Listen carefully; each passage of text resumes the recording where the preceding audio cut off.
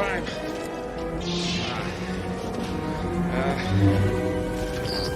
Hang on, kid. I thought they smelled bad on the outside.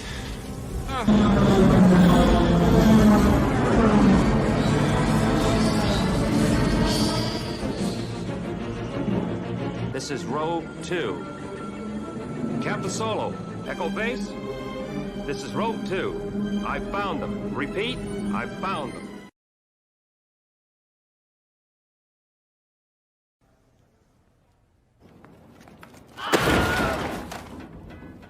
Fade in. This is where the fun begins.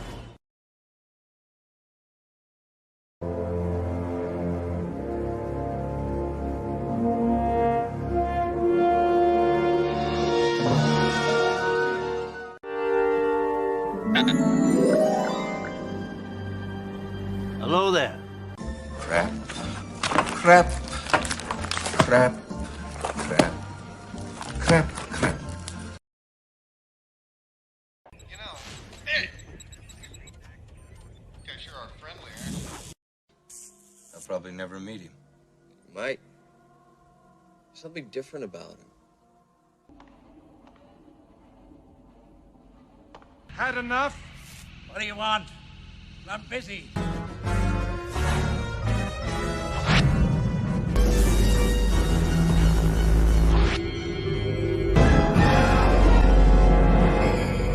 No, we have a race. No. There's nothing special about you. You're nothing.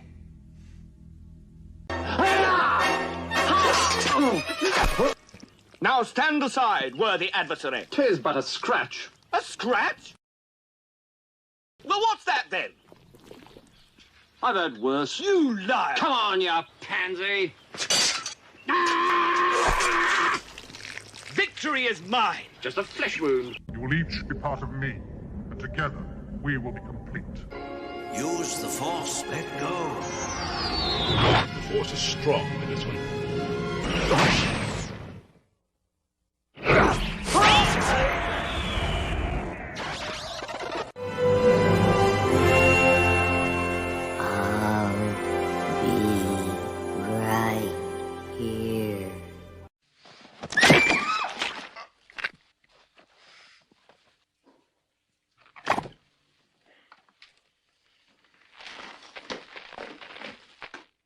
Cocainum. I have you now. What? You're all clear, kid. Now let's blow this thing and go home.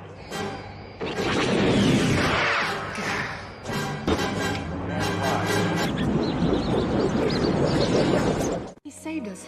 He really did it.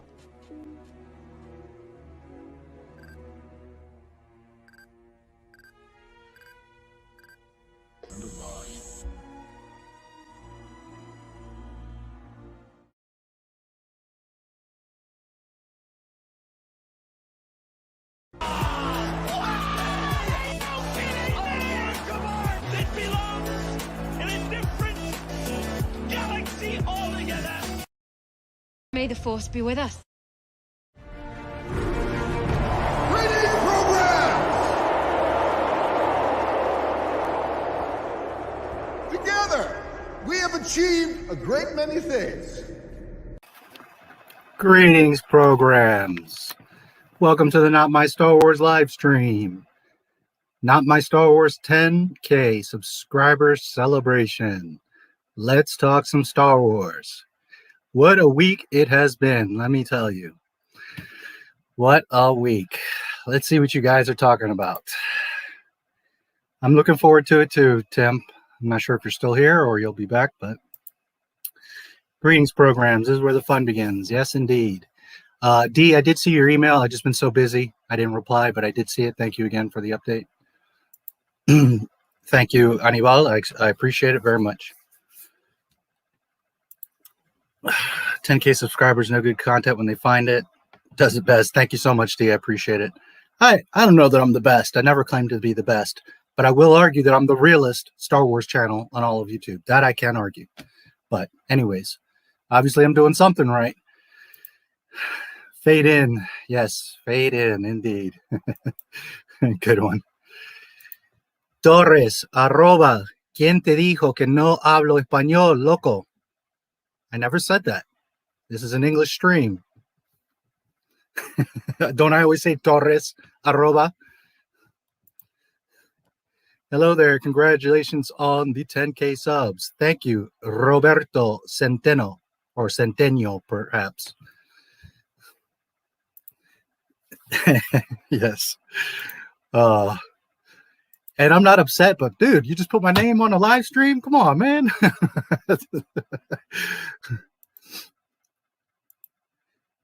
You definitely deserve 10K. Thank you. I appreciate it. I really do, Ryan. Super appreciate you guys. Listen, you guys did that, not me. You know, obviously I make the videos and you know, I share the stuff and I fight and I fight and I fight. But at the end of the day, you guys did that. So applaud yourselves. Obviously, you know, I had something to do with it, but you know, you guys make it what it is. So love you guys. It's because of you guys, you know, that's the plain truth. So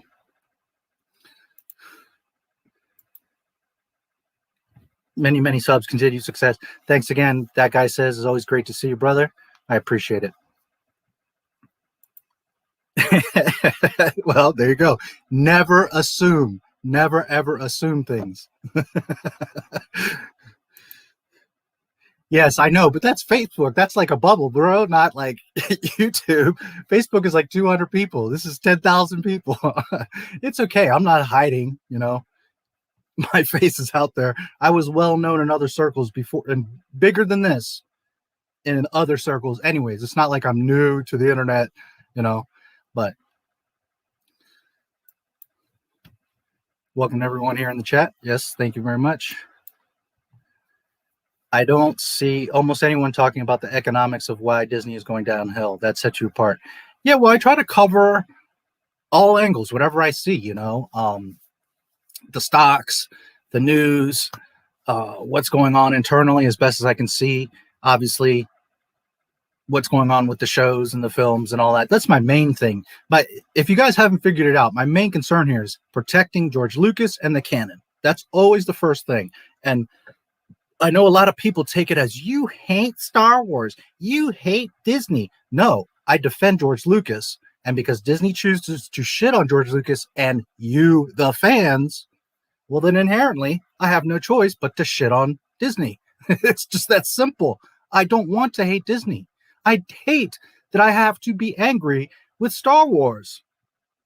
But I'm also not going to sit around and let them destroy what is so important and so loved by so many of us. So, you know, I try to cover all kinds of things the best I can. It's a lot. Just this week has been like, holy shit. And, you know, you guys got a lot of videos this week because I'm trying to keep up on top of the KK stuff and the Gina Carano stuff. It's just a lot going on. I can't always do that, but when I can get in short videos like that, yeah, absolutely. I'll do as much as I can. You know, I like the bigger, highly edited, impactful projects, half an hour, hour, 2 hours if it has to be. But, you know, you're my favorite Star Wars YouTube channel. Wow, thank you so much. I mean, there's so many. And there's, I'm tiny. I'm nothing, you know. But I appreciate that. You know, there are so many other channels out there. And, you know, I don't say that a lot of them don't do good stuff, but a lot of them just like, man, they talk total malarkey. It's insane. They just talk nonsense. Sorry, and congrats. No worries. Don't worry. I'll be here when you arrive to 100K subs. You're my favorite. Thank you so much. Torres, arroba. No problem, man. Don't worry about it. Oh, man. So, yeah, what a week. Anyways, you know, main thing is just wanted to come on here, hang out with you guys. I know people will be in and out, whatever. Just chill out and enjoy the 10K and have an open conversation. I've been reading, I always read you guys' comments, but I keep seeing like a recurring thing where you guys say it in different ways, but basically the same thing, that you guys tend to not care so much about like the topic, like if I'm doing a movie or a certain article or whatever, but more so that we hang out and we talk and that I read all your comments and that we have conversation. So I will do that as best as I can. The channel is growing fast. For all I know, next month it's got 20,000, 50,000. I don't know. I don't think it's going to be that big next month. Just saying, you don't know. And, you know, I won't be able to just get to everybody, but I will do my best as long as I can, you know. You and other channels like yours have kept myself and many others sane. For this, you deserve multiple thanks, brother. Thank you so much. I hope that I do. You know, I do it for me and I do it for you guys. So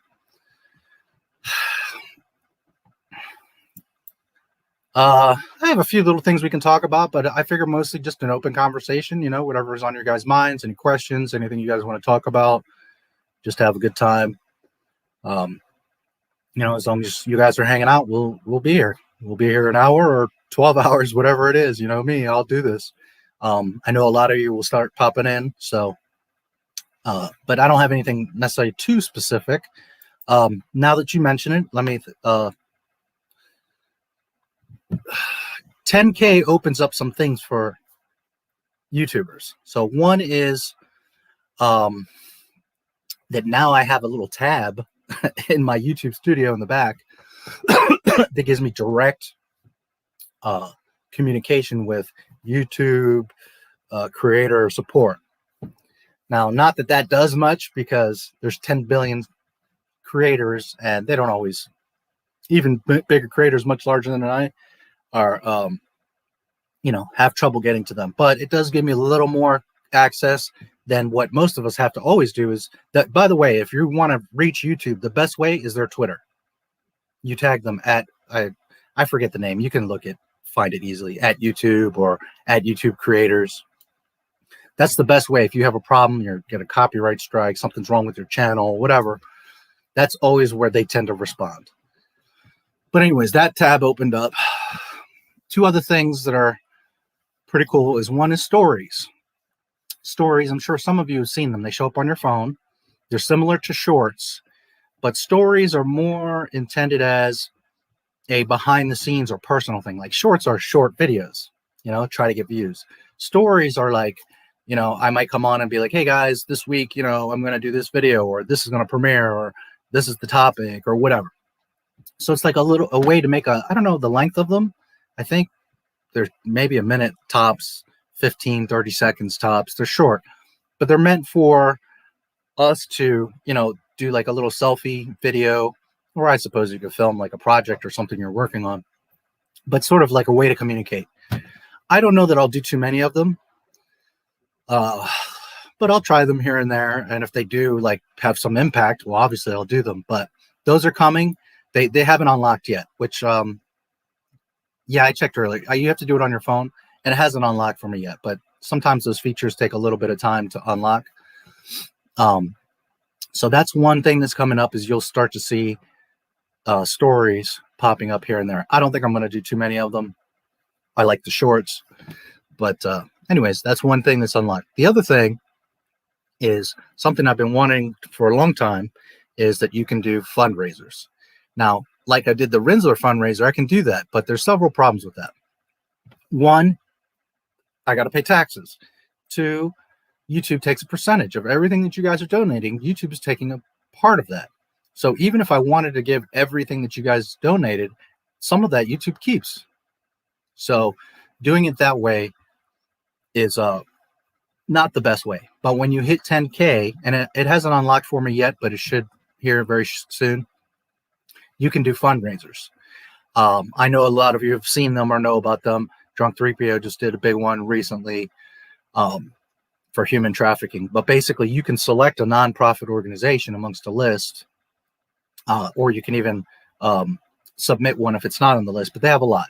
So, like, I don't know, you know, some pet shelter or human trafficking, like Drunk 3PO did, St. Jude's. I have a thing of a special connection with kids with cancer, so that's something that you will probably see soon. Anyways, those fundraisers are not only official because they're going to directly to that nonprofit, but YouTube doesn't touch them. So if you donate $100, those $100 don't go to me, they don't go to YouTube, they go straight to that nonprofit. So that's something that I've been wanting to do for a long time. I don't know if I've really mentioned it or not. I've done these types of things in the past and other circles. So that's something I would like to do. I'm very excited that I'll be able to do that soon. I don't know how many guests or who guests, whatever. I've reached out to a lot of people. They don't answer me. They don't seem to want to come on. So, you know, whatever. I'm not going to wait around for anyone. I'm going to do what I do. But I'm thinking maybe once a month, or we'll see when I do it. Maybe a couple times a month, I'll do fundraiser streams. Probably a lot of it will be stuff for Kids for Cancer. But, you know, I'll look at the list and see what stuff is there. And I'll do different stuff. If there's stuff that you guys, a certain cause or something that you guys are interested in, you know, let me know. Leave it in the comments or shoot me an email sometime. NotMyStarWars1977 @gmail. And, you know, I totally intend to do that here and there. I'm all for that kind of stuff. So, and you guys know me, I can go for 20 hours by myself. So, I'll do my best to raise money, even if it's $1,000, $500, whatever we can do. Everything helps, you know. I certainly am not in a great situation myself. We all sometimes need help, but there's always someone that's worse off than you. Always remember that.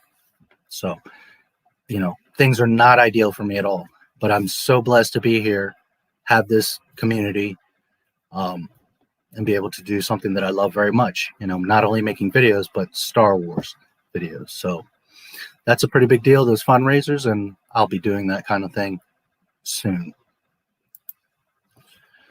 When you live stream on YouTube, you're like my friend that I can talk to about Star Wars. Well, cool. That's really the idea, because that's a big reason why I do it, is because I don't have anybody around me to talk about Star Wars with.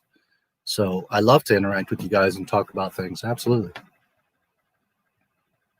You know, I don't do this because I hate Star Wars like some nutballs say. It's just crazy. People are really hungry for brutal, honest opinions on topics of concerns these days. If someone seems genuine, they eat it up. Yeah, well, you know, that's one thing I can promise you. I'm as genuine as it gets, you know. I will never, ever lie to you guys. Can I make a mistake? Sure, I'm only human. Do I make many? No. And it's not because I'm special or think I'm great. It's because I'm very careful about what I say, and because behind the scenes, I'm studying and researching non-stop. A lot of times I see a topic and I could make a video, but I spend the entire day researching, back-checking, cross-checking, getting 4 other articles to support it, finding 3 videos to get content for instead of that one clip. So a lot of people, you know, they're like, I'm the first one to put it up. Okay, but did you get the right information? Did you get thorough information? Could you have added 5 other points to it? So just know that I'm not saying I'm the end all and do all, but a lot of videos you guys see, those are impulse guys just trying to put out a video. Me, yeah, I try to be as fast as I can, but I'm also going to be super thorough and gain all of the details and the information of that topic when that video comes out, at least what's available to that point. So when you see my video, that's when you can confidently say, okay, this is what's truly going on, because he took the time. He took all day, sometimes days, to make sure that information is correct. I think you're the only one who acknowledges what is canon and what is not. Well, I think that's the most important part here. It's like I always say, you can paint things however you want, and everybody's worried about it. Oh, look, a lightsaber, a blaster, a Mandalorian helmet. Does that Mandalorian even fit in the timeline of what we're talking about? You know, does that lightsaber even work properly? You know, those types of things are what matters, the canon. I don't care if it looks like toothpicks or dirt, as long as it respects and maintains the continuity of the story. That's what matters.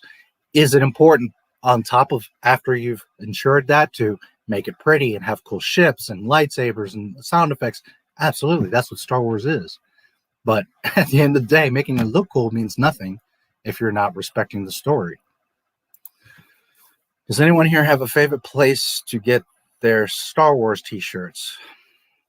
You know, ironically, I've gotten a lot of cool ones at Hot Topic, especially Boba Fett stuff. I've gotten some really cool Boba Fett shirts, and they always have some neat Star Wars shirts at Hot Topic, believe it or not. I don't know if they have a website or how many of the stores are even around anymore, but if you have one around you, they have a lot of cool band shirts and pop culture shirts, and I've gotten a lot of really cool, over the years, Star Wars shirts at Hot Topic. Not that I really endorse them or anybody, but I have gotten some cool shirts there. Always, you know, you could look at Amazon, you could look at different places. You could always go to my merch store and buy Not My Star Wars shirts. Well, in Star Wars news, did you see the new Star Wars game that's calling Star Wars Hunters? It was announced in Nintendo Direct this week. Yes, I did see something about it. I haven't looked at it because I'm not a Nintendo person. I did back in the day love Nintendo. I played the NES, SNES, Super Famicom, 64. It's not that I dislike Nintendo. I just like the Switch and the Wii is kind of where I fell off from it. I did see about it, but I haven't really watched the trailer or looked at it closely. So I can't comment too much on it because I really don't know. Dr. Sex. Okay. Not sure what you mean, but all right. YouTube is rigged. Sometimes. Yeah. You know, they suppress certain things. Lately I've been getting not many, but like 5 people are like, why do you keep coming up on my recommended? I hate your shit. Why is it showing up? My channel's getting a lot of traction. They're starting to see that I'm a voice in Star Wars, so they're starting to show it to everybody. You know, my thing is, and someone I can't remember who for the here's the thing. I get a ton of comments here in live streams, also on videos, plus I have like 100 videos, so then you could figure comments on all those videos. So I get like this huge list of emails, plus in YouTube, like you can pull up a lot of them, but sometimes they like disappear. Like I can't find some of these comments in freaking YouTube, and I just don't have the hours in the day to go video by video and look at every single comment. I mean, so sometimes comments just get disappeared. Sometimes I'll lose a comment and like 2 months later, I finally find the damn thing. Anyways, someone recently made a comment. I don't know. I can't remember who it was. And it wasn't a negative comment, but he did say, hey, I suggest you should change your name because a lot of people are going to see it and think negative and you're going to not get subscribers and blah, blah, blah. And I'm not arguing that at all. I know that. I knew that the day that I made this channel. But that's who I am. That's who I've always been. That's how I've been with bosses, friends, girls. I don't play around. I come at you. I'm exactly who I am. What you see is what you get. Not that I'm bombastic and rude, but what I'm saying is like I very clearly state my message. I don't beat around the bush and dick around and no. I'm very straightforward type of guy, type of person. So some people are put off on it. Some people are like, oh wow, that's awesome. I appreciate that. Try it, guys, with girls. It works wonders. Being a player and playing. Here's my, like, people call themselves players. They think they're players because they're lying to 3 women. That's not a player. A player is all 3 women know about each other. That's a player. Okay? And I'm not saying that I am. I'm just giving an example. That when you can be straightforward and honest about who and what you are, then some people are going to reject you. It is what it is. But a lot of people are going to embrace you on a much greater level because they know literally where you stand. You know what I mean?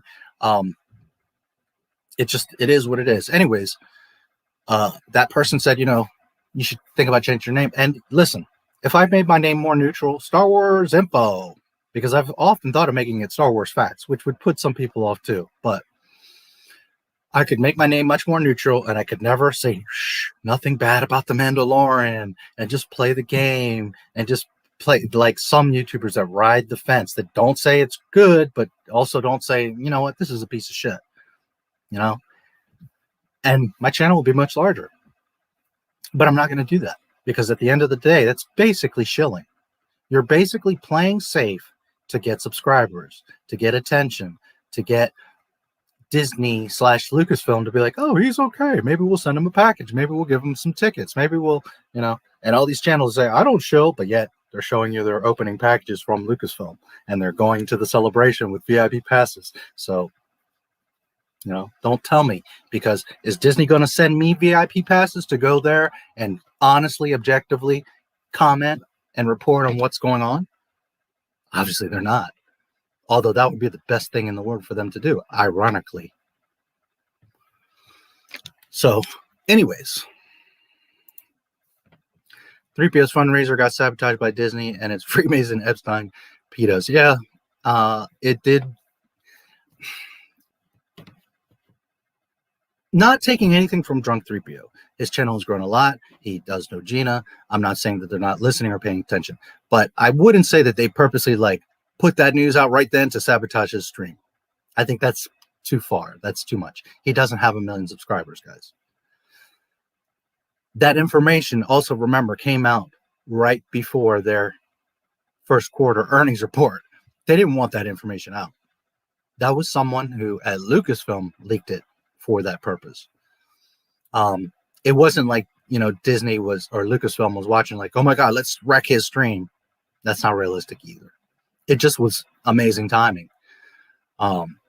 But you know, God bless Drink 3PO. He's doing great over there, and he's managed to raise quite a bit of money. So good stuff.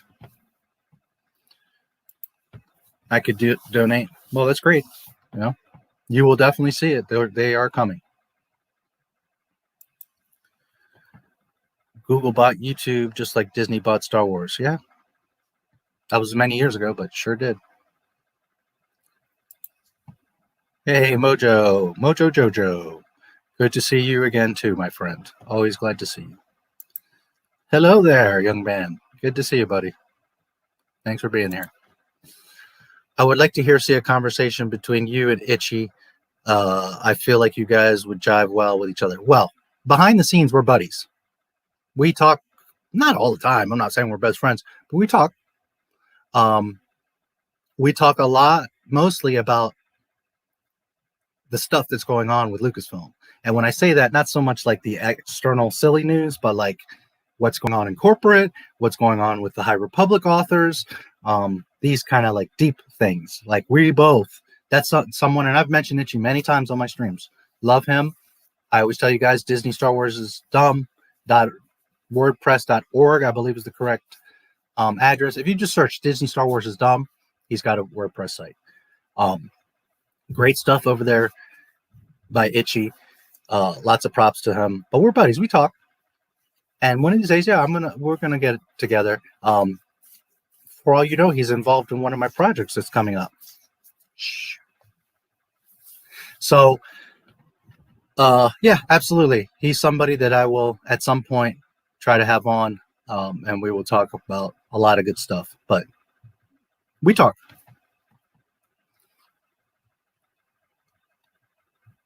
And we share information. Like you guys may have not noticed, but if you look real close, there's an article there or two on his site that if you look at the bottom of his articles, it says, thanks for the tip. Well, I'm there. They just put them up at show on Disney Plus. Maybe next week we can watch the Mark Hamill episode. Yeah, it's on YouTube, but yeah. I got rid of my Star Wars shirts after TLJ. I was ashamed of being a Star Wars fan. Also stopped buying all Star Wars merch cold turkey after TLJ. Yeah, I totally understand. I mean, believe me. But, you know, never forget we have to celebrate the original, real Star Wars, George Lucas. You know, if we totally cut it off, then we're not really doing the franchise any justice either, right? And remember that the trick is don't buy it from Disney. Buy something on eBay, on Amazon. You know, well, Amazon tends to be new stuff, although they have used sometimes. You know, go to a garage sale. Buy stuff from others that supports that person and not the direct purchase from Disney. You know what I mean? There's ways, there's auctions and all kinds of stuff to go on that you can find some of this stuff. So buy them third party. I'm trying to get GTA Vice City so I can make my series based on it. Well, work on it. You can do it. I feel like your channel name weeds out the good subscribers from the negative quicker. The name makes a statement quick and concisely. Exactly. Which I guess I didn't really kind of close that thought. I do that on purpose, guys. I know. I could have 2, 3, 5 times the subscribers right now, but I'd also have a bunch of airheads that are just going to be complaining. I thought you were this, you were just that, blah, blah, blah. So it's like I said, with women, this works great. I just straight up. You life is too short to be wasting time. I'd rather have 10,000 of you that are for real interested than 100,000 of you, and most of you don't even watch the videos or don't care. Or what's the point?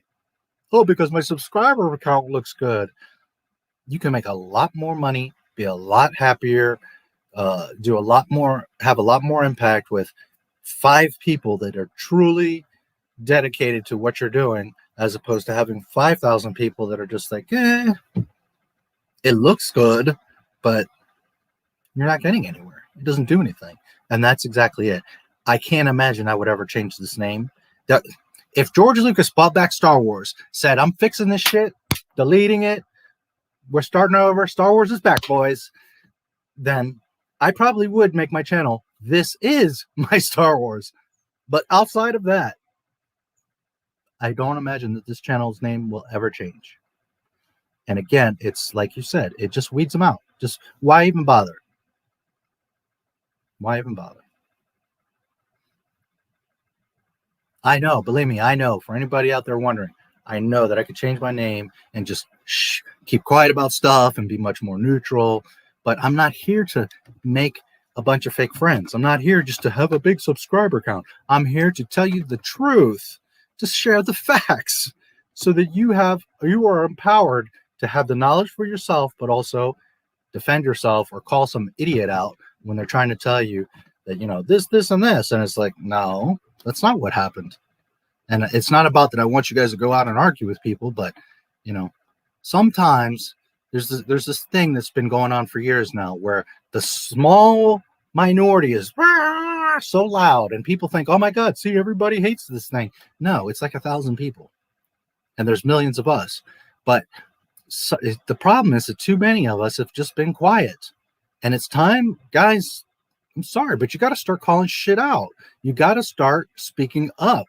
You got to say, no, incorrect, wrong. That's not just a couple of days ago. Some idiot on Facebook is trying to argue with me. You're this, you're that. You know, guys like you were the ones that harassed Daisy Ridley and Kelly Marie Tran off of social media, blah, blah, blah. And I was like, dude, show us receipts. Oh, you're an idiot. You could just Google it. You just don't want to do the research. You want me to do it for you, blah, blah, blah. I was like, no, you made a statement.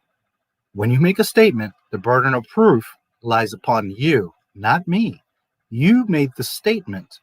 Show us the receipts. And he kept going around and around. You're an idiot. You're full of shit, blah, blah, blah. You don't know how to research. Okay. You're the one that made the statement, not me.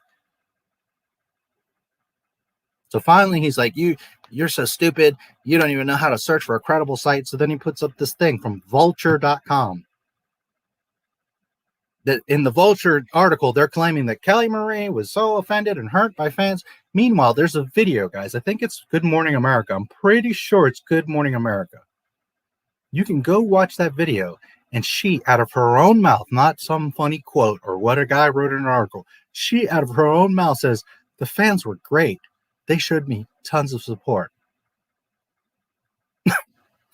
So you can read your little fake news article, or you can do the research like I do, and you can go see her out of her own mouth, live on camera, saying, no, she wasn't bullied off of social media. And Daisy Ridley has said the same thing too. Are there some dumbasses out there that attack them? By all means. But to be like, all the fans are stupid and attack them, or the fandom menace, no. False narrative. You're echoing false news. Anyways, yes, I don't like to waste time. When it comes to video games, I need to play it to understand it. If I just look up walkthroughs, I won't know what the hell's going on. Where did that come from?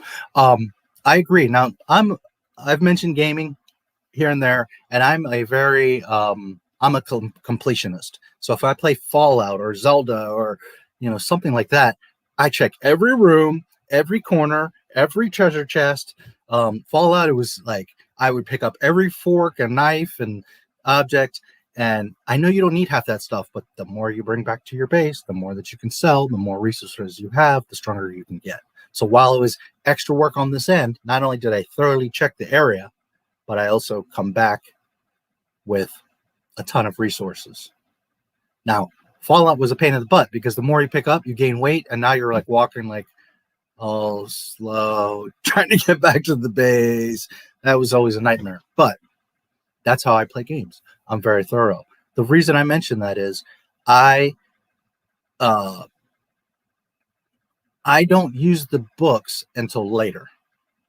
I play the game thoroughly as much as I can, but I also want to know where every last gem is, hidden weapon, special upgrade, all that kind of shit. So sometimes you just need the book because some stuff is so hidden, or you have to know what it is to even, no matter how great you think you are at a game, some stuff you're just not going to find. So what I do is I play it as much as I can thoroughly, and then I'll use the book. Now, there's been times like when Metal Gear Solid 4 came out, there was like a bundle that came with the book and the hard case and all that. So I got it all together, but I didn't look at the book till later. So anyways, I'm kind of both. Like, I just try to play the game and get through it. But at the end of the day, I like to finish games 100%, not 50, not 80, not 98, 100%. So I do look at the books in the long run. But I do agree you should play the game. So you enjoy it and you learn on your own and you experience it and you understand what the hell's going on as opposed to going by a book. By all means. It's just that I'm thorough about everything that I do. Everything that I do. And when I play games, I want it all. Nah, man. Star Wars Facts sounds like a trivia channel. I avoid that like the plague. Be different, be bold, be risky. Yeah, no, I agree. And that's, part of why I said not my Star Wars. Absolutely.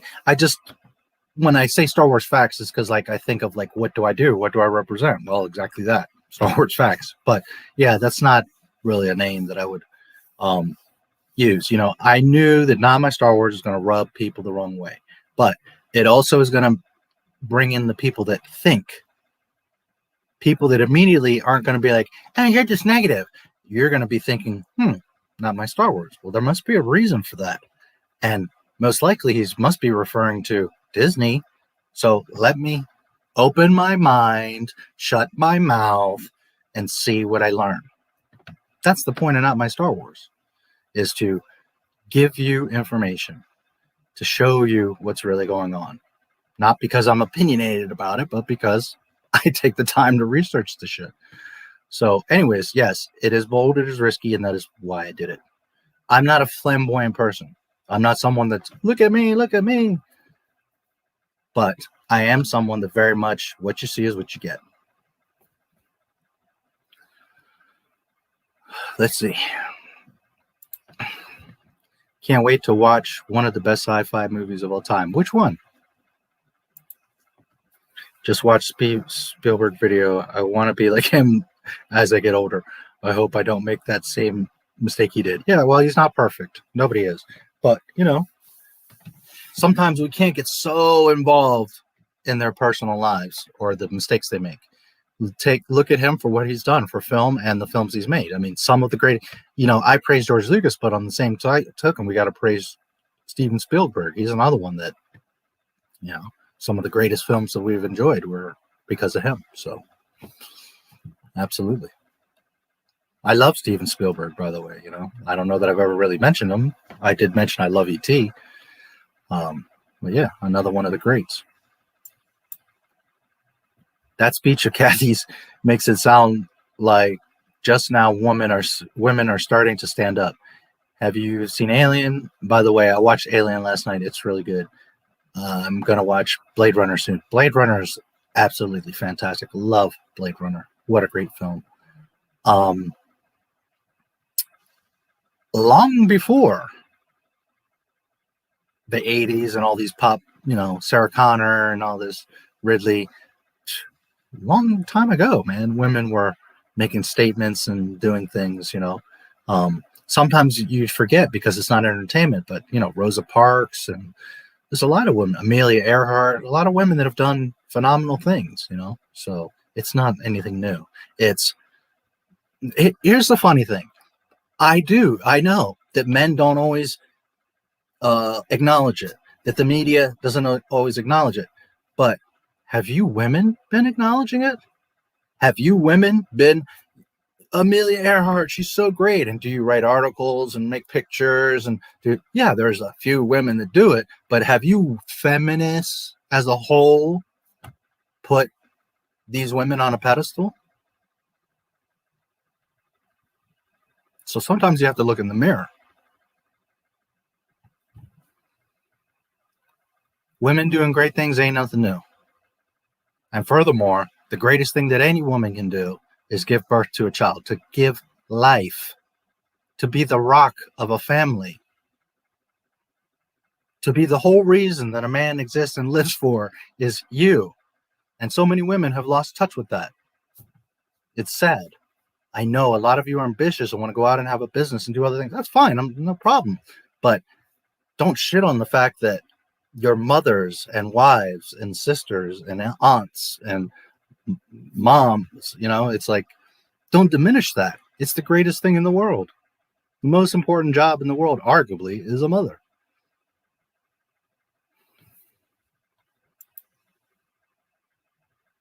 Hello there. Hello there. General Kenobi, yes. So civilized. I try. Women have always been involved with film. Mary Pickford, silent screen actress, along with 3 other stars, formed United Artists Studio. Women have always been in film. Yes, and in life. There's an old saying that some people have seemed to have forgotten. Behind every great man is an even greater woman. But it seems like so many women today, like, I have to be in the front. I have to be, look at me, or we're not important. Meanwhile, half these men wouldn't accomplish half the shit they did if it wasn't for the women in their lives.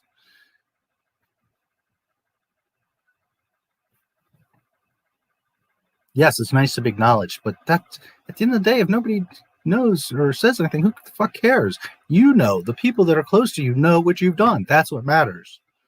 That's what matters, guys and girls.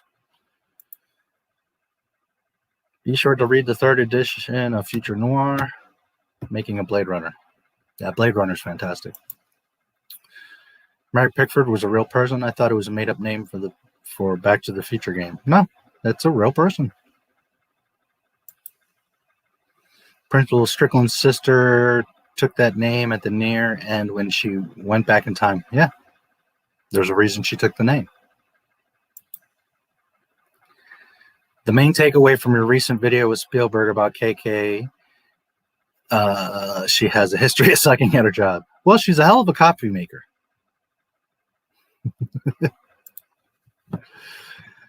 What do you mean with not my Star Wars? Like the sequels and stuff, or like false informations? Both.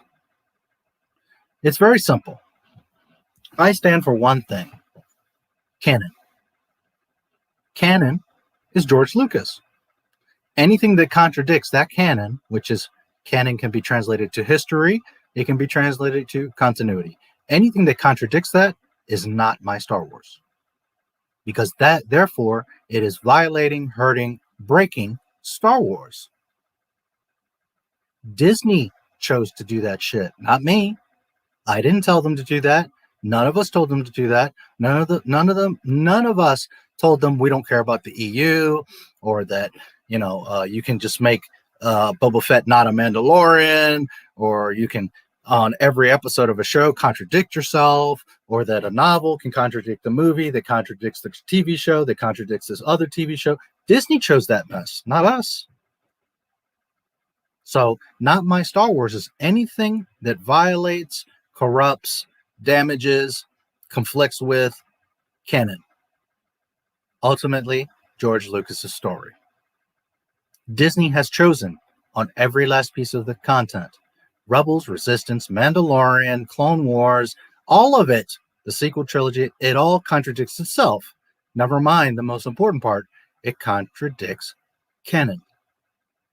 That's what Not My Star Wars is. So anything that's false information, absolutely, which is part of that, but also the sequels and all their stuff contradicts canon.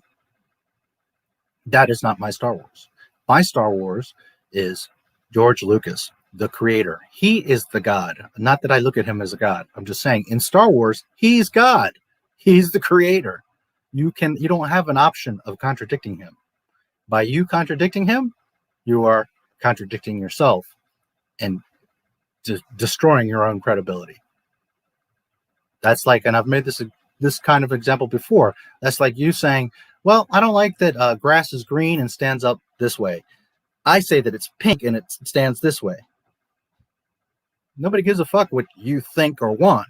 The fact is that it's green and it stands this way. And you thinking that you're smarter or better than God just makes you look pretty damn stupid. Disney.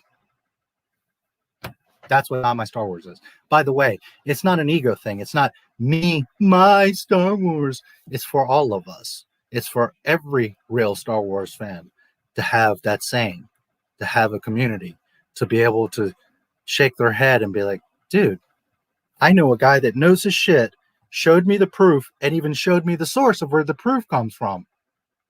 Therefore, that's not my Star Wars either. I could have made it not our Star Wars, I suppose, but that's what Not My Star Wars is.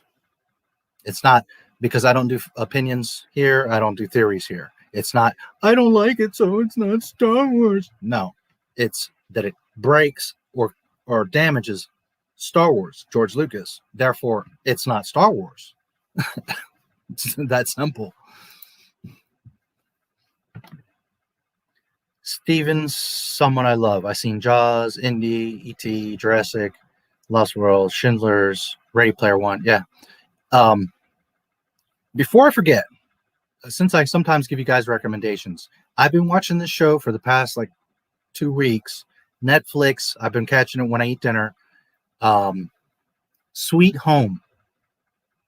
It's fucking great. It's loosely like Resident Evil. It's in Korea. It's all in Korean, but there's subtitles. They're all Korean actors. All the actors are really good. The effects are awesome. The story's awesome. You get really attached and invested with these characters. We're cheering for them. Really well done show. Sweet Home. I believe season 1 has 10-ish episodes. I'm on number 8, somewhere in there. I don't know if there's going to be a second season or what, but I've seen most of season 1 and it's really freaking great. Netflix, Sweet Home. It's not Resident Evil, but just a very quick synopsis. A bunch of people live in this very big, tall building. This sickness happens. All these monsters start coming. So they're a bunch of people, 30-ish people, 50-ish people in this building that are trying to survive. There's monsters outside. There's some inside. There's a bunch trying to come inside. There's all kinds of different monsters, and they're very Resident Evil-ish, different types of monsters, mutations. Super cool show. Sweet Home, Netflix. Check it out. And you guys know I don't endorse a lot of things, but I'll go down my list of the best things I've seen in years. Cobra Kai, fantastic. Dark Crystal, Sweet Home, Dark. Oh fuck, Dark is so badass. I think it's still the best one out of all of them. It's amazing. So Dark Crystal, Sweet Home, Dark, Cobra Kai. Am I forgetting one? There's a lot of other little good stuff here and there, but I'm talking about top notch, 10 points, amazing production, acting, effects. Those 4, and if I think of something else, but those 4, I promise you, you will not go wrong. Fantastic. Anyways, what kind of sparked me thinking that is Ready Player One. So many people hate on this damn movie. I mean, it's just a fun video game movie. Get over it. I'm not saying that it's great, but people are shredding this movie back and forth, left and right. It's a kid that plays games. I mean, it's not that serious. I thought it was fine. A lot of people criticized Steven for it. I'm like, I don't think it's that serious. It was a fun movie. Again, I'm not saying it's oh, wow, his best work, but it's fine. It's fun. then again, maybe you just really got to be a gamer, you know, because there's it's like anything. There's people that casually play games or play one game. That to me isn't a gamer. A gamer is someone that has smashed hundreds or lots of games. And not to diminish anyone that has only played 10 games. I'm just saying, like, to call yourself something, to be a gamer, you have to have played some games, dude. You can't like, well, I played 2 games in my life, so I'm a gamer. I play on my Wii like once a month, so I'm a gamer. No, that's not how. It's not how that works. So I think you have to be like more of a higher level. When I say higher, not necessarily skill level, but that you generally play a lot of games. You could suck at all of them, but you like and play a lot of games. And I think that Ready Player One is for someone more like that. Women have been around since we were tiny specks in the water. They've been helpful ever since. Yeah, we kind of need them. And I want to be careful here, but listen to me carefully. There are things that women just cannot do that we can do. It just is what it is. The strongest woman in the world is never going to be as strong as the strongest man in the world. It just is what it is. Our physiology is different. It's not about that we're better or worse. It just is what it is. And a mistake that some women make are like, see that woman climb Mount Everest? That woman. Not all women can do that. Because guess what? Most women aren't going to make it up a fifth or a third of that mountain. Let's just be real. And obviously, a lot of men aren't either. I'm not saying just because of women. But being real. Because one woman did something, now women are like, see, we can do anything. No. That woman or a small group of women, but not all women can do what men can do. And just the same, not all men can do what women can do. That is what makes us interesting and beautiful, is that we are different. We have different advantages and different skills. Neither one of us is better. If anything, women are the better of us. But women have gotten so like, I have to prove myself against men. No, you don't. You have to be strong as always, lovely as always, true as always. Why do you have to try to compete? Why do you have to try to be better? Just be yourself. Real men appreciate and understand what women do. So don't sweat that society or idiots out here or whatever. It doesn't matter. I understand everyone wants to be acknowledged, but chill out. You girls sometimes want so much that they take away from themselves.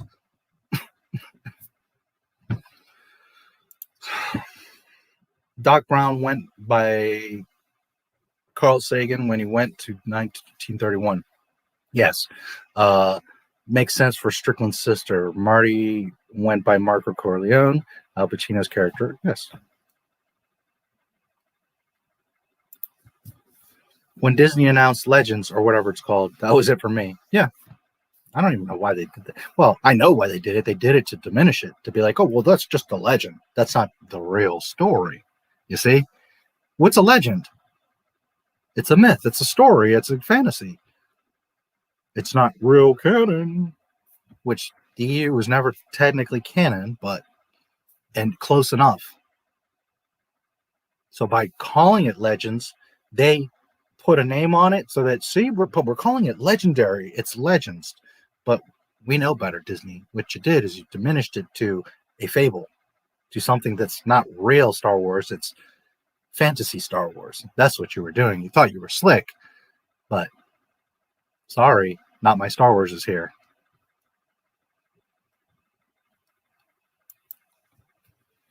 I thought it was stupid when they had Anakin turn Ahsoka's lightsabers blue. When you make your lightsaber whatever color it has, it stays permanently. They should stay green. Well, you could technically change the crystal, but it is pretty silly because the lightsaber is supposed to be an extension of the Jedi. So in an emergency, yeah, you can pick up whatever you got to, and fight with it. But the point is, that's a part of you. It's on your hip. It's you. It's an extension of you. Those crystals, although that's really kind of Filoni fan fiction, but those crystals are supposed to choose you. So, yeah, again, Disney contradicting themselves, because really, no, you should not be in an emergency, in a situation. Sure, you can use whatever lightsaber, but your permanent weapon is the extension of you, your lightsaber. Disney took Ice Age off of Disney Plus for no reason. They put it on and took it off within, I think, a month. Why? I don't know. I didn't notice that, which is silly because, well, they did just can Blue Sky, and, you know, that's like a third-party thing. It's not really there, so there's got to be something there to that. I'll have to check Sweet Home for sure. Oh, man, it's really good. Again, it's all Korean, but the actors, man, there is a lot of dialogue. It's not like so drowning that you know, but you do need to kind of pay attention because obviously it's translated. But the actors are really good, like the emotion in their face, the way they do stuff. And they're characters that you can like bite into, you know, that you care about. Yeah, it's really good. Sweet Home is really, really awesome. And it's fun because it's like all this Resident Evil shit going on, right? All these crazy monsters and different. They're not like, you know, a type of zombie. They're like all these different types of creatures. Like one's this big eyeball, one's like this giant, one's like a spider. I mean, they're all different types of things, like different mutations.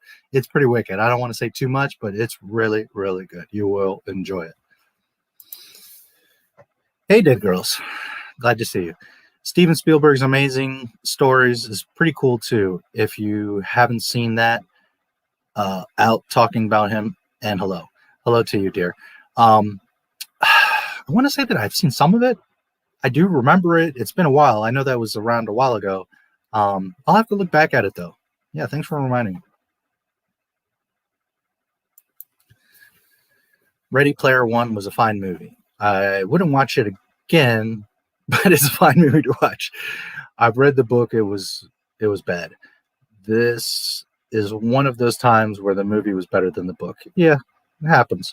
Yeah, and it's not something that I would watch too often, but once every year, once every few years, you know, a couple years, it's a fun, you know, hour, 2 hours.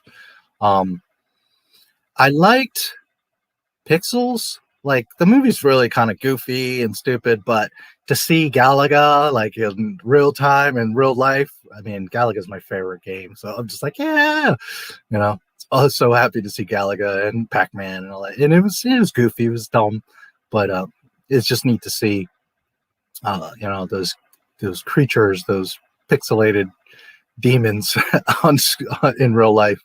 But one that I thought was pretty cool, I don't know how people feel about it in general, but I think it was called The Gamer. Pretty sure it's called The Gamer, where what's his name? Is it Jared? I can't remember his name right now, but he also did Law Abiding Citizen, 2 movies that he did that I really like. But basically, like, users, right, are controlling other people as if they're game NPCs, you know. I like that. Again, not like a super great movie, but the whole premise of it, I really like that.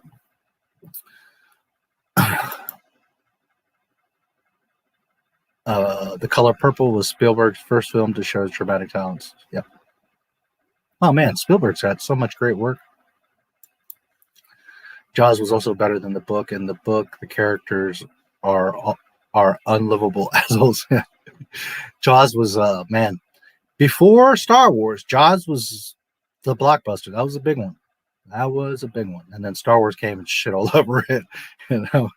But that's just not because of anything against Jaws, just because Star Wars just took the world over. I'm a gamer. I only play Candy Crush. Yeah, exactly. You know, that's what I'm saying. And I'm not trying to diminish anyone, but if all you play is one little mobile game on your phone, sorry, you're not a gamer. And it's okay. You're just a casual that likes Candy Crush. It's fine. But you're not a gamer. Unlikable assholes. Women live biologically longer and have better orgasms. I say it's pretty balanced in terms of which sex is better. Yeah, I just think that as far, you know, women are crazy, irrational, emotional. They have all those things. But I think that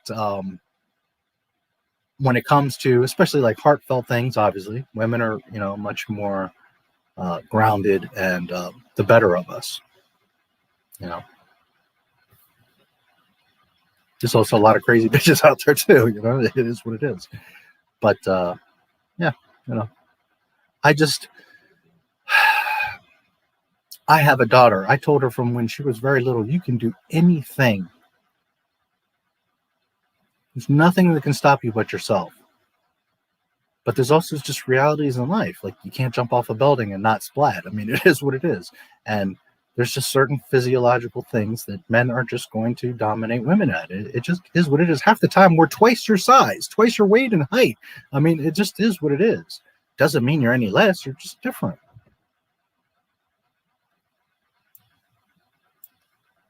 Now, if a girl truly wants to participate in stuff that men do, okay, there's not many, but there are women Navy SEALs and airborne rangers and stuff like that. That's fine. There are some women that are gritty enough to do that.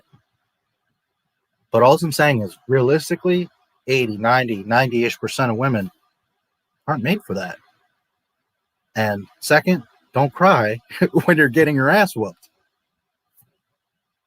That's all I'm saying. I was here accidentally, but unapologetic 10K sub. Hi, good to meet you. Good to meet you, Red Lion. You're very welcome here.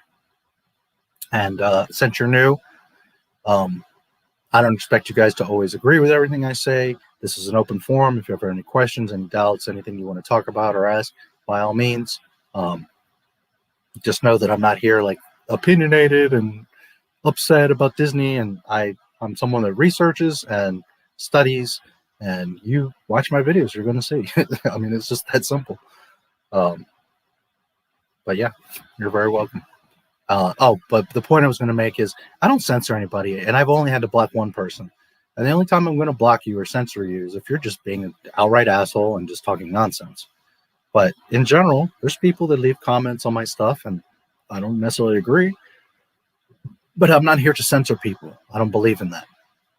You know, as long as you're not hurting anybody, as long as you're not being over the top mean, then hey, by all means, if you like something or disagree or whatever, you know, I'm not going to tell you not to.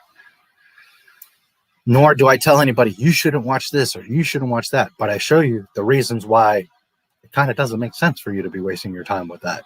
Disney Star Wars is unreal. And there you go. It's fan fiction. And if you like fan fiction, cool. I have no problem with that. Enjoy it. But it's just not Star Wars. That's all. I saw the announcement for Star Wars Hunters. It looks more like a GameCube game than a Switch game.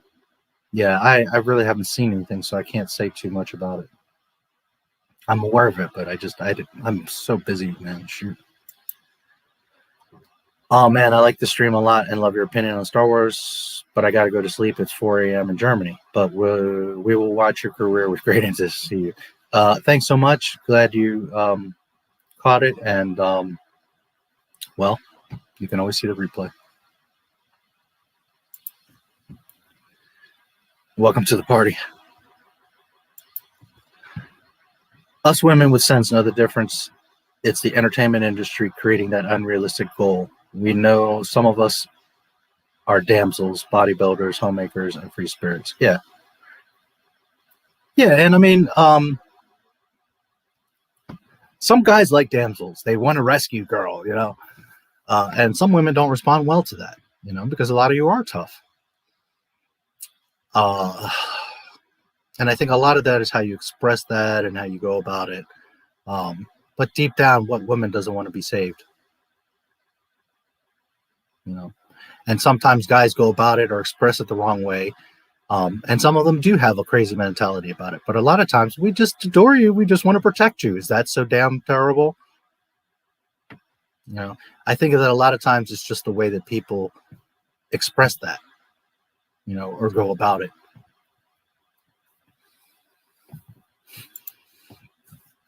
Four original crystal colors are blue, green, blue, yellow, red. Well, yellow, no. Yellow's not canon. And in fact, George Lucas was very insistent on there never being yellow. Why? I don't know, but he has some secret. There's something about the yellow lightsaber. And that's part of the insult with Rey having the yellow, because that yellow was for something special. He always kept it from it being canon. And Kathleen Kennedy thought she was clever, like, oh, well, we're going to give it to Rey. How's it been working out for you lately, Kathleen?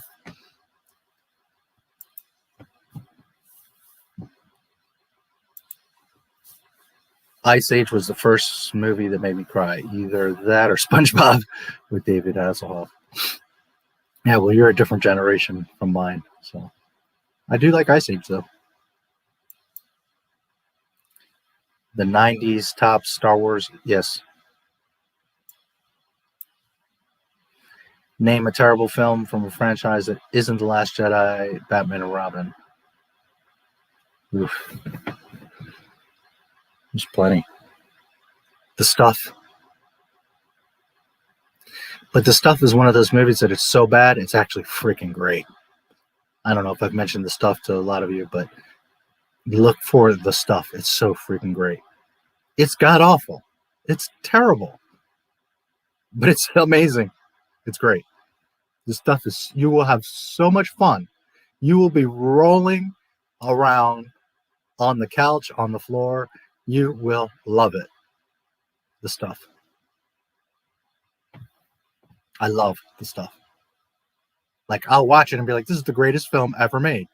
Because it's just so ridiculous, over the top, bad, horrible, and yet it's so entertaining that in ways I'm like, this is the best thing I've ever fucking seen. The Stuff. Highlander 2, there you go. There's a good example. There's just so many. No one wanted to see a Batman movie after Batman and Robin. No one wanted to see any movie after Batman and Robin. Then Chris Nolan showed up and made 3 amazing. Yeah, I like the first 2. That third one with Bane, I did not like that at all. But each his own. I just thought Bane sounded and looked ridiculous. And I didn't like the movie. I just thought it was dumb. Jurassic Park 1 is my favorite. Tried reading the book. I didn't last very long. God was it boring. Yeah, Jurassic Park was a lot of fun. I would say every Terminator movie after Terminator 2. Yeah, it's a good argument. Do you remember the 90s tops? I think it was tops. Star Wars cards.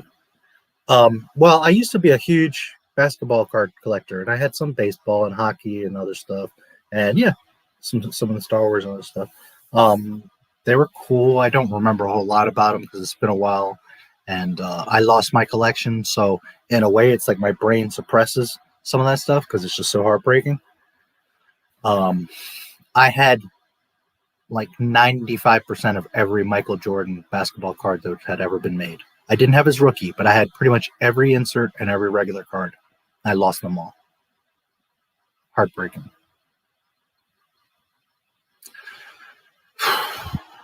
So I tend to not think too much about that stuff. I don't remember a lot of them. I do remember a Boba Fett. Boba Fett always sticks out to me. But I don't remember anything so special or important about them. They were just, I mean, they were Star Wars. I loved them, of course, but they were just trading cards. They weren't, there's a lot of trading cards that were much more elaborate and cooler than those. Those were cool because they were Star Wars, but not because of the cards themselves. What I'm talking about is there's, I mean, I don't know how much you guys know about trading cards, but there's cards that have like tire rubber from cars that were in the race on the card. They have a piece of a jersey from a player winning a championship. I mean, basketball cards, trading cards have come a long way since the old bubblegum cardboard pack. You know what I mean? They're pretty elaborate. They have prisms in them. They reflect and refract and do all kinds of stuff. So Stanley Kubrick had a daughter when he made 2001: A Space Odyssey. He put her in the movie. Yep. Speaking of Odyssey, I'm sure a lot of you have been hearing about Odyssey lately. It's kind of, you know, not that it's a competition, but a lot of people are like discovering Odyssey. I was on there. Ooh. Odyssey's not that old. Odysee is library. Library I was on a while ago. Odysee is like a newer version of library. So a lot of people are discovering it and talking about it. Anyways, just mention it because I do have an Odysee. I always have. I have for all my YouTube channels, but in particular, not my Star Wars. So I mentioned that for a couple reasons. One, you should check it out because it's a cool platform. It's very likely going to be a competitor for YouTube as long as it doesn't get suppressed. When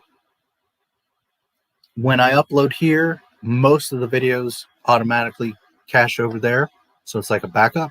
They just, like anything over like an hour, it doesn't like to port over, if you will, send it over, mirror it. That's a better way of saying it. But I mention it because, one, so you guys know it's there. Two, it's like freedom of speech. There's none of this bullshit. So I don't care if you're left or you're right or you're this or you're that. Like Odysee and library is like, that's wide open.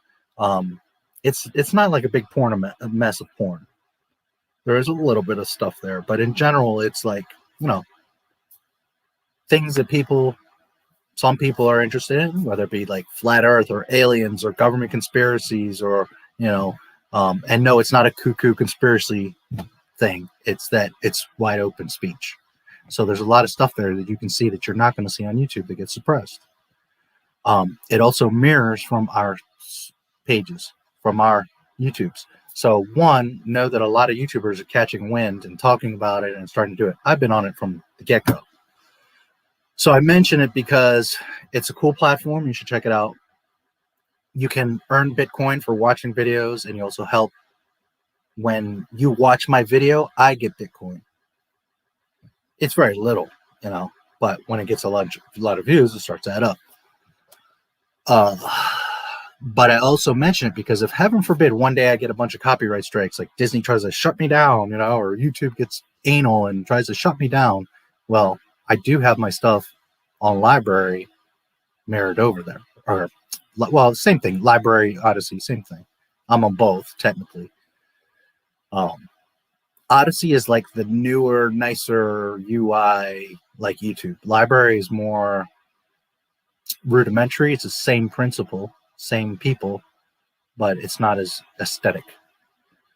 I am on both. But anyways, I mentioned it because you said Odysee there, and it's ODYSEE.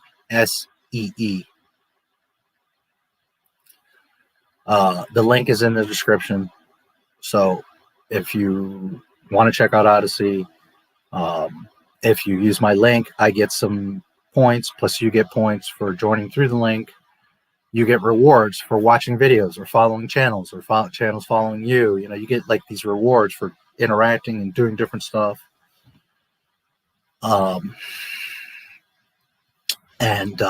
It's the main thing is it's not only a cool thing to check out, but it's a backup. If one day Not My Star Wars disappears, I'll try to eventually make another channel and do something.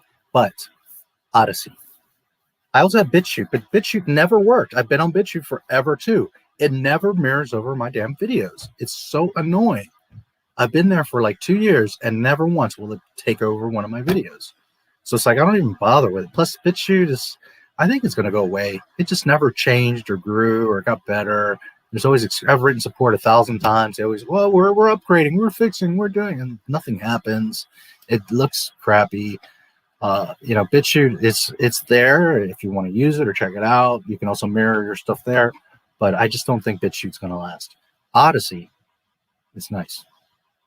So check out Odysee, and you can certainly follow me over there. It's follow, it's not subscribe.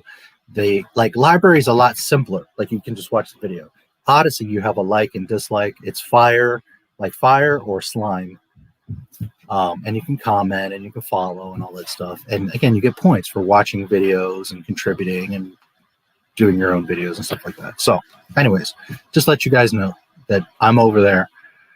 The link is in the description of my videos, and you can certainly search for Not My Star Wars. Thank you. You're welcome. Apparently, I'm a Yahtzee, according to Serpent. Yeah, well, Twitter's, what can I tell you, man? Twitter's a fantasy world. Twitter, I have it for all my YouTube channels because it's a way to post my stuff and communicate messages, but I don't use it too personally because I just, people are whack nutsos over there. And some people are good over there. It's not to say everybody's crazy, but for the most part, Twitter's a place where people that have no voice because nobody wants to hear your crap, they go to Twitter to feel like they're important. It's talking nonsense. Michelle Proano Crescent. Hi, you're a new face. You have a nice face. It's nice to see you. Don't watch Wonder Woman. Sadly, I already did. And I need my eyes to continue doing this. Otherwise, I would maybe burn them out. That maybe was pretty freaking bad. Welcome, by the way. Yeah. Yep.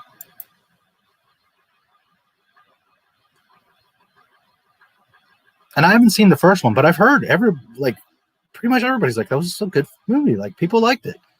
But man,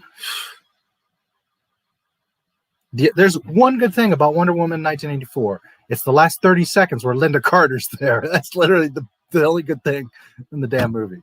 You should have just done Linda Carter for that matter.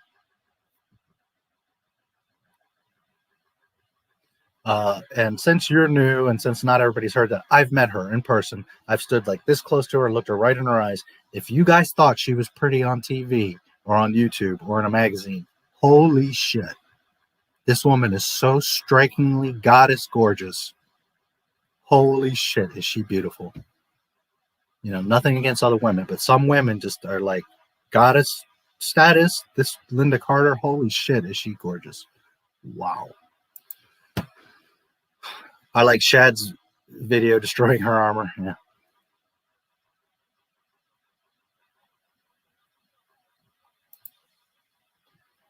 Disney is fan fiction, but of the worst kind. Yeah. I haven't seen that. Which one? What were we talking about? Space Odyssey? 2001? Oh, that's a classic. If you haven't seen that, check it out. It's 2001 and what, 2010? It's the sequel, right? Good stuff. I like fan fiction, but only when it's from fans, not from the corporation that owns the IP. Call me crazy. No, and very good point, actually. Excellent point. Because there's some beautiful Star Wars fan films. Something that I'm going to make a video and talk about soon. But, yeah, there's some awesome. And some of them, they make mistakes. They're not, they wouldn't really fit in canon or whatever. But that's okay. You're a fan. You're just making something because you're passionate. We all will support and applaud that. But when you own the actual IP, you have a vault of the freaking information. You have people that have been there 20 plus years. You have George Lucas on speed dial. But yeah, absolutely. There's a lot of really, really cool fan films out there. And props to people that make them. Wasting my time with 84. I thought it was going to be a fun 80s spoof superhero movie, not a political commentary that treats you like a bad person. That movie doesn't have a single piece of music from the 1980s. How does that make sense?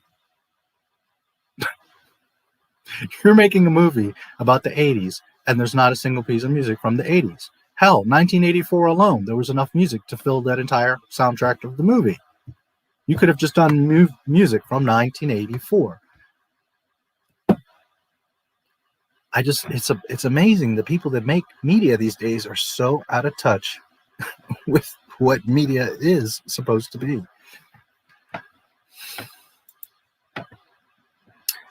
Shadiversity, he is good about stuff like that. Yeah, he's awesome. Good Star Wars fan fiction is Darth Plagueis by James Luceno. I've gone through that book so many times. Yep. 84 BVB basically said there is no altruistic people on Earth since no one wished for world peace. Yep. There's so many problems with that damn movie. I mean, she's raping this guy. This like, fuck his life, he could have a wife, kids, maybe he's gay, and she like took over his body and is raping him. Now, would any man in this stream right now, or on Earth for that matter, not let Gal Gadot rape him? No, of course, we would gladly let her. But that's besides the point.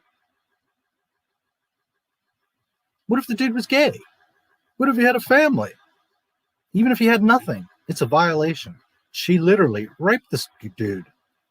Wonder Woman is going to do that? Crazy, man. Crazy. 84 did that. That's trash. Yeah. Wonder Woman is righteous. She's not going to selfishly like put the world at risk for her little wish.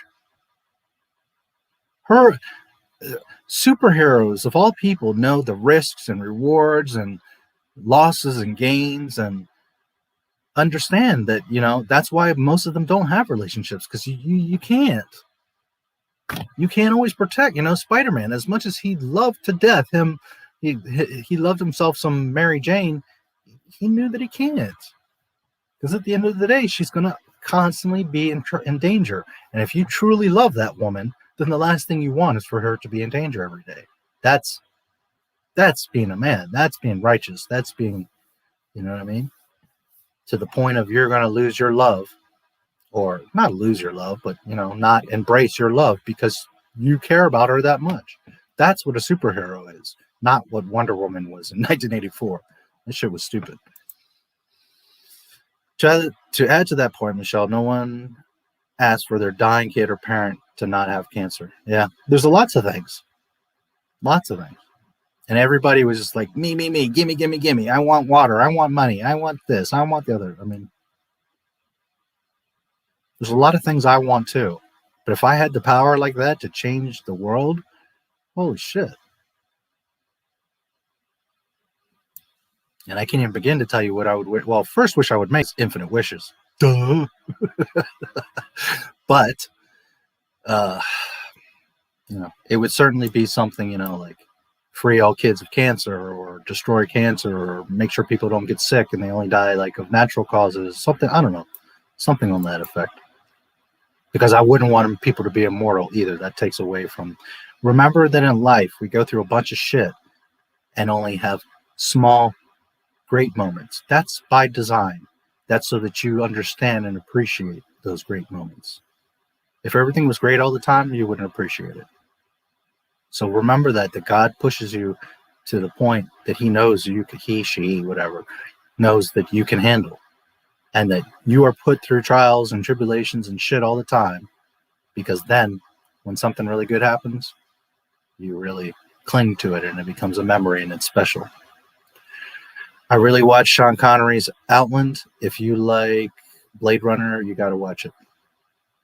Outland? I don't know that one. I'll have to check it out. Yeah, it was bad. It was really bad.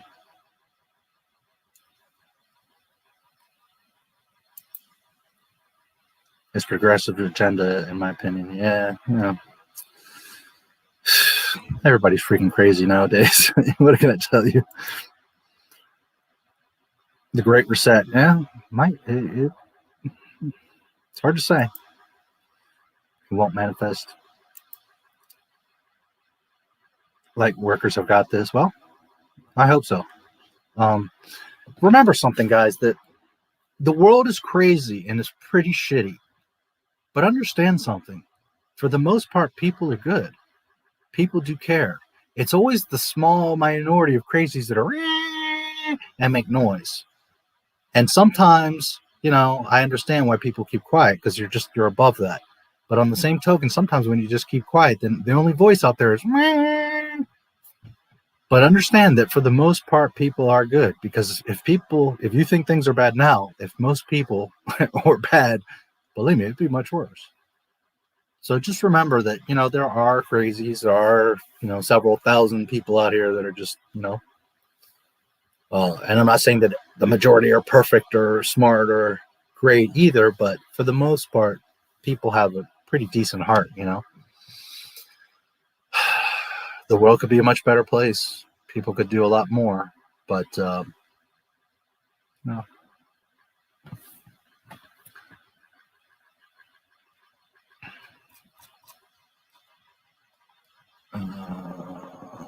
Somehow I missed your super chat. I saw it, but it went off my list here. Just a second. Oh, there. I think there it is. Yeah. Okay, it's coming up, red line. I see your super chat. I'll get to it. Thank you. Because I do this through StreamYard, it's like a secondary chat list, not the direct YouTube one, so it's a little bit different. But I saw it, so I'll get to it. I've known quite a few. I've dated a few. So hopefully you guys will stay at it. Another awful good movie. By the way, have you ever heard of Dr. Lee, based out of Florida? I know him personally. Another awful good movie is Society 1980s and Sleepaway Camp and Alex Cooper's horror movie Monster Dog, if you ever want a good laugh. There you go. I don't know those. Society 1980s. Sleepaway Camp rings a bell. Monster Dog rings a bell too. I'd have to go back and look at those. I'm Ray. Ray who? Ray Palpatine. What? I mean Skywalker. Who's that? By the way, have you heard about Jen Ursos? Oh man.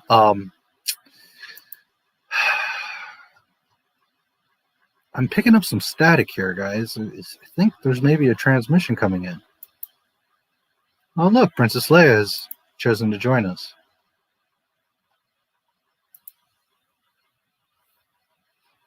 What's that, Princess? You have a message for everyone? Well, I'll be happy to share it. What's going on?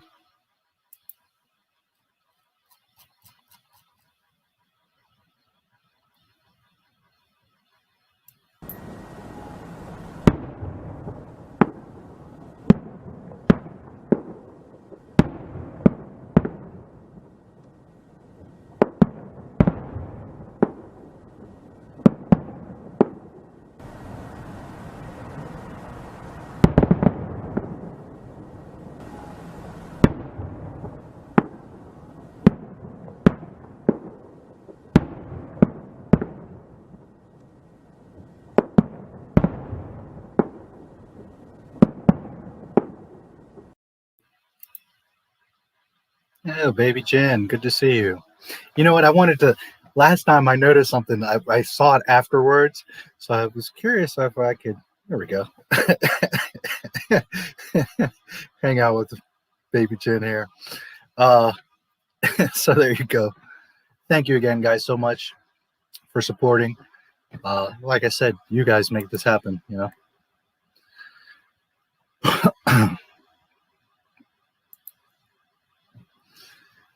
I have a sharp memory of those cards that Lucas approved. That's when we all realized Yoda had no race or last name. He did an interview about Yoda not having a race because of those cards. Oh, okay, I didn't remember that. I figured there was a point to you asking me. I couldn't, you know. I can't remember everything. It's so much stuff. Those cards detailed everything in the OT down to Vader's lightsaber. Nice.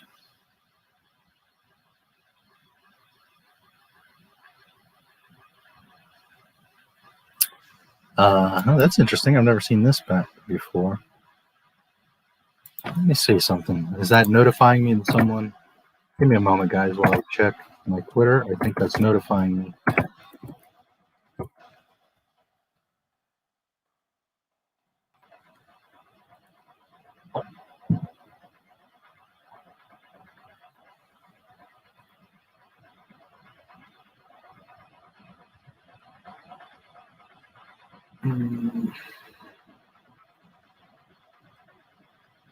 Well, I don't see anything.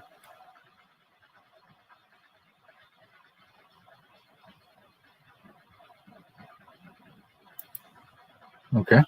I'm not sure who that is. Lucy Crossling. Yeah.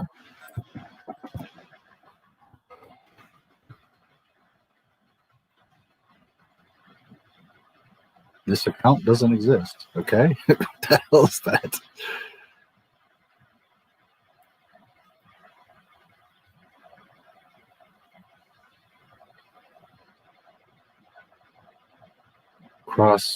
Oh, let me see. Crossing. I'm not sure who that is. Sorry, guys. I'm trying to figure out what this is.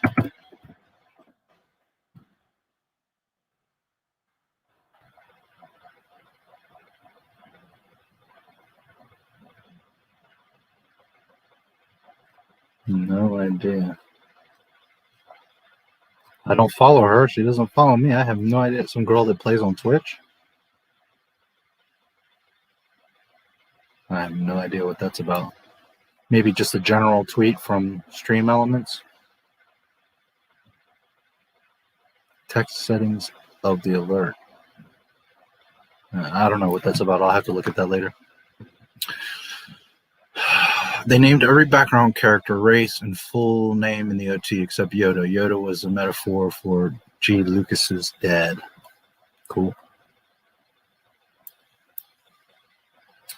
They also named every item, even background items, in the OT.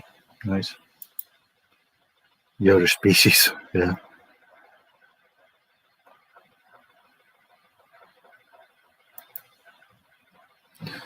Congratulations on hitting 10K. I've been busy streaming myself, and it's great to see the 10K mark for your channel name, by your channel name. Thank you so much, Raven. Appreciate it.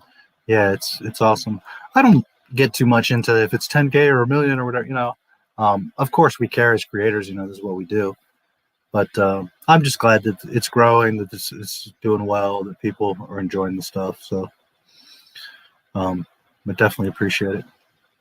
That reminds me, on a side note, this Monday I'll be on another channel, but I think what we're going to do is a video call. He's going to record it and then edit it and then put it up on his channel. So it's not a live stream per se, but and I won't say who or what yet, but I'll be doing a live stream with someone on their channel on Monday.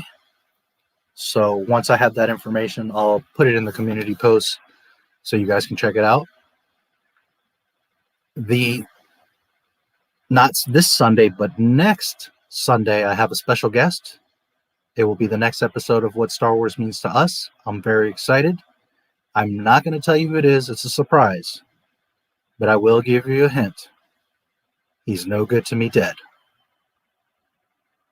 So next Sunday, What Star Wars Means to Us. And that will be, of course, here on Not My Star Wars. I'll do the normal Friday stream, but Sunday I will have a guest for What Star Wars Means to Us. So heads up. I will, of course, post and talk about it, but just so you guys know. Thanks again, Raven. The OT was a love letter to GL's dad. Yeah, well, I think it was a love letter to a lot of things, really. To society, to people, to humanity, to fables. Luke, yeah, Luke. Vader was his dad. Huh? World War II vet. Saddest part in the Star Wars EU was when Chewie died in the book, Vector Prime. The saddest part in the Star Wars sequels was that Chewie didn't die and was then made into Rey's chauffeur. Well, wait a minute. He died, but then he didn't die, because no one's ever really gone in Disney Star Wars. Yeah. You know, and to think that Han Solo would give the Millennium Falcon to anyone but Chewbacca is just absolutely absurd. Now, if something happened to Chewie or he didn't want it or need it, Lando, you know, he wouldn't give it to Leia, because what the hell is she going to do with it? If it was like part of the rebellion, you know, he would give it to her, but he's not going to give it to her. She's not going to be interested in freighting around in the Falcon, and he's not going to give it to Luke either, because Luke is, you know, would want a sleek starfighter, and he's doing other stuff. If they needed it for a mission, of course, but if he's going to give possession, the keys to anyone, it's going to be Chewie or second Lando. It's just nonsense.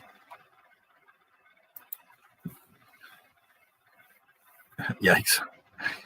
Well, I don't know much about his parents, but I do know that his father had a print shop, and his father wanted him to, he would do like calligraphy and print stuff and like stationery and stuff like that. And he wanted George to do that, and George wasn't interested. He wanted to do cartoons and art and stuff like that. And his father was like, no way, I'm not going to pay for you to do that. You got to do it on your own if you want to do it. And he was like, okay. So then he did. He went to school and learned it and did it on his own. And here we are.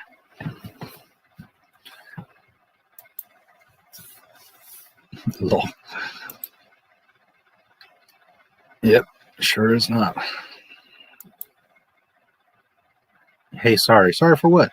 And hey, good to see you. Chewie still lives. He's alive and well in my house. There you go.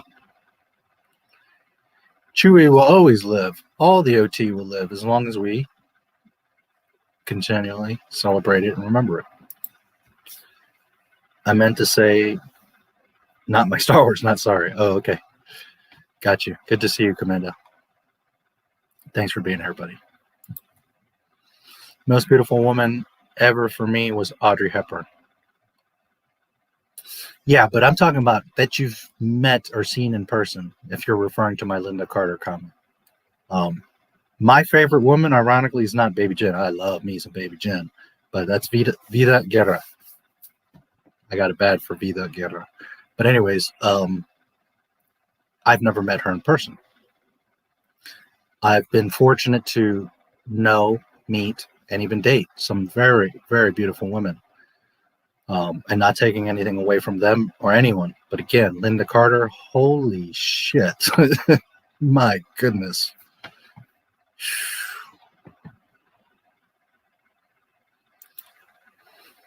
Han shot first. You know, Disney Star Wars is fan fiction when it says based on the stories and characters great. Oh, there you go.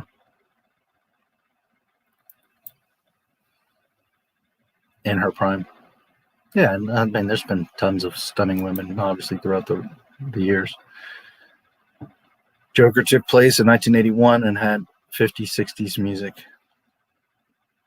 Yeah, it's not to say that 1984 had to have music from the 80s from 1984, but kind of would have made sense, right? If it had music from the 80s in the movie.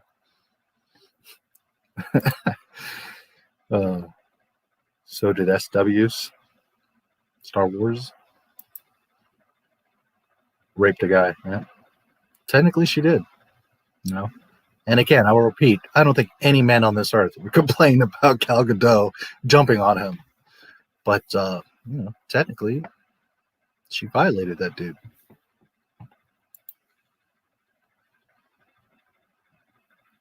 Well, Wonder Woman, not Gal. But I'm saying she plays Wonder Woman, right? So.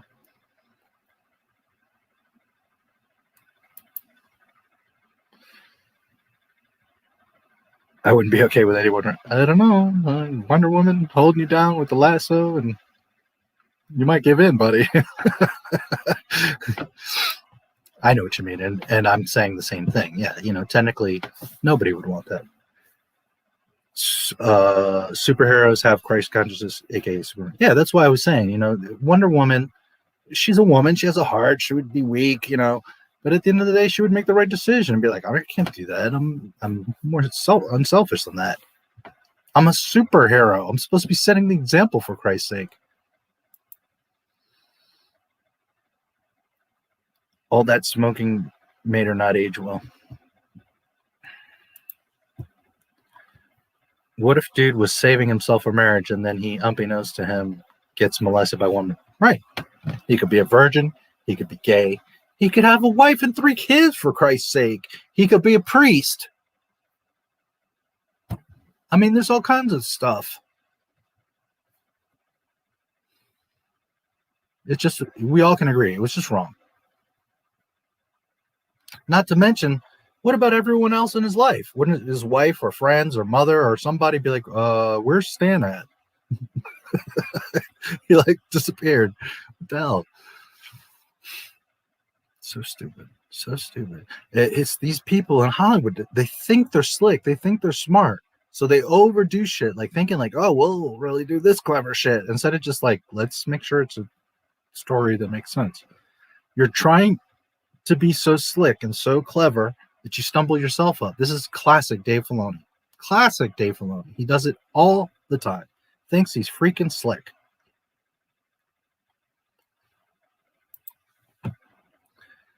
$5, Redline. Thank you so much, brother. Hey, seriously, I was looking for your screenshot and found a great channel name. Love your content. 10K forever, baby. Booyah. Hello. Thank you. I appreciate it. Superman was also based on Russia's Uberman, the communist version of the perfect super soldier that rejects God and upholds the state. Man, the chat is jumping on me.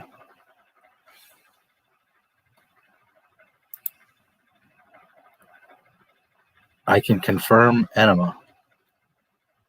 Annabelle, I think you meant to say. Maybe not. There you go. Annabelle. Anibal. You're in Spain, right? España. Uber is Deutsch, though.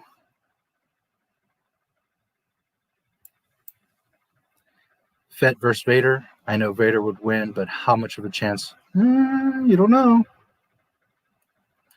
I'll talk about that for a minute. I do not like Boba Fett or Mandalorians, but Boba Fett with lightsabers, I don't like it. I know a lot of people are like, oh, I don't like it at all. I don't like anybody that's not really a Force user, or not even Force user, a Jedi or a Sith using lightsabers. I'm just not really into that. Teach his own. Some people like them, whatever. I don't like Boba Fett with lightsaber. To me, it just looks very out of place. He's very resourceful. He does a lot of other things. He doesn't need it. Ultimately, yes, Vader should crush pretty much anyone. But Boba Fett ain't your daddy's bounty hunter. He certainly ain't Din Djarin. He's a real Mandalorian, a real bounty hunter. You do not fuck with Boba Fett. He always gets his bounty. And I will remind you that Darth Vader had to warn one bounty hunter. No disintegrations. Why?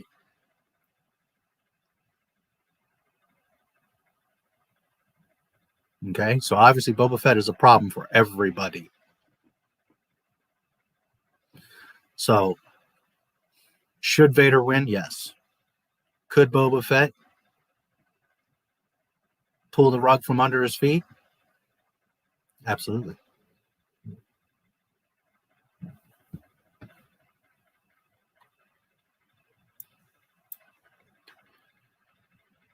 I might be crazy. What you trying to say with the Fett versus Vader? Lol. Have you seen the trailer for Mortal Kombat? It's Red Band and me, as a huge Mortal Kombat fan, is like, you know, I didn't get to watch it. I've been so busy. I know about it. I'm aware. I'm so busy. I didn't even get to watch it. I will check it out. I've heard some good stuff. I also heard something about that Chun-Li is not in a new cartoon or something like that. Somebody was saying, which is unrelated. That's Street Fighter. But anyways, but I heard from quite a few people it's pretty good, Mortal Kombat. So we'll see. I always like Mortal Kombat, but I haven't been able to see it. So Central Florida, I heard of Dr. Lee. Well, there you go. I know him personally. Dr. Lee, let me tell you something.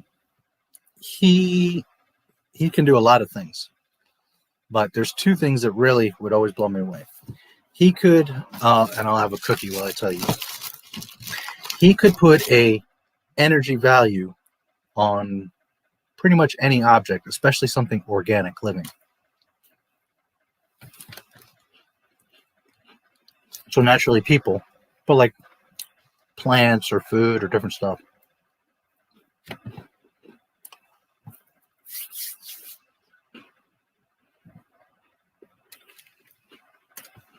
He could like pick up on the frequency and the energy of that item, organic item, and put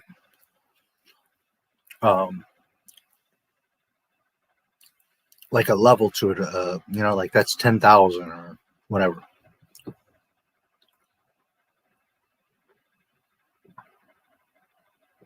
So he could put kind of like an energy level ratio or rating on things. The other thing he could do is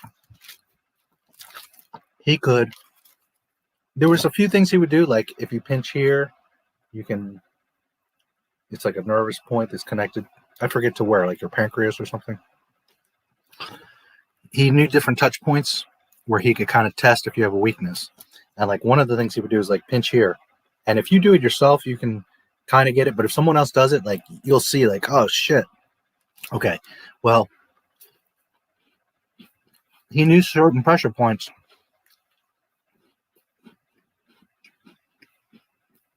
where he could find like debilities in your system, right? And he could like sense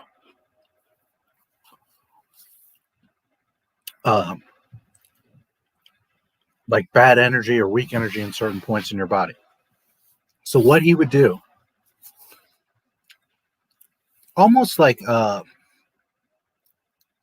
kung fu experts would do, you know, like kind of like focusing their power and like just breathing. He would kind of like do this. He wouldn't touch you. Like he would touch you to find different points and tell you like what it is, where it's related. But then he would do like this thing where like he would kind of focus his energy and he would do like this breathing and he would focus in on you. And at first you're like looking at him and he's like, it looks kind of ridiculous, you know? And you're thinking maybe like, what the hell is he doing? But then you start to feel this like feeling come over you. It's miraculous. It really is. Dr. Lee Vickers, by the way, is his name. He goes by Dr. Lee, but he's Dr. Lee Vickers, Vickers. He has a book called Bodies of Light. Anyways, so, and I know this because he did it to me a few times, and I had seen him do it to other people. So I wouldn't tell you, unless I had gone through it myself, I wouldn't tell you this, okay? I'm telling you this 100%. So he would do that thing and the breathing, and you would have this feeling come over you, and like your whole body would just get like this warm, fuzzy, cleansing energy go through you. Okay, so number one, when he would finish, and it would just take a couple minutes, it wasn't anything, you would feel much better. And in fact, you would feel literally just after you had an orgasm. That's the best way I can explain it. Where you're like gummy, rubbery, right? And just like super relaxed and feel floaty. That's how you would feel. And he would do the same pressure point tests, right? Like this particular one, and it would be gone or greatly reduced. And a lot of that was him expelling that kind of bad energy that we accumulate inside of ourselves, whether subconsciously, consciously, intentionally, unintentionally, knowingly, unknowingly. Pretty amazing stuff. And again, it's not just because I've seen it or read his book or know about it. It's because I personally, he did it to me a few times. And it's like, wow. So anyways, that's my little Dr. Lee Vickers. I lived in Miami for 11 years, so I know a lot of people in Florida. And I used to promote a lot of products and people, artists. So I was pretty well known. So that's why I said earlier, like, it's not like I'm new to the internet or not known, because I am somewhat known in other circles. But anyways, that's my personal experience with a light worker. I know a few others, but Dr. Lee was pretty amazing, and just amazing, like how he would expel that energy out. Pretty cool. Bodies of Light is his work, his book. I think he has others too, but And he's pretty well known. He's been all over the place. Michelle is right. Uber is Doge, I believe is what you're trying to say. You can correct me if I was wrong. I was number 10K. Oh, nice. What is that? A little power fist with like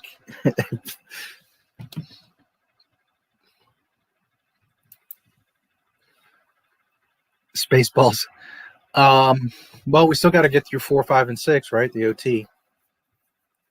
And then I'll see from there. I'll do some polls. I don't know if you guys want me to shred up the sequel trilogy. I have a feeling some of you are going to want me to. So we'll see. I really don't want to do solo, but I don't know, maybe. It'll be a little bit for Spaceballs, but we'll do it. I don't know. Would you guys rather I do Spaceballs before the OT? I feel like we're kind of deviating. You know, we should finish up the Skywalker saga. I saw it live. I retracted my comment. Not sure which part you mean, but okay. I have just watched your video. How can I stop Satanism? Well, whatever it was called, Superman is based on Russian propaganda.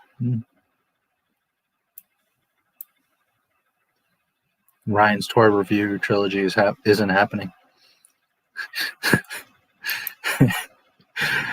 Wow, he's way behind. Yeah, well, I need a beer. You know, I was going to buy a 6-pack, but I really don't drink much. And then I was like, it's funny. I really was thinking about it, but sounds like you're trolling me. Maybe when I posted that video, people thought people saying what I said was crazy, but lots has changed in a few years. Every day, more and more people wake up to stuff, that's for sure. I think Cad Bane species is unknown too. We've seen them since A New Hope, and to this day, we don't know what they're called. Cad Banians. Family Guy, Star Wars, Yoda's last name is Persagian. Yeah, well, don't, you shouldn't question Peter Griffin, I suppose. Meg, the Sarlacc pit. Oh, too funny. I should be playing Valheim, but yet I am here. Okay. E-girls on Twitch. Run! Yeah, I don't know what that was. Hey, Morales, no troll, I promise. I just haven't awoken to the truth of the world and how Satan is pulling all the strings. I need advice from someone with great knowledge. Jordan Maxwell. Run where? Yeah. There is no escaping. I watched the Energizer ad and Vader doesn't say no. Sometimes you blow me away, James, because you're younger and you do, like the other day in my comments you wrote, "Ooh, child, things are gonna get easier." I'm like, how does this kid know this song? You surprise me sometimes.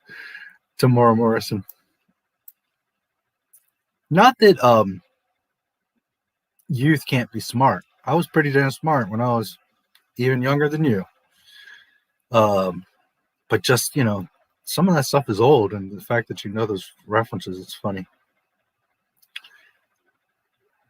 I think next Sunday I'll be gone. Where are you going? And there'll be a replay? What guest? That's a surprise, buddy.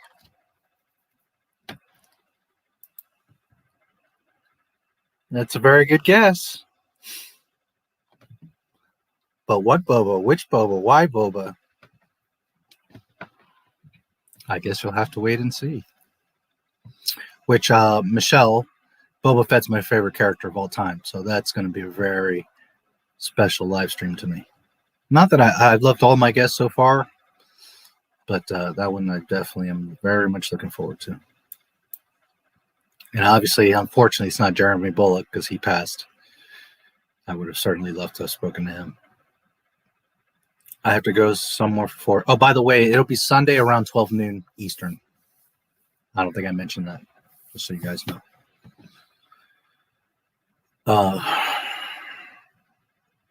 Watch the replay, buddy.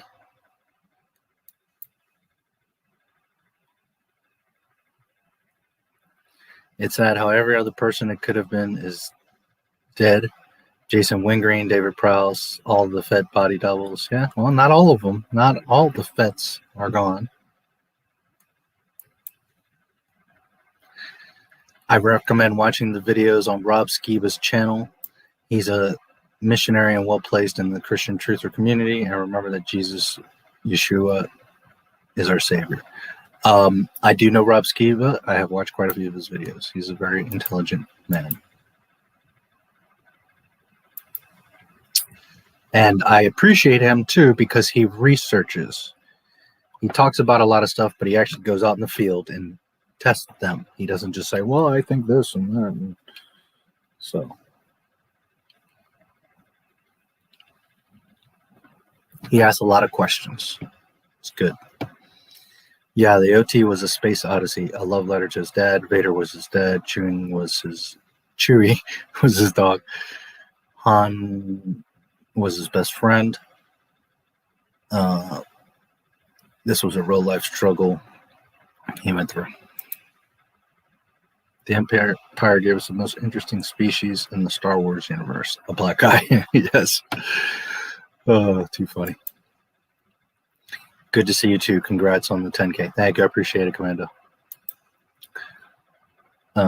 Thank you. I will liberate my mind and devote myself to Jesus. Also is the truth that the earth is flat and the evolution theory is a lie to distance ourselves from God.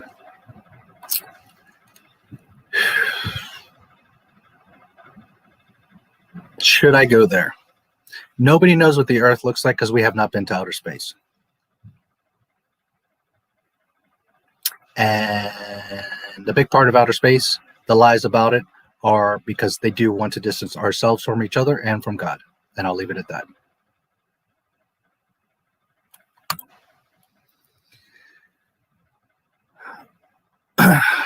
Forgive me, I had no idea you would be reading all the chat lines, and yet I still want to say hi, April. I'm leaving you. You can keep the kids. Good riddance. What? I do try to read all of your guys' stuff. Is like a Quagmire was the main character of Family Guy. Yes. Hey, be sure to use the force on the like and subscribe buttons. Flat Earth stuff, dude. It turns people off something fierce. Just go to his channel as for evolution. Early college years, me will tell you it's bunk. Yes. I just want my car and the house I bought. Just kidding. But I was your 10K. Awesome. Of course, Dave Filoni is sleek, bro. Have you not seen his cowboy hat? Yes. Illuminati.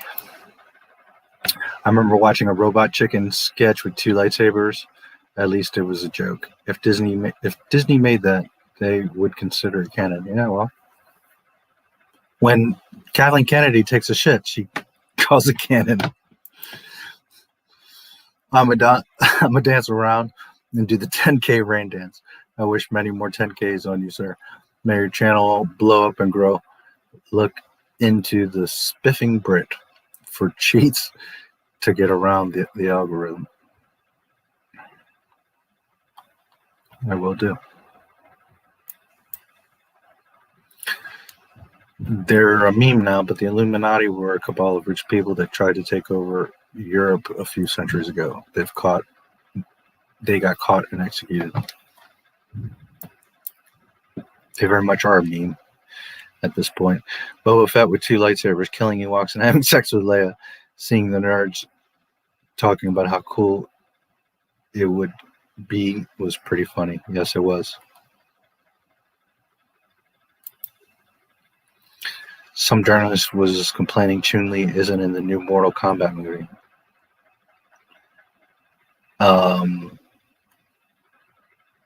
Isn't she Street Fighter? Or is this journalist just a dumbass? Good evening. Hey, Wes. Good to see you, buddy. So do you believe in German Guarabares?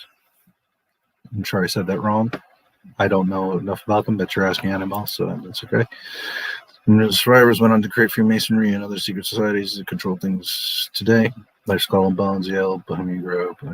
I know a lot of that stuff and have researched it for many, many, many years. I'm not going to get too much into that, but, not here. But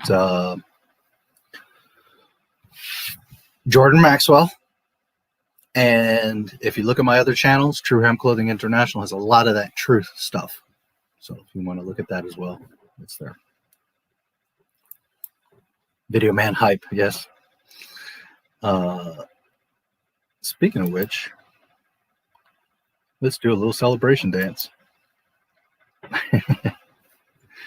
Video Man.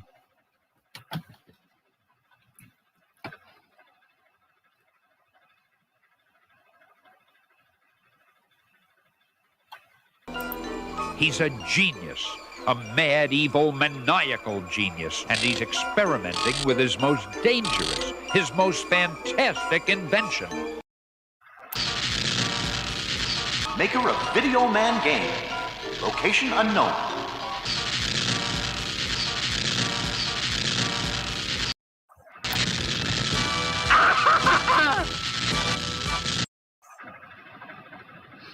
Video Man.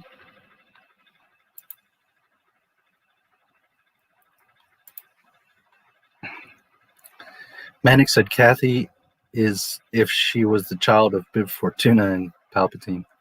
Yikes. That's a hell of a couple. No. Some dumb chick reporter said Chun-Li from Street Fighter should be a Mortal Kombat movie coming up. It's so stupid that most people think it's a troll tweet. I think she's just dumb. Wow. I haven't played either in years, but I mean, I remember Chun-Li is Street Fighter. I used to like Street Fighter more so than Mortal Kombat. I think Mortal Kombat was probably the better game and cooler and all that. Had a lot more stuff. But I used to wreck shop with Guile.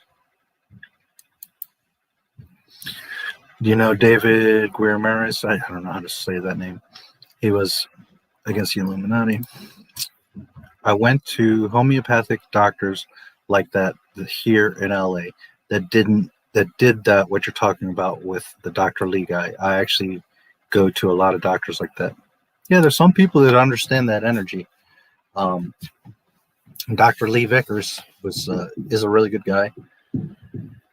And real deal, I can tell you firsthand.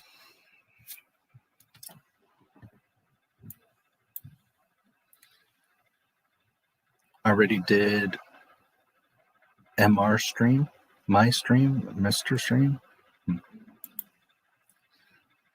I think all 17 of us have.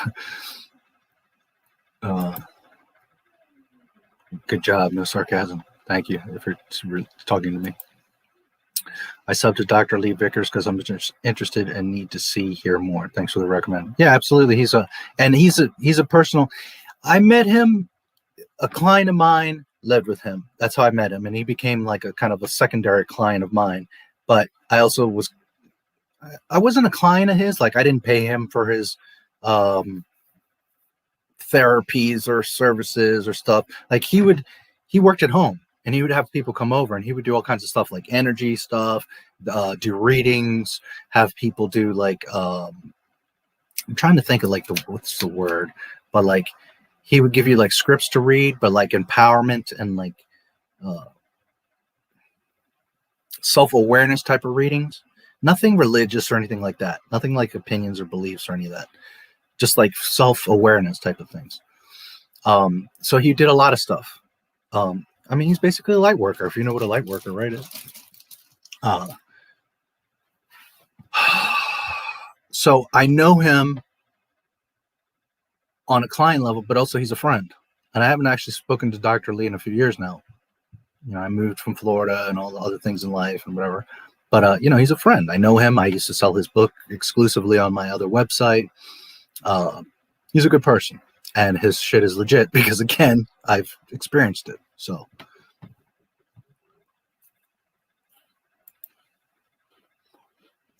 I heard Michael Jackson was originally going to play Jar Jar Binks. I never heard that, but that would have been interesting. I think you're joking. Oh, fireworks. Okay. Yeah, I'm a little behind, as you guys know. The species that rebuilds Kylo Ren's mask is an ape. When I saw that in the movie with the 7 other people that were in the theater with me, the person next to me turned and said, "Is that a monkey we just saw?"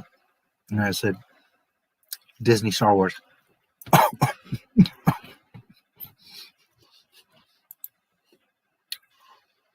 To them, they're like, "We're so innovative and we're so inclusive. Look, we've got a monkey." And Star Wars fans are like, "Holy shit, are you all fucking stupid?"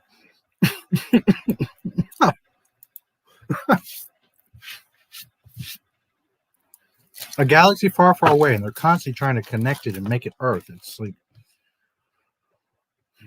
if Disney released a comic that revealed the real name of the Sarlacc pit was Josh, yeah, or Kathleen.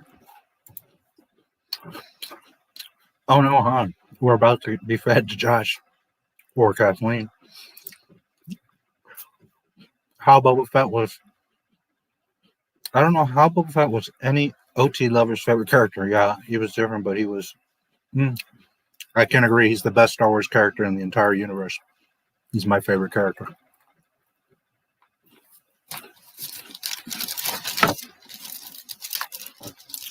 I learned Child from the Guardians of the Galaxy. I also heard him Boys in the Hood. There you go. There you go.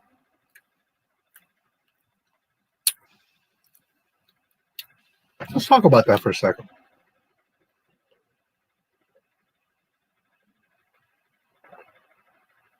It's funny sometimes how things in life interconnect. Because I was just thinking about this the other day. First of all, Boys in the Hood is a great film. Love that movie. That year that it came out, it got it should have won Movie of the Year, and some other bullshit movie won it. It clearly should have been the film that won that year. Anyways, all this Gina Carano stuff is going on, and I know a lot of people have different feelings about it. But what I'm seeing a lot of people is like, she was a piece of shit, and she sucked as an actress anyways. Who cares? Good riddance.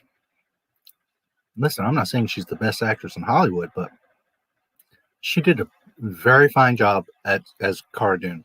She's been in many films. If you actually look up her filmography, she's in more stuff than you realize. She's also the #1 actor, male and female, on IMDb. So you look pretty stupid when you say that. The point here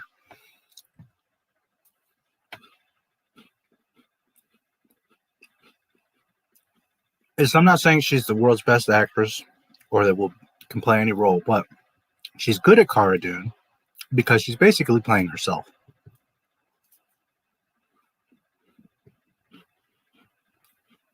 Which is where the connection of Boys in the Hood is.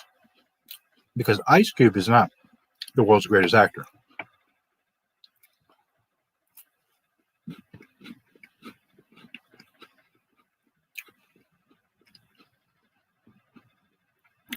But the reason he did so well as Doughboy is because he basically played himself. So sometimes putting the right actor in the right role can make all the difference. And Ice Cube's gotten better over the years, and he's done some okay stuff, but he's never going to win like awards for best actor. But that's why he did Doughboy so well, is because he basically played himself. And that's why Gina Carano was good as Cara Dune, because she was basically playing herself. You don't have to act when you're basically being yourself. And again, I'm not trying to take anything from her or him. They did act, but just saying. So it's funny that you mentioned Boys in the Hood, because there's an observation from Not My Star Wars. Lies about outer space. First point is everything you see is CGI. Yeah. How can you not like Boba Fett, dude? Do I need to force choke you through the screen?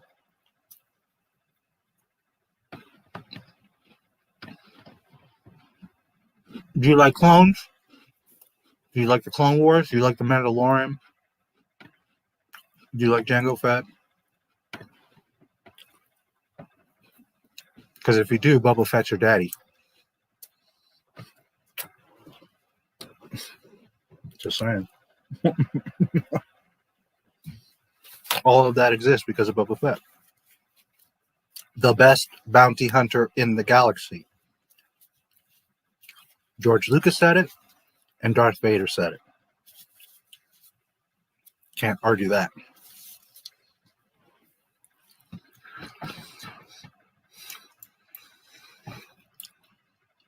Please, can you say this? Fishball cat? Fishball cat? What the hell?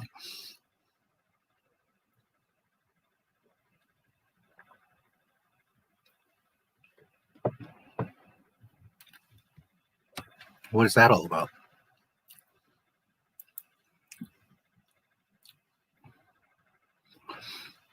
I don't believe in flat Earth, but I do believe in the dome. Oh, the firmament. Yeah, and again, I'm not saying that the Earth is flat. We don't know what the Earth looks like because we have not been in outer space to look at the Earth. That's all I'm going to say. I also know you like my Squidward comment. Mm-hmm. Video man hype, yes. Okay, to specify, the sniffing Brit has figured out how to exploit YouTube to grow your channel. All his videos are about exploiting video games, but he recently turned his attention to YouTube. It works. I'll check it out. I've been a digital marketer for over 10 years. I have 5 channels. I manage other people's channels. So I know pretty much how YouTube works. But, I'll check it out. There's always stuff you can learn or see. You want to know how the best way to make it work is to keep making videos. There's a lot of stuff. SEO, your thumbnails. There's a lot of stuff to it. But most of what it is being persistent and keep making videos. Obviously, you want to get better and make decent content, but I'll check it out.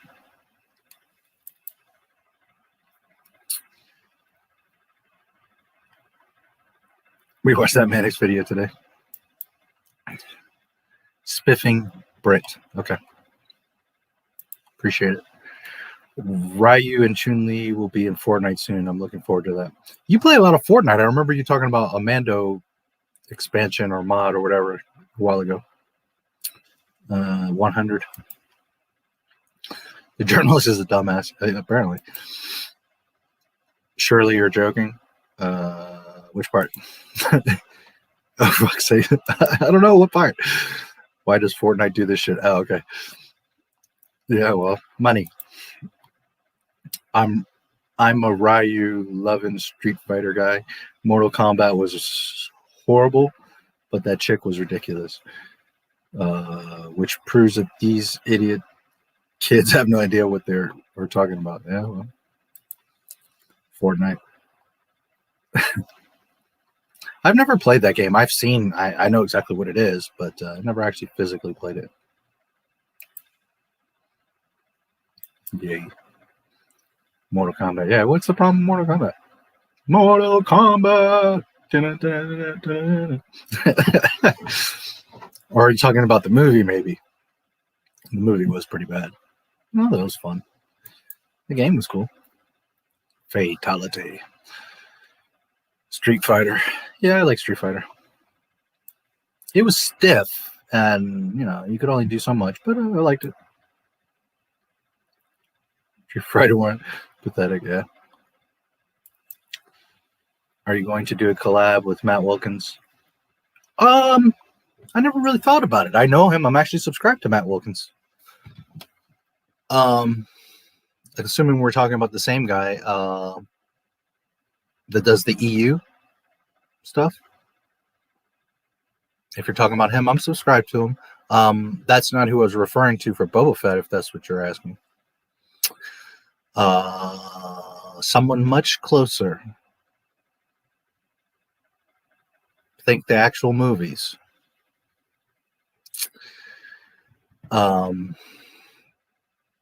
I never thought of doing anything with Matt Wilkins because he's very much EU, and as much as I love the EU, that's not canon. So I don't know how much he would really want to talk with me about it. Plus, he knows the EU much better than I do, which is okay. It's not that I have to know more, but I don't know how much of a conversation because I don't remember a lot of that stuff. It's been a while since I read it. So, but I mean, I think he's nice enough and he's smart. I wouldn't at all have a problem having a chat with him. I'd be happy to. Again, I'm assuming that's who you're talking about. But no, I never thought about it because he's like, I never hear him talk about Star Wars or the movies or the toys. He's like always EU, EU, EU. And I mean, the EU is awesome. I'm not downing him. I'm just saying, like, I don't hear him talk about Star Wars. I hear him talk about the EU, which is Star Wars. I'm not trying to say it's not. I'm just saying that, you know what I mean? Like, I don't hear him talking about the movies or games. Well, games a little bit here and there, but it's like his whole thing is EU, and that's cool. But that's why I don't really think about it to talk to him, because I talk about canon. What's your favorite license-based game? Lego or Simpsons?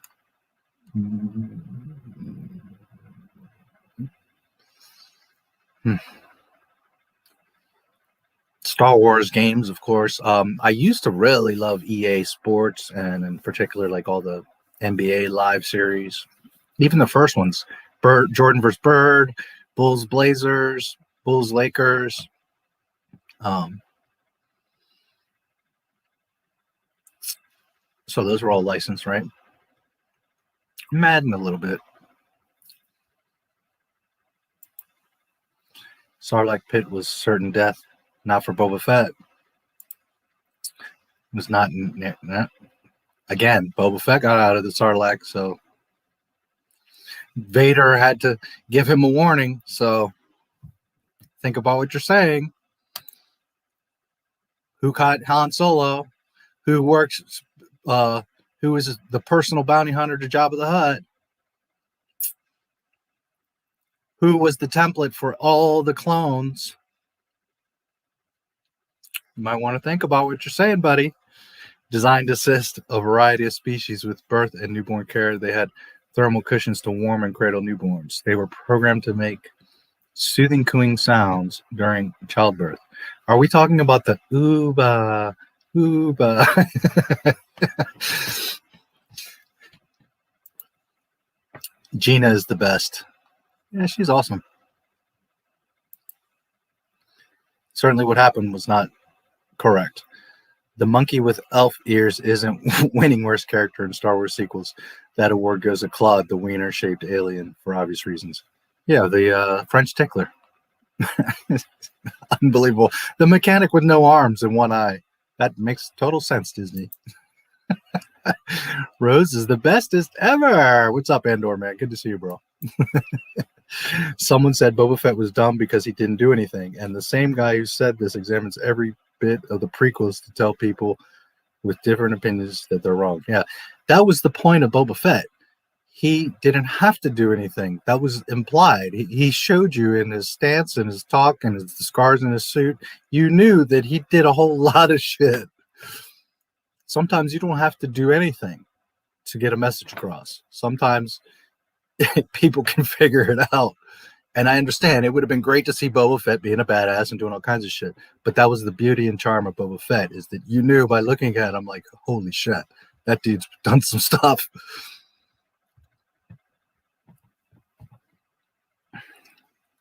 And I'm saying, not saying he has to be your favorite character. I'm just saying you better respect Fett, because he will disintegrate your ass. I agree with your assessment of the Earth. Well, there you go. I think what Gina said was just very tone deaf, not racist. I think people took what she said way too far. I don't think you should be accountable just because you're an educated person. Yes. First of all, she didn't say anything wrong. Be real. People that are saying that are either just, stupid, or just don't like her and just want to use it as a tool to be like, see, she's terrible, get rid of her. Which is, man, third grader. If that's how you're going to deal with things in life, is by like, get her out of here. Man, Who are you? But the real issue here is not that. The real issue is that when you have Pedro Pascal calling 75 plus million Americans Nazis, and when you have the authors of the High Republic openly saying that they are racist, and there's no recourse, there's no action taken, then that's a problem. Then that makes it very clear that it's political, that it's a narrative, that Gina was not fitting. That's the problem. Because if you want to argue that Gina did something wrong, okay, fine. Pedro and all the High Republic authors need to be fired yesterday. Period. And there's also a lot of Lucasfilm employees that have been saying, one of them said something about all the MAGA kids and a wood chipper. I mean, are you serious, Disney? You're supporting this? It's absolutely insane. So if you're going to fire Gina because you feel that way, okay, but you got to start firing other people too. It's just that simple. Disney is hypocrisy on a whole other level. Acting wise, you should be able to keep your job. Yeah, well, sometimes people don't want to hear what you have to say. And rather than just walking away or having a peaceful discourse, well, I'll just silence you. There's that old saying that I don't remember, I'm paraphrasing, but when you cut out a man's tongue, you don't silence him. You just show everyone that he had something to say.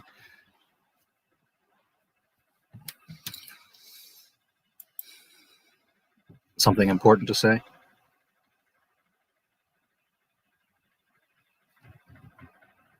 Boba had a purpose. He tracked down Han and took him to Jabba's palace. Just because Boba fell in Josh doesn't mean that he's stupid. Yep. Can you say this? Eu gosto de dar o cu.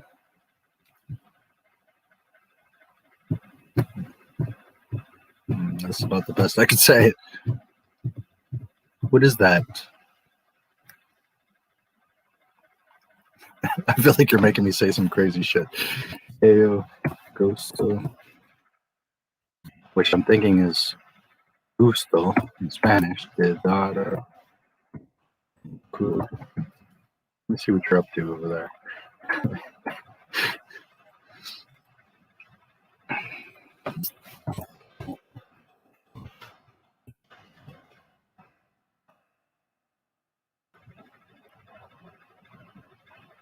I like to give ass. What? Lord.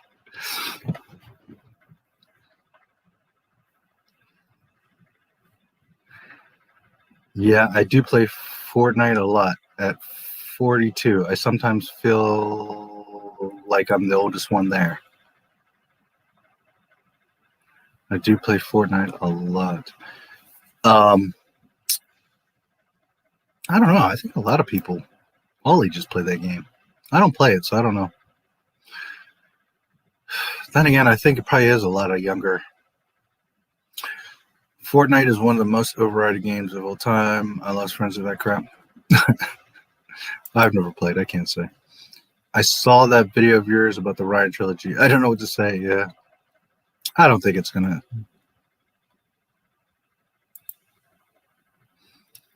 That guy says, my dad played Fortnite for a bit. He's 49. Wait a sec. What if they made a licensed game about the Mortal Kombat movies?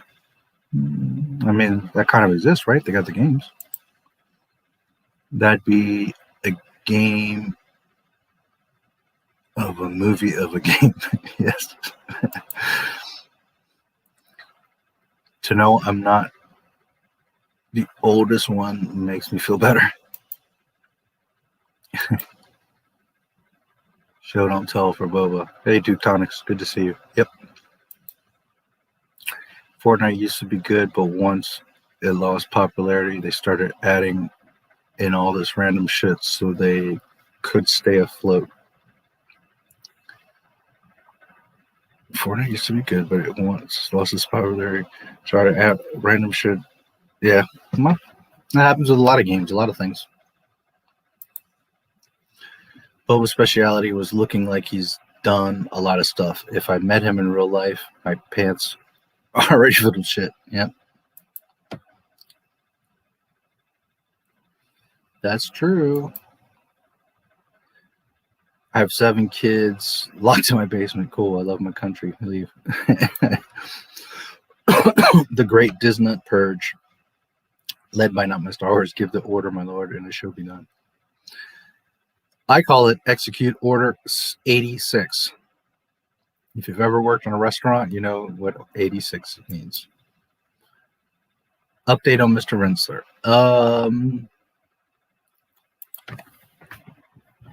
Just a moment.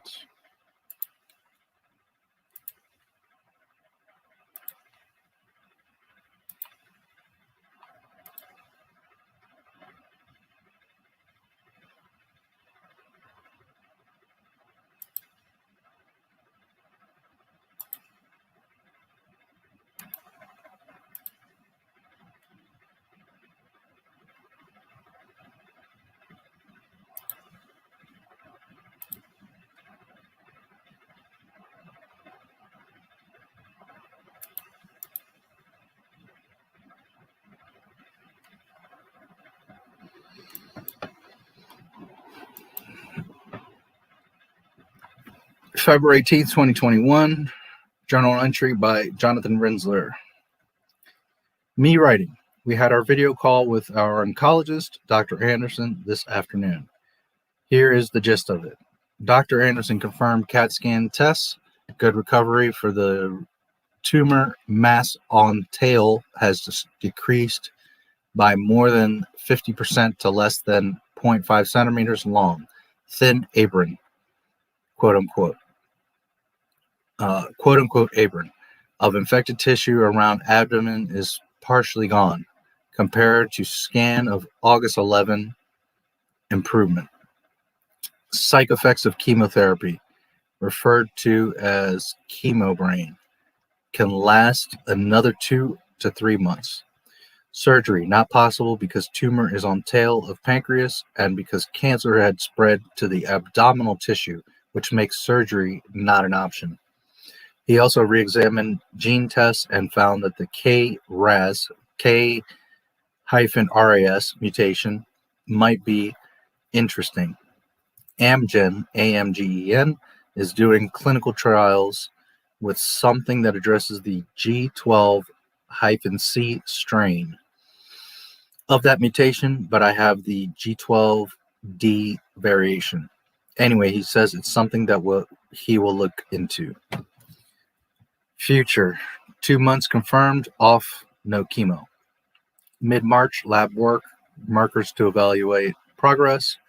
Mid-April, more lab work, markers, and next CAT scan. Evaluation, if I have to do more chemo, will probably be slightly different treatment. If markers continue to go down, we take world tour. That's all, folks. So I'm not sure what he means by world tour. I don't know if he's just being funny, like I'm going to conquer the world, go out there, or maybe he's going to actually try to do something with his book. I don't know. We'll have to see what's going on with that. But that's basically the latest. And by the way, thank you to D. Pensek, my good friend, for he's been sending me updates on that stuff because I'm so busy. I am so insanely busy right now. And he's been keeping me updated on some of that stuff, so I appreciate it, D.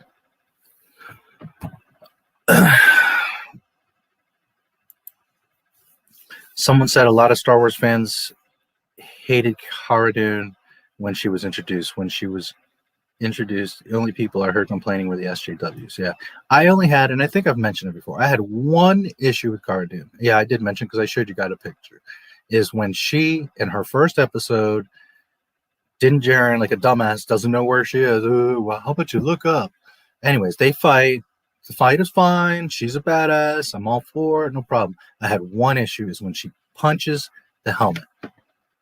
That is a Beskar helmet. Her hand should have shattered. If nothing else, she should have been like, ah, you know, and like this. Arnold Schwarzenegger.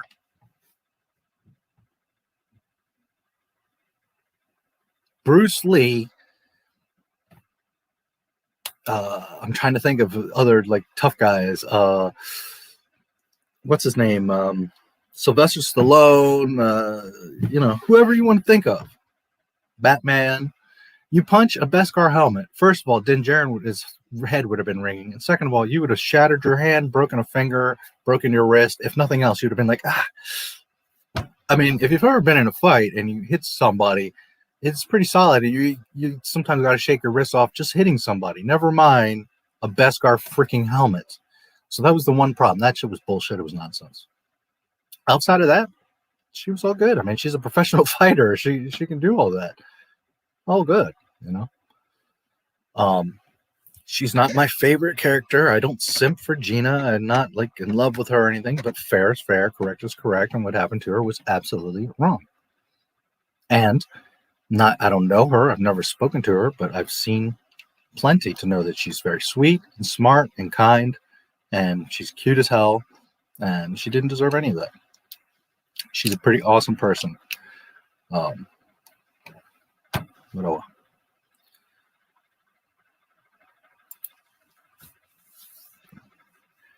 Nome sobrenome.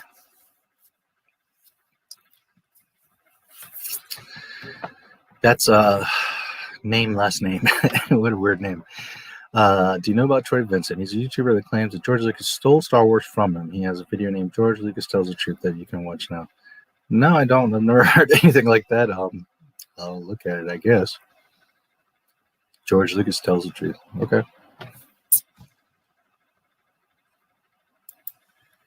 86 no longer available. Yeah. At its root, yes, that's what it means. It means like no longer available, but it's a way of saying like discontinue or scratch it from the menu. So in other words, if you sell, right, you're a restaurant, you have a bunch of stuff, but you run out of shrimp that day. So then you 86, you like in the kitchen, you'll be like 86 shrimp. And that lets everyone know like we're out of shrimp. Shrimp is not available. Scratch it off the menu, take it off. You know how like a lot of restaurants will have like special of the day, or you know they'll run out of lobster bisque soup. So 86 the lobster bisque, you know, we're out of shrimp, whatever. So that's what it means. It means technically like it's not available or we're out of it, but the practical point of it is that you're scratching it from the menu. You're removing it from visibility because it's not there. And that's the point. Execute Order 86. 86 Disney Star Wars.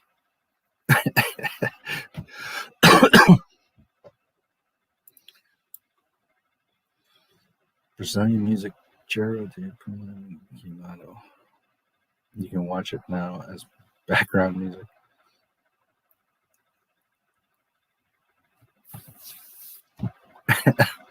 I so don't trust you.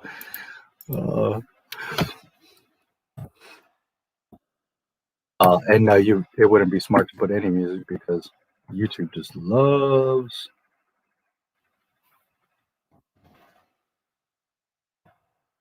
Your mother should be burnt.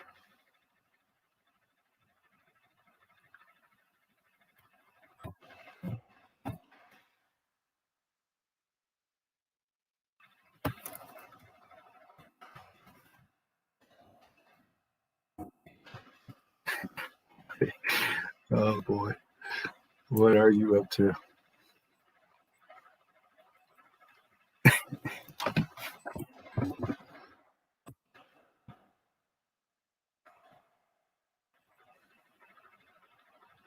Smell of burning tire on the nose. What? Maybe it's not translating right.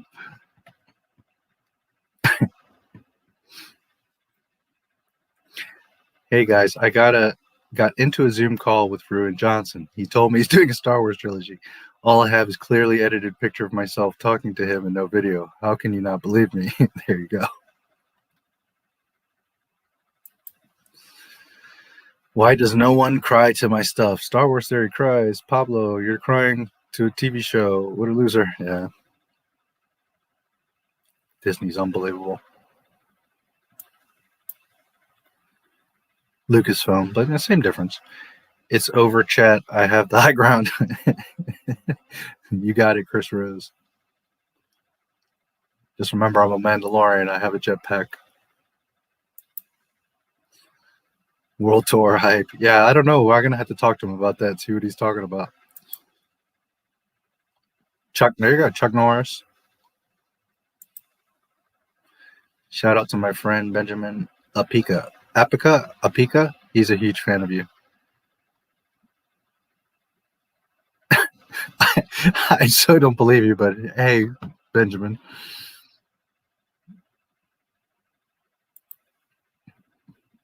You're up to no good. No, mate. Sober to no, mate. Congrats. Thank you, Open Airlock. Good to see you, buddy. Thank you so much. Appreciate it.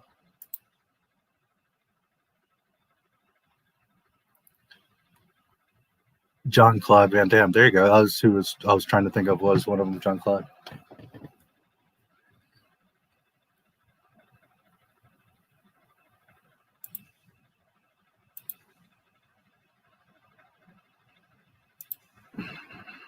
Just a second, guys.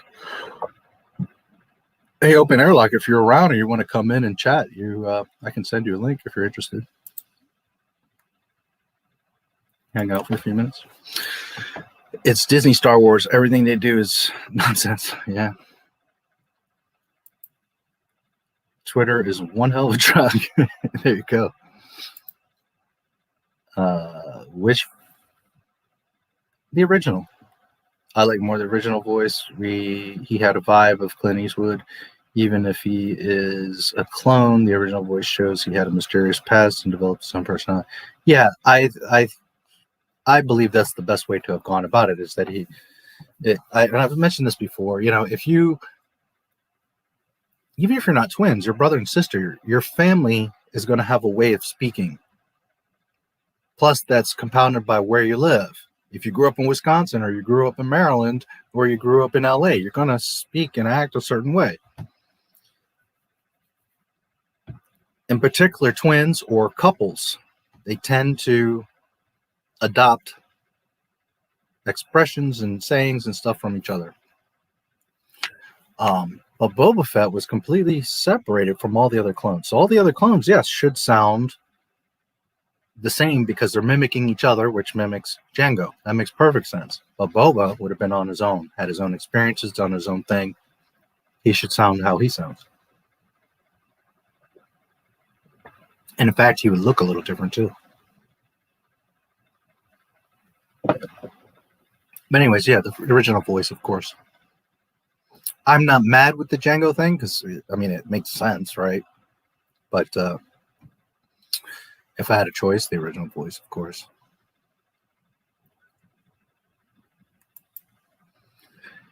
The newer Boba Fett voice is better. You're objectively wrong.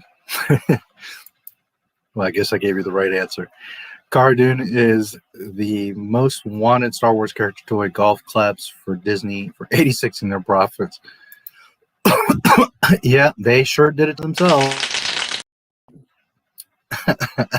She's also the #1 actress on IMDb. I mean, you saw it in my video. They fired their strongest asset. And all of Star Wars, all of Lucasfilm, arguably in all of Disney, they fired their most valuable asset. The #1 actor on IMDb.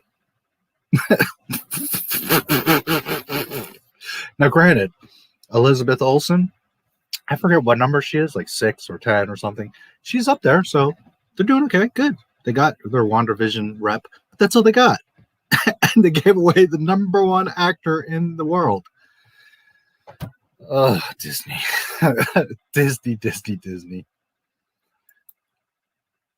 Hey, you stop trusting me just because I'm black? You're a racist. You're not black. First of all, I don't believe that.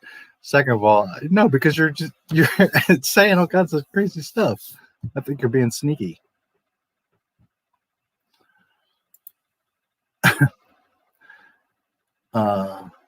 And besides, you look white to me by your avatar.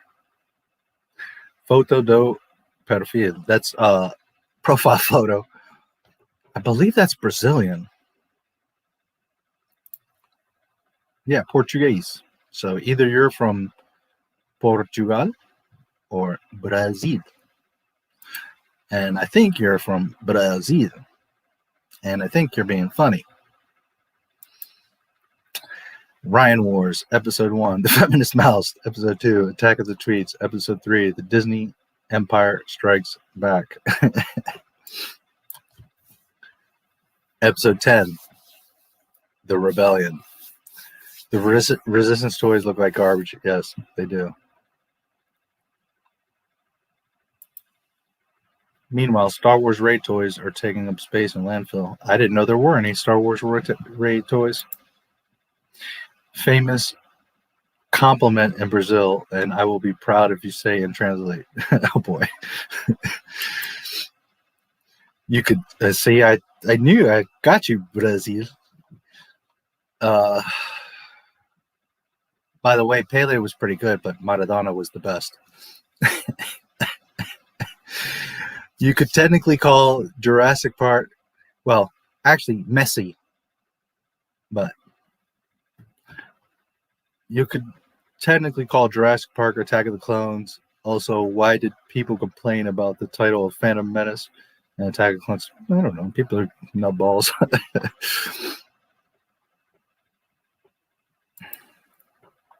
People don't want white people voicing black people, but they're okay with black people voicing white people. Yeah, well, Hollywood. Oh boy, they're so mixed up.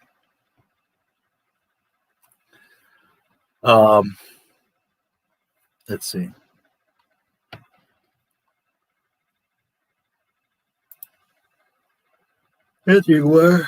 Hello.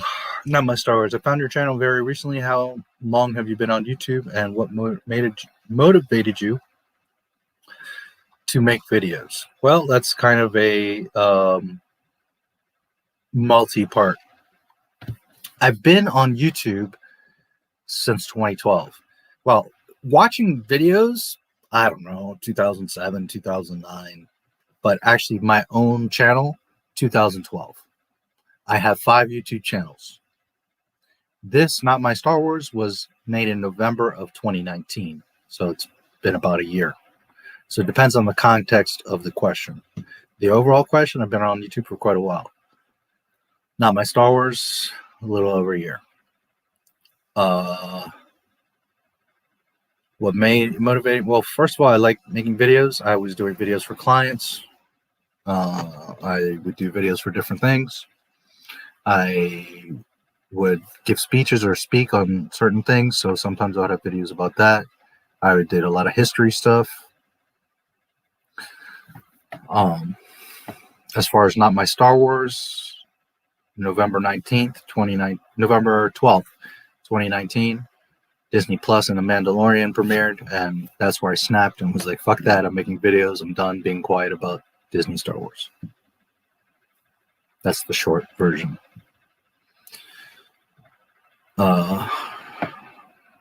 So I think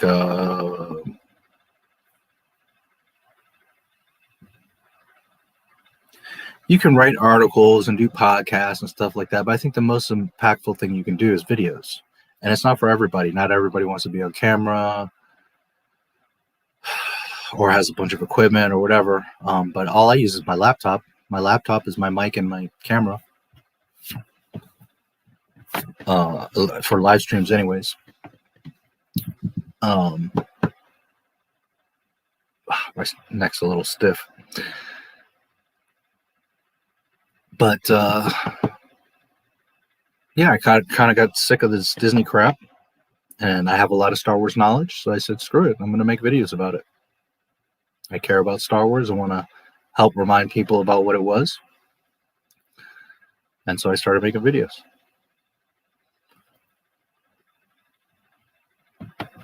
Basically, that's it.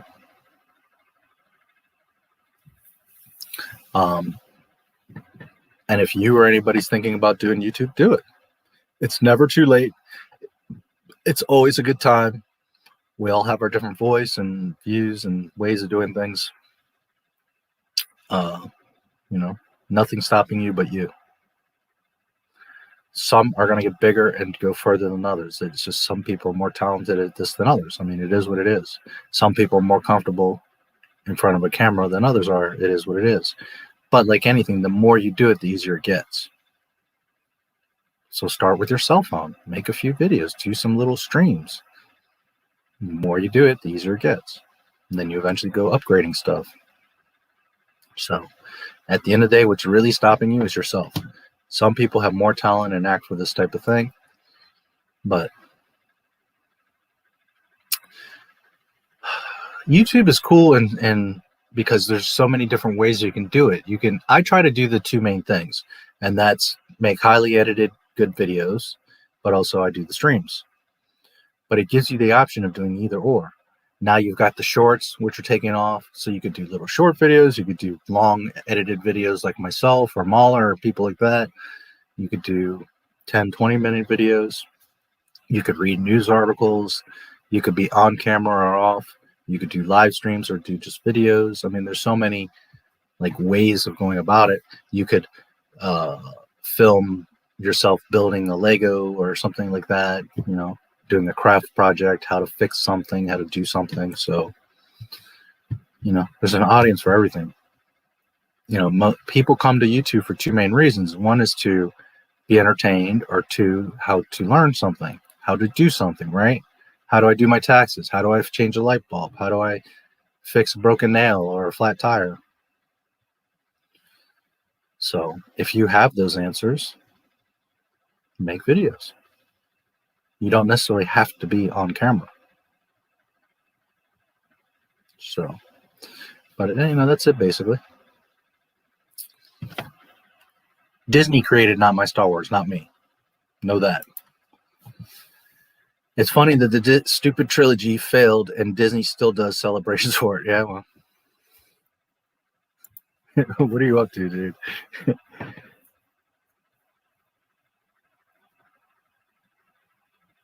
Okay. I really can tell that that's dirty. Why oh Lord. I already like basically know what that says. Nope.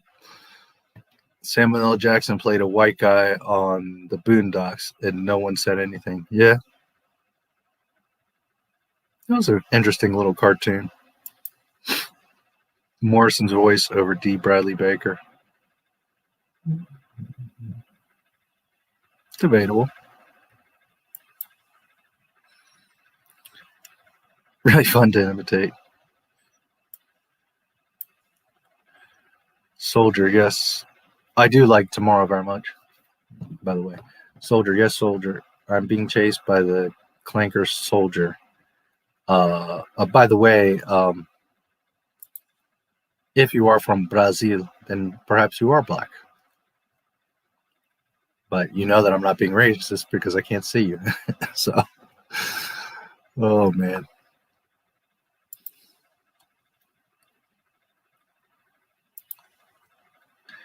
Baker is really funny to imitate.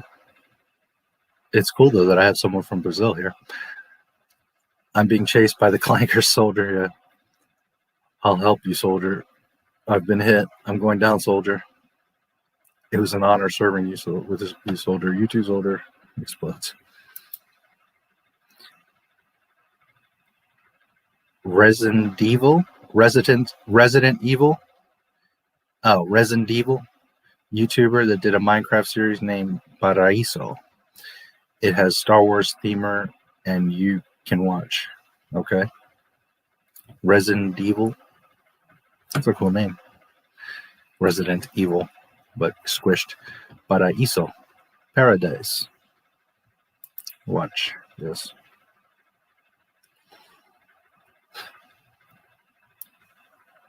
Don't be mad because Messi's the best, dude.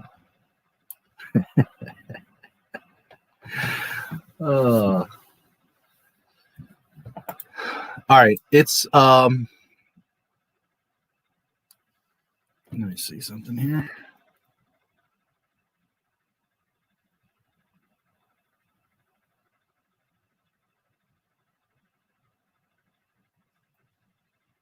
Okay. All right, it's been 3 hours, so I'm going to take a quick break. Run to the bathroom. I need some liquid. Stretch out. and we will continue on. I'll put on a little video for you guys.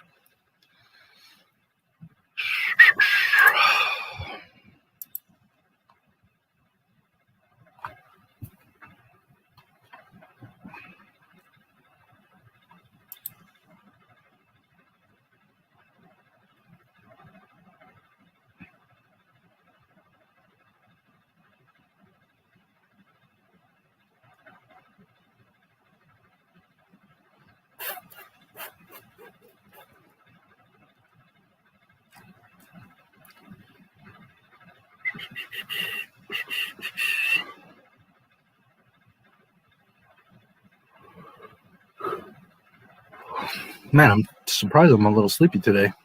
I slept in pretty good.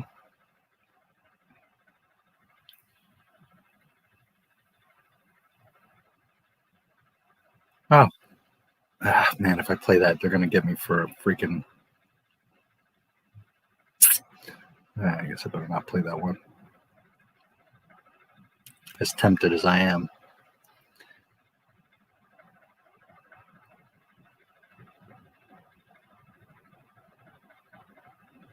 It's going to hit me with a copyright.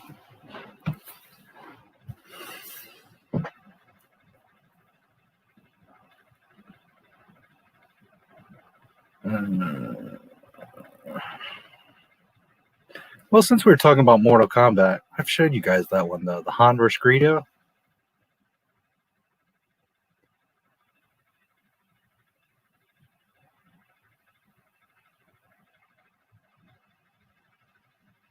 Pretty sure I've showed you that.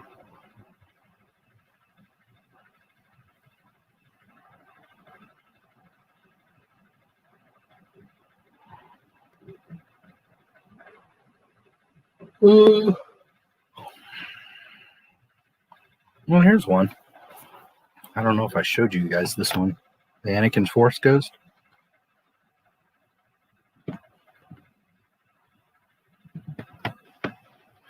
Actually, let me play this one. It's a half an hour long, so I won't let the whole thing run, but in the few minutes that I'm gone. Because I've been talking about this. It talks about Obi-Wan and Adam Driver recording the stuff like 3 days before the Rise of Skywalker comes out.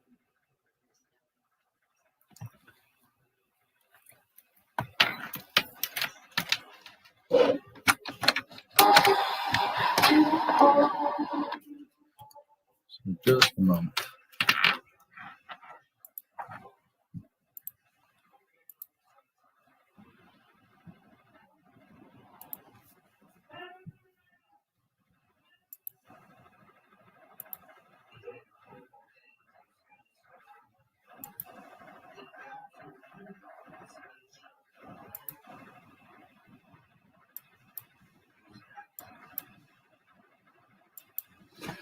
Actually, yeah, I'll play this one because it also talks about Jake Lloyd, which I remember what some of you were asking me about recently.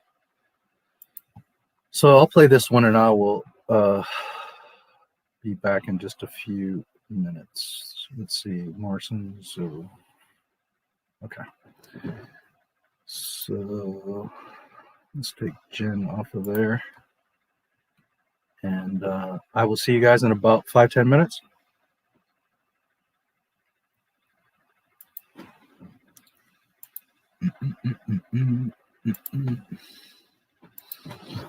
I'll leave you with this video in the meantime, and I will see you shortly.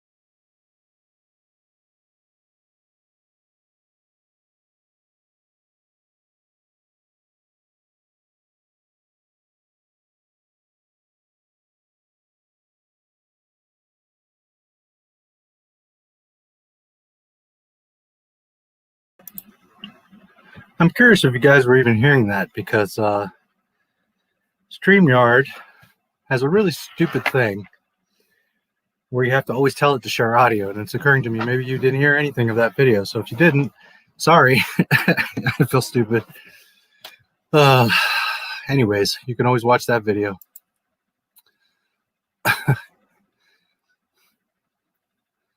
And as you can see where I'm at in this video, this list, Kathleen talking about there's no content. Anyways, I don't know if it shared the audio or not. I really wish there was a default there where it would just share the audio. It's a nice protection so that when we share stuff, you know, you don't get caught with music or something for copyright, but it's also annoying.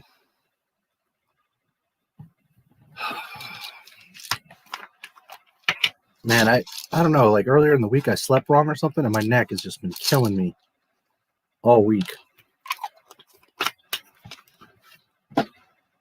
So I'm going to take an ibuprofen because that's the only thing that's been helping. It's better, but still kind of.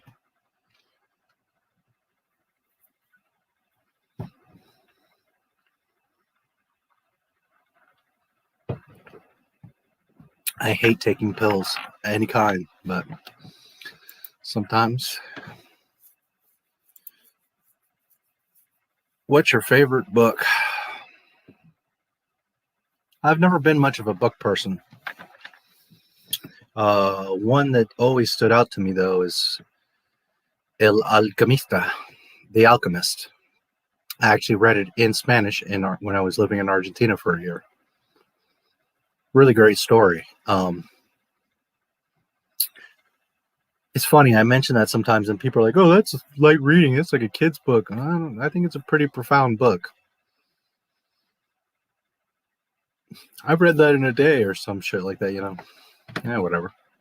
It's a pretty good book. I've read some of the Harry Potter books. They're pretty good. Star Wars, of course. I don't necessarily have a favorite book because I'm not much of a bookworm.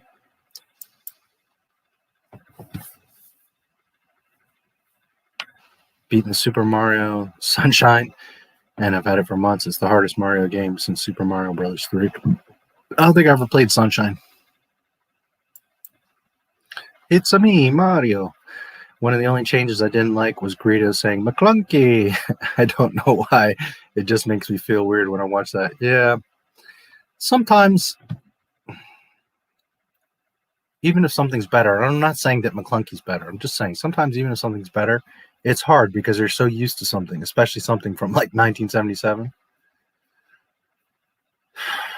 You know, like the Boba Fett voice, you know, Tamora Morrison. It does make more sense, but it's also like, well, damn, I saw that shit in 1980 and it's just weird.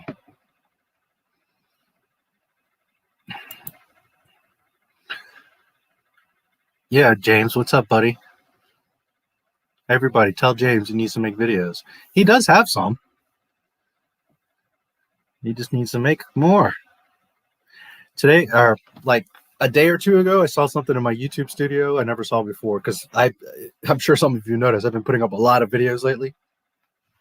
And it says, congratulations, it's paid off. You've been publishing a lot more videos than usual, and it's led to more views. Which is true, but I'll never be able to do that where everyday video type of thing, because I don't do like the quartering, for example, you know, RK Outpost. Those guys just get on the mic and talk.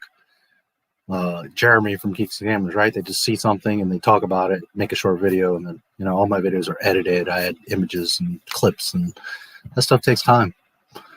And I'm not taking anything away from those guys. They do very well.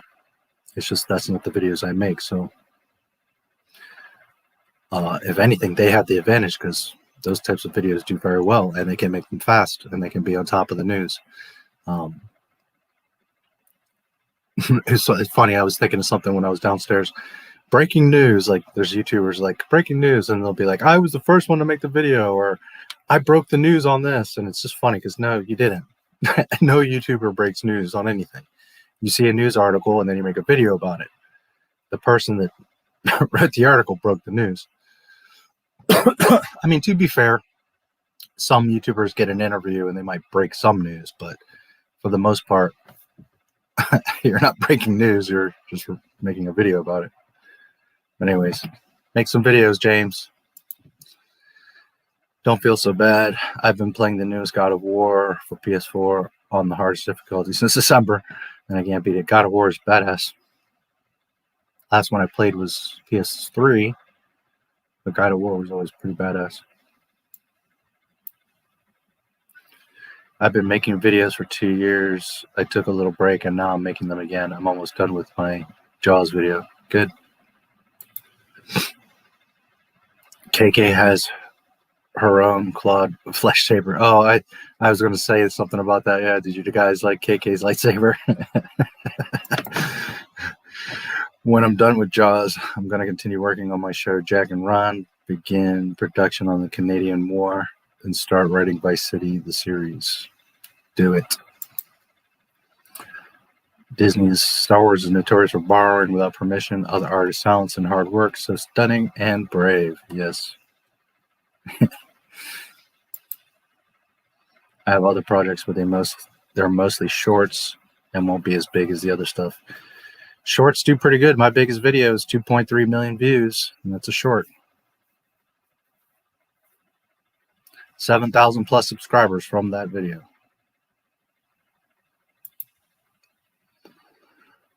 What's the channel name where you put out your Vice? Yeah, sorry about that, guys. I'm so sorry about that. That was a stupid moment by me, because when you share through StreamYard, there's a little checkbox at the bottom that we often forget, that you have to, every freaking time you share, check that box so that there's sound. And I just didn't think about it at that moment. It's annoying. Really should be an option to just make it permanent sound, but sorry about that. I know that you all must have been watching that like, what the hell? Yeah, stupid.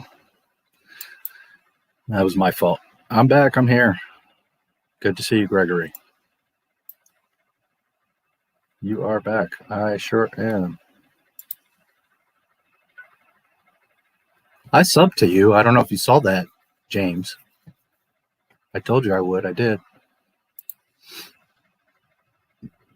Read most stuff. Yeah. It's just, annoying. Like, I didn't mean to leave you guys with like that. He's got some funny stuff. He needs to grow. He needs to find his voice and improve. But, I mean, I liked your stuff. The more you do it, the easier it gets. The better you get at it. Just keep going, dude. I had an advantage. I've said this before. I've been on YouTube since 2012. So when I started Not My Star Wars, I had a huge advantage. I understand videos and SEO and all that stuff. So my beginning videos on Not My Star Wars are much higher level than other people beginning on YouTube, because I've been already on YouTube since 2012. Certainly my stuff has gotten better on Not My Star Wars. Like the video you just saw was one of my first videos. The whole time I'm downstairs, I'm like, man, I really wish I would have put in background music on that video. And I didn't. And unfortunately, YouTube doesn't let you. Like, I would have to re-upload the video and it would be like a new video. So I had a huge advantage because, I've already been doing this. But even my stuff has gotten a lot better, from doing this for the past year nonstop. Favorite book that gave me a lot of insight was the Celestine Prophecies. Good book, not as good a movie. I don't know that one. I like Disney Star Wars. I mean, they added diversity to Star Wars. There was always diversity in Star Wars.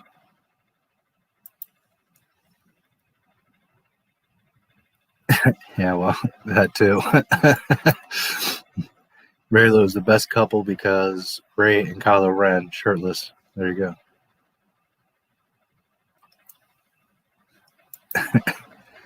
Almost all the Marvel movies have a shirtless scene. The Last Jedi having one is proof that they're turning Star Wars into the next Marvel. Yeah, well, we'll see what happens there.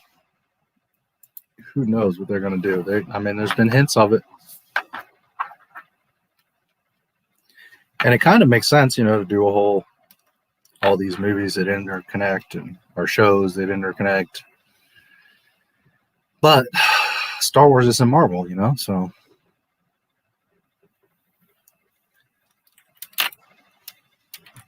But Disney's never understood Star Wars anyways, so.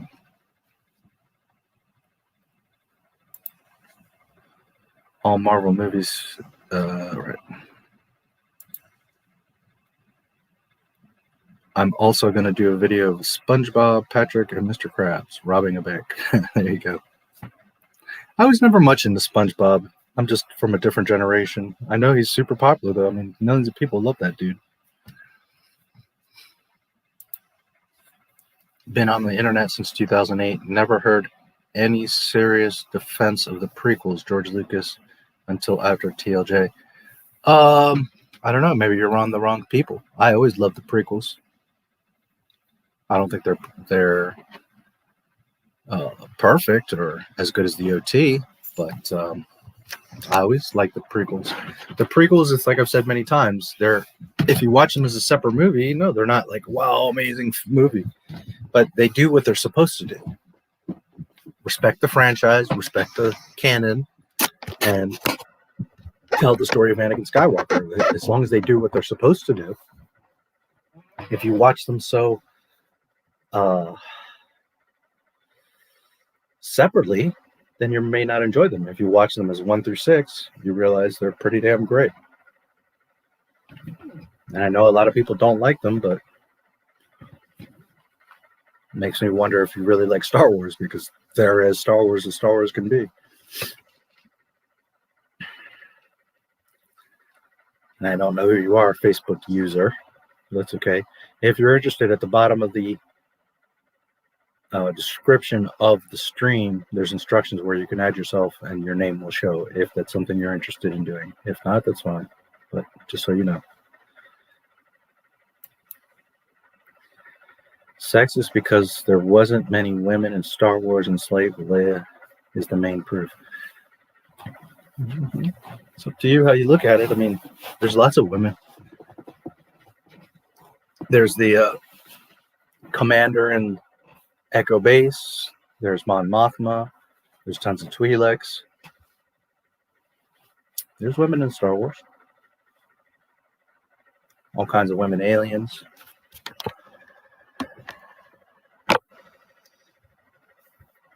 Who's the first character you see in Star Wars? I mean, you see Darth Vader, but the first human, the first person that you actually see is Princess Leia. So, you know, it's kind of hard. It's kind of a shaky argument. Does this look familiar to you?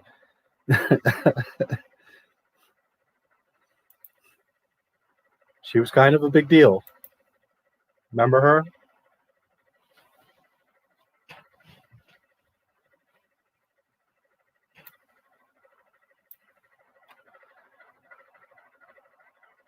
Disney Star Wars was going to be great if they followed Lucas's plans, not get hacks. Yeah, well, they chose this. Like I say this all the time. They chose this, not me.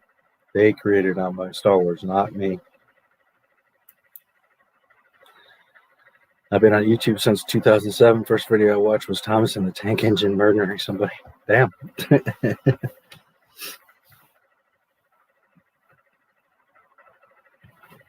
You guys know the first YouTube video? It was a guy at a zoo.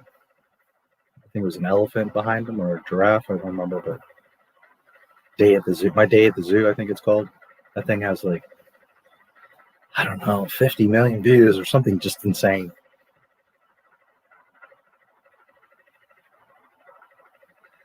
Looking back, you know, it's like, remember like Back to the Future, the whole thing where Biff had the sports scores?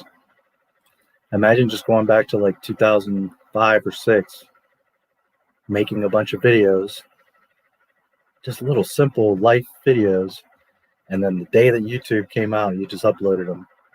Right now, you would have like 100 million views per video. You could have monetized them 1,000 times. You know, it would take some years before it all kick in, but you could set yourself up for yowza. You know, I didn't really think about it, but shit, had I thought about it back then when YouTube first, if I would have started making Star Wars videos, fuck, should have.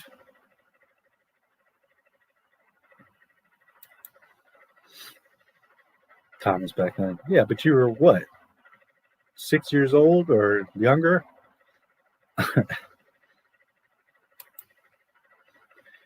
The phone with Ryan. He's going to do a trilogy of the X-Men special. Awesome, great.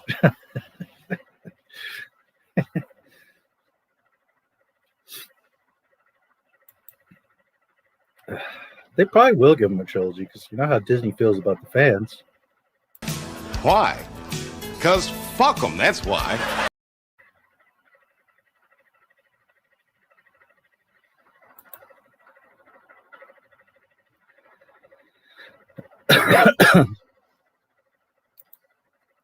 It's Thomas. Someone dies in every episode. There's even a song about it called Accidents Happen. What a messed up show. Really? I never really paid attention to it. I thought it was just a little train like transporting people around. There's people dying in that show.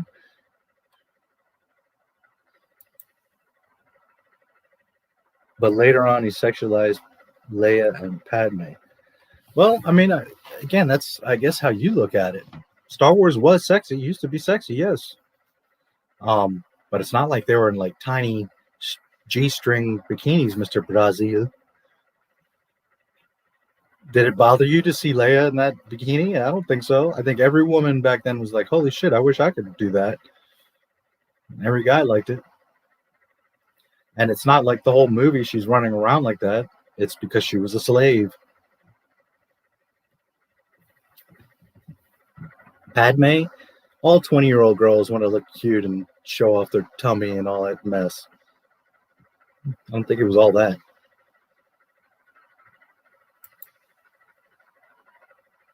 I think my mom watched it because Ringo Starr was Mr. Conductor. There you go.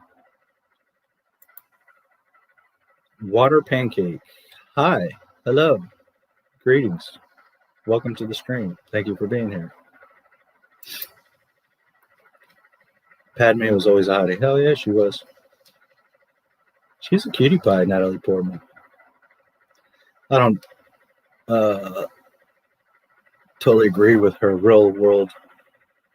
She said some silly things, but she seems like a nice enough person, and you know, she is an attractive little petite woman. I was 3 when I watched that video. Maybe you are scarred. Harrison Ford and Hayden Christensen were beasts. Yep. There was a movie where Mr. Conductor was played by Alec Baldwin. Really? A Thomas movie? I didn't know all these people were playing in that stuff. It's interesting. Any black character aside from Lando and Mace Windu? You do realize there was aliens from all over the world. There was green, blue, red, right? I got to think about it. Were they the only two? What about Panaka? And what about what was her other security? Jamira, man, I can't remember his name right now. But her other security guard. There was a few, dude. You're just not thinking. Or you're just thinking of like the main characters. There's plenty of diversity in Star Wars.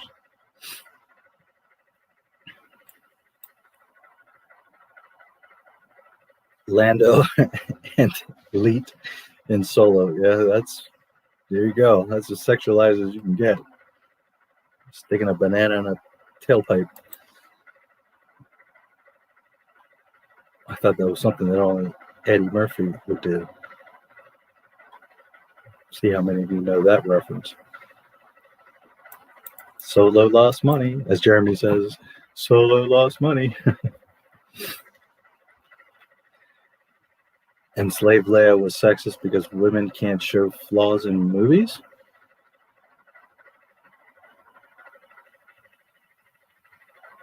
Huh? The best characters show flaws. Leia showed plenty of flaws.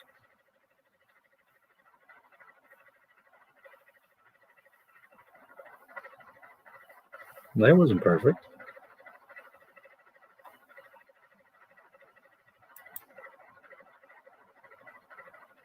Yeah. It does seem that way. I don't think he's being mean, though. I think he's just being silly and trying to have fun. I saw a black eye in the background of A New Hope a while ago. Yeah, I mean, they're around. Panaka. Yep. That's so funny. Like, sometimes I think you guys are thinking exactly like I am. Not that Darth Vader was voiced by James Earl Jones. Yeah, I mean, imagine that. The most famous villain in all the history of the world played by a black guy. Or voiced by, at least. Jar Jar Binks. Yes, very good.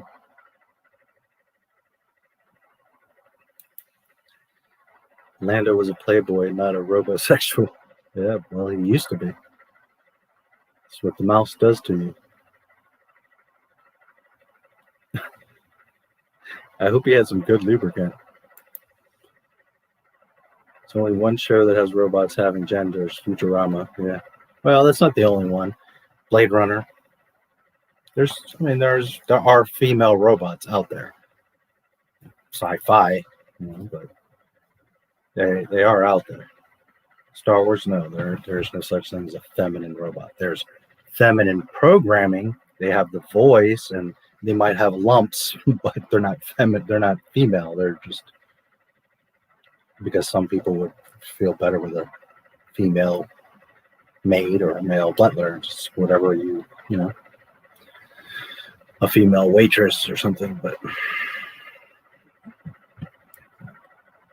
there's some movies out there, Westworld and Blade Runner. You could totally sleep with these robots, so, and you wouldn't know that they were fake at all. They were that well made, so, or that they were robots, which is kind of scary. Certainly would revolutionize the prostitution racket, I suppose.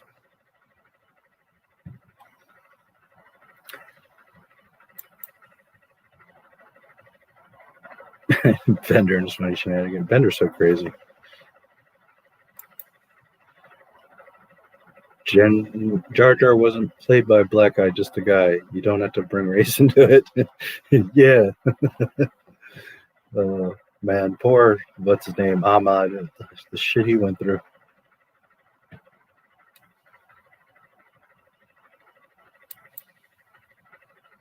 Fembots from, there you go. Fembots, yep.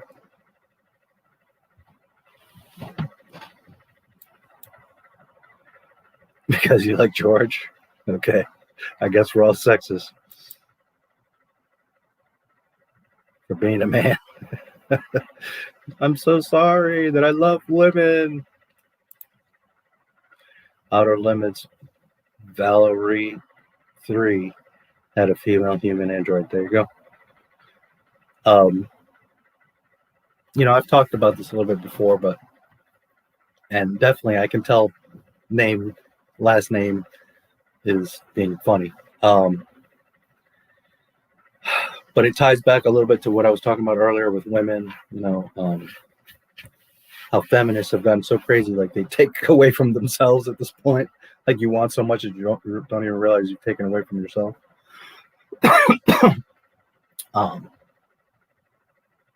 A man should never apologize for liking women or liking to look at attractive women or liking to look at half naked or even naked women. That is God, how God made us. And guess what? Women like to look at us too. Oh my God. Imagine that. That is perfectly natural and perfectly normal. You just have to be respectful. You just don't treat women like they're, you know, a piece of meat or a Westworld robot, you know. But there's nothing wrong with liking a woman, being attracted to the woman, or even telling her. Most women, if you're respectful about it, You know, you'd be surprised if you say it in the right way and you're kind and you approach her the right way. You could say, "You've got a really nice ass," and she would say, "Thank you." It's all in how you approach it, you know, how you do it. If you're acting all crazy, well, yeah, she's going to get offended and weirded out. But many times I've walked up to a strange woman and was like, "Wow, you have really nice hair," or "You have beautiful eyes," or whatever. And they certainly didn't mind. They had a big, huge smile on their face. But it's all in how you approach it. Anyways, the point is, there's nothing with liking a woman or whatever, liking whatever you like. It's how you approach things. And society has just, you know, made people crazy. Or they like want to shame men. But there's plenty of women out there that get it and absolutely adore men. So it makes me mad when people are theorizing who Anakin's father is when Shmi said there was no father. Well, and I've shown you guys the article where George Lucas said that the Force created Anakin. It's not even like up for debate or a theory anymore. He literally said the Force created Anakin. So is really KK? He might be. Star Wars Theory said there was no father and tries asking who Anakin's father is. Yeah, well, it's in my comments on one of my posts. Somebody said, like, "Why do you do this shit?" or something like that, or I don't remember. And I was like, well, because some people love real Star Wars. And then they said something, I don't remember. I'm like, well, you know, hey, welcome to Not My Star Wars, the realest Star Wars channel on YouTube. And they were like, Star Wars Theory is better. I was like, okay, well, why? Because he has more subscribers. He's better. His name is literally Theory, and you're saying that he's better. Nothing against the kid. I think he makes nice videos. He's cool. He's fine. I'm not like trashing him. I'm just saying, like, someone that tells you, hey, I've got a bunch of theories, against like a room full of scientists, and you're like, well, but this kid's got theories. Listen to him. Okay. Doesn't know where Hoth was filmed, but yeah, you all should look to him for the authority on the subject. Oh, Lord. Vicky from the television show Small Wonder was a film. There you go. Yeah. Wow. I forgot all about She's a Small Wonder. Holy shit, bro. I totally forgot about that show.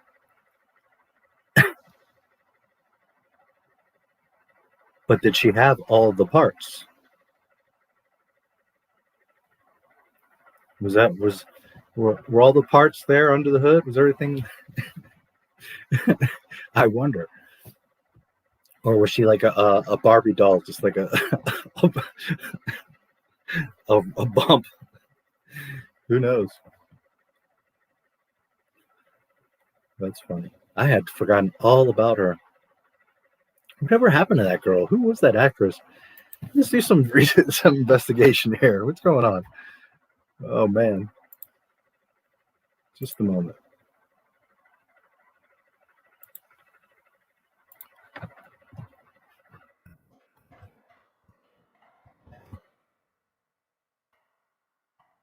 Small Wonder, American sitcom. Let's read a little bit here about Small Wonder is an American comedy science fiction sitcom that aired in first run syndication from September 7, 1985 to May 20, 1989.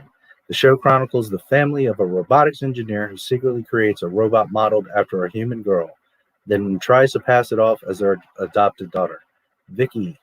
The series eventually turned out to be a surprise hit, specifically amongst the kids section, as many channels belonging to different nations witnessed while rerunning of the show. Owing to its popularity in some countries, the show had to be dubbed in different languages. Too funny. Yep, her brother. Oh, man. Her brother and sister. The storyline revolves around VICI, V-I-C-I, acronym for Voice Input Child Identicant. An android in the form of a 10-year-old girl, Vicky was built by Ted Lawson, an engineer-inventor for United Robotronics, in an effort to assist handicapped children. Lawson takes the robot home so that it can mature within a family environment. Vicky's features include superhuman strength and speed, an AC outlet under her right arm, a data port under her left arm, and an access panel in her back. Despite this, the Lawson family initially tries to pass Vicky off as an orphaned family member whom they eventually legally adopt as their daughter. Too funny. Let's see who was Vicky. Victoria Ann Smith Lawson was Tiffany Brissett. Tiffany Brissett, born December 26, 1974, is an American former child actress. She is best known for her role as Vicky the Robot, aka Vicky Lawson, of the syndicated American sitcom Small Wonder, which aired from 85 to 89. Born in Paradise, California. Her first appearance was in a 1983 film, Heart Like a Wheel. Opposite Bonnie Bedelia and Beau Bridges. She had a guest role on Webster, that's right. Small Wonder, appearing in Parker Lewis, Can't Lose.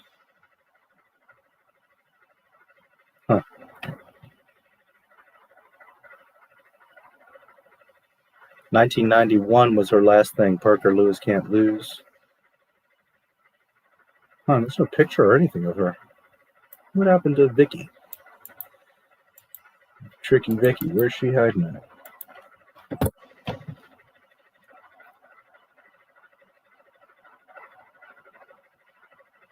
Oh wow, she looks so different.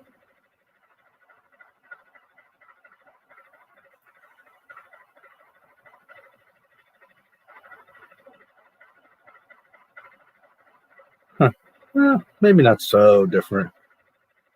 Just haven't seen her in so long.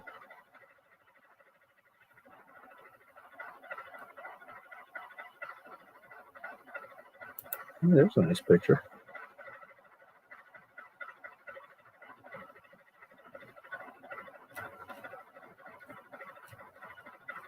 Oh, did you all hear that Kim Kardashian filed for divorce with Kanye West? Breaking news. I kind of always figured that would happen. That eventually one of them would get tired of themselves and each other.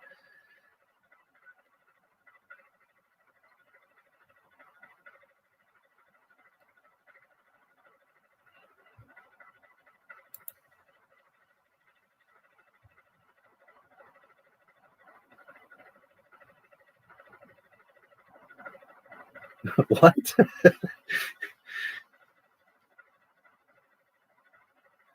Boulder, Colorado. When is this? August 26, 2010. Boulder, Colorado. Tiffany Brissett, who played Vicky the Robot on TV's Small Wonder, revealed that she is in fact an actual android. In a new memoir published this week titled Beep Boop, My Life as a Robot, Brissett detailed the highs and lows of being a living automaton working in Hollywood. What?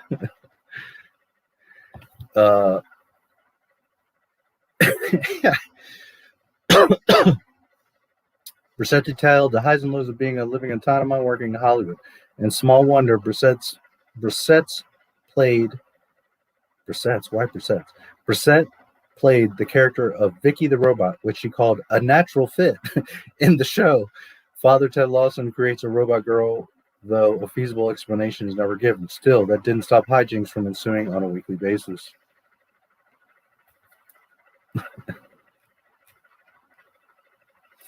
Here, I'll share the just for fun here. Too funny.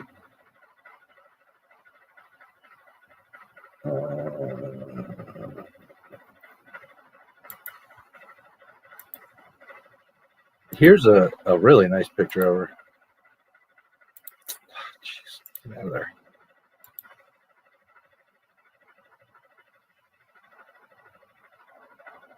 She's cute. Let's see. And then here's the other one.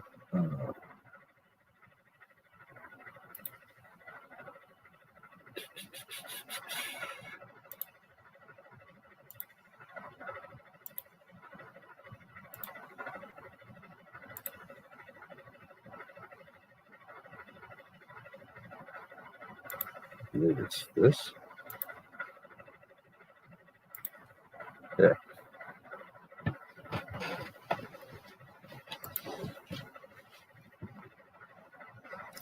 Tiffany Michelle Brissett, Paradise, California. Wonder if people still recognize her. Maybe. Probably people my age would see her and be like, you remind me of. She's 5 feet 5 inches. She's a little thing.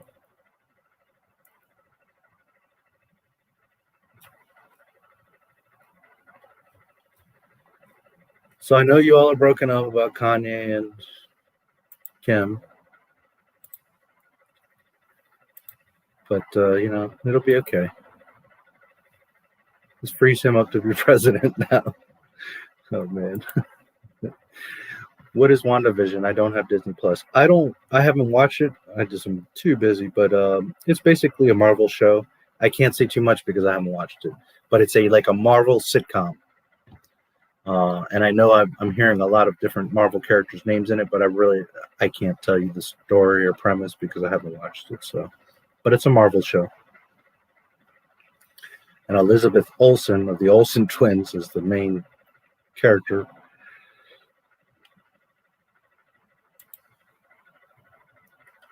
Social acuity or ability to read the room is needed to be able to successfully compliment anyone. Yes. And this goes for, you know, men to men or women to women too. You know, I think that women to women are much more comfortable. Like if a girl comes up to another girl, it's like, girl, you've got really, you know, a beautiful body, or, you know, stuff like that. The women just, you know, guys aren't going to go up to another guy like, dude, you've got an awesome body. You know, obviously that'd be awkward.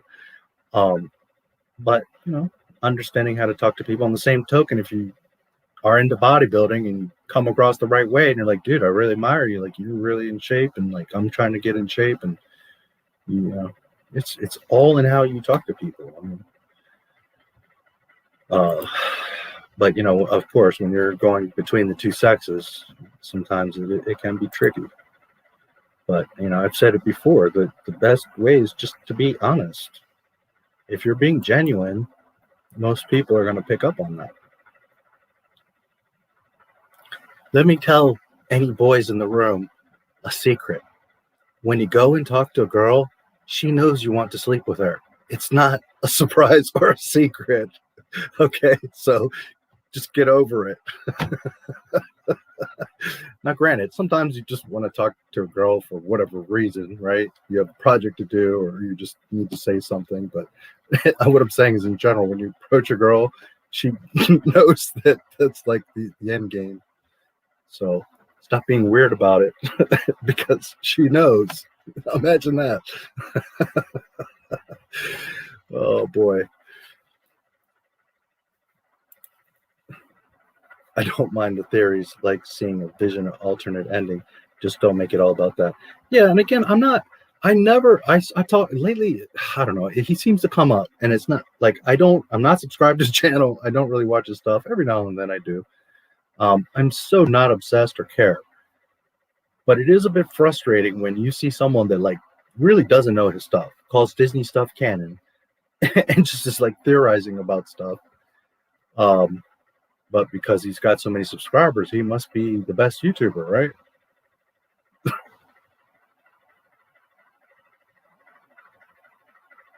But whatever, you know. I think he has a good channel. I think he does a lot of good stuff. And I think that in his heart and his mind, he thinks he's doing good and is being genuine. I'm not saying that he's being disingenuous. It's just that he doesn't realize what he's doing. Anyways, Leia and Padme were classy. If you want to go there, Luke had some kind of tight pants. I mean, it was all done in a creative, classy manner. Yeah, I mean, Han had tight, right? His little shirt and vest were pretty tight. He had tight pants. Lando had on tight pants with his cape. I mean, they were all pretty flattering to all of them. So I think if I was a Wookiee, I would like Chewie. Yeah, I mean, anyways, you don't have to be ashamed. Star Wars was sexy. It wasn't over the top and nasty, but it was sexy.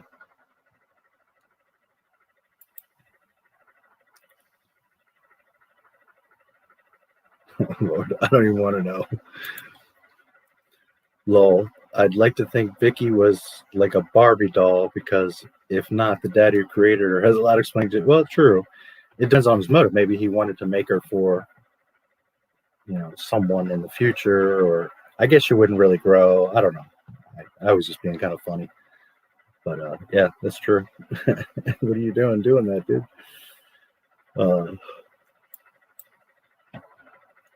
Congratulations, NotMySTARWARS and 10K subscribers. Adaptive Writer Bear, good to see you. Thank you so much, brother. I appreciate it. I assume you're a guy, so if you're a female, then thank you so much, sister. Appreciate it. Small Wonder was my jam, but the neighbor girl was annoying as hell. Yes. Man, I had totally forgot. I used to watch the shit out of Small Wonder. That's so funny. I watched Phantom Menace and AOTC with you. I missed Rots, but I'm looking forward to it. Cool. Yeah, absolutely. We're going to do A New Hope next week. I'm kind of glad that this happened because, I mean, I love Star Wars. It's not that I'm fatigued on it, but it is nice to kind of take a little break. I mean, considering I'm doing 10-hour streams on each movie, right? 10 plus hours. So Buffy had a robot Buffy too, for real looking robot women. Yeah. Man, Buffy was awesome. Oof, I had a crush on Buffy. I'll never forget. I don't remember if I've ever talked about this, but one episode I really liked. I think I might have. I'm not sure. For some reason, she was sick. Like the beginning of the episode, she gets sick. Like, kind of like appeared like a flu or a cold, but nobody really knew what was wrong with her. And like the whole episode, she's just dragging and sick, and like she got her butt whooped, and like I think there was like some witches that had some curse on her or something like that. But like the whole episode, she's getting her ass whooped, and everyone else is like, "Oh my god, what are we gonna do? Buffy's sick," and they're all in trouble. And like at the end of the episode, Buffy comes in, and like, you know, everyone else is like about to get, I don't know, turned to frogs or killed or whatever was going to happen. I think there was something with some witches, and the witch or witches or whatever they were was like, "Bitch, please, you can't do anything," you know, whatever. I'm totally paraphrasing because it's been a long time, but this is the idea. And I'll never forget, Buffy was like, "I feel better now." So like, I don't know what she did. She took some medicine or figured out what was getting her sick, whatever. And then she, of course, came in and whooped that ass. I just always thought that was so cool. She's like, "I feel better now." You're like, yes, Buffy's about to wreck shop, because she sure did. That episode sticks out to me. Dead girls in chat, yes. Super duper dead girls. I love me some dead girls, and I'm glad she's been a part of my little community here. Do you have a family? Yes, most of us do. Pornhub. I've never been much into porn, to be honest with you. I've seen plenty. I'm not shy, like, "Oh no, porn." It's just not really. I prefer the real thing. I'd rather make them than watch them. Not that I make pornos or am into that. I'm just saying I would rather make them than watch them. Hard to explain. Yeah, and again, I can't give you an honest, because I haven't seen it. At least he's better than Star Wars Explained. Yeah, again, I feel like he has a good intent. He does genuinely love Star Wars. He's just confused because he also very much loves Disney Star Wars. So it's like a total dichotomy of like, okay, dude, I see your dedication. You love this. You're into it. But yet you're like all over the Disney shit. And when you're a fan that's like that, just blinded, like, well, but it's Star Wars. I got to like it. Then you're lost. You're like Anakin. You're just lost. You know, and I will repeat, as I always say, I'm not here to tell you what to like. If you like Rebels or this or the other, fine, that's, you know, but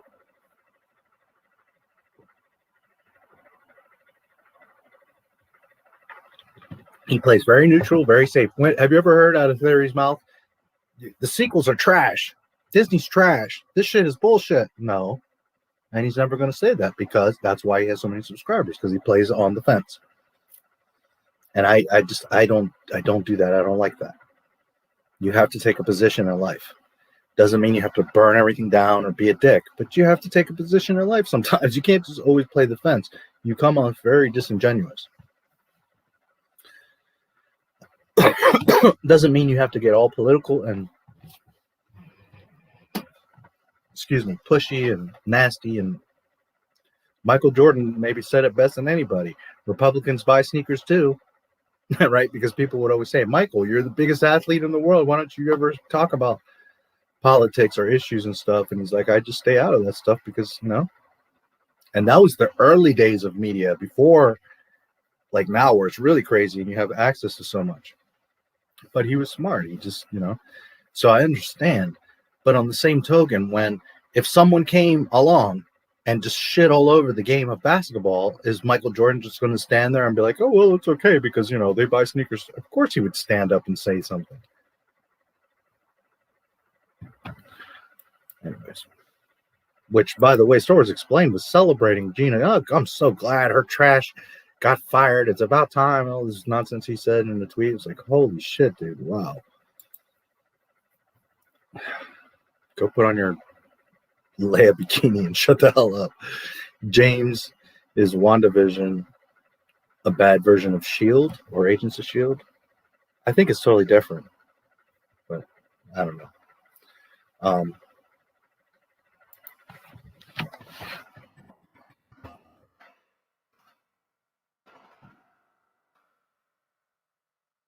I don't like picking on people, but I gotta do it.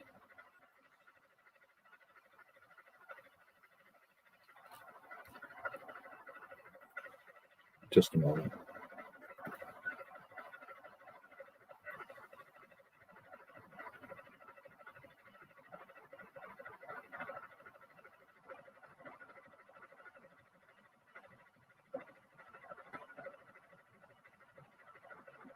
Huh, what is this?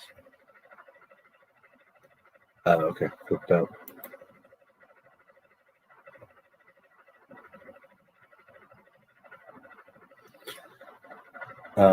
Kim Kardashian West has filed for divorce. That's going to be, I'm sure that's going to be all over YouTube videos.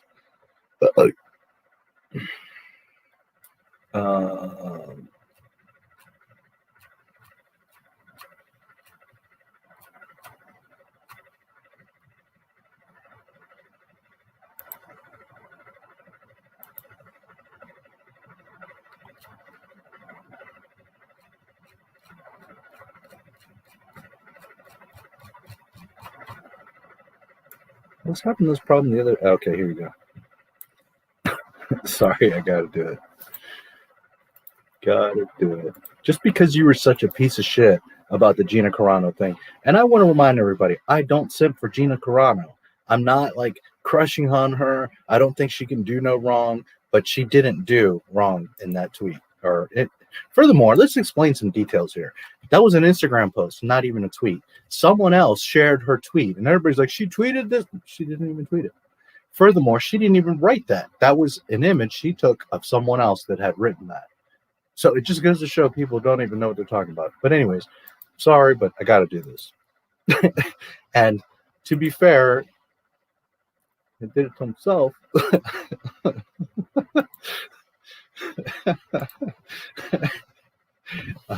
I'm just.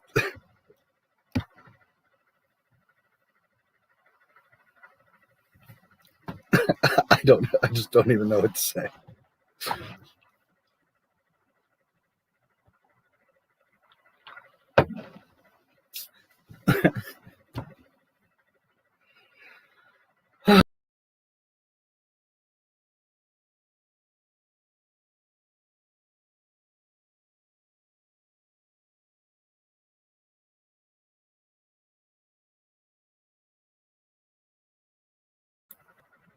Oops, I closed.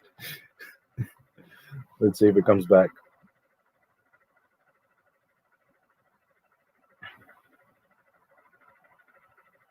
Okay, it came back. I closed the wrong window. Oh man, too funny. That frazzled my brain.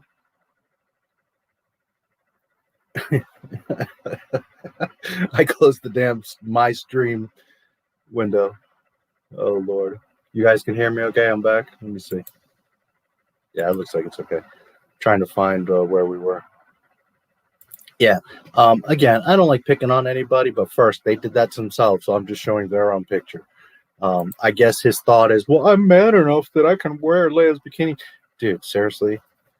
Your wife should be embarrassed to do this. And you, like, shaved your body and you're wearing Leia's Leia. Anyways, I'm not here to judge anybody. I'm just... Holy shit. And this is the person that's trying to judge Gina on saying something that was some real shit. James is one division, a bad version of S.H.I.E.L.D. Can't wait to see Alex's Star Wars timeline video from this year to see how the High Republic fits in. Yeah. Another one that, you know, totally stays neutral and totally shills for Disney.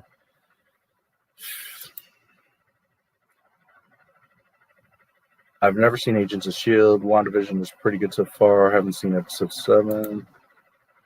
Let's just say it's the Stranger Things. Yeah, kind of seems that way. We'll go with that. I'm a dude. Okay, yeah, I figured. I imagine you've already talked about KK and her massive failure being celebrated and heard about worldwide, and what a joy and great thing it is for her to be in hiding. I don't remember. We maybe touched on it a tiny bit, but we didn't really talk about it too much. It was in my new intro, which I hope some of you noticed that I had changed the intro. But you know, just remember. Fade in.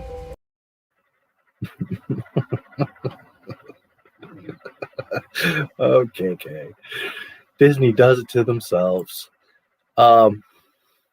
We didn't talk about it too much. I don't know if there's anything you want to say or ask about it. Obviously, I think my videos made it pretty clear. Amazing. And boy, I don't think I've ever seen anything get ratioed as fast or as bad. I mean, holy shit, 100 likes to 10,000 plus dislikes. Holy shit. That's like hatred. Oh my God. I have never seen such a thing. Wow. Just goes to show, you know, it's like I've said many times, and a lot of you know, there's a small group of people that, yeah, The Last Jedi, Disney's great. And it's like 1,000 people, literally. They're on Facebook, they're on Twitter, and they swear, like, you're an idiot, Disney's great. Yes, all 1,000 of you we know liked The Last Jedi. We get it. And you have the ones that are like, Kathleen Kennedy's great. What are you talking about? She did all these wonderful things. But the proof is in the pudding. You know, when you see a video like that and there's 100 likes to 10,000 dislikes, I mean, you are the vocal ones, and yet you see what most people really think. Let's check in here, because I haven't even looked in a while. Let's check in on this. Which is a video that totally, again, my channel's small. It's just a little video. I'm not saying that it's indicative of the entire Star Wars franchise. I'm not saying that at all. But, you know, give me just a moment.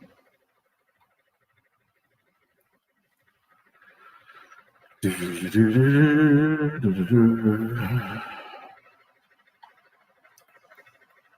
know, all of us toxic fans that hate George Lucas and Star Wars.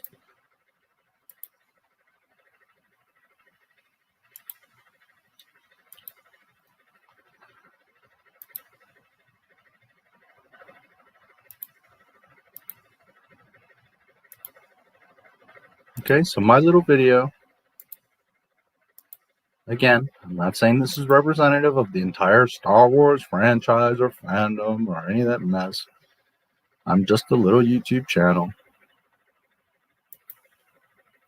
But when you have a video like this that has 2.335 views, or sorry, 2.335 million views, and it has 2.7 dislikes versus 74,000 likes, it goes to show that, yes, there's a lot of people that talk shit about George Lucas, and the prequels suck, and George Lucas is an idiot. But the truth of the matter is that when the people speak, obviously, most people loved the original Star Wars and George Lucas. And I'm just one little example. I want to stress, I'm not representing the entire Star Wars fandom here. But after 2.3 million views, and you've got 72,000 difference of like to dislikes, it's pretty indicative of how people feel about George Lucas and Star Wars. So don't listen to the media and the 10 people on Twitter or Facebook that are like, you're stupid. The Last Jedi was great. You guys don't understand art. You guys, the Star Wars is dumb and Disney saved it.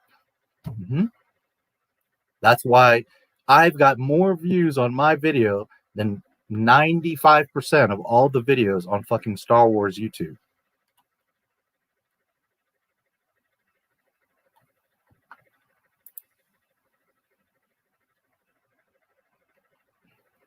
So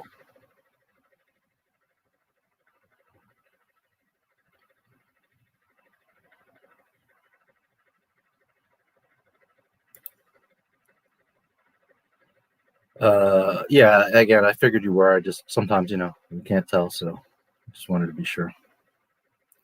And let's look at Miss KK. KK, it's gonna be KK.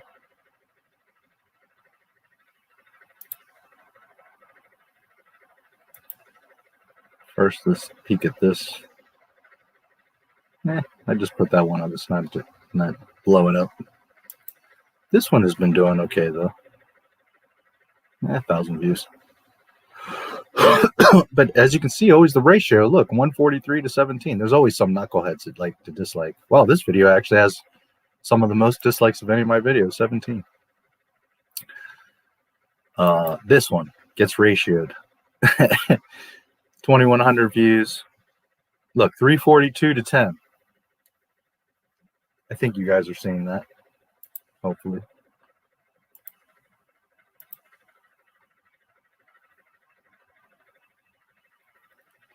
So 10K to 100 likes. That is so disgusting. Holy shit. Holy shit. That is so damn terrible. Wow. 6,000 comments. All those comments were negative. All of them. It was terrible.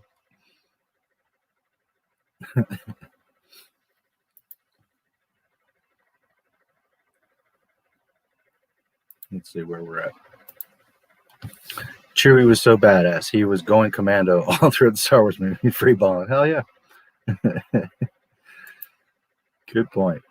Instead of the upside down, it's sitcoms. I'm on the first episode. They parody the Dick Van Dyke Show. Yeah. It's like old sitcom, old TV, kind of. It's hard to explain. It looks neat. Man, I'm so busy. And between like all the Disney pisses me off and I'm so busy on stuff, it's like I'm not like anxious to go see it. Although I've been hearing it's pretty decent. I know that episode. That's a good one. She was cursed by some demons, but that's a good one. Yeah, there was that's what it from what I remember, that it was some sort of curse or something, and and I really love, how in the end she's like, I feel better now. She's like, hello. I'm about to whoop that ass. Yeah, I love that one. I used to have a pretty good crush on Sarah Michelle back in the day. She wasn't like my ultimate, but I had a pretty good crush on Buffy. But again, it's the character. You see her, as Buffy, so. And then she went and married Freddie Prinze. I mean, what was she thinking? Holy shit. But it goes to show either like she's a total airhead and doesn't get it, or she does get it and like she thinks he's great. And either way, it's like, well, that diminishes Buffy. Oh well. Thank you. I enjoy your streams. Thank you. I'm always so glad to see you here. You and everybody. But definitely, I'm very happy when I see your little crow face there. Again, you remind me of Baby Jinx. I showed you Baby Jinx, right? I'm pretty sure I did. The true mastermind behind Not My Star Wars.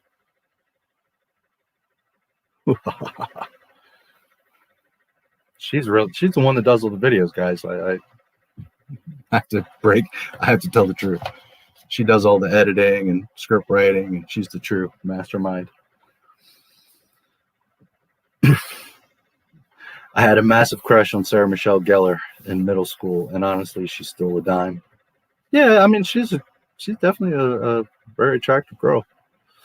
But a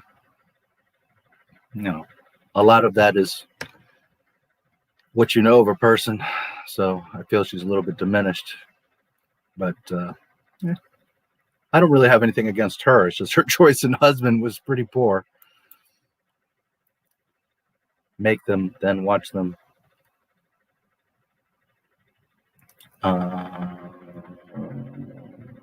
What part are you talking about? Make them, then watch them. Talking about James making videos?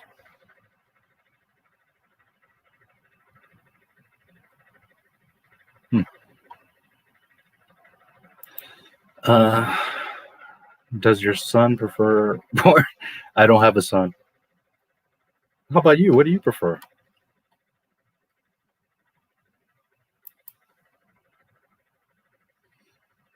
Alex would not be praising The Last Jedi if it wasn't called Star Wars. Yeah, that's true.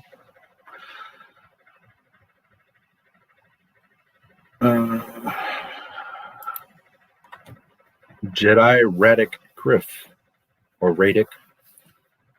Hello there. Just found you today. Oh, well, very welcome. Cool avatar. What is that? Can't see. It's so small. Can't tell, but you have glowing eyes. Looks pretty cool. I'm glad you did. I hope you enjoy. Welcome to the party. A lot of people used to tell me PewDiePie was the most violent YouTuber. There's way more violent YouTube channels. They said that because PewDiePie has more subscribers than anyone. I know PewDiePie. I've seen some of his videos, but I don't really watch him. I'm not very religious. Months or a year could go by without me watching a PewDiePie video. Not anything against him. But I've never known him to be violent or even like overly aggressive. He does. He can be a little snarky. He can be not condescending is the word I'm looking for, but what's the word?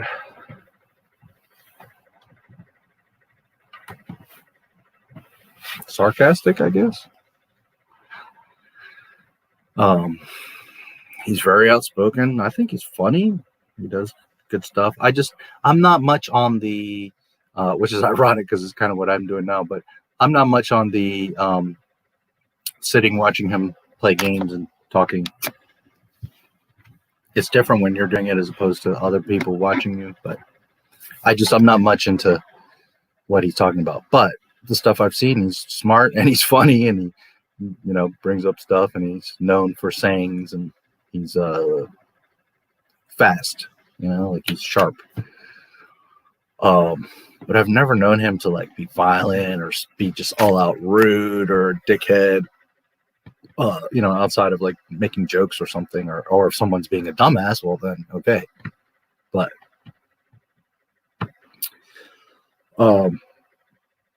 yes, double-edged sword. You get 1 million subscribers, which I know he has like 10 or something stupid. But you hit 1 million subscribers, even a few 100,000, but you hit 1 million subscribers and you're gonna have people, you have two things. You have like theory, where people are like, oh, well, he's got this many subscribers, he must know what he's talking about, so they just subscribe. Or you get the, crazies that are like, you've got that many subscribers, so you're evil. It's just, it is what it is.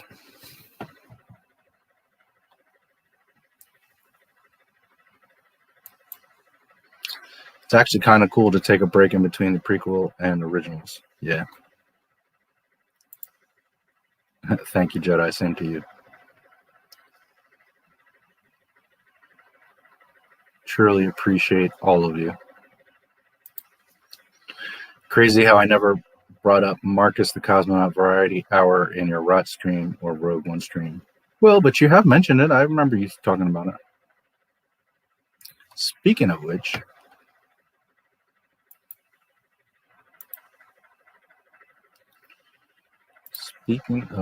just a moment.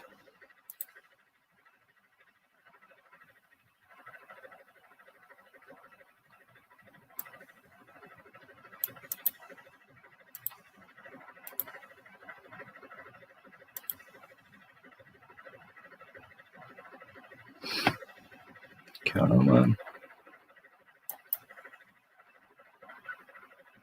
Man, when you live stream, it's like everything on your computer just slows down.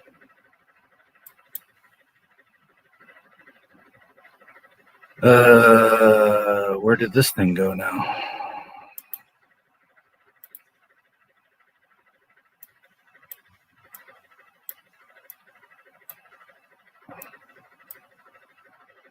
What the hell?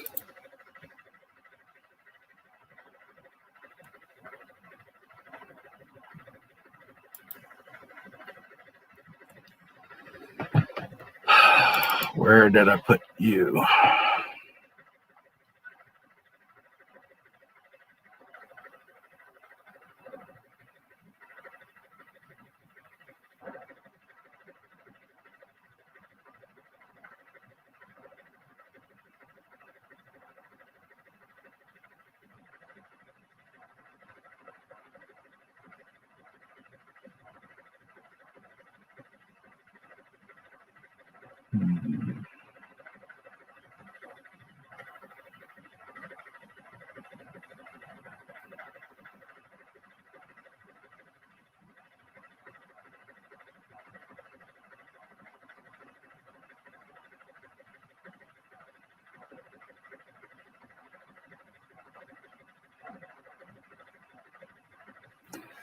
Where?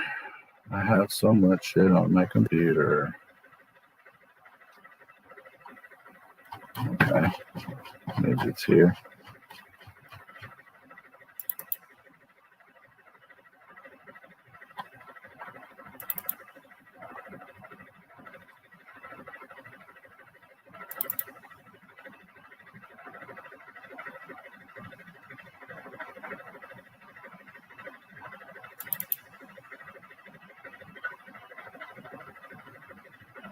Okie dokie.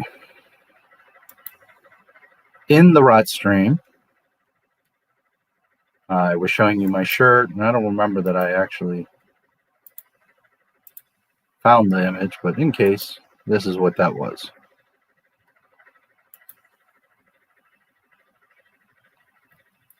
So it's Anakin, obviously, right? And his robe, but it's acting kind of like a cape, and the way it's furlowing out, right? Like technically you can see here like the curve of his cape, right? But it gives you the illusion, like here's part of his Jedi robe, but it gives you the illusion of Darth Vader's helmet. And this is kind of the squish version because it was more of a wide image. Like I said, when I went to go see it in the premiere, there was a massive poster of it at the theater. So a very wide image. But anyways, this has always been one of my favorite like images or scenes from Star Wars.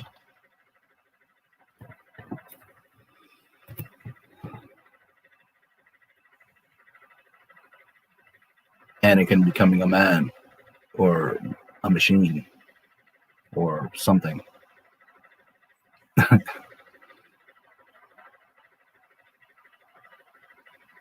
Oh Lord, my computer's being all stupid right now. Come on. Oh man, what is going on with you?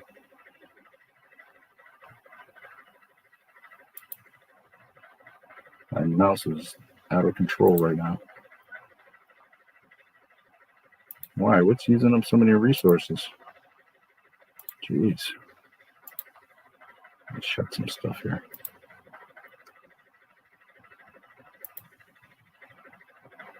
Ooh, I picked up some subscribers. 10,166. Nice. So anyways, yeah, I just wanted to share that picture because I was talking about my shirt that day. You've mentioned him. Which channel were you saying is better than Star Wars Explained? I missed that part of the stream. The guy who cried at Luke's return. I can't remember his channel name, honest. Well, I wasn't saying it. I think James said at least he's better than Star Wars Explained. Star Wars Theory is who he's talking about.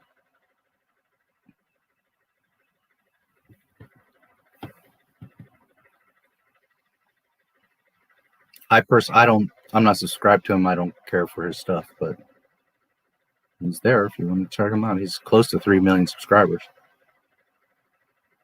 I think Gary from Neurotic said it the best. He is the biggest Star Wars fan on YouTube, but with an asterisk, the biggest Disney Star Wars fan on YouTube.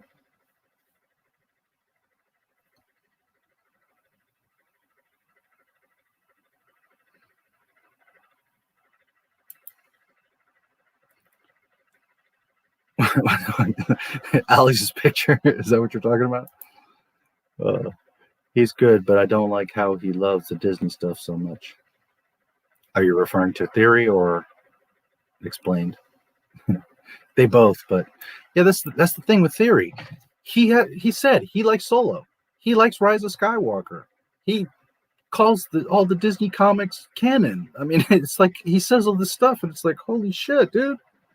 You're at Star Wars Celebration celebrating when they said Palpatine is back. So either you're just like, you don't understand Star Wars canon, or you're just such a fanboy that you don't care. You're like, oh, Palpatine! Everyone at Celebration should have booed him and been like, what the fuck are you guys doing? He died in Return of the Jedi. Hello. But that's why I don't go to those celebrations. And it's not against any of you, because I'm sure some of you or someone that will hear this one day has been to Celebration, and some real Star Wars fans go to Celebration. But most are just fanboys and girls that don't really care about Star Wars. They just like Star Wars. It says Star Wars, so I'm at Star Wars. And you're excited about Palpatine. Did you watch the movies? He died in Return of the Jedi, for Christ's sake.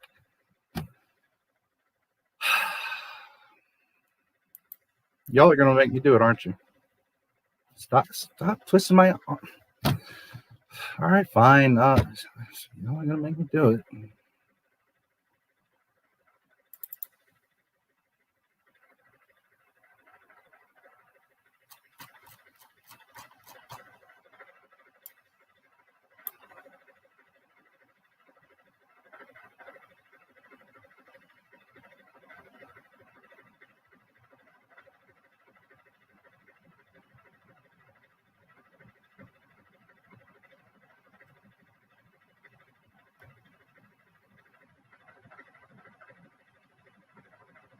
Just a moment while I find that data file. R2 is scanning. Where'd you go? I just saw that shit.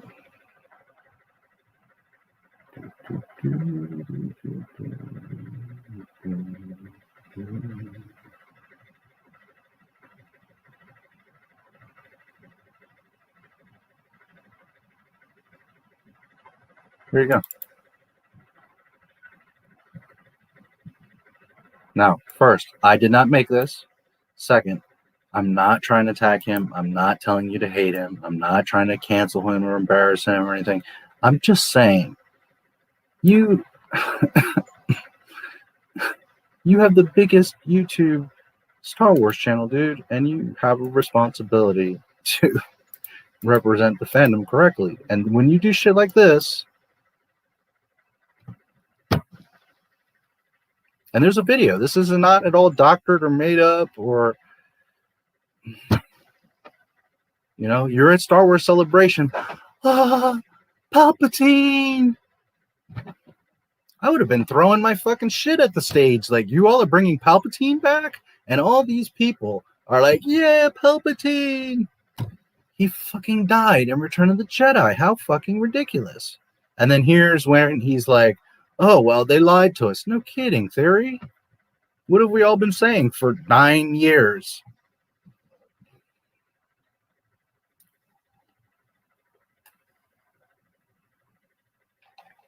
I like the kid. I think he's a cool kid.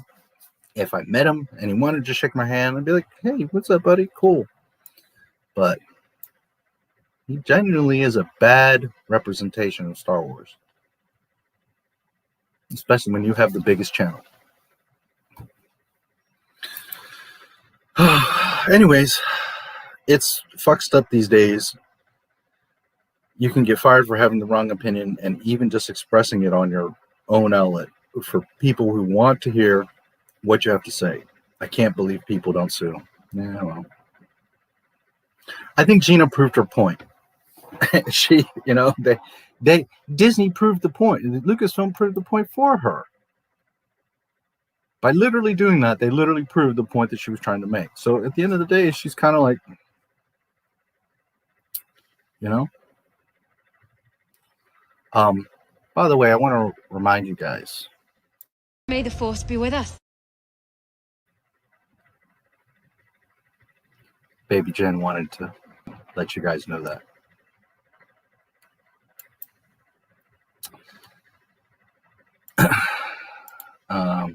Man, sometimes I forget to take advantage of some of this stuff. So there you go. Let me spam you guys a little bit. Where are we at?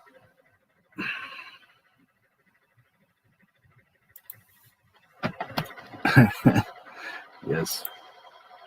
Yes, yes, yes. Fade in.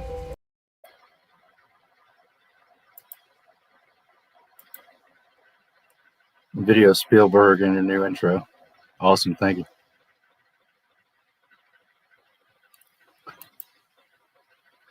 Disney, we love strong and independent women. Also fires an actual strong and independent woman because she was wrong think. Exactly. I mean, the hypocrisy of Disney is beyond.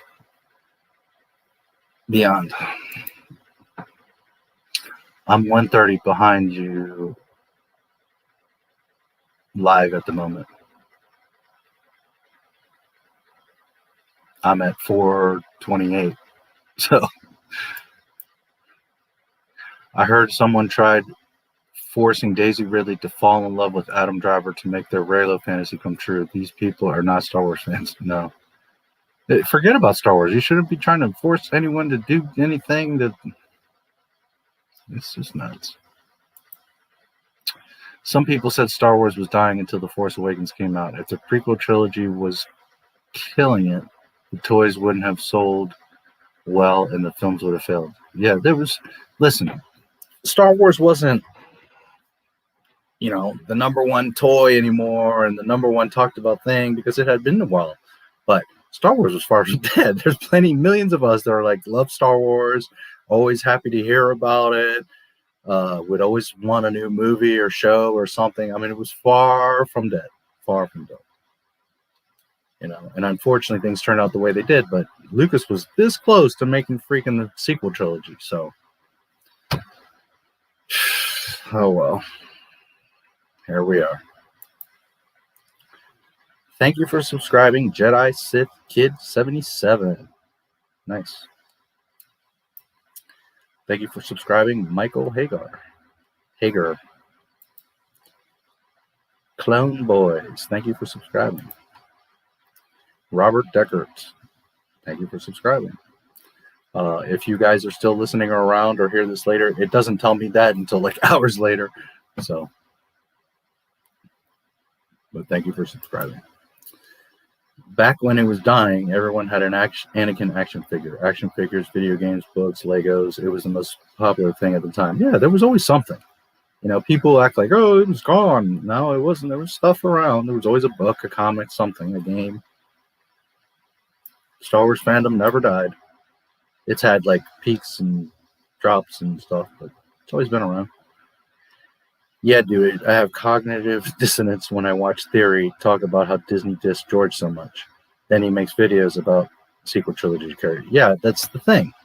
And, you know, I want to stress, I don't have anything against him. I want him to be successful. I wish him the best. I think he's a nice kid. But he literally contradicts himself. He literally is like, and the thing, and he says, like, I don't chill and I don't, no, but dude, what you do is you literally ride the fence. You play both sides. You try to act like I'm down with George Lucas and I love George Lucas and I would love to talk to George Lucas. And then you're turning around and talking about, you know, something from a Disney comic or some shit. And I'm like, holy fuck. George Lucas is not going to want to talk to you, dude. Are you serious? You know, and some people might think he's had huge guests. Well, he's had Disney guests. Ashley Eckstein and Sam Witwer. I mean, these are Mickey Mouseketeers. He doesn't have John Knoll or Ben Bird or Jonathan Rinzler like somebody I know. Okay? So, again, it's not jealousy, it's not hate. But a lot of it is he rides the fence, he does in fact chill, and he got in at the right time. And that's why his channel's so big. Not because he's great or knows everything about Star Wars or because he respects the franchise, because he doesn't. And then there's people like tossing all kinds of money at him and cheering him like, yeah, you're so great. You're the best Star Wars channel. Meanwhile, he doesn't even know what the hell he's talking about. His name is literally Theory. And people are like, you're the best Star Wars channel. Really? Okay. I didn't know anyone who owns a Rey action figure. I have yet to see a Rey action figure. Never mind someone own one.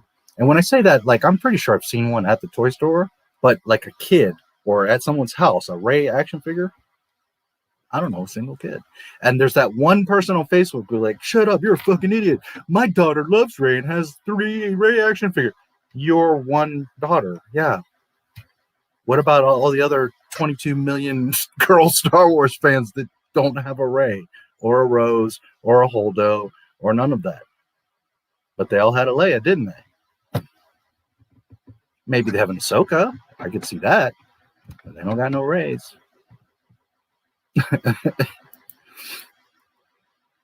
Or the ape that fixes Kylo Ren's guy. I'm sure they sold a ton of those action figures. Red Stormtroopers, Sith Troopers, yeah. They're not Sith. They were adamant. The Snoke and Kylo are not Sith. And then their new thing is to bring in Sith Troopers. Oh, and bring back Palpatine. I mean, so stupid. Did Daisy watch the original or prequel? I doubt it. She watched it once, like 15 years ago. She was like 8. I love Star Wars. There was an interview where they asked her and the guy that plays Hux, I forget his name right now. And the question was something. It's the most asked Google searches. You know, when they do those videos, like celebrities answers Google searches. And I don't remember the exact question, but it was something like, "Did Hux have the Force?" I think is what the question was. So he turns to Daisy. He's like, I don't really know. And Daisy's like, everyone has the Force. Yeah, everybody has the Force. It's not how it works, Daisy. It's not how the Force works, Daisy. Sorry. I mean, when Wonder Ray, Daisy Ridley, the lead of the sequel trilogy, doesn't know something as simple as the basics of how the Force works, I just, and for anyone that's confused, the Force flows through all things. Rocks, trees, people, X-Wings. But that doesn't mean everyone has the Force. Midichlorians determine how much of a connection you have to the Force. So you and me could have 0 midichlorians or 1 midichlorian, and we're not going to do shit in the Force. Whereas Anakin had a massive amount of midichlorians, and therefore he is the chosen one. Yoda, Obi-Wan, Luke, Qui-Gon, Mace, these guys, they have a very high midichlorian count. That's why they have a high affinity. But no, not everyone just has the Force and can do Force stuff. This is not how it works. Daisy. She's clueless. She has no clue. No clue of what Star Wars is or how it works. And furthermore, Hux, again, I can't, Gleason, Domhnall Gleeson, I think that's his name. He was talking about, they were asking him about his character, and he's like, I don't know anything about my character. They didn't tell me anything. And he's like, my cousin or someone on the set or something, I forget who he said, told me that his name is Armitage, because I never even knew his first name. I just always knew I was General Hux, but nobody on the set, my script, nothing told me that my first name was Armitage, General Armitage Hux. Some external source had to tell him his freaking name. So that shows you how planned and how organized and how informative Disney is with their own, Disney Lucasfilm, with their own freaking actors. You don't even know the name of your damn character. For Christ's sake. I'd simp for Sabe. Yeah. I'd first simp for Padme, but Padme's simpable. Y'all know I love my baby Jin, but Padme is up there. Make them, then watch them. Oh, okay, I got you. Now I got you. Yeah, baby, I'll make them before I watch them.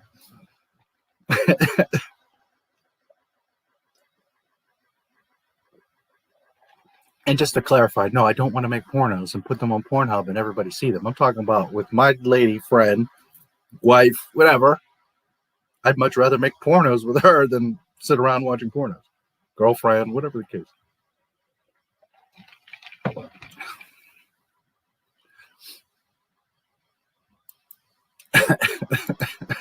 I like the.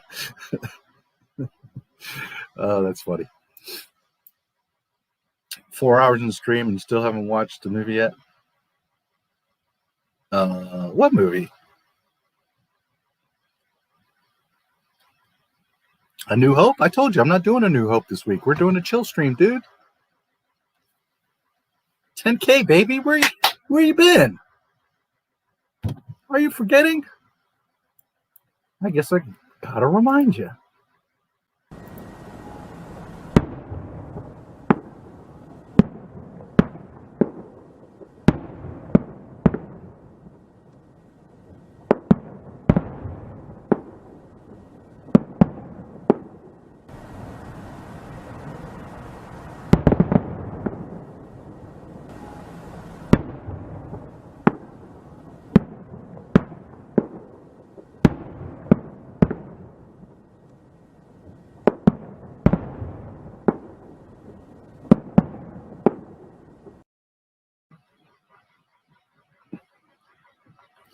Did you forget, James?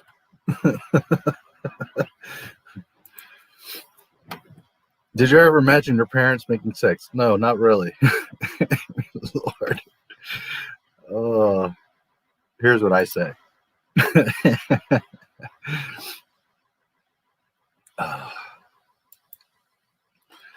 Did you check out Mahler video essays on the Disney garbage? Yeah, like his Unbridled Rage and a critique of, and yeah, I love Mahler and Robot Head. I was about to say Robot Chicken. Mahler and Robot Head are my two favorite YouTubers, at least as far as like Star Wars and movies go. I love those guys. They're phenomenal. I think their work is amazing. I don't love all their stuff because I'm not into all the stuff that they're into. You know, like Mahler has one on what's her face, Captain Marvel, which I've seen a few minutes of, but it's like I'm so not interested. Not because it's Mahler, just I just could give a damn about Brie Larson or Captain Marvel. So I really haven't bothered to watch that whole video. But like you know, all his Star Wars stuff, I love it. Love Mahler. I've said it many times. Him and Robot Head are my guys. Please like the video if you liked it. If you didn't like it, keep your comments to yourself. Oh, princess. But yeah, I've watched a lot of Mahler stuff. Love this stuff.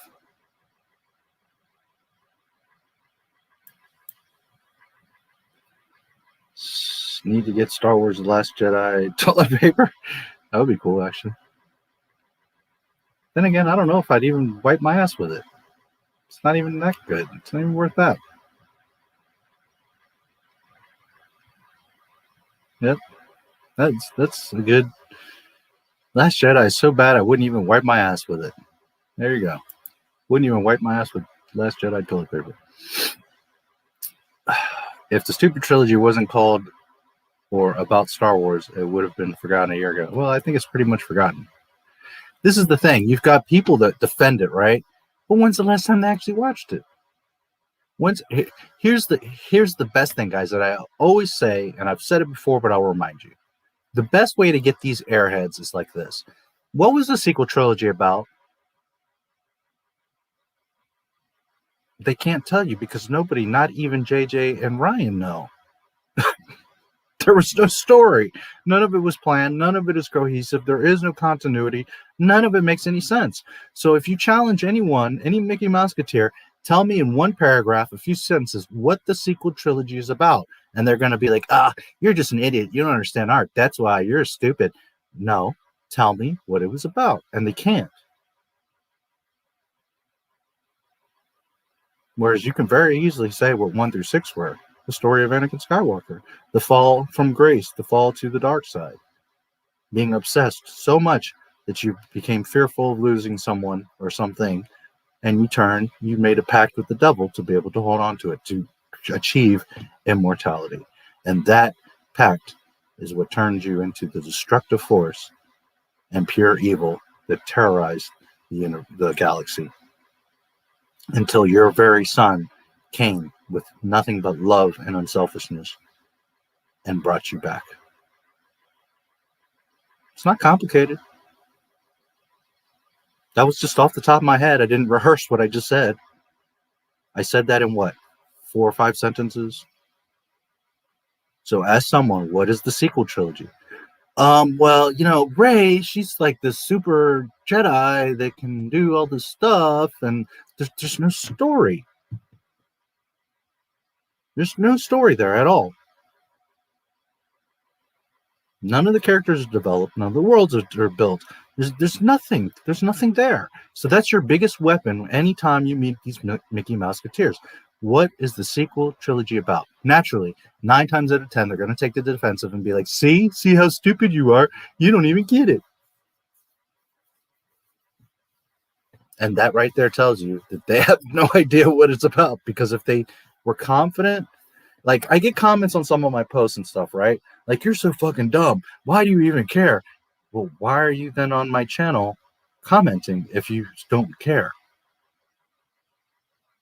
If I'm so stupid and not making any noise, then why are you bothering? Because you're terrified of the truth. That's why. That's why. So it's very simple. You ask anybody, what was the sequel trilogy about? And it's Rey, Reylo, Luke, I don't know. Nobody knows. I was referring to theory. You're right.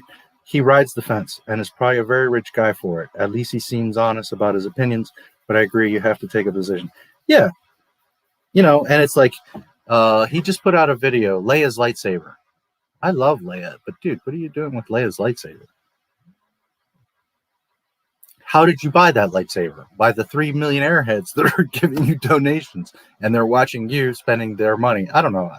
Don't get me wrong. If you guys support a channel, I think that's awesome. You know, it's not that he's doing anything wrong or illegal or terrible, but I find the whole thing very funny. Whatever. I truly don't have anything against the kid. I feel like I'm coming across hateful, but I'm truly not. It's just that, like, he shills all the time and doesn't realize it. Is he doing it on purpose? Is he doing it with malintent? Perhaps no, but he's still doing it.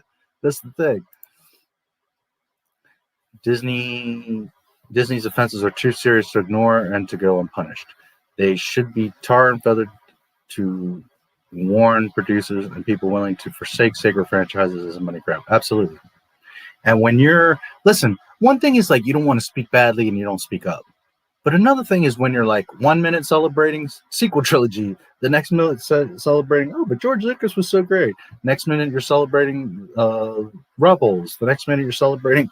It's like you're all over the place, dude. So how genuine are you? I know for a fact KK didn't get hired for abilities or her looks. I'm certain she has dirt on some big folks. No, dude, it's because she makes amazing coffee. Didn't you know? She makes the best damn cup of coffee in all of Hollywood. Yeah, there is something. I think also something that people don't consider is that there might be something in the clause where George, when he sold it, where like you guys can't fire her for like 10 years or something. I mean, he might have put in something there that like really is fucking Disney over right now. So it's hard to say, but yeah, the logical thing is she must know something about something or somebody. Because she has literally cost them billions of dollars. I mean, I know they see it. They're obviously in the boardroom like, holy shit. So, you know, there's something going on there. Disney's actions are too serious and offensive to get you to go you flogged. Are too serious to go unflagged, unflogged.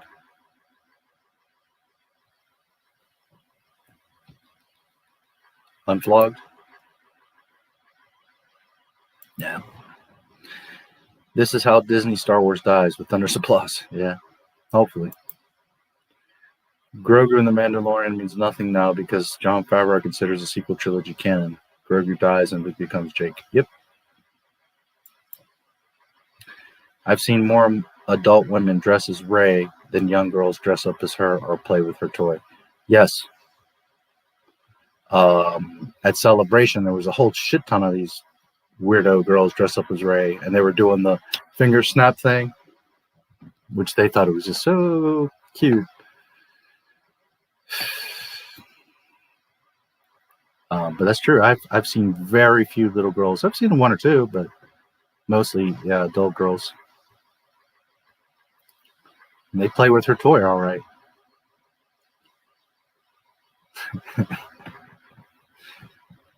There's a video of Rey playing with her lightsaber. I'll just leave it at that. Hux was played by Bill Weasley from Harry Potter. Yeah, but Bill Weasley was his Harry Potter name, right? Is that the same kid? No, dude. You're being funny.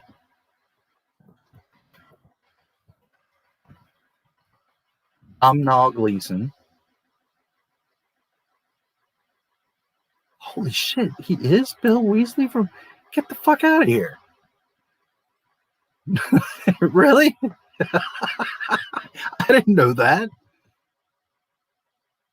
Really?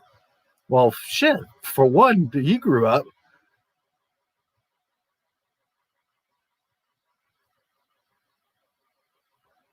Holy shit, I never knew that.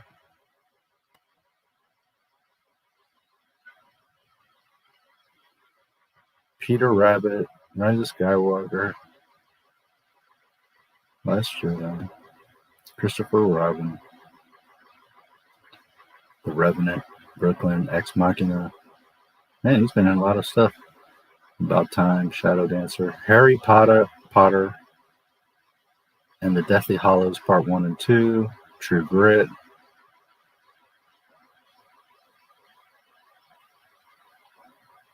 Am I thinking of the same? Oh, no. This is...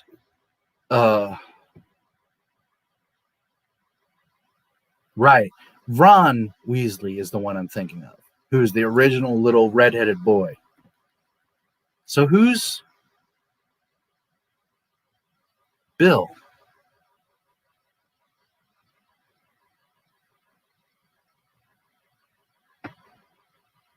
It's been so long since I've seen Harry Potter. I'm totally lost on this right now. Let's see. He must be a relative, or... Because I was thinking of little Ron. I'm like, that's not him. Bill Weasley. Who's Bill Weasley?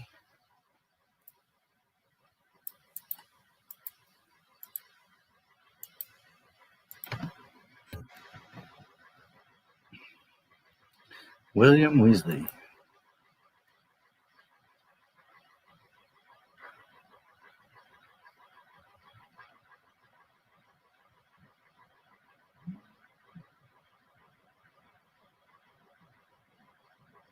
William Arthur, Bill Weasley.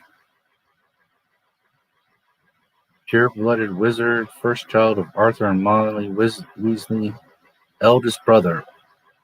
Oh, okay.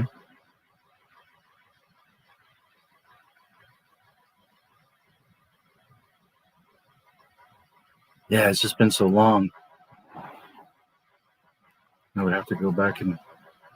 Was he in the movies, or is this like from the games or something? I do seem to remember Ron having a bunch of siblings. It's been a long time.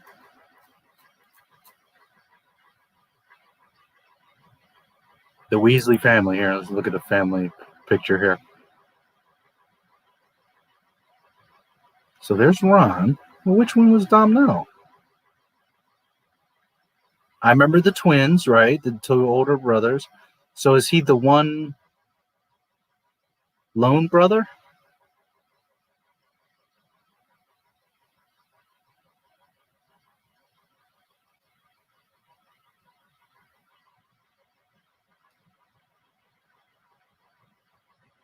Huh.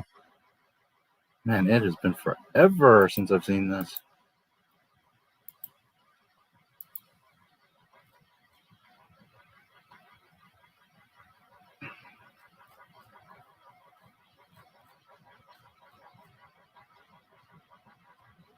Or is he not? Here, let me see.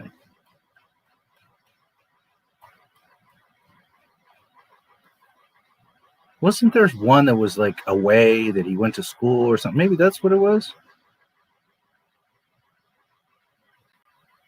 Well,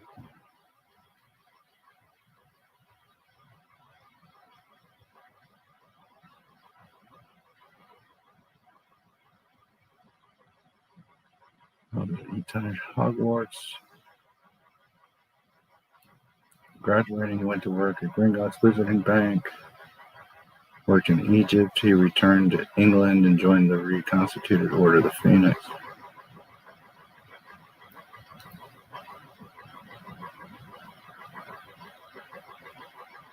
I'm trying to remember if, like, in the first movie, because we see, I think in the first movie, maybe the second, we see Ron's family, right?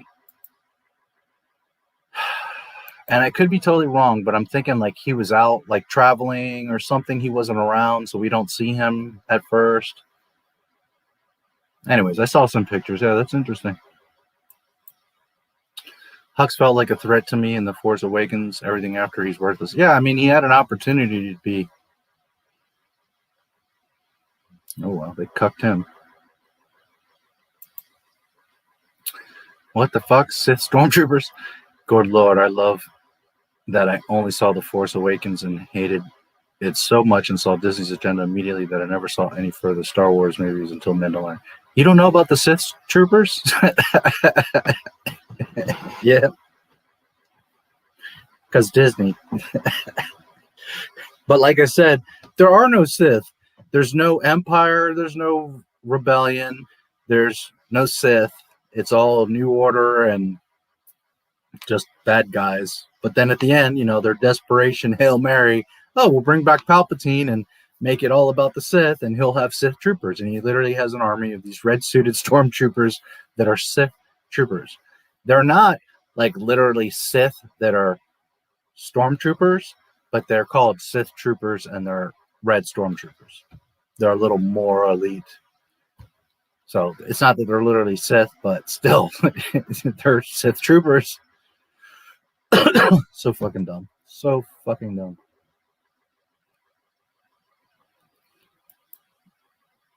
I thought A New Hope would have fit because it's also your 10K. Oh, yeah, I mean, we could have, but like I said, I figured we would just hang out tonight.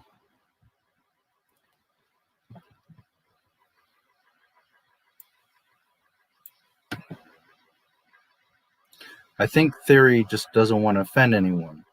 But if you don't want to offend anyone, what do you really think or stand for? Yeah, exactly.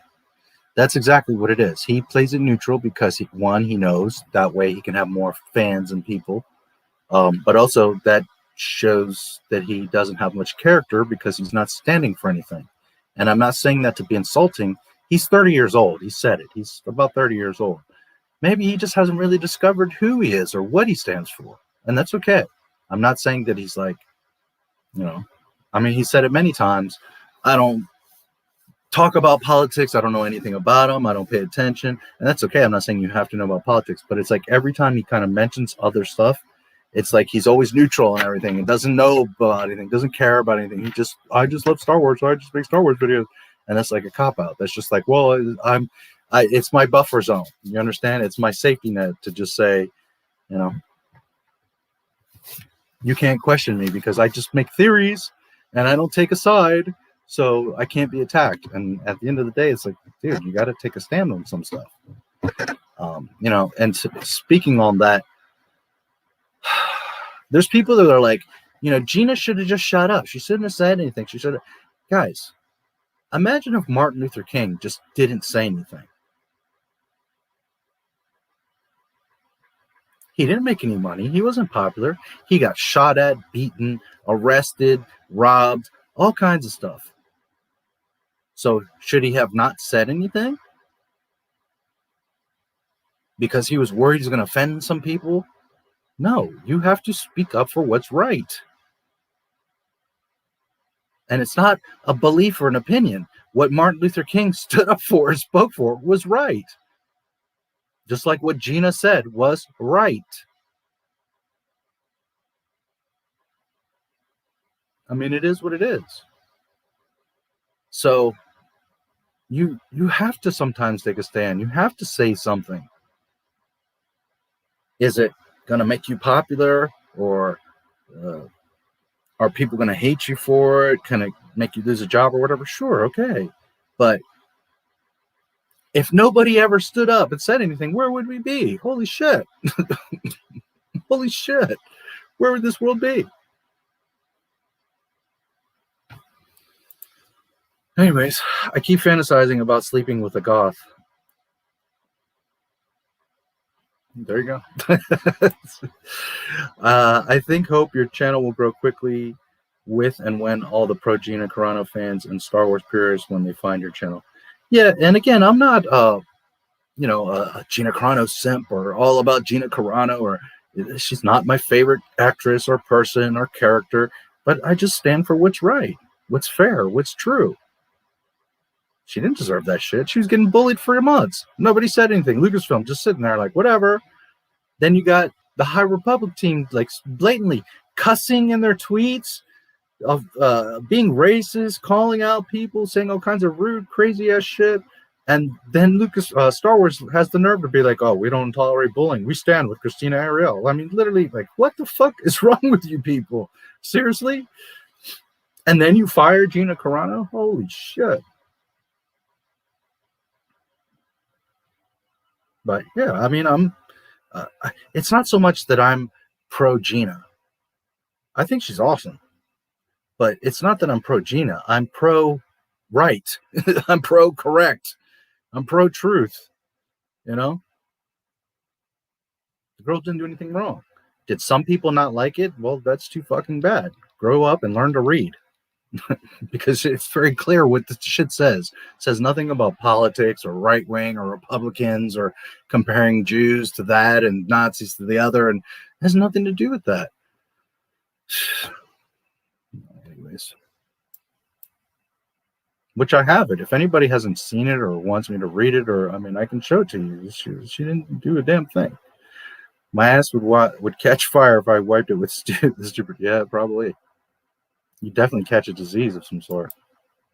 It was about making money. Yeah. And I mean, all movies and all stuff, you know, people are in business to make money.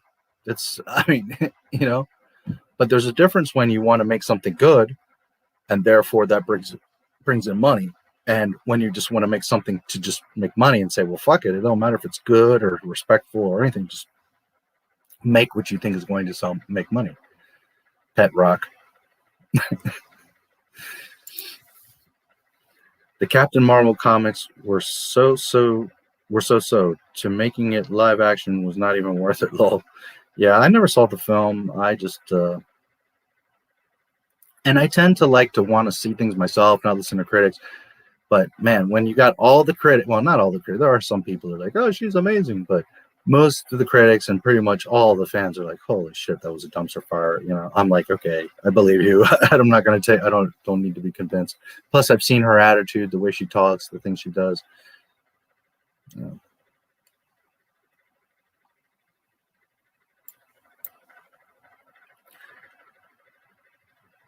I think in the crawl for the Rise of Skywalker, Hux was called Hugs. I don't remember, but if that happened, that shows how terrible the trilogy is. They can't get the names of the characters right. Yeah, in the High Republic live stream, which a lot of you were there with me, KK's High Republic, the live launch announcement, that stream, which that video will be coming out shortly here. I just have a couple little tweaks to make on it. But that's probably the next video you're going to see because it's like 99% done. I just need to make a couple of tweaks. Anyways, if you notice at the end, like Claudia Gray, for most of this thing, it's spelled right, but then at the end it says like Claudia or some shit, like it's spelled wrong. And it's like, man, you guys can't get your own actors and authors and stuff names right. It's like, it's embarrassing. Like everything Disney does it's embarrassing. They put out a video, it gets ratioed. They put out a tweet, it just shows how freaking insane they are. You know, like that's why I was telling you guys, and I'll mention it again, that Lucasfilm is going to get sold. It's going to. They're not making any money. People are fucking pissed off. It's the one property of all the stuff that they own that has been a thorn in their side since day one. Everything they do, they screw it up. James Earl Jones' birthday, they don't even mention him. They're mentioning Rose Tico, that literally nobody cares about.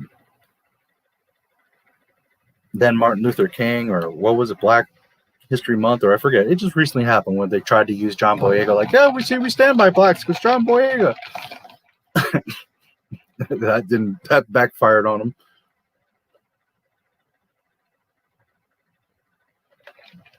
Everything they do, every step, they make a mistake, they screw up. And some people, you know, yay, they cheer on and they're like, yeah. And they sell a few tickets and they're like, oh, see, we did it right. But then it inevitably always catches up with them, and someone catches the mistake, sees that where it breaks canon, sees how it's just dumb, and it all just blows up in their face. And constantly, like, you know, it's kind of like Roadrunner, like the coyote chasing the Roadrunner. Like Star Wars is the Roadrunner, and Disney is constantly trying to chase it. And sometimes they get close and they think they got it, and then poof, you know, an anvil falls on their head. They walk off a cliff. They step through a hole in a wall. You know, like they're like, oh, I got you now, and they throw the dynamite stick, but then the wind blows the dynamite stick right back on them. You know, it's literally Roadrunner, Coyote and Roadrunner with Disney Star Wars. So between all the embarrassment, shame, disgust, angry fans, problems, being called out, bad press, loss of billions of dollars. I mean, it's to a point where they're just going to be like, fuck it, we're better off just getting rid of this shit. They're not going to be able to maintain and sustain. They've got no shows coming out this year. You know, there's people on Facebook like, dude, you're an idiot. Mandalorian was the biggest watched show. Everybody just canceled their subscriptions, but they'll be back next year. How is Disney Plus going to survive if everyone cancels their subscriptions till next year? Like, I mean, sometimes people say shit. It's like, do you listen? Do you hear yourself? 2 years from now, they could come out with the greatest show of all time. But if in 2 years you go bankrupt and nobody's around, what does that do for you? Everybody all of a sudden is going to subscribe in 2 years from now because, and save you. You're not going to make it. So, I don't have any inside source. I don't have a crystal ball. But when you look at 9 years of misery, 9 years of fuck-ups, everyone's pissed. They can't make a dime. There's not selling any toys. Every attempt they make, High Republic, or Twitter, whatever they do, they're just getting shit on. They're going to come to the realization soon enough, we might as well just sell this shit because it's a bigger headache than it's worth. And they ain't even made their $4.05 billion investment back. So there is a chance that George Lucas buys it back and for cheaper than what he sold. It has happened before. And the way we make that happen is continue to call them out on their shit. Do not buy their shit. Do not support their nonsense. Everybody's like, when's the next Celebration? I can't wait to go to... Why do you even want to go to Celebration? It's all Disney fan fiction. Would you even want to go to Celebration? I don't understand. You're that desperate for Star Wars that you're going to go support Disney Star Wars. Are you using your brain? What we need to do, sadly, like, I don't know, Phantom Menace, all these big channels, like, they act like I don't exist, so I don't know what to tell you. But what I would have done is organized everybody, and we have our own damn event. Star Wars fan celebration. Fuck Disney and Star Wars and Lucasfilm, and fuck them. We're going to have our own real celebration. Same thing. All the girls can do it on their little cosplay suits and, hang out, vendors, food, all that stuff. But we do it. Not a Phantom Menace event because that's going to, cause too much division. But something on that vein. You understand? Where the fans have their own event. And we do our own Star Wars celebration. We can't have the official name Star Wars, and we can't play the movies. Although maybe, I know if you pay like $250, you can play the movie. So potentially we could. But you can have vendors, you can have people there. We can celebrate it. That's what we should do. Is just have our own events. Why even get Hollywood and all these assholes involved for them to make money off of you?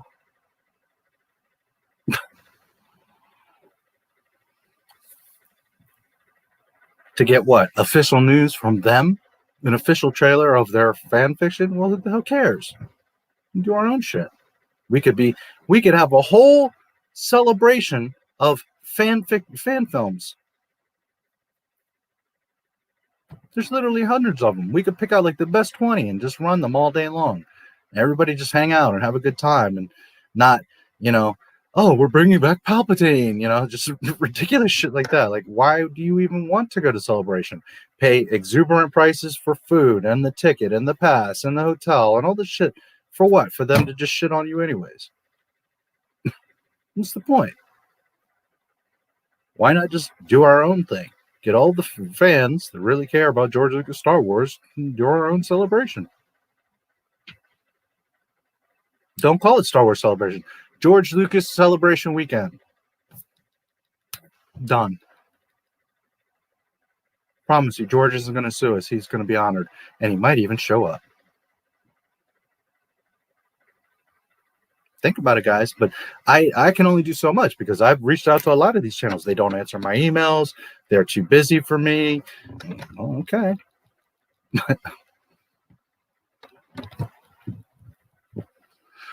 I think in the crawl, the Rise of Car hugs, they can name names of the characters right. Yep. Original trilogy, the story of a farmer trying to turn his corrupt father back to the light. Yep. Prequel trilogy, the story of a boy who started with nothing, got everything, and then lost it again, including himself. Yep.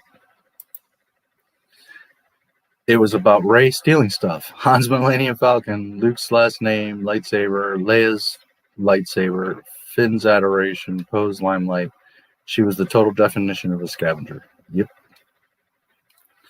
Well, and I think that I haven't seen Knives Out, but I understand the general premise of it, and I think that that's what Rian Johnson was doing. You know, like a murder mystery, like, you know, clues, and you know, she's the thief, and just I don't know, just like the whole thing. It's also JJ's fault, but. The story of Rey. Yeah. Well, and that's a good way of putting it, James, because Star Wars was the story of the rebellion, the story of, you know, the galaxy. Yes, the main thread there was Anakin or Anakin and Padme, and then of course Luke. But Star Wars was never just about Luke or just about Vader. It was about this giant galaxy of different people and characters, and you know, a lot of little side stories. And but sequel trilogy was that. It was just all about Rey the Great. Bestest coffee ever. Yes. I want a Plagueis movie. Oh wait, according to Disney, Plagueis isn't real. Yep, correct. No Plagueis for you. Hux and Bill are the same actor. Bill is Ron's older brother, right?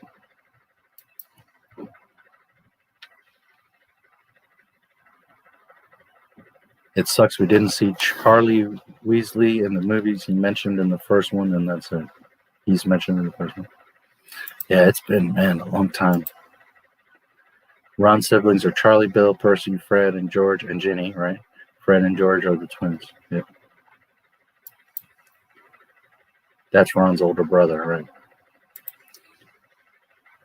He was, yes, he sure was. Oldest brother, yeah. Yes. I'm just trying to remember, like, did we see him? Or at least at first? Because I do remember there was a scene of, like, we saw his family, but I'm trying to remember, like, I don't remember Domhnall's face. Like, I feel like he was away at war or school or something. And we don't see him, at least not in the beginning. I don't know. It's been a long while, though. 21st century, everything is offensive. Yeah.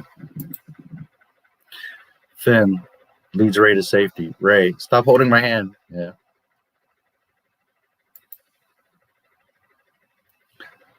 I'm not a Gina Carano simp either. I've never seen her fight once, but I purchased Haywire when it first came out without knowing anything about it, except that it was directed by Steven Soderbergh. Yeah, and you know, I was looking at her filmography. She's been in a lot of shit like you don't remember or realize. Like, she's not like some new actress, newbie. I mean, she's done quite a bit of shit. And some, you know, Fast and Furious, Haywire, Deadpool. I mean, she's been in some stuff. People are, you know, and then you got people like I see on Facebook. She was the worst actress ever. She was disgusting. Good. She should have been fired. She wasn't good anyways. Cara Dune sucked. And I'm like, no, that's just hate talking. You literally sound like a dumbass. Because I bet 5 years ago you're like, oh, look at that girl. She's awesome in Deadpool. Mm-hmm.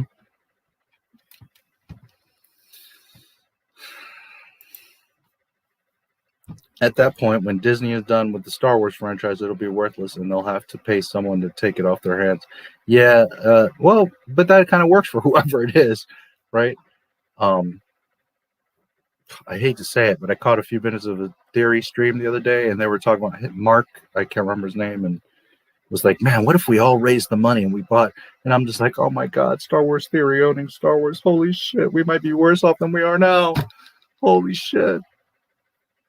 And 3 million simps would be like, oh my God, it'll be the best thing ever. You'll make amazing Star Wars. And I'm just like, oh my God. No. Someone that doesn't know where Hoth was filmed. Holy shit. George needs to get it back. Soderbergh said when he heard Carano and found out she was this attractive MMA fighter, they wrote the movie for her. That intrigued me, and if you haven't seen the movie, check it out. It's real good. I don't remember if I've seen Haywire. It's been a while. I know the name, but honestly, I can't remember if I actually have seen that movie. But I was, again, looking through her filmography, and I was like, she's done some shit, guys. Hello. She's a real actress. When Disney, and again, I'm not saying she's like Audrey Hepburn or, relax. I'm not saying she's like a top tier, amazing actress, gonna win Academy Awards, she's a very solid actress, fine, and it doesn't hurt that she's a for real professional fighter and cute as hell. She has a nice voice. Anyways, when Disney bought Fox, someone said Blue Sky Studios might shut down. Yeah, and guess what? If you did your own event, I'd bring my Mace Windu lightsaber. Nice. Yeah, well, it wouldn't be my event. I'm broke, dude. I couldn't pretend to, but if all the fans got together, why couldn't we just do our own? We don't need Disney or Lucasfilm. And like I said, we call it the George Lucas celebration event or something like that, Disney can't touch that. Like, we wouldn't be able to have Star Wars, the logo, and banners, and call it Star Wars event or anything.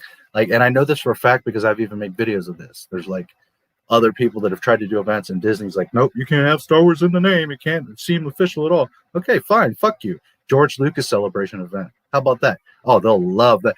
Disney's fucking board will just be pulling their hair out when 6.8 million people show up to the George Lucas freaking event, when they, probably can't even get 10,000 people to go to celebration. They'll lose their they will flip their shit. I'm talking about like getting like a Super Bowl stadium or something, like a football arena or some massive warehouse or whatever, and just have this massive George Lucas celebration. People from all over the world will come to that shit. And you'll have a few knuckleheads in there. They're just, whatever. But for the most part, if it's called a George Lucas event, you're going to weed out all the dumbasses like, George Lucas is dumb. He can't direct. He was an idiot. Meanwhile, 43 years later, you're watching Star Wars and commenting on Star Wars video posts because he was such an idiot. People are amazing. But do you understand what I'm saying? Like, if you got a bunch of people together, and it could be like in Kentucky in some huge field, it could be like in a city and a big warehouse. I mean, it could be wherever, but just get everybody together to have this big celebration. Fuck it. Fuck Lucasfilm.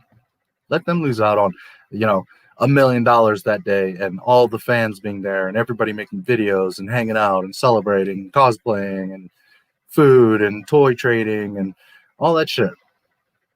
Fuck them. We don't care about your official news because all your shit is trash anyway, so fuck them. They will flip their shit. That we could have a bigger event than them, and they're the official Star Wars. They will flip their shit. Iodine Love to start an official Star Wars fan convention and see it become way better than Celebration. Yeah, I mean, and it could be done. If the fans came together, it could very easily be done because there's so many people that are just so agitated with Disney They don't even want to have anything to do with it. But if we had a George Lucas celebration by the fans, for the fans, no mouse involved, no mice allowed. Holy shit, people will come from all over the place. A lot of the original fans just don't speak up, guys. A lot of them just don't even want to see or care about the online drama. They saw Disney stuff and they're like, oh, fuck that, I'm out. I don't want to know nothing about it. But if we made a thing for real Star Wars, for George Lucas's era, for the real thing, holy shit, would people come out of the woodworks. And we would literally tenfold, 100, 1,000-fold destroy their little Star Wars celebration bullshit. I mean, it's not even a question. It would need some organizing. It would need some money, but we could easily sell tickets and make that back. And it's not even about making money. It's just about having a gathering where everyone can celebrate true, genuine Star Wars. And like I said, we'll just play fan films the whole time, rent a big, like, inflatable screen. We could have like a drive-in, right? You just have everybody out on this massive lawn, hanging out, chilling. You could be watching these beautiful fan films. You could have the people that did the fan films come talk. You could meet them. They could be signing the autographs. They could just be hanging out like, oh, wow, you did, you know, I love this mall fan film you did. And the guy that was doing the mall could be there, you know? And I bet you guys like Ray Park and, you know, all these like obscure people would show up. Maybe even like Hayden and these people, because they would be like, this is about real Star Wars, not this corporate Mickey Mouse bullshit. Andy Gutierrez wouldn't come. And good, she wouldn't be invited anyways. But I bet you that the real people would come out, and George might even show up. I'm just putting it out there, guys. Congrats on 10K. Still grinding myself just to get to 1K. Thank you so much, Jeffrey. Yeah, I mean, it's a grind, dude. You got to stay on it. But I can give you some advice. Stay at it. Rather than worrying about getting a video out all the time, make great videos. There was times where I didn't have a video for like a month. Nobody cared. Nobody said anything because I was nobody. And still, I am nobody. 10K ain't nothing. But there was times where a whole month went by. Why? Because I said I'm going to make a really good video and really take my time. So there was a couple times where, you know, a whole month went by. Take the time, make the videos how you want them to be, how you feel that they're at their best. Don't worry about it. I got to post every day and I got to keep up with everybody. No, don't do that. Find your own voice, do your own thing, keep at it. Social media, share your shit all over the place. I have, if you guys look at my description, you see all those social medias. Well, every time I post a video, every time I share it to all those social medias. You should see me on Facebook. Holy shit, the comments that I get. I cause entire blazes on Facebook. You should see. And I love it because you got all these people all butthurt. You're such an idiot. Meanwhile, you're just driving the algorithm, pushing out because they see like if you're in Facebook groups, you know how like some people, they pick up like these badges like story starter or stuff like that. You know what I mean? Like all my posts get people going nuts. So, and a lot of it, you have to endure hate and all this. I mean, I don't know what your channel's about, but just saying like me, holy shit, I get a ton of hate. But it drives people's getting attention. And, you know, if you're talking about me, I've said this for many years, and I don't remember if I've ever said it on Not My Star Wars, but if you're not making waves, then you're not doing anything.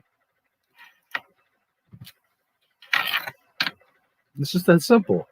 And it's not that you have to go out there to piss people off and offend them, but that's part of why Gina was doing what she was doing, because she knows, and she said it herself, I tend to bring out, like, you know, this thing in people. Well, so do I. I've always been the same way. I can relate to Gina very much. And it's not because I'm trying to be hurtful or whatever. I'm just throwing the proof, the fact in your face. You're the one that's choosing to react like a dumbass or not. You know? So, anyways, use the social media. Copy what I do. Look at my videos. Look at the description of my videos. Look at how I'm writing stuff, the things I hashtag, the ways that I'm linking stuff. Take examples from people like me, what I'm doing. You know what I mean? Study what I do. Study what other guys do. And some of us get there faster than others. I got to 1K relatively quick. fortunately. No, I take that back. I got to 100 relatively quick. 1K took me like a week less from a year. But ironically, I was like at 900, just over 900, and all of a sudden, boom, it took off. And I went from like 900 to like 7,000, like super fast. And then it got up to like 9,000 and it slowed down a little bit. It took about a month, and here I am at 10K. So you never know. One video can make all the difference. Something that YouTube has said, and I know because I've been doing this for a long time, is some people worry so much about like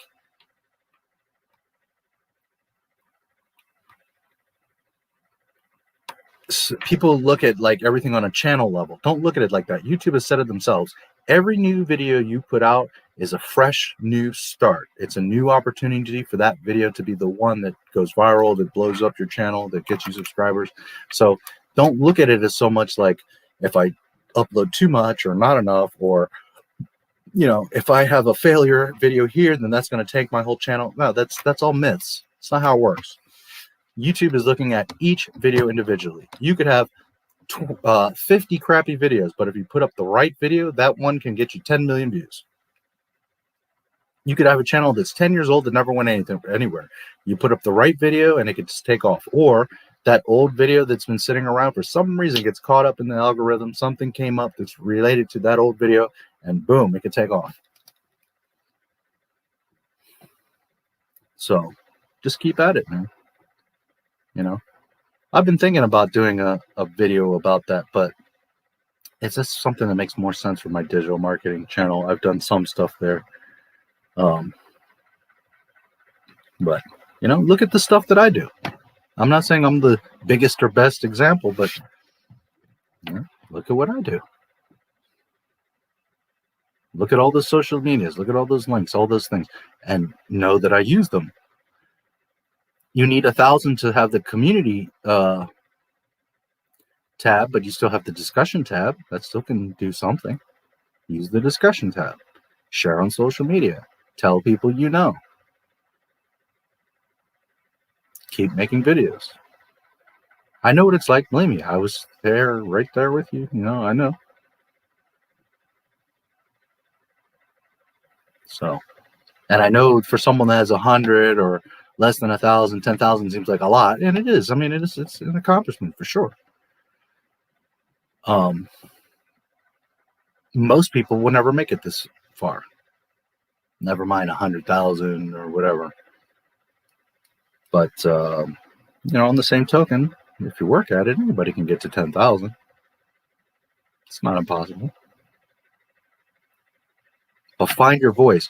Don't do like 16 videos that are all about 16 different topics.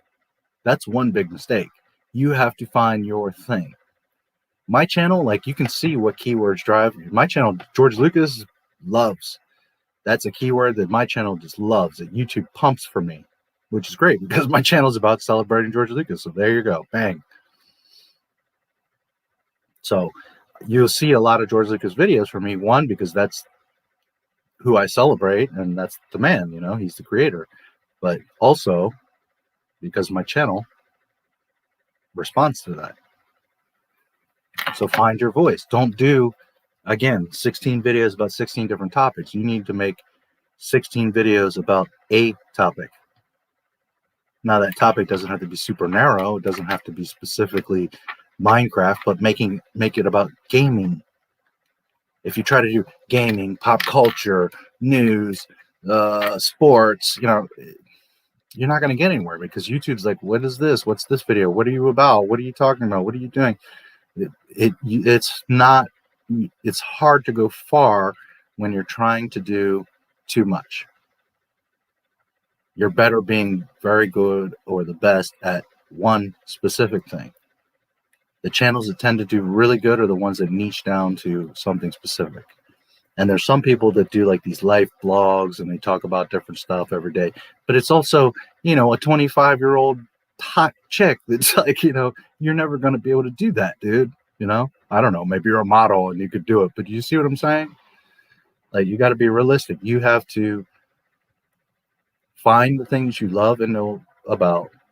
Or even if you're learning, if you're passionate about it, you could do your journey of like, I'm learning how to build wooden mailboxes. Okay, whatever.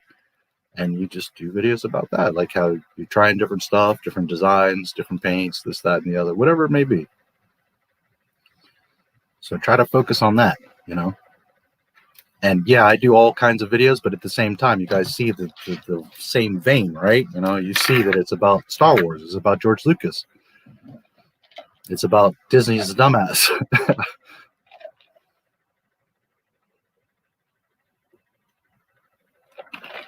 All the videos rotate again around the same core principle.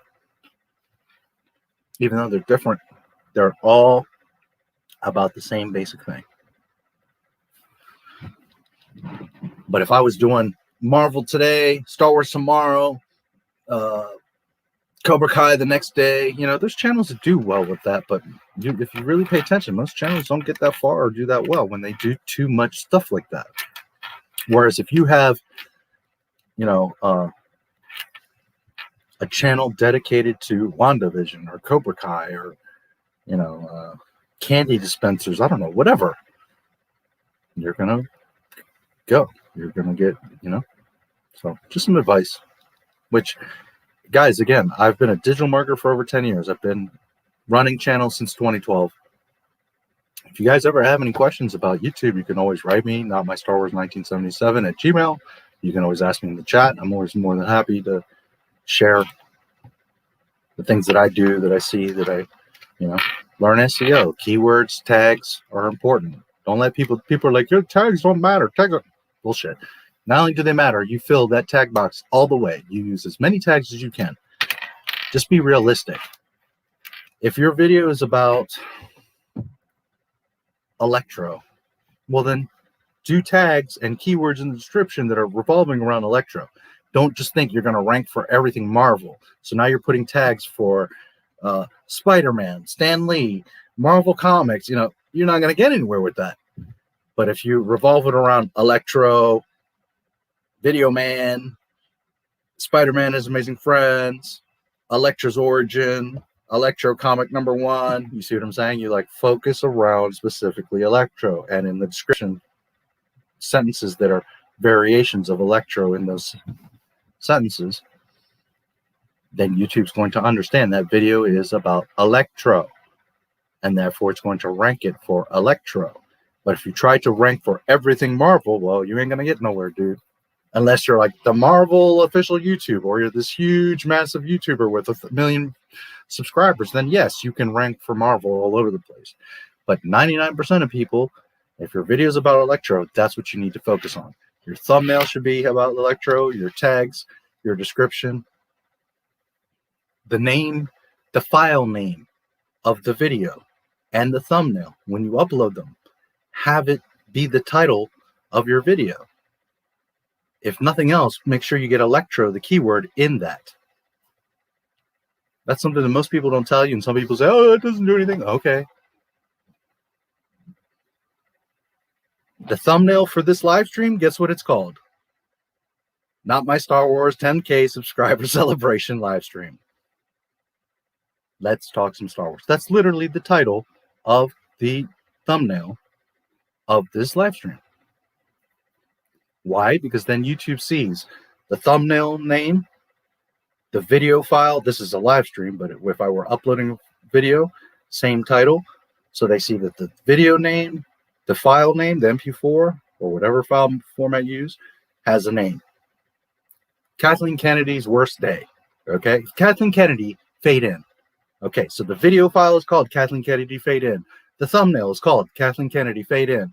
The title of the video is called Kathleen Kennedy, fades in. In the description, today we discuss Kathleen Kennedy fading in.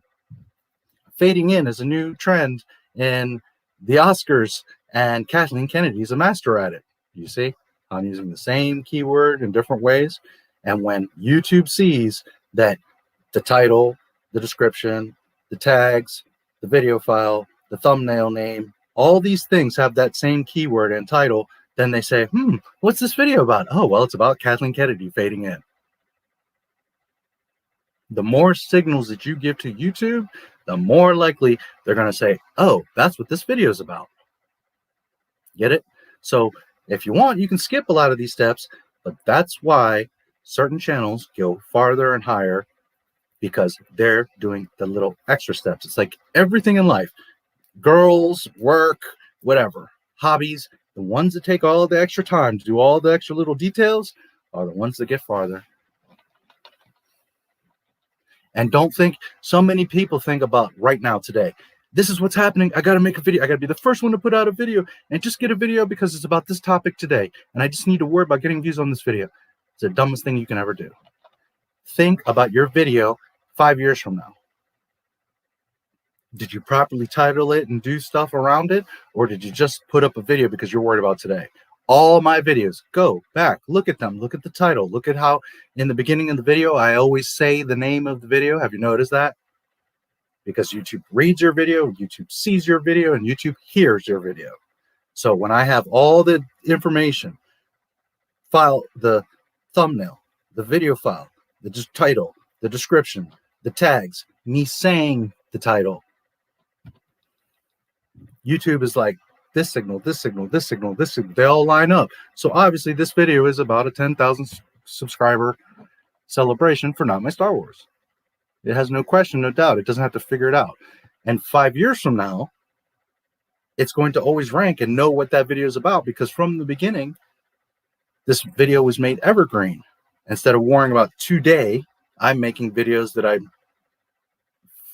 you later might search, what happened with Kathleen Kennedy at the Oscars? You hear about this like 8 years later. What happened? And you're going to do a search, and guess whose video is going to show up? Mine, because I have all the extra details in it. Instead of being worried about, I was the first one to upload it, I'm worried about giving giving YouTube, same thing, the proper information so that for now on through life, it's going to know what the video is. Always think about that. Don't make a video for today. Make a video for, this video is going to live on here forever. Hopefully, theoretically. So what is it going to do in 5-10 years from now? That's what matters, the long game. Because right now, guess what? You uploading it, it's not going to just turn into a million view video. So if you already know that you're struggling to get to 1,000, then don't even think about, I got to make this video blow up. Think about positioning all your videos so that a year from now, 5 years from now, in the future, they're all positioned and set up to where they can succeed. And then they all get views. They all grow. And I know some people are like, oh, but it's so much work. And do it now, because guess what? A month from now, you're going to get too busy and forget about the videos that I'll go back and I'll fix it. No, you won't. Take the time, upload it correctly, fill out all the information, be as detailed as you can, give YouTube the information, and then you can just step away from it and rest easy, because you know that video is set up for the life on YouTube. And I know it sounds daunting, like 5 years, oh my God. Okay, but what if in 5 years you've set yourself up to where all your videos now have 1 million views and you're making 30, 50K a month because you took the time to set the proper foundation? Think about it.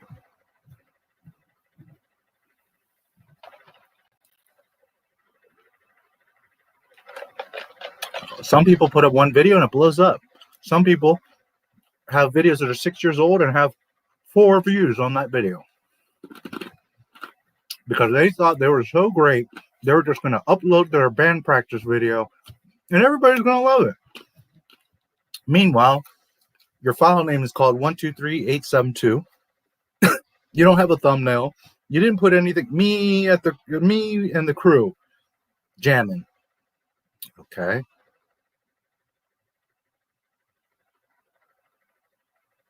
Why not my band Ultra Magos practicing our new track, Devil's Head, in our band room in Wisconsin on June 28, 1922. You see the difference? Now YouTube has some sort of information to draw off of, where to go with it. how to rank it, someone to search for it, bands, metal bands in Wisconsin. Oh, well, now I have a place. YouTube's like, okay, now I have some information to draw off of. Now when somebody searches that, I can serve them a video about a band, a metal band in Wisconsin. But if you just put up like me and the boys jamming, you think you're so great that your little song is going to take off on YouTube. And maybe for the 6 months it doesn't do shit. But then later it's in the news like Wisconsin is the new home of underground metal bands, and like there's an explosion. Next thing you know, your video that was set up properly becomes the most important video because you had it all set up properly. Everyone else had called their thing, you know, jamming in the garage, whereas you took the time to write the correct title and make a thumbnail and do all that stuff. And now all of a sudden your video is the most important video in that whole niche. Don't think about today. Think about the length of your channel. Think about the life of your channel. And if it takes you 5 years, well, it's better that everything's set up and in 5 years, bang, all your shit is popping. Boom, boom, boom, boom. As opposed to now I got to go back and fix it all and figure out what I missed or where I'm at or this and that. Or just not even bothering. Like, oh, well, we're jamming in the garage. That's my description. Okay. Don't be mad when your shit doesn't go anywhere. And I'm just saying all this is in general. I have no idea what your videos look like or whatever, Jeffrey, if you're even still around. But for all of you, what you put in is what you're going to get out. This is a real thing. You know, like some people think, well, you just make a little video and upload it and it's easy. Like you're not doing, oh, bullshit. You have no clue how much work this is. Not when you're doing it right. But just remember, Google and YouTube are the same thing. They're owned by Google, okay? And Google has always been, there's a lot of like grimy stuff in the background and all that, but forget that. On the surface, Google is two basic things. It's a directory where things are put, right? And you can search them and find them or whatever. But it's also sort of like a Better Business Bureau. So if you set up a business page and you just put like the name of your company and that's it, well, then how much is Google going to trust you? Now, if you take the time and you fill out the address and the phone number and the name and the everything, then now they know who you are. Now, if you go and on 10 different websites, you put all that same information and it all lines up exactly the same. This is for local business owners out there. If you're on, these are called local citations. If you're in 10 different places and you all the same information, the phone number is exactly to the T the same, the address is the same, the name, all this stuff is the same, then Google sees it and says, okay, this is this entity. But now in 10 different places, it all matches up. So now we can say, this is real. We can trust this. It's the same thing if someone comes to you and asks you, how is Not My Star Wars' pizza? And people start going around asking each other, and they're like, man, that's really good. And you talk to 2 people and like, yeah, it's pretty good. And then you talk to 5 people and like, yeah, dude, you should check it out. It's pretty good. And then you've like talked to 50 people and 48 of them are like, hell yeah, he makes awesome pizza. Well, guess what? You're going to trust Not My Star Wars Pizza. And it's the same thing with Google and YouTube. The more information that is consistent that you give them, the more they're going to trust you and push you and show you and understand what you're doing. If you're all over the place and half-assing information, well, then you're not going to get anywhere. So keep that in mind. So YouTube, the analogy I was making is they are a directory, but they're also like a Better Business Bureau. So when they see that your stuff is consistent on Facebook and Twitter and YouTube, and it starts cross-checking information and your name is the same and your information is the same and you're talking about the same topics and all that, well, then they know to trust you like they're trusting me about Star Wars stuff. Now I've got people that are like, why do you keep, I hate your fucking videos. You're an asshole. Why do you keep showing up in my recommendations?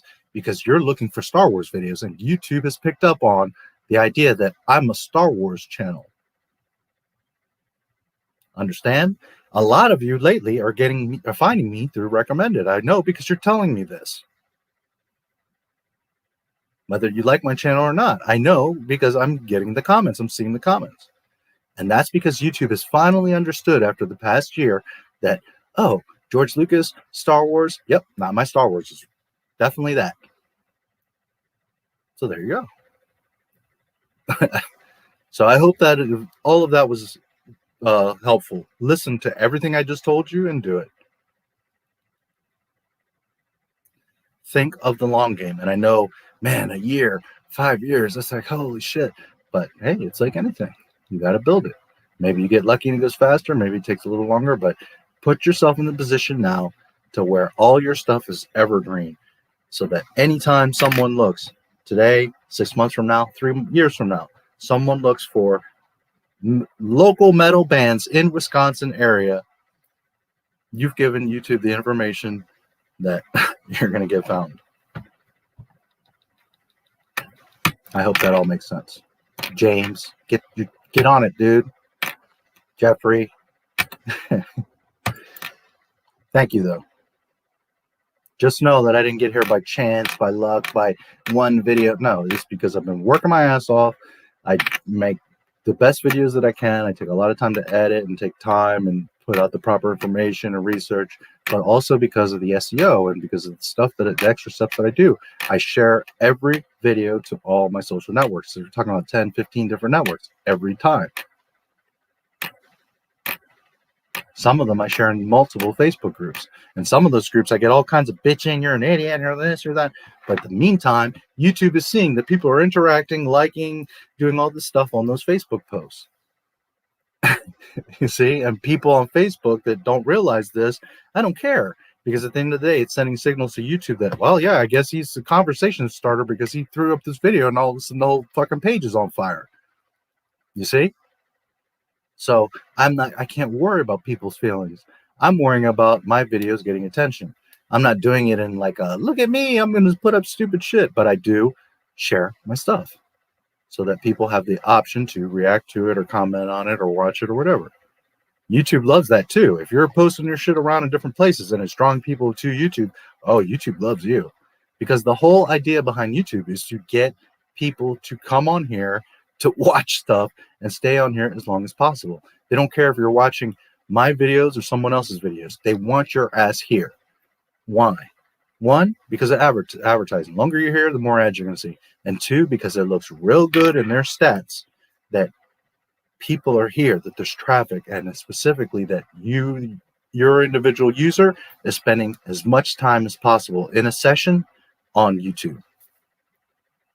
Those are very important statistics with websites and online, is retention time, bounce rates. So if you're coming on and you're spending 4 hours on YouTube because they had so much intriguing stuff, YouTube's winning.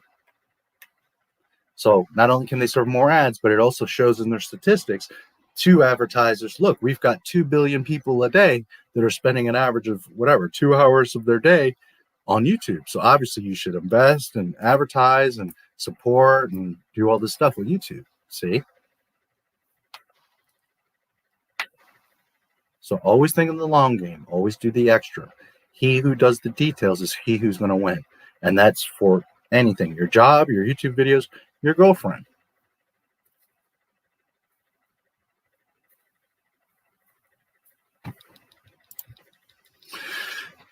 If I was going to make a Lego Raiders of the Lost Ark video, how do you think I would make the faces melt? That would be tricky, but my first idea would be to get like a little torch and literally melt the little fucker. Have his little head like, I don't know if you have expendable Legos, but that's what I would do. Get some generic heads. Get like a little torch or something. I mean, I think you're like 16, so I'm not trying to get you to play with fire, but maybe someone can help you. Maybe your parents, maybe, I don't know. Maybe you could do something in art class or at school where a teacher can supervise and help you. Use what you got, dude. Always think outside of the box. Maybe you can film that scene at school, right? In science class. Think about it. Maybe you can get extra credit for doing a cool project, and you get the facility of the adult that's supervising and helping you to do it. They give you the tool, the torch, they're watching over you. You have the safety equipment. They can help you film. You know what I mean? Use what you got. Maybe your parents. Sometimes parents don't care and don't want to get involved and don't. But sometimes, did you ask? Maybe your mom would be like, holy shit, yeah, that's great. I would love to help you. You know? Me personally, my first thing is I'd get those little fuckers and with a torch, lighter or something, I'm going to make their little head melt. Make it as real as possible. Screw it. Melt the little sucker. That's what I would do. Just be safe. Be careful. That or you're going to have to do some serious animation shit. And I don't know that I wouldn't know how to do that. So you're going to have somebody that knows what they're doing. And that's going to cost money. You got to have the right computer. You got to have the right software. That's not something simple. Whereas in a practical effect, yeah, you could melt a little Lego. I wouldn't think it'd be too hard.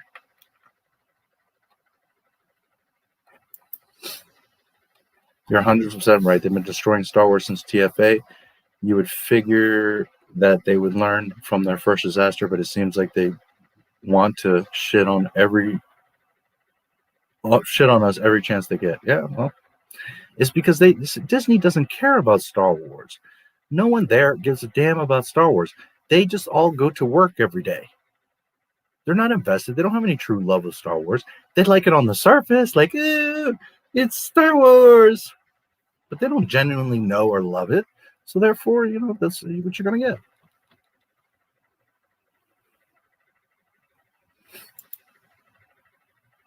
I suggest making their entire plastic bodies melt like in the Army Men games. Yeah, there you go. Melt the little cocksuckers. That's what I would do. I'm sure you could, at some sort of secondhand toy store or craft store or eBay, you could probably get a whole bag of like little Lego heads for like $2. Generic heads, you know what I mean? And just practice. Melt a bunch of the little bastards and see how you do it, the best way to do it. Figure it out. That's what I would do, personally.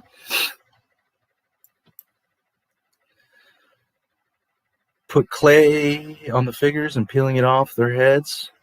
That maybe could work. Or maybe you could kind of manufacture a face on top and then melt that clay. Or maybe wax. You know, I mean, wax would be kind of the practical thing, right? Because that's what it is basically in Raiders, is it's melting like wax. So maybe that's another way, is get like a little dish with hot wax, melt wax, dip the Lego head in it, so you make like a little wax mold, and then carefully take that wax mold off, and then like set it on the little Lego body. Try to paint a little face. Maybe you know someone, maybe you can paint it.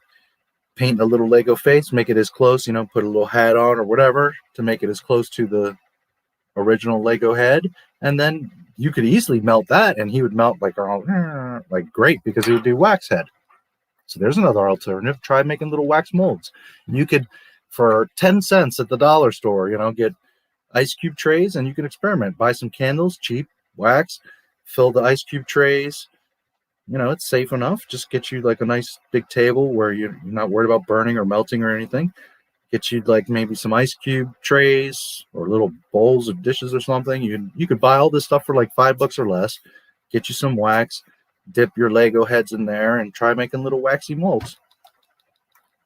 From there, you're gonna have to figure out like how to paint them or whatever. But if you know, give them a little fake little beard, and put a hat on them, like you could hide a lot of it and just kind of, you know, try to find like a yellowy wax that looks like the yellow Lego heads. You know what I mean? And you just cover it up as much as you can. Put, you know, a hat on them, and, you know, just a beard or a bandana or something. I don't know. Get creative. But I don't think it would be that difficult. Little glasses, you know, stuff that kind of hides the fact that it's wax. Plus, you can film it at a little bit of a distance. It doesn't have to be like right. I know it would be cool to be like up close, like, but, you know, if you have to, do it a little bit at a distance. You know, get creative. Try different stuff. I just think clay, that would be, you're doing like stop motion. You're going to have to sit there and like, you know, I mean, but maybe that's what you got to do, or maybe that's what you would be good at. But I'm thinking like if you made little wax molds, yeah, you could literally wax melt his ass, right? Try it. Try different stuff.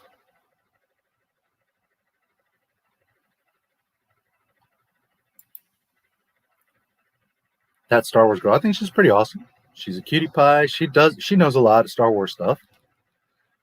To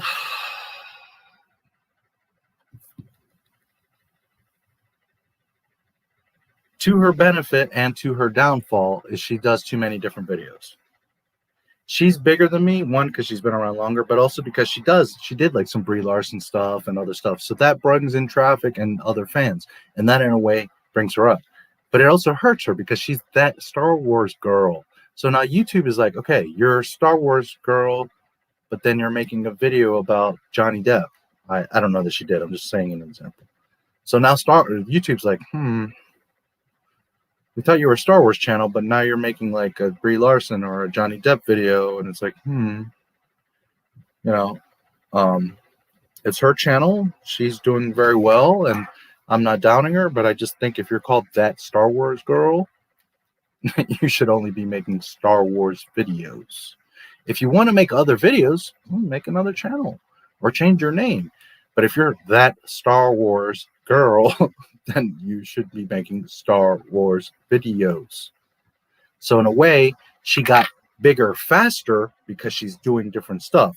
But she's also, have you noticed she's been stuck for a long time at about 160? She just hit like 170,000, but she was stuck for a long time because YouTube's like, girl, what are you doing? Who are you? What are trying to figure out?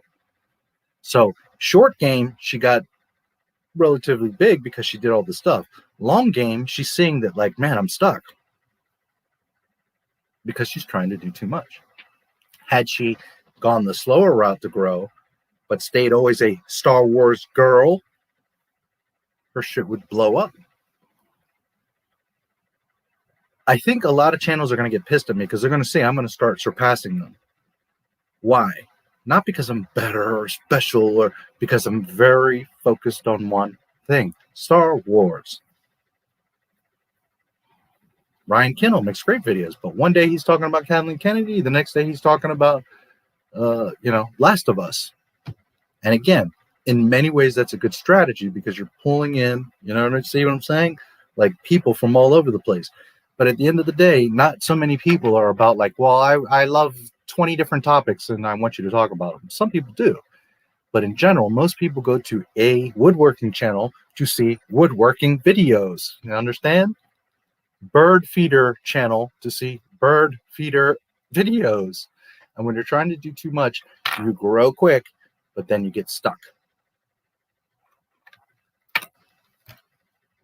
Whereas my route, not only is YouTube going to figure out who I am and then boom, push the shit out of my stuff, but also my videos are going to have a much longer life because they're not all focused on today's news and getting that video out and doing it fast and getting the initial attention. They're about setting it up properly so that 3 years from now, when someone references what happened to Kathleen Kennedy in 2021, they're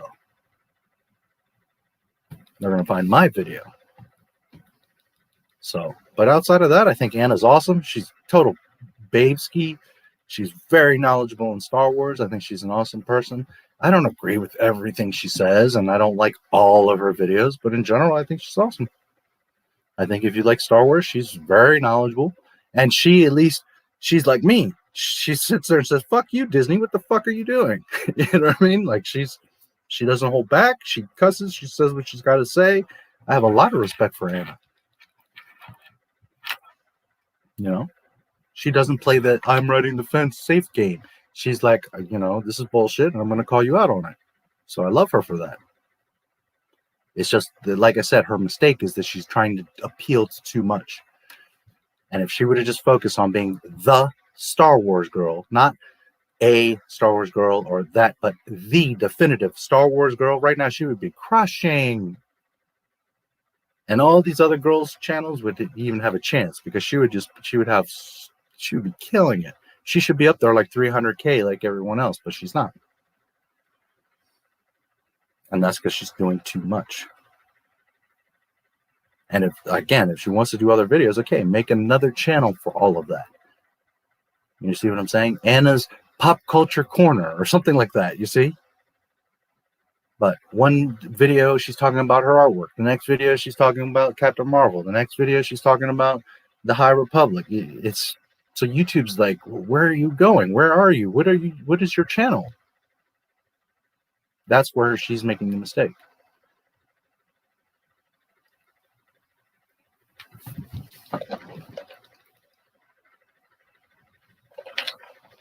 But I watch most of her stuff. And I think Anna's awesome. And she's certainly nice to look at. But most importantly, she knows a lot of shit about Star Wars. That girl's very knowledgeable about Star Wars. So I have a lot of respect for her.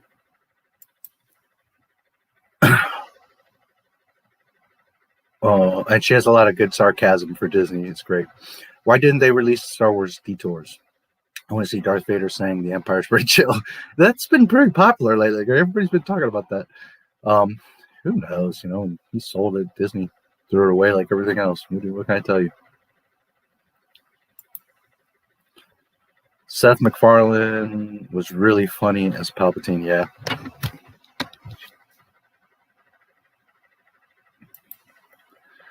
Thankfully, I didn't go to Star Wars Con here in Chicago where Palpatine was revealed, but I met up with Jeremy from Geeks and Gamers at an after party, which I imagine to be better than the con. Yeah, well, and that too, you know, instead of us worrying about going to Disney's little bullshit party where they're going to overcharge you and not give you access and treat you like an asshole anyways, well, why not? We all just go and have our own party and have a real celebration. And the real actors and the real people that actually care about the real Star Wars are going to be involved in it and want to be there. I don't think it's rocket science.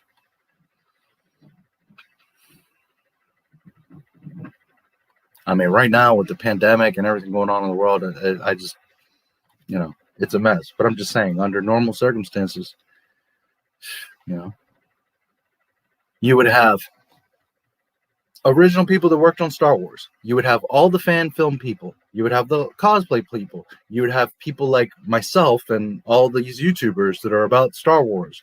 You would have like all the real Star Wars people just hanging out and not worrying about Disney's agenda or what nonsense they're going to try to propagandate to us. None of that. You're just like there hanging out, having fun and celebrating George Lucas and Star Wars. How amazing would that be? And like I said, we can play the fan films. We can play documentaries and talk and share and sell toys and sell comics and trade and all kinds of stuff. That gives opportunities for food vendors and all kinds of people to do stuff. You could have people doing signings because ironically, some people out there would want Jeremy's autograph or some fan film producer or actor's autograph, or, you know, it doesn't have to be Sam Witwer or Dave Filoni or these people. Because a lot of real Star Wars fans don't give a damn about them anyways. Some people I know would love to have Dave Filoni's autograph, but a lot of us wouldn't give a goddamn. I'd rather meet a Mahler or Anna or, I don't know, a bunch of people before I would want to meet Dave Filoni. You know?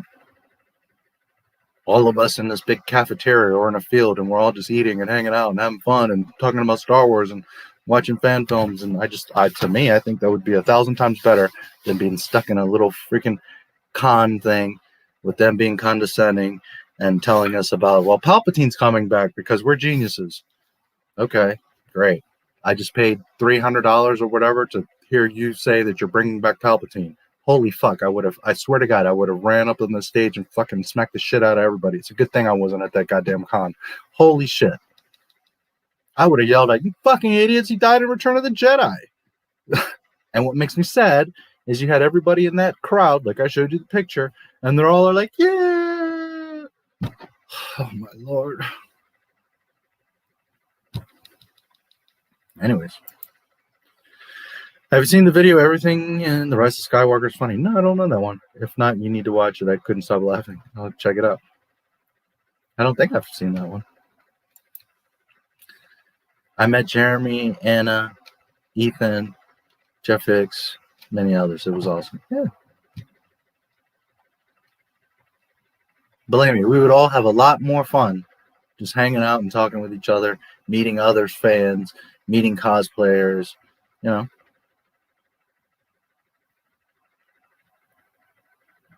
than worried about Dave Filoni telling us his next retcon. Hi, I'm Ryan Johnson, the director and writer of the worst Star Wars movie of all the episodes. If there is to be a Star Wars fan convention, I want to be there. Well, hey, a lot of these other channels act like I don't exist, so I don't know what to tell you guys. You know, I would have been already organizing this. I would love to do that, but what can I tell you? I seem to be doing something right on my lore channels, TechCom, Terminator lore. Reach 436 quicker than my main account and over 2,000 watch hours. Good, awesome. Here's a secret. Not really, because nobody's listening to me, but shorts, YouTube shorts. All of my shorts have got thousands and thousands of views. I showed you one earlier, 2.3 million views. That short has more views than everyone we've talked about tonight, than pretty much all of them do. Mahler has a couple videos. I think they're like 3 million, something like that.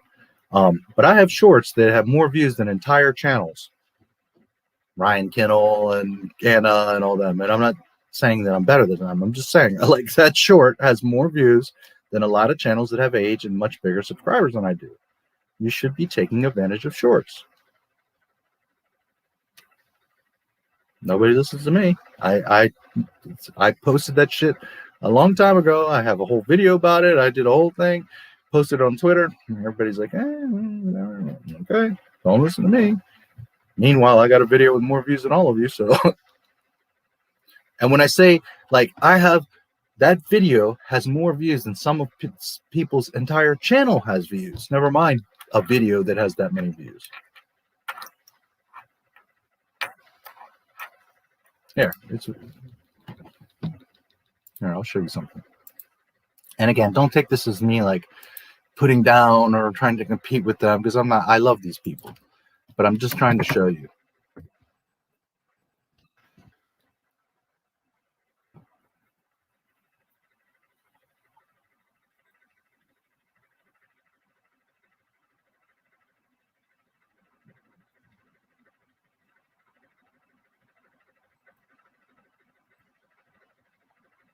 Okay, so here.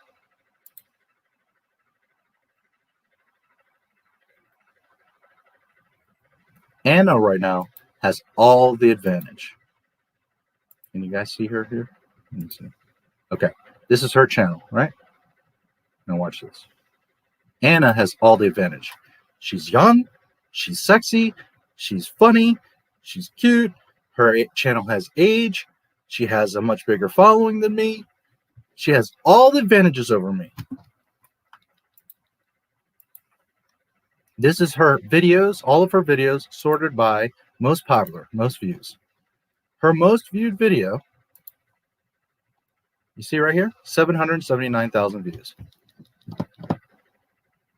Now, she has a lot more videos than I do, and a lot of them have a lot of views. She's doing really good. I'm not at all downing Anna. She's doing great. But for one, look at, you see, Bree, Daisy, Starfire, Mark Hamill. She's all over the place. Thor. And because she's thinking, well, this is what's popping, this is what's hot. And, God bless her. She's doing great. But the problem is that YouTube is looking at her channel and saying, well, what is this channel? Because one minute you're making a video about Kate Mulgrew, and then the next minute you're making a video about Palpatine. And then the next minute you're making a video about Cheesehead, Brie Larson. You understand? Here's a video about KK, and here's a video about Shillboy, Mendelsohn. You understand what I'm saying? So now YouTube is like, look, Barbie. They're all over the place. She's all over the place. So anyway, she has a ton of more videos than I do, and they're all doing really good. 50K, 40, 75. But do you see what I'm saying here? Her largest viewed video is 779. And again, I want to stress that I'm not competing or talking badly. I love Anna. I'm just showing you guys. Now,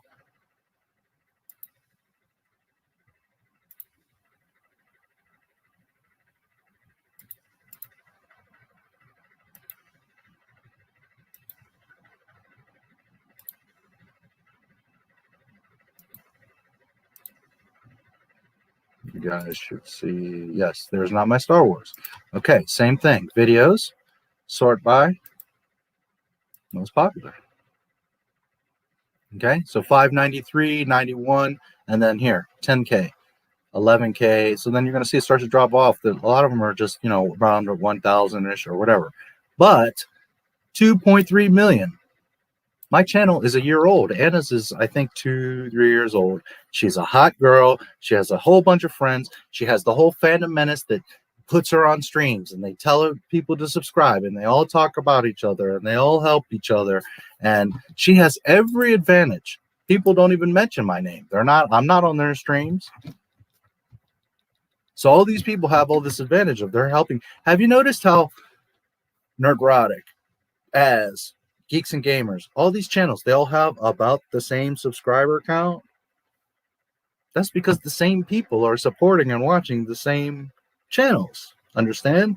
Yes, some people love Nerdrotic that don't like Jeremy, or some people like RK that don't like, you know, I don't know, Anna, whatever.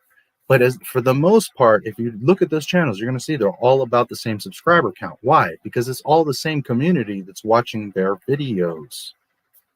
So if one of them is at around 300K, all of them are going to be that because they're all supporting each other. They're all on each other's live streams. They're all talking about each other. They're all saying subscribe, subscribe, subscribe. So naturally, they're all going to have around the same amount of subscribers. So Anna, like all of them, have a massive advantage over me. Yet I have a video, 2 videos that are destroying hers. Why? Because my channel is focused on George Lucas and Star Wars, and YouTube understands this. YouTube rewards my channel for that because it understands that when it comes to that topic, I'm an authority. Whereas when they go to look at Anna's channel, they're like, Brie Larson, Henry Cavill, Mark Hamill, Batwoman. You understand what I'm saying? Natalie Portman, Kate Mulgrew. So now YouTube's like, where do we put this? What do we do with this? This is all over the place. Short term, this is a good way to build your channel and get a lot of views. Long term, this is bad because YouTube has no idea what the hell you're about. And there's channels that are very specific. They can grow very fast as well, but will have more of a longevity because now YouTube knows that your channel is about custom mailbox building. And it's better to be the #1 channel in custom mailbox building and have 3 million subscribers than to be another average channel that's talking about all the stuff that everyone else is talking about.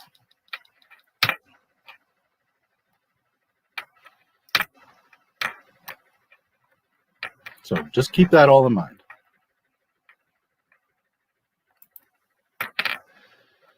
What do you think would happen if Michael Jackson was in a Star Wars movie?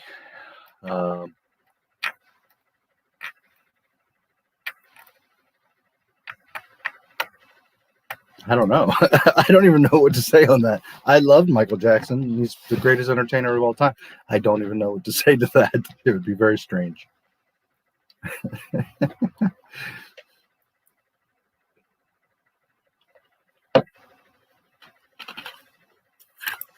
um, 1 year and 4 months. So you're saying this happened in 1 year and 4 months? Yeah. Keep at it, man. It's like, you know, I just gave you a whole bunch of gold. I hope for any of you listening, I just gave you a shit ton of gold right now. So it would have been so funny seeing him in Return of the Jedi, and then he does an album to tie in with the movie. Yeah, but it wouldn't really be Star Wars music, now would it? I never seen Captain EO.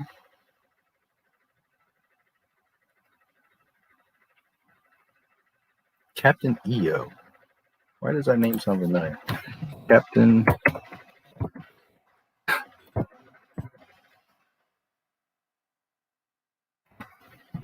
Okay. 1986, man. I don't think I ever saw that either.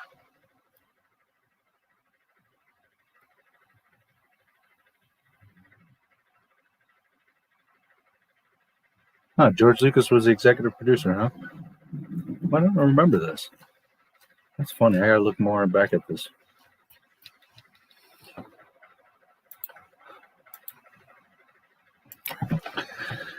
It's crazy that it's been almost 30 years since Smells Like Teen Spirit came out. Yeah, that is crazy, huh?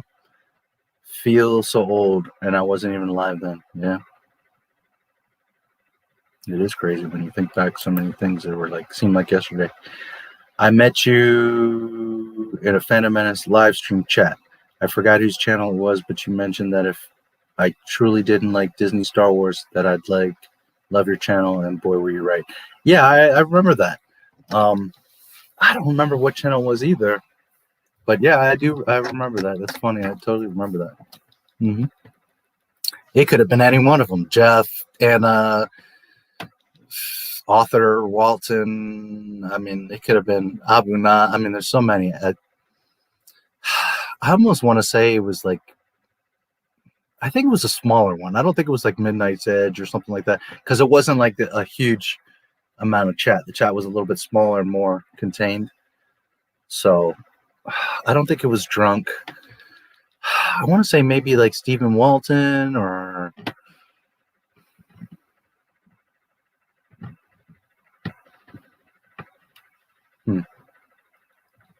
yeah, I can't remember right now, but I do remember that conversation. Yep.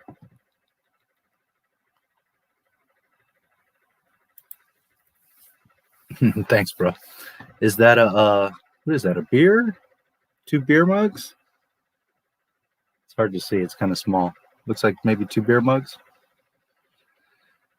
Appreciate it. We'll get there eventually.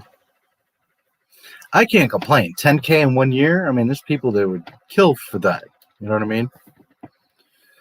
I think for the amount of time that I put into it, the amount of knowledge that I have, and the type of level of videos that I make, it could be bigger, but I'm not at all complaining.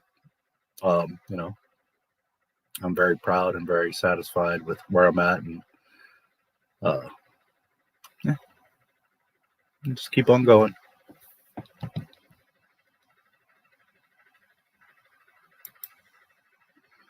Electro looked terrible in The Amazing Spider-Man 2. I don't remember him in The Amazing Spider-Man 2. Electro? What the hell?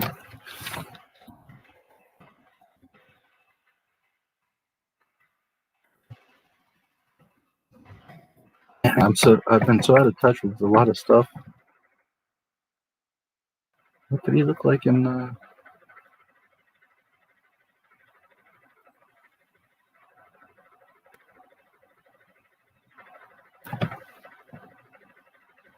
Oh, I didn't see that. Is that Jamie Foxx? Yeah, I never saw that. It's not Electro. What the fuck is that?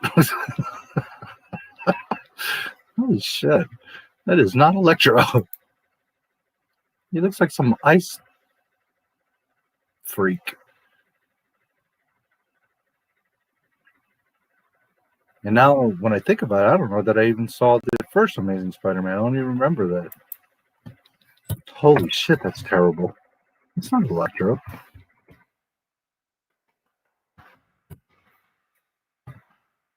There were stuff that I had gotten so fed up with stuff that I didn't even bother. I like cut myself off from a lot of stuff for a while. I just didn't even. Yeah, right, with this kid. I don't know that I even saw the first Amazing Spider-Man.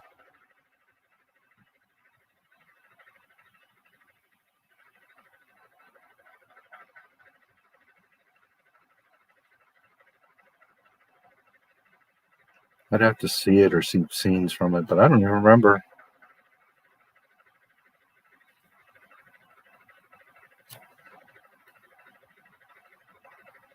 Hey,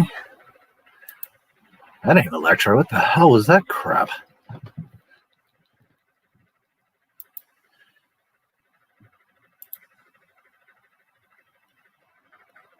Was that Disney Marvel?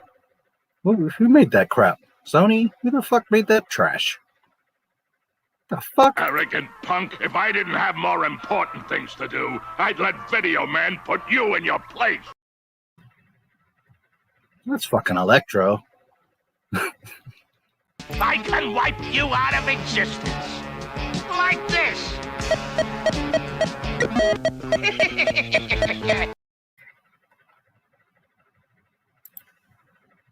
What a train wreck. What the fuck was that I just saw? You look like some ice dude. Fading in. Hollywood is a dumpster fire now. Fading out. Yes. The hashtags help a lot with combating the algorithm. Yeah, hashtags do definitely help. Just a little piece of advice. Don't put hashtags in your title. Put them in the description. And that's for two reasons. One, when you put it in your title, it doesn't show up on the video. Okay? If you notice, like a lot of videos over the title, it has, like if you look at my stream here, it says Not My Star Wars, 10K celebration, 10K subscribers. That's because they're in the description. If I had put that in the title, it overrides and it doesn't come up there. It just is in the title. And two, it's not really that good for SEO. It's better in the description. Shorts are different. If you make a short, then put it in the title and in the description. And this is not only because YouTube literally told us that's the way to do it to get attention for them, but also I showed you a 2.3 million view short. I know what I'm talking about. Shorts are the exception where you put hashtags in the title. Avoid hashtags in the title of regular videos. Put them in the description.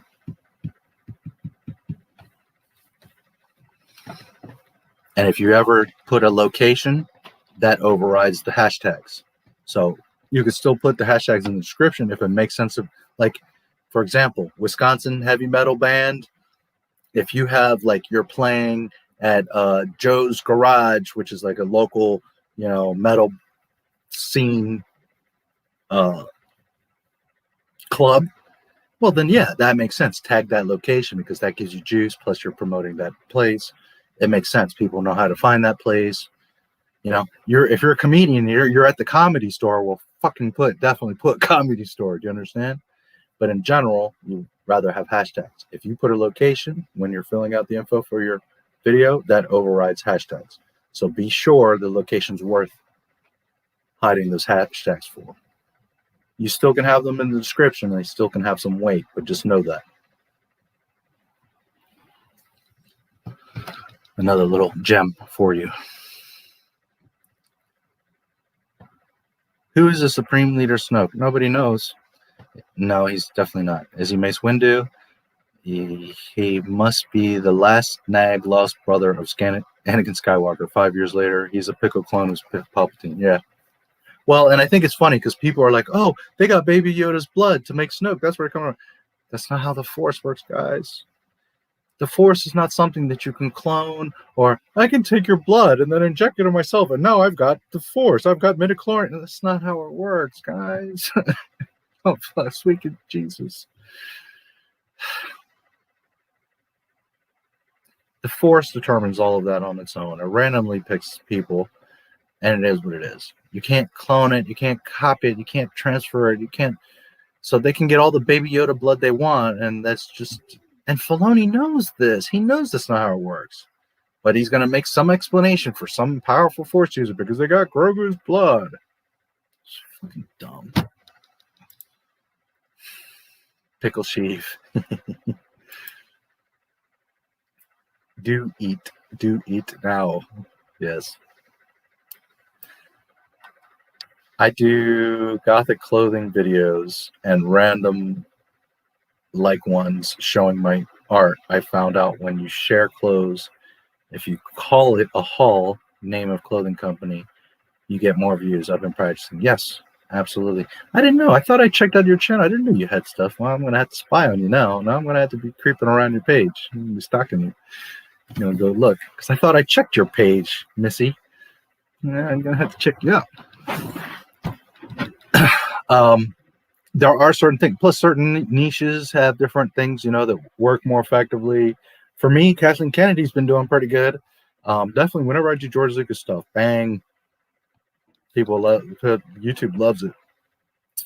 But certain niches have certain things that draw attention. And certainly, you know, if you put like she's saying haul, like the haul stuff, especially amongst girls, is big. Also, like people that are like frugal or couponers, shoppers, this type of thing. Haul is like a big, jumping keyword there.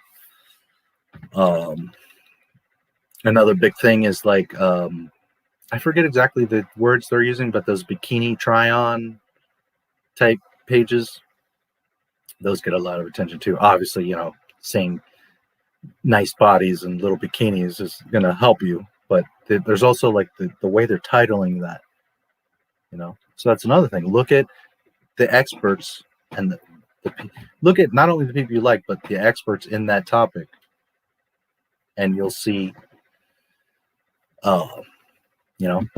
what they're doing.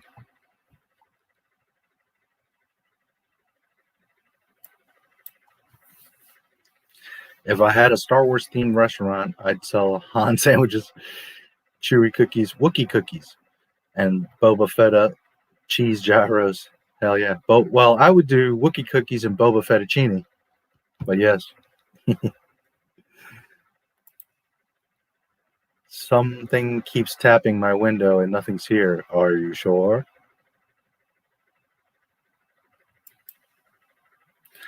I'm a Simpsons YouTube channel where I talk about Ren and Stimpy. Correct. I'm a Star Trek YouTube channel where I talk about Terminator. Correct. See, like that's like one of the worst things. Like, I love Star Trek and Star Wars, so I'm going to do the Star Universe channel, and I talk about Star Wars and Star Trek all the time. And YouTube's going to be like, dude, you can't be the best or the expert or a highly ranked channel and everything or both things.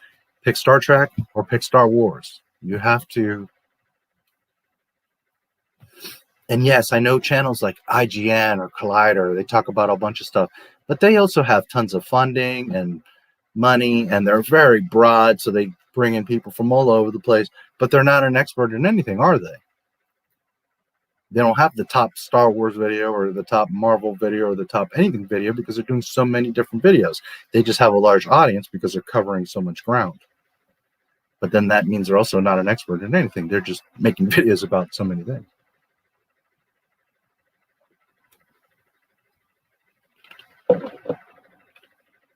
And don't misunderstand, I'm not trying to discourage anybody. If you like 10 different topics and you want to talk about 10 different topics, then do it. But just understand, when you're all over the place and you're doing so many different videos, you're just not going to get anywhere because YouTube is not going to, So you either got to make a channel that's very generic, like Mike's life. You understand? And you're just talking about Mike's life, things that Mike does. Or make a few different channels or 10 different channels about those 10 things. If you are trying to do too much on one channel, especially, and again, Anna, I'm not attacking you, love you, but if you're called that Star Wars girl, then you should be making one type of video only, Star Wars videos. It's going to hurt her. It's been hurting her. She's been stuck. She just jumped up, but she was at 160 for a long time. And I know most people are like, holy shit, 160,000 subscribers. Yeah, that's awesome. But you want to constantly be going. And she was stuck there. I know, because I watch.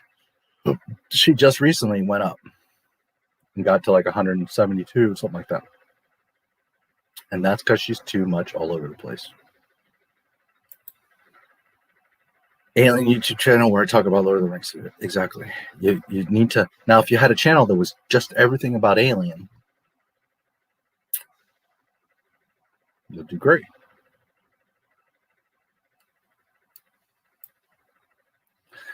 They've been doing Zoom Comic Cons. It's been nice because most are free and you get to ask the actors questions in chat. They could do a Star Wars one like that.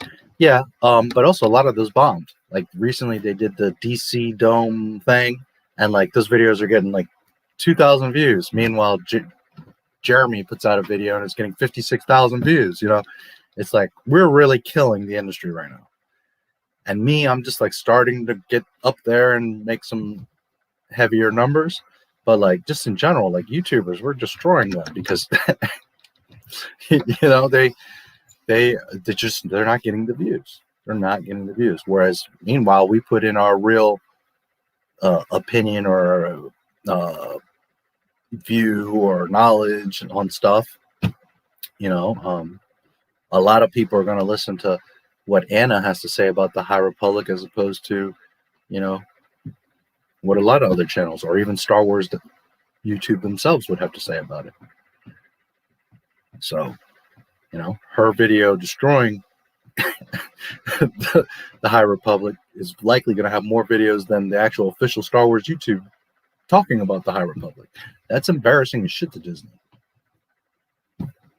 So, but I know, no, I that's something totally you can do, we could do, and that they are doing. Just know that it's just funny because a lot of them are like not getting views on that stuff. They're getting like a couple thousand views, and then meanwhile, someone else, Drunk 3PO, makes a video and it might get, you know, however many views, or whoever, you know.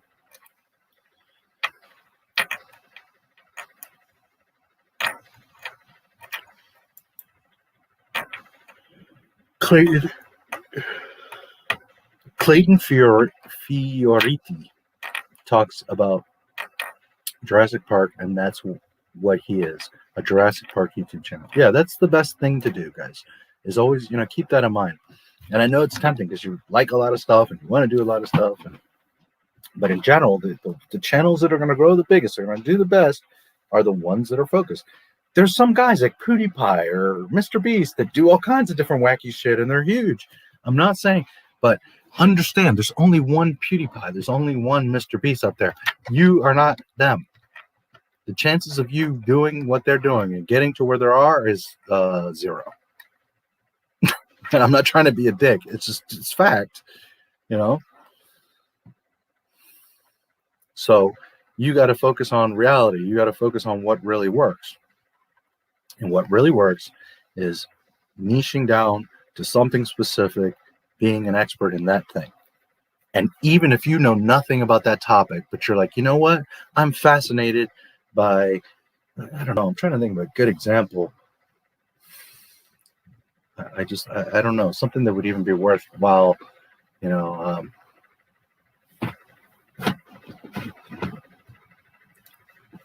crochet figures. I don't know anything about crochet figures. I've never made them, but I'm so fascinated with them, and I want to learn how to do crochet and make all kinds of little cool characters. This is a mini Yoda, by the way, not baby Yoda. This is the real deal, not little Grogu. So then maybe you don't know about it, but you're fascinated by it, you love it, you want to learn about it, and you say, well, I could do like kitchen accessories, or I could do little figures, and I could even get more specific, like Star Wars crochet figures. And now you could be the one person that's doing that and be the expert in it. So then you do your whole journey of, okay, well, this is my passion. This is something I'm into. I want to learn how to do it. I'm fascinated with this. I got it as a gift. So I'm going to start my journey of learning how to do this. So then you buy your little toolkit and you start making videos, and you do the evolution of how you learned and we're making these. And your first ones are going to be all crappy and twisted and wacky. And then over a year, people will grow with you and see how you got better. And next thing you know, you're the leading YouTube channel because you make croquet figures. So it's better to have 1 million subscribers for this than to be worried about, well, but I want to do paintings and arts and crafts and this and the other and all this stuff revolving around, you know, Grogu or whatever. So that's another way to approach it. You don't necessarily have to be the expert. You could do your whole journey. But again, niche down to what it is you're going to show or do or what have you. Trying to do too many different things, nobody's great at everything.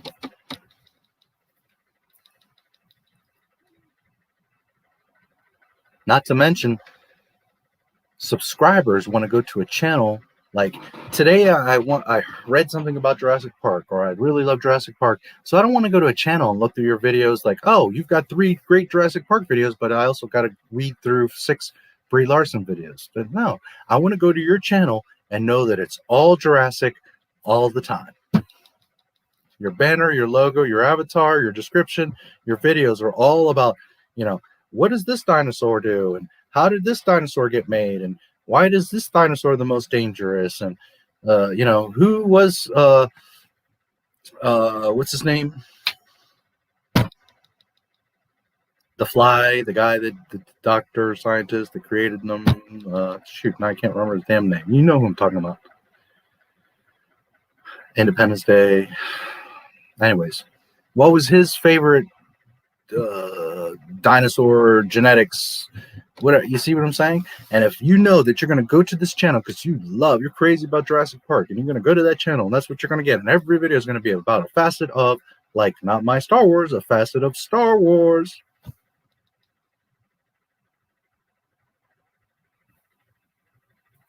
You're going to do great. I have one Tron video and one ET video. Neither one of those really did much of anything. So it's okay if you want to try one other little thing that's in the realm, but in general, you see those videos don't really get any attention because this is a Star Wars channel. So subscribers like to, you know if this channel is about earphones, well, then I'm going to see earphone videos, not, you know, mic and laptop and earphone and, you know, cup videos. Maybe I should rename my main channel Mega Jetty 1 Gaming, since most my streams are game streams. Most of my streams. Maybe I should rename my main channel Mega Jetty 1 Gaming, since most of my streams are game streams. Yes. Or come up with a better name. MJ Gaming. Nothing against your name, but it's kind of long and wordy. Mega Jetty 1 Gaming. MJ Gaming. MJG.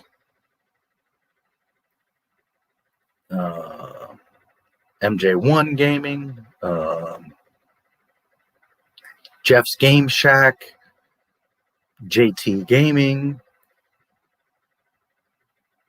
But if you're doing most of the gaming, well then, yeah, dude, put gaming in the title. Hello. Yes. And focus on gaming. Yes, absolutely. That in itself will have an impact. You see, my name puts off people and, like, gets people hissy and gets their panties all in a bunch. But guess what? They also know it's about Star Wars. Regardless of my opinion or stance on it, the second they see it, they know what? It's about Star Wars. And some people, if you're just totally disinterested with Star Wars, okay, you save us both time. Some people, well, they have their different feelings about Star Wars, so they may or may not look, but they know that it's a Star Wars channel and they keep seeing it recommended, and eventually they're going to be like, all right, let me see what the hell he's talking about. And then some people are immediately like, oh, not my Star Wars. Let me go, I want to see this. You understand? But you, in all those scenarios, guess what's the common denominator? And everybody knows. It's Star Wars. So yes, you need to absolutely make gaming the priority there. Make your description. Go, again, copy me. Go to my channel. Look at this. Go to the About tab. Look at what I wrote. Look at how. Go to my channel. Look at what I wrote. Then go to YouTube search and search Not My Star Wars. Okay? And then here, I'll show you guys. I'll just make this simple. So you see the behavior of what's happening and why this is important.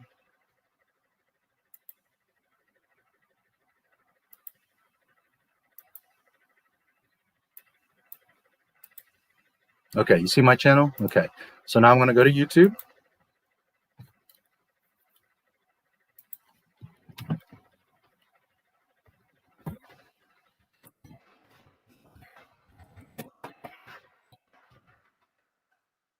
What's the first thing that comes up?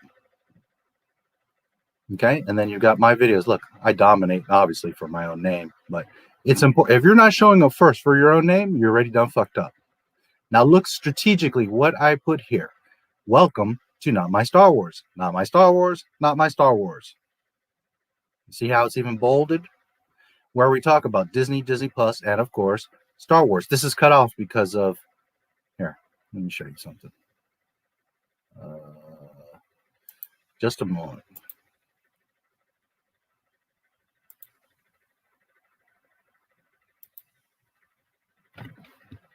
Okay.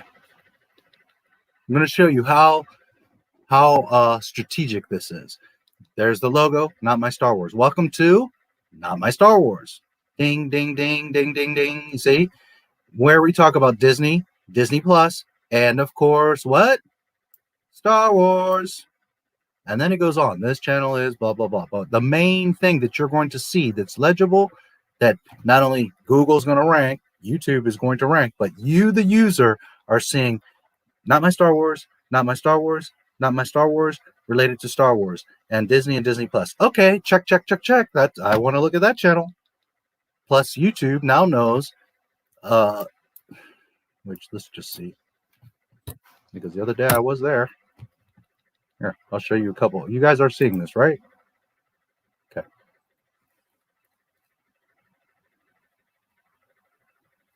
Look, right here, my live stream is 1, 2, 3, 4, 5, 6. Number 7. My live stream is right now showing up under Star Wars. And this has like millions of hits per month. Against IGN, which has many more subscribers than I do. Hollywood Reporter, that has many more subscribers than I do. IGN again. The actual YouTube movie, Midnight's Edge, which has a lot more subscribers than I do. Star Wars Theory, the biggest Star Wars YouTube channel. And here I am, right there with everybody else. Understand? Capiche?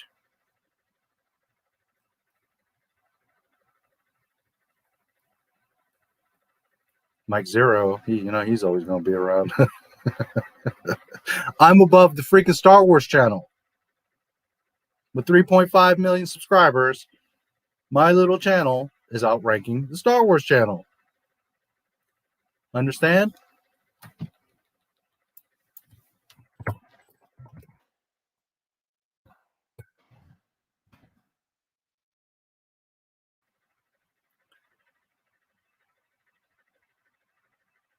What is that?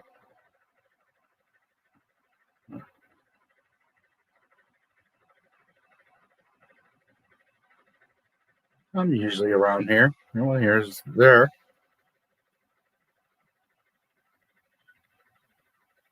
Well, I'm not showing up right now, but usually I'm here in the top 10, top 20 for George Lucas.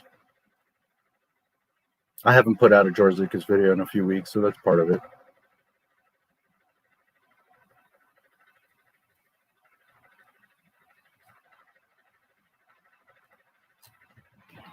Okay, now watch this. It's all one word, I think. Mega Jetty.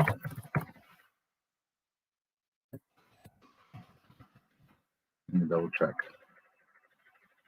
Mega Jetty 1. Okay, so you're there. You're first. Good. Very important.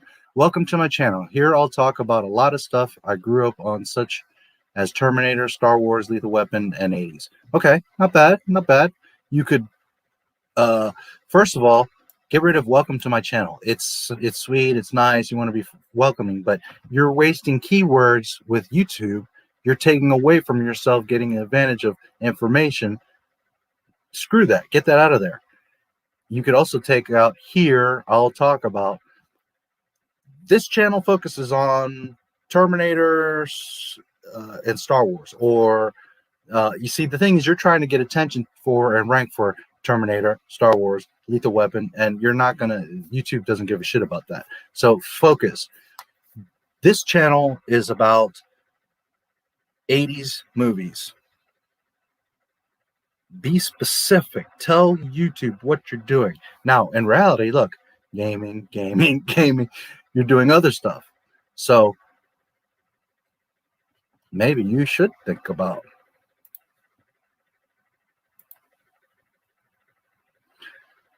talk about stuff, Terminator, Star Wars, 80s movies, among other things. My goal is to connect to people and reach 1K, not only for the entertainment, but I can use the income. Okay, so don't take it the wrong way, but all of this is irrelevant and not helping you. You're trying to be too personal and connect that way, but you need to be more direct and tell YouTube, most importantly, but also me. Don't worry about me, like you getting personal and like you want to be friends and you want to reach 1,000 subscribers, and like, we know that, we don't care. We want to know what your channel is. I'm Mega Jetty. I love 80s movies, and that's what I talk about here on my channel. Get it? You can eliminate all this extra that's just a wall of text that nobody really cares about. They're only going to care about it once they know you and get into you and watch your videos and connect with you. Then they want to know about you. And at that point, well, your videos and or live streams are going to show that. But here, you trying to establish too much about yourself and what your goals are and all that, it's really irrelevant. What I need to know, what YouTube needs to know is right from the bat, what is this channel about? What are you talking about?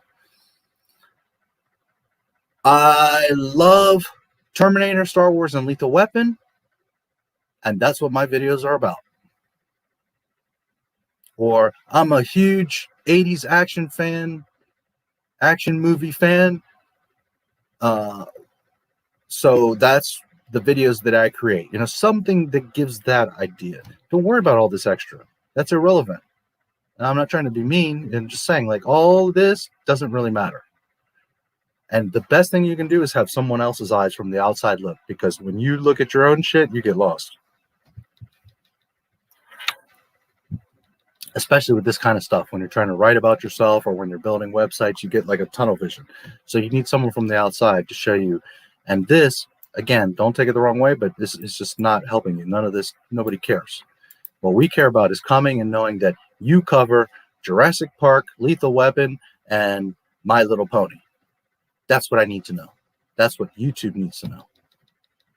And if you're doing, like you said, gaming,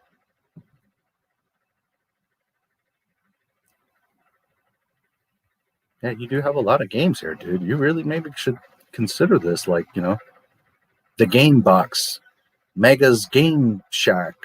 I don't know, you know. But rather than all this, you're better off with, I'm Mega Jetty.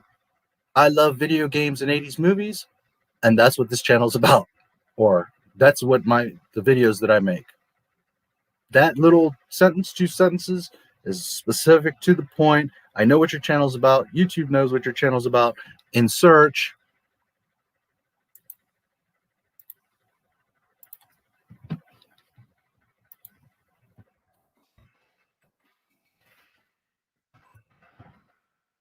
okay? So instead of welcome to my channel, doesn't help me. I mean, it's nice. Thanks. I appreciate it, but doesn't help. Doesn't give me information.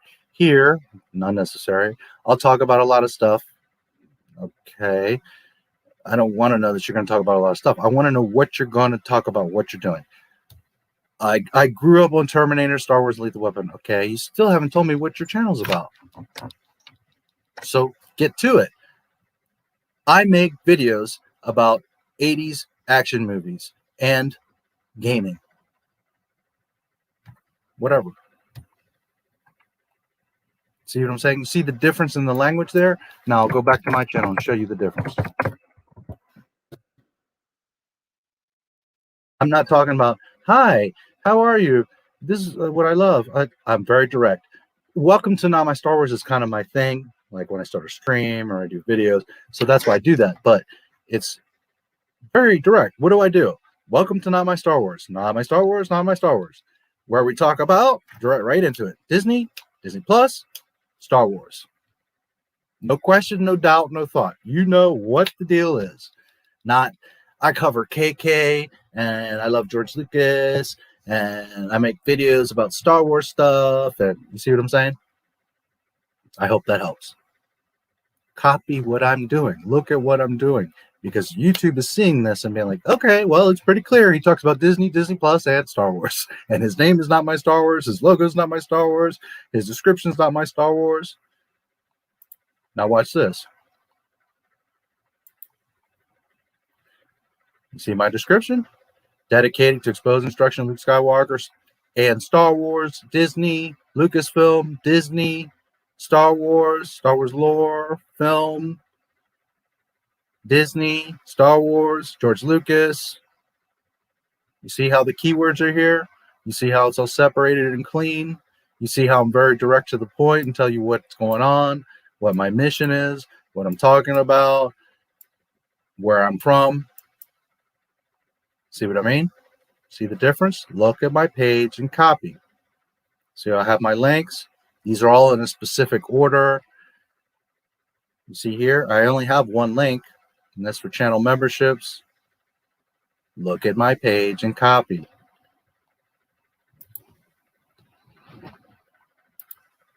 I hope all of that helps you. Remember that. Don't think of yourself. Always think of the person coming to your page.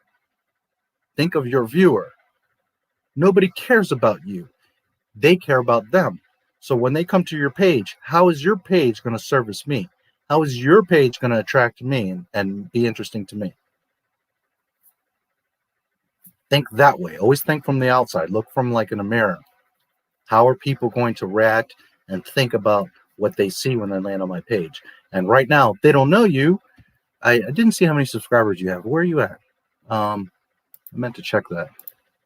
Where are you at, homie? Where are you at? 521. Oh, it's pretty good. Pretty good.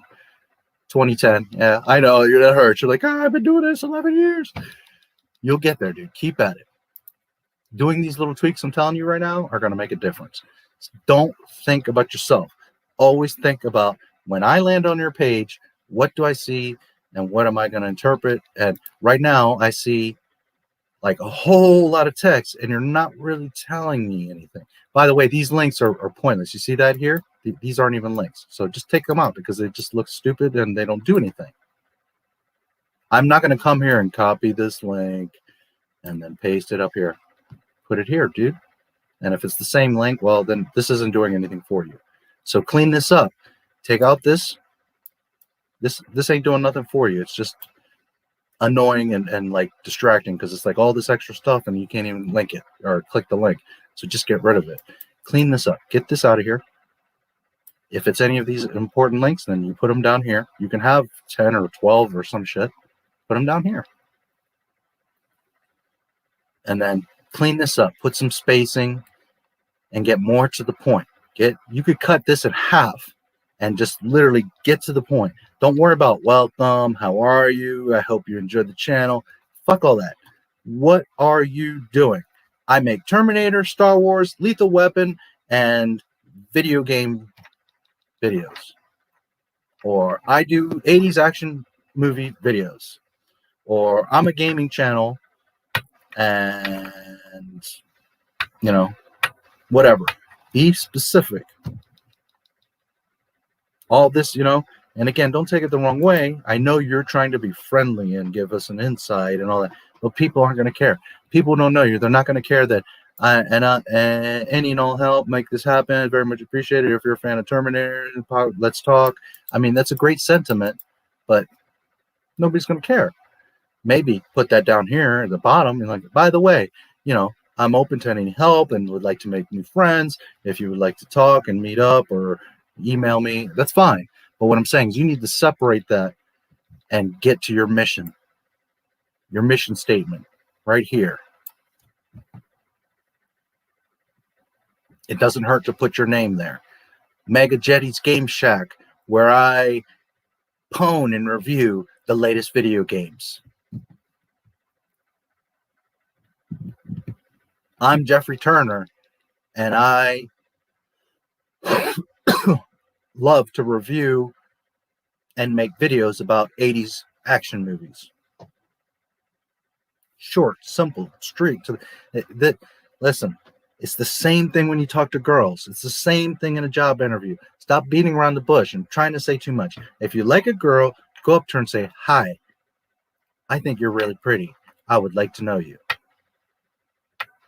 Just go straight.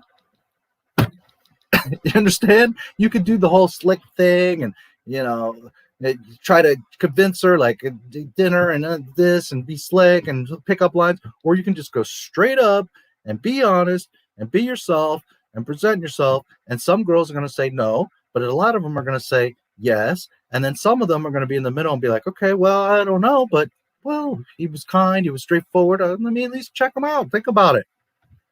You understand? So now you weed out the ones that aren't going to give a shit anyways. You immediately get the ones that are interested, and then you're in the middle, and you at least got a chance of the people checking you out. And that goes for girls, work, YouTube, whatever. Same thing. Get all this fluff, all this bullshit out of here. And when I say bullshit, I'm not saying you. I'm just saying in general. You know what I mean? Just, you don't need all this. Get it out. Clean this up. Make it shorter. Make it direct.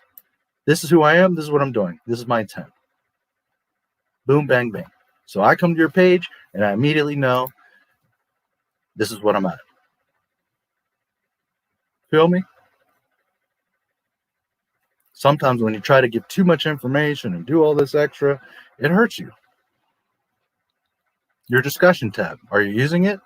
Here, you need to start, you know, hey, this week I'm going to release a video about Terminator.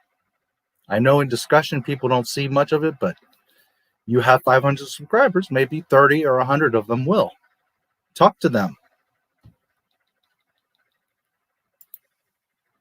Don't worry, I'm going to send you the bill, Jeff. When you get your little 1 million subscribers, I'm going to send you the bill.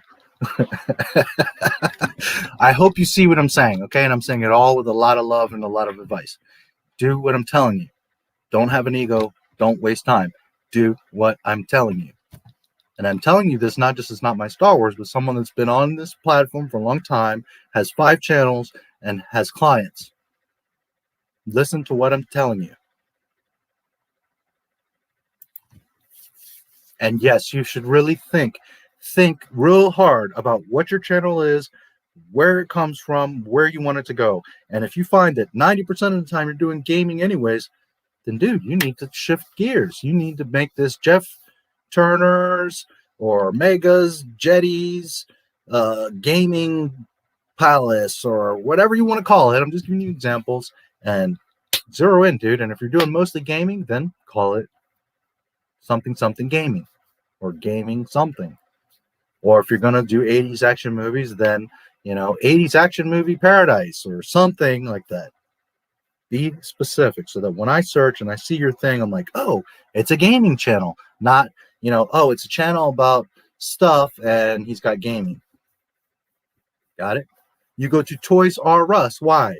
Because the damn thing tells you that they are toys, right? You're not guessing. 2 beer mugs. Cheers, buddy. Actually, now that I think it might have been on John Talk's live stream. Maybe, possibly. It's possible. Quite possible. I do definitely watch John's stuff.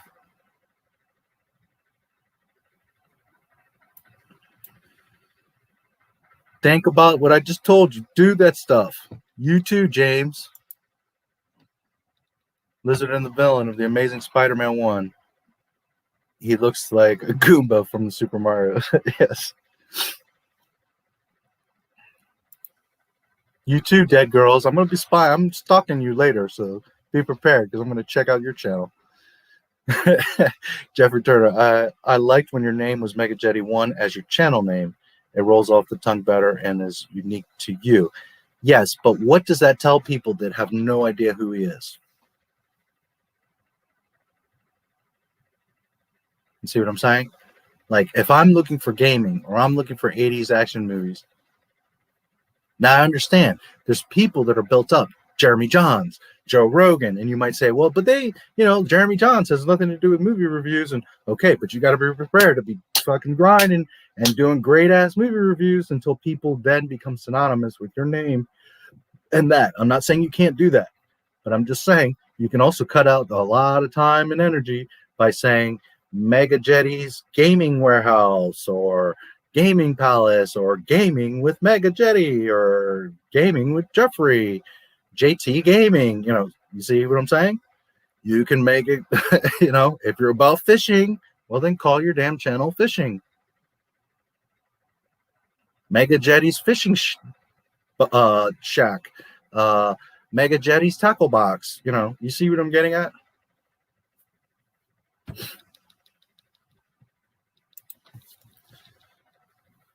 TASM2 is the reason why Sony gave Spider-Man back to Marvel. Yeah, well.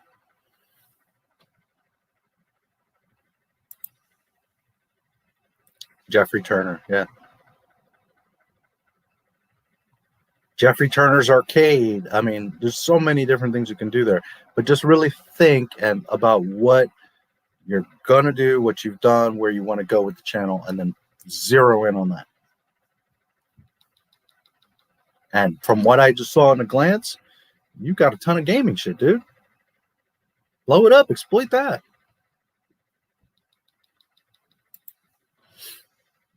Thanks, appreciate it. I went with my real name for a while because I was no longer afraid to tell people who I was. But yeah, time to go with what's familiar. Well, yeah, because again, don't look at it like I know you from Twitter. I know you from around the other videos or others' channels. So I'm not oblivious to who you are, Mega Jetty, Jeffrey Turner. I know you. But what I'm saying is, if I'm totally new and I'm just looking for like a gaming YouTube, Mega Jetty or Jeffrey Turner doesn't mean a damn thing to me. Now, if you do it for the next 5 years, you build it up, you build up credibility, and now you're the next name in gaming reviews, well then, okay, I know, oh, have you seen that Jeffrey Turner guy? And you go search. But that's a whole lot of work and time that you're going to have to build up your name. So just think of that. Whereas your channel name, your description, your channel tags, all that stuff is revolving around gaming. YouTube's going to say, oh, guess what? This is a gaming channel. Gee. The Amazing Spider-Man might be the worst superhero movie. Why is this, I feel like I'm seeing everything shrunk here. Okay, there we go. Amazing Spider-Man 2 might be the worst superhero movie I've seen next to Spider-Man 4, Batman and Robin, and Justice League. X-Men Origins, Wolverine, that one was really bad too. Yeah. I haven't really liked much of the Marvel stuff, guys, honestly. I haven't been... I understand. Respect decisions to you utilize your real name on YouTube, though. I feel an alias is somewhat beneficial, and it should be catchy as well. Mega Jetty 1 is totally catch. Yeah, and I'm not telling you not to use your name. I'm just telling you that, if you focus in on what it is, then it's only going to be to your advantage. If nothing else, though, your description, that stuff, you got to clean it up and get more to the point. I remember Jeremy Geeks and Gamers on streaming reading your name and saying, damn, that's a cool name. Sounds like a macro ship. Yeah, it kind of does. As bad as Batman and Robin was, it's no Captain Marvel. Plus, it gave us the Nolan trilogy. Yeah. Ian Malcolm.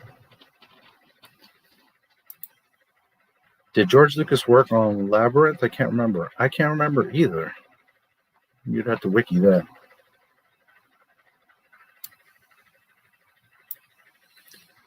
My YouTube channel name was inspired by Anna and just some guy.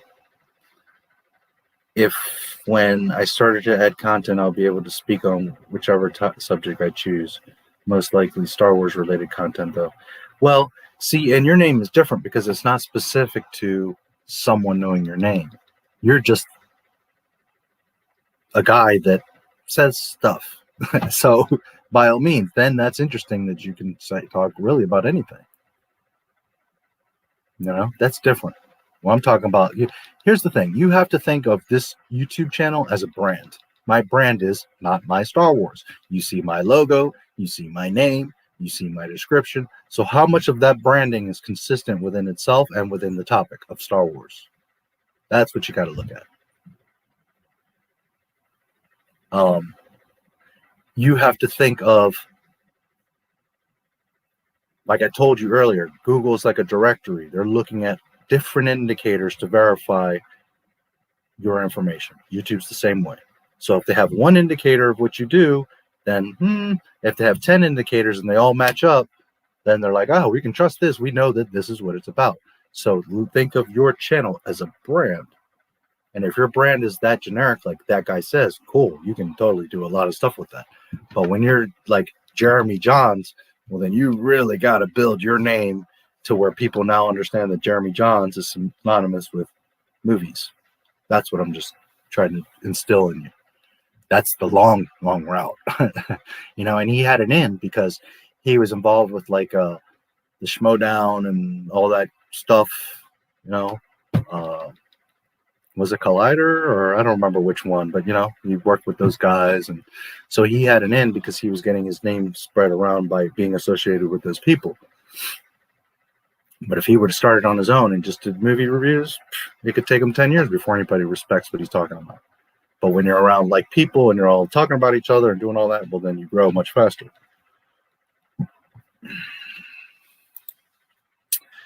Well done from Caroline Springs, Melbourne, Australia.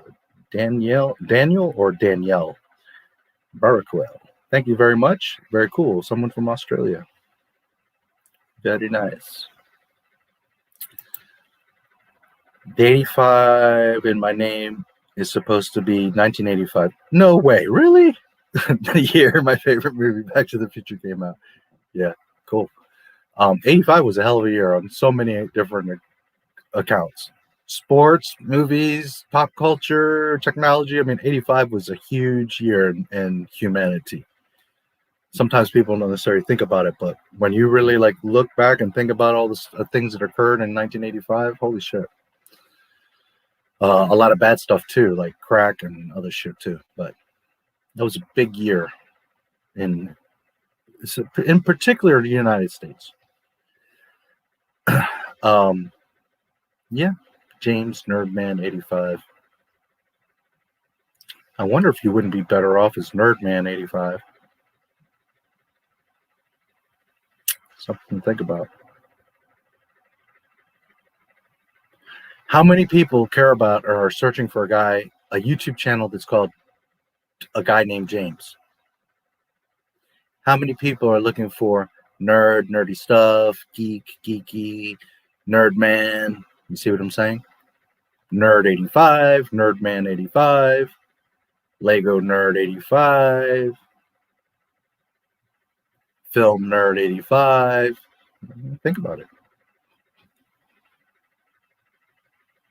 Again, don't think about you. I'm assuming your first name is James. That's why you have that. James Nerdman. But stop thinking about you. I don't give a damn about you. What is your channel? What are you doing? You have to pull me in to then care about you. Okay, remember, George Lucas, how he did it, and how Mickey Mouse does it. Mickey Mouse just throws Ray at you and expects you to like her. George Lucas made you fall in love. So do the same thing. Don't think about you. Think about me that's looking at you. Always remember that. How are you servicing your viewers, not how you're servicing yourself? And yes, we all want to make the videos we want to make and do the things and talk about ourselves. I get it. But the more you separate and show people the value of what you're putting out and what they're going to get and be very straightforward. Again, I can't stress. It's like if you go straight up to a girl and you don't play games and bullshit and be rude and do all that extra. Hi, I saw you. I think you're super cute. My name is, I want to know you. You'd be surprised. It works pretty well. Okay? Instead of trying to do all that extra. So think the same thing when I'm coming to your YouTube channel. I don't care that your name is James. I care about, what are you talking about? Oh, you're Film Nerd 85. Okay. Film. He's a nerd, so he's going to be a little more in depth and maybe an expert. And 85. I like a lot of movies from 1985. Maybe there's something here. Get me?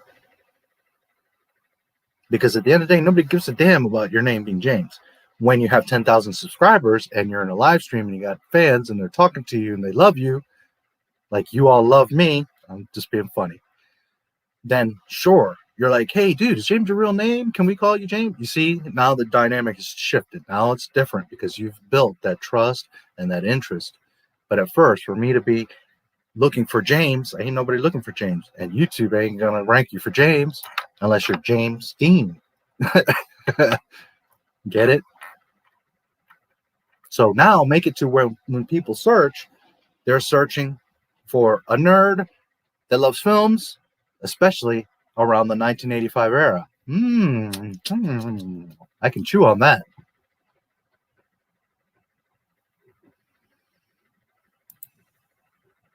'85, '86 was a good year, especially for the Bears.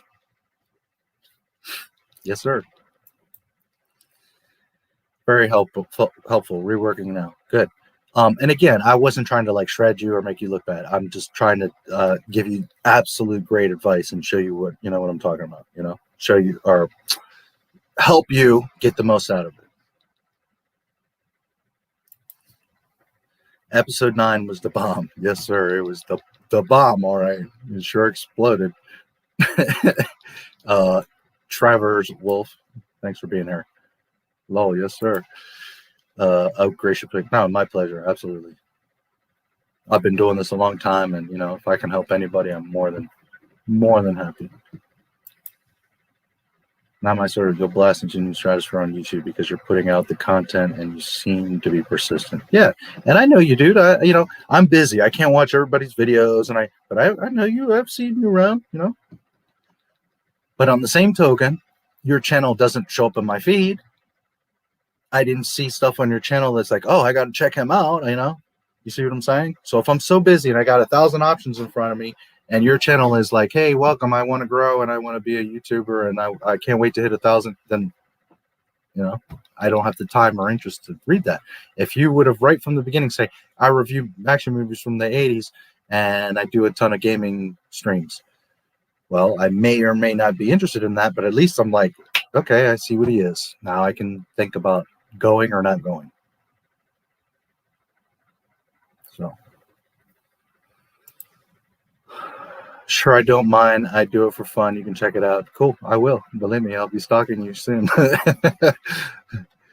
Would you like me to do what I just did with Mega Jetty? Because I can do that, or I can look more privately. But if you want, I can look. I can show you right now what you're missing or not.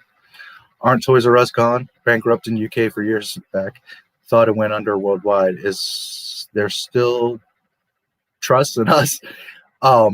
There is a few apparently in Canada. There's a few. I don't know how many, but there are a few that are still remain in Canada. As far as most of the world in the US, yep, gone, unfortunately. But you see my point, right? You didn't have any questions. Toys are us. So you're like, oh, ding, I want toys. Toys are us. So not only think of all the dynamic, the mental dynamic there. Okay. New G.I. Joe cape is coming out. Where am I going to get it? Toy store. Where's the toy store? Toys R Us. Okay. Now I'm walking around the mall and I look over and I see Toys R Us. Well, I haven't been in the toy store for a while, so let me go look. These big slanty letters, all colorful. Toys R Us. You see what I'm saying? So now you've ingrained it in your brain that toys, and where do I get toys? At Toys R Us. It's very important to really state what you're doing. I know it's clever sometimes to put a name, you want to do your name and all that, but think about, what's more important, growing or, I want my channel to be my name. It all depends. Like there's baby girls that, do their little life vlog thing. So it makes sense to, I'm just going to make up some name, Christina Jackson, Christina Jackson's life blog or vlog. Well, that makes sense because she's hot and 22 years old and bubbly and, and she makes videos of her life every day. So of course you're going to go by her name because that you see her thumbnails and she's looking all cute and, you see her in videos. And so it doesn't matter. It makes sense for it to be her name. She doesn't have to be specific because you're going to see her for what you're seeing physically. She has an advantage that you don't. But for most of us, you got to make a channel that's going to revolve around that topic. Toys R Us. I like Maggie Jetty 1 because the initials MJ1 is basically Mary Jane 1, Spider-Man. Okay. MJ1 Gaming, baby.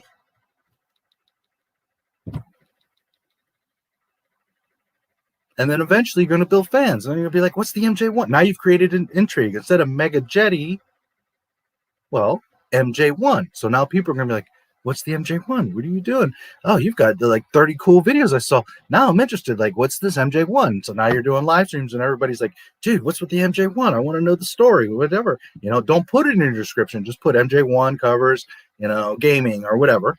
And then build that story, build that mystery. And then eventually people are going to start asking. And then they start to care about your channel. And then they start, you see what I'm saying? And now you've got this whole story. And then they're like, oh, Mary Jane 1, Spider-Man, awesome.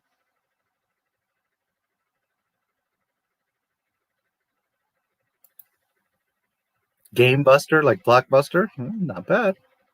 I guess you saw me looking at your thing there, your banner. It's not bad. What is your banner? I know Mega Jetty. Well, there you go. Game Buster. Game Buster videos. Okay, instead of Blockbuster video, Game Buster videos, or video, but you know, Game Buster videos. Pretty straightforward. That's your banner. Like, are you still seeing that right now? Is it sharing? Okay, well, you put your banner, Game Buster videos, and your little logo could just be MJ1. It's catchy, it's short, makes people question, like wonder, like, what is that? What are you up to? What's MJ1? Now people want to know the story.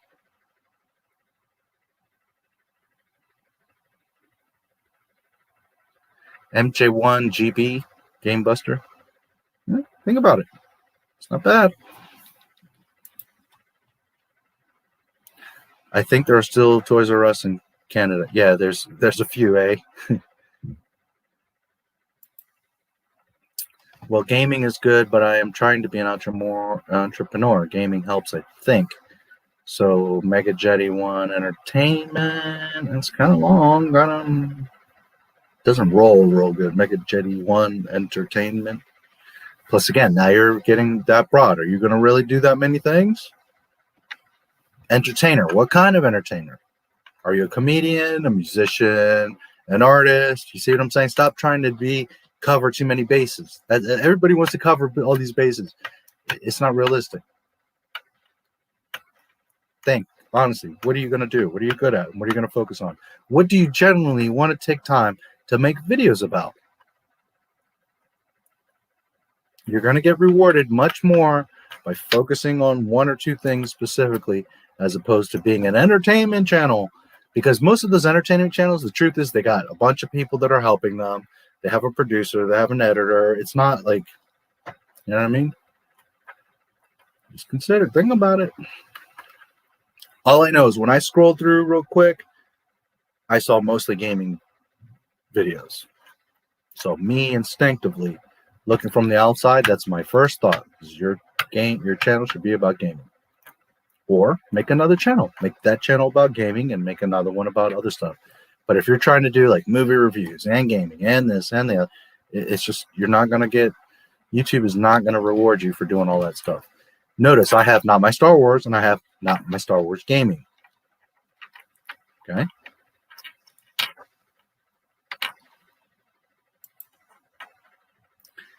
Yes, George Lucas did work on Labyrinth, one of my favorite movies. He had a huge say in it. Awesome. Yeah, I seem to remember his name somehow being attached. I just can't remember exactly. Great movie.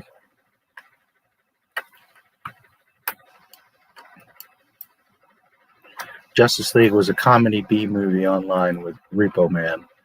You should do a review of Repo Man. I do mostly Star Wars stuff, so I don't know that I would do that. But maybe if you're telling Jeff, maybe Jeffrey wants to do that. One of the best collabs, the few films he did with Jim Henson were great. Him, David Bowie had a huge input. Had a huge input on the music.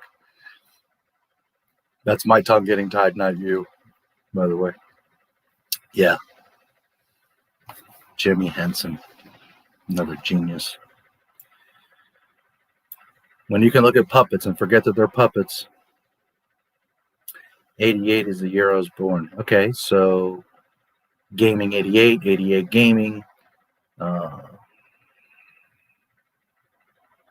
88 Games. I don't know. Think. Here's what you do. You get a piece of paper and you sit down and you start writing down all these things that you're thinking about that relate to your channel and the things you want to do and the names that you come up with, and write it down. Don't be like, well, I know the 3 options. I have it in my head. No, listen to what I'm telling you. Write it down. So then if something is a key to you, 88, okay, so write 88 on paper. Now start to build off of that. 88 Gaming, Gaming 88, 88 Games, Game Vault 88, MJ 88, Game Buster 88. Start thinking of variations of variables. Write it down so that you can look at it, and then it's going to start to come clear. You're going to start to get a better vision. But when you just have thoughts in your head, write it down, all the variations. It could be 3 variations or 35 variations, but whatever you got in your mind, write it down. All the key important things. 80s movies, 1988, MJ1, gaming, Game Buster, whatever. Terminator, the things that are most important and specific to you and what you want to represent on your channel. Write it down and then look at it as a whole, and then you start taking parts and thinking about it and realizing, like, what matches up, how can I condense it, how can I make a clear, concise, succinct message. Okay, take you an hour. Sit down, think about it. Maybe you go to the grocery store and you see a sign or somebody says something, you're like, okay, but you already have like a basis to work off of, and it will shape itself, it will come together. Just like me, it was pretty simple. Like, I was pissed off. I saw what was going on, and I was like, that's not my fucking Star Wars. Well, there you go. Not my Star Wars. It was, pretty obvious and simple.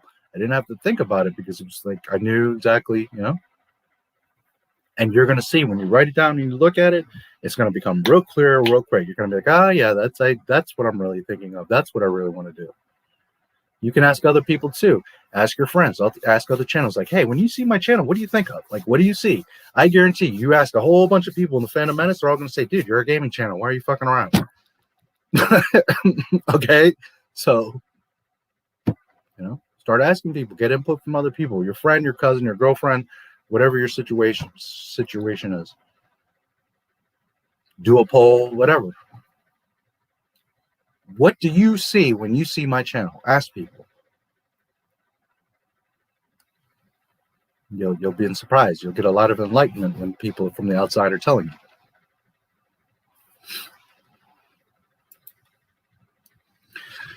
Hey, good morning. Congratulations on 10K. Well deserved. Thank you so much. Good to see you, Mr. Shanks. Trevor's Wolf. Damn, dude. That's a lot of white hair for an 88 whippersnapper. You must have had tough life. I have a decade on you and still less than 10 white beard hairs. Well, I'm not 88. That's Jeffrey. I'm earlier than 88 by a bit.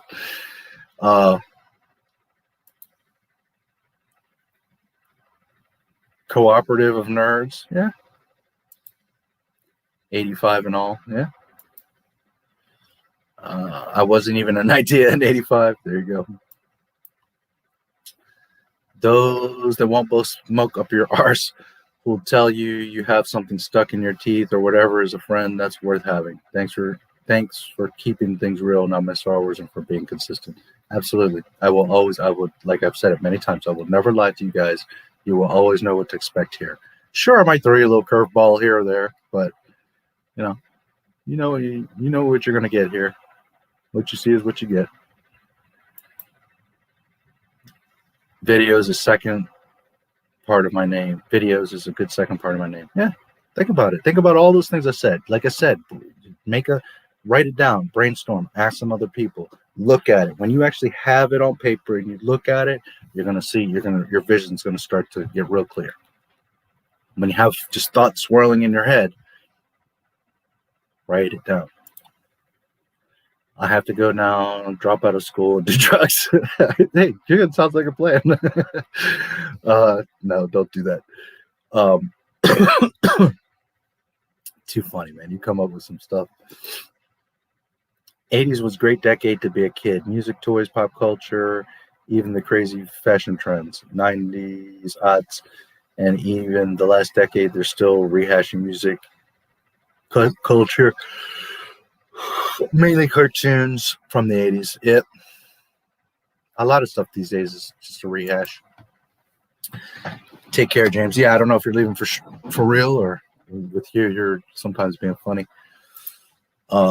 Unfortunately, the 80s gave the world the shell suite, and too many people, or shell suit, too many people still have photos of themselves floating around for blackmail purposes. Yeah, well, be careful on the internet. It's forever. Yeah.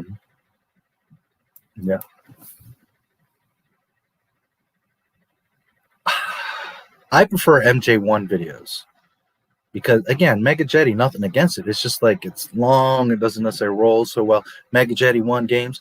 Hey, have you seen Mega Jetty 1 games? I love Mega Jetty 1 games. Man, my favorite channel is Mega Jetty 1 games.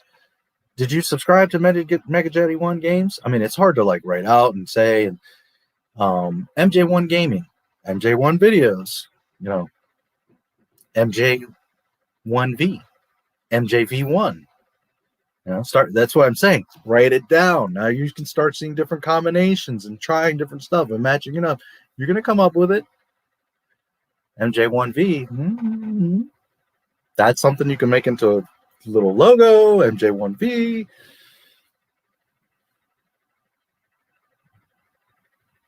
MJ1 blockbuster gaming or videos. You know, try different stuff. Put it on paper. You'll see it'll start to match up. I just think that Mega Jetty 1 is like, it's just kind of stumbling and long, and like, imagine in chat typing it out, or like sending you an email, or, you know, all these things.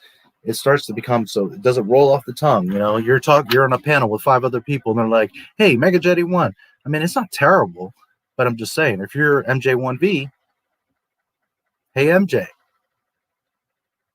You see what I'm saying?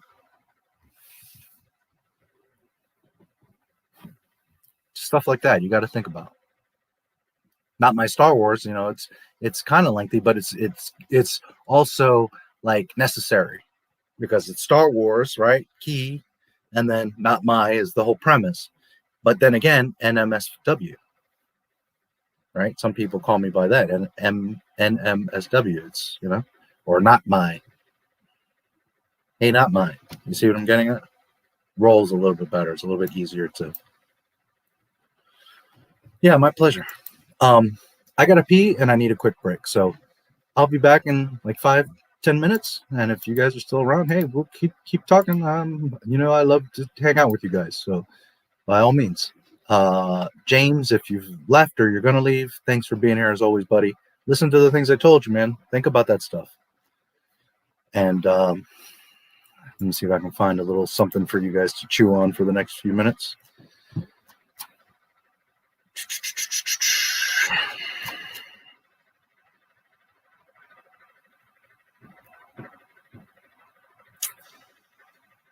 How about a little bit? I don't remember if some of you have seen this one, so why not?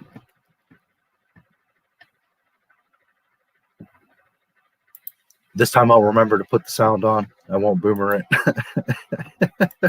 It's freaking StreamYards, man.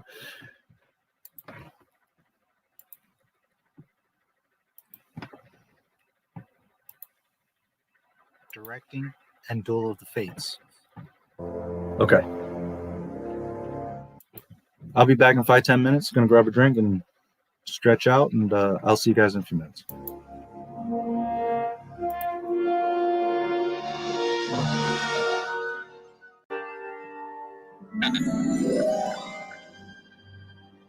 Hello there. What do you think would surprise movie fans about the process of movie making that they might not know? It's kind of hard to fathom sometimes how many things have to go right in order for a movie to work. at every single level, at every single turn, from the writing process to the visual development to when you're actually shooting to editorial.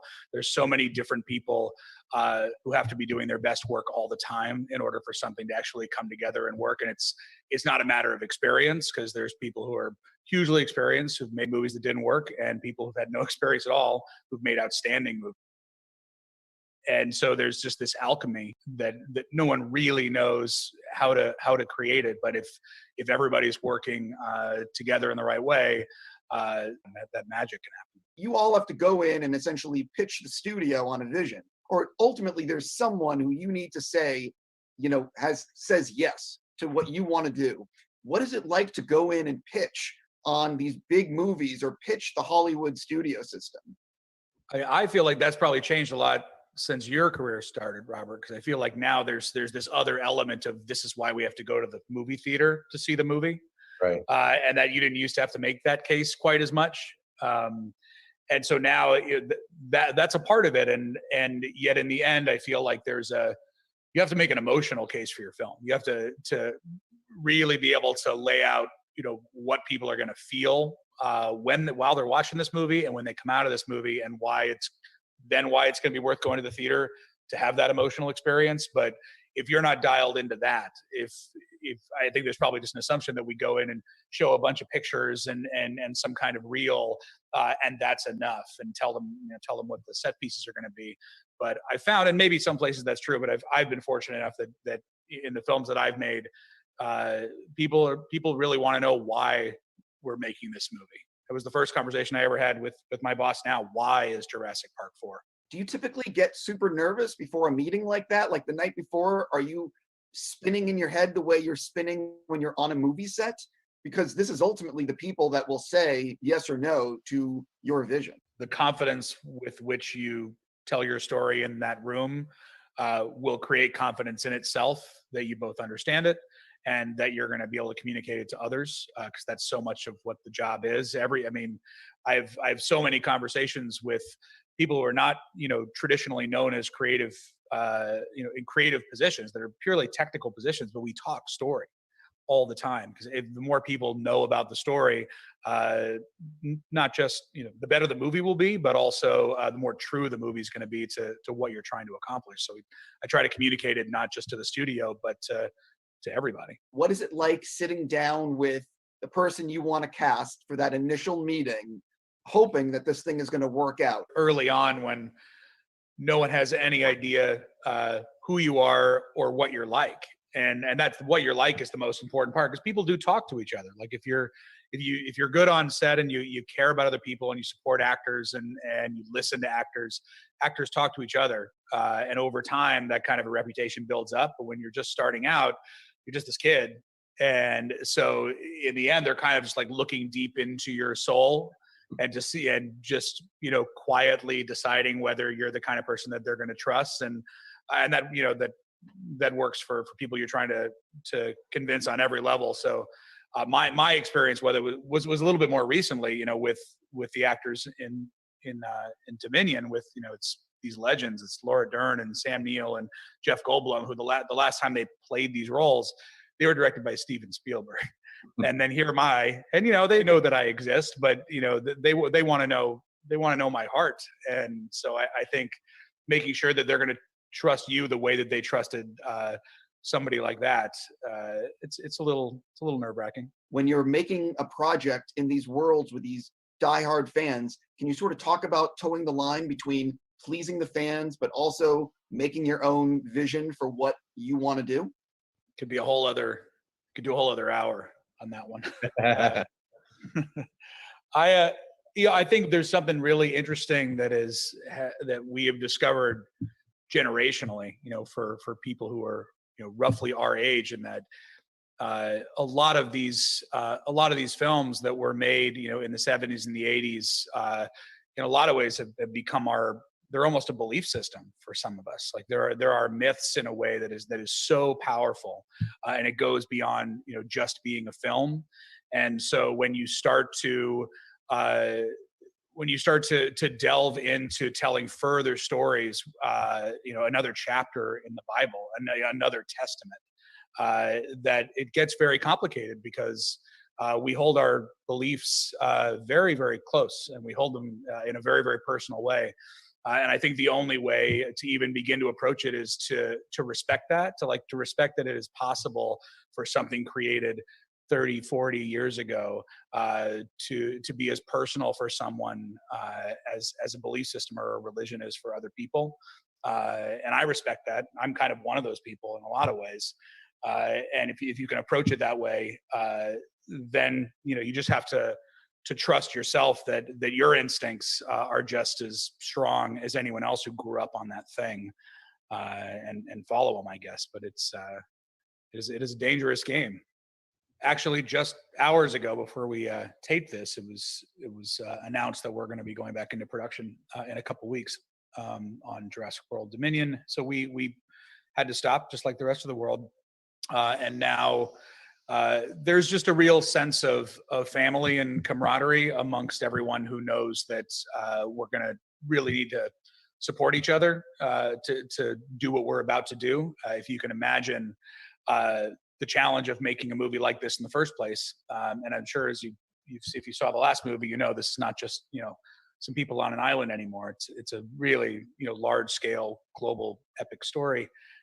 With characters from the original Jurassic Park, all in major roles, and of course, Bryce and Chris, and so all of these people have come together in a really inspiring way, and we have Zooms together, and we have chat threads together as we try to get each other inspired and kind of riled up for what we need to attempt to do. And the biggest challenge for me is that we have tons of protocols and many layers of safety and protection for everybody, because that's obviously the top priority. But once all of that has been applied, it's still going to be a couple people in the center of a circle trying to make something feel real and honest. And so to find that in the context of all this, we may be the first ones out doing that. And so we'll certainly report back, but we definitely have the right team. I love my Squarespace site's simple and beautiful design. It feels fresh, clean, and I can easily update it myself anytime.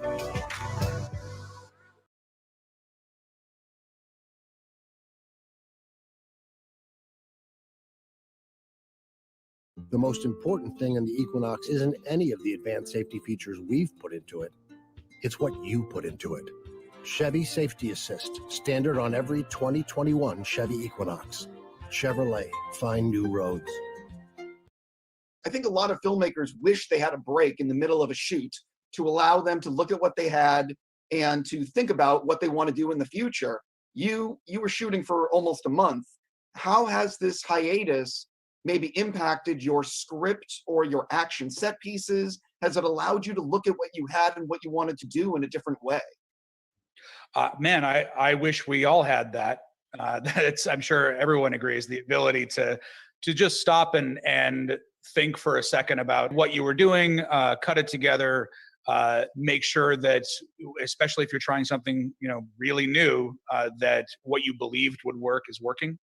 And we got to do that, and we didn't really change the script much, but we definitely were able to cut and go into put several sequences through the visual effects pipeline and really, in a lot of ways, establish relationships between each other. Some people have worked together a lot before. Like with any movie, you're forging creative relationships over the process of it. And so to be able to have this time for all of us to know how we work together, to know each other, and then to head back in to what will be a challenge. At least we're doing it with people we know really, really well. You guys obviously are at the forefront of the industry in terms of hearing about what's going on and what CGI can do. What has happened in the last year or two that has really excited you with technology? And what do you think is about to happen in the future that might be able to impact what we get out of movies or what we can do in movies, if anything? In my world, I mean, there are things that I've observed that it's cool to watch people do them, but I'm not necessarily looking to do it myself. We've actually gone more practical with every Jurassic movie we've made since the first one, and we have more animatronics in this one than we have in the previous two. And the thing that I found, just especially in working in the past couple of months, is that we finally reached a point where it's possible to the digital extensions on animatronics will be able to match the texture and the level of fidelity that on film an animatronic is going to be able to bring in. You didn't used to be able to really mix them.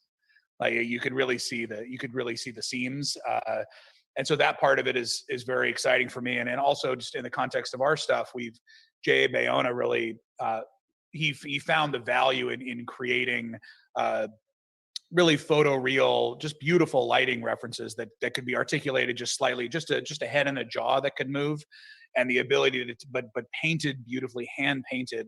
And we do it for all of the dinosaurs now. So we put it into a space, you can see how the light, reacts to the skin, when, even if they ultimately do make that, a digital animal, there was always something there, reacting to the light in that environment. That has proven to be just puppetry in general, really simple puppetry has proven to be amazing. It's got to be one of the biggest leaps forward is just the real-time, cinema quality render right now that we've had in a bit. I don't know how it's going to translate to the big screen. We haven't seen that yet. I think Mandalorian looks fantastic, and yet I think what I got to work on it at ILM, which I thought was amazing as well, was having a not a cinema quality render, but a render in VR that allowed us to use VR to travel around a world that we built in order to essentially make a previs. And we use it on Battle at Big Rock on the short that I did. I shot that whole thing handheld in VR. Which allowed me to really be in the space, with actors and have a sense of, the immediacy that just being able to capture it myself. I was just holding the camera, and that was extremely exciting as a filmmaker to be able to be in a fantasy space, but holding the camera yourself. I know it's this is what Cameron's doing. I know that you guys have done it as well, but as that continues to advance, I can't imagine what the next generation is going to pull off. What's a detail or a decision that each of you had to fight for in one of your films that you're most proud of? I can think of, one is changing the name of the franchise took some convincing. It was called Jurassic Park, and if you can imagine at the time, they were pretty married to that. So me going in and writing a very carefully worded email to Steven asking if I could, change the name of his franchise. It wasn't a fight, but it took a weekend to figure that one out. And the other one I would say is probably in my first movie is that we changed the ending of that movie so that the time machine worked and Safety Not Guaranteed after we were done with the film and we'd been accepted into Sundance, and we got what we were after. We'd been recognized for having made something that worked, and I just had this instinct. I remember walking the streets of New York City, and it just didn't feel right. It didn't feel like mine, and there was just something wrong. And I went in and asked everyone, will you go with me if I fundamentally change at the end of this movie and the time machine does work, which had never been discussed up to that point. And this was like 2 weeks before Sundance, and I did it. And it could be argued that it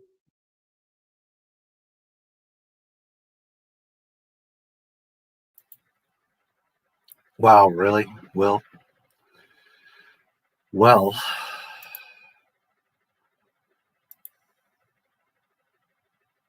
you've been timed out. I should just block you.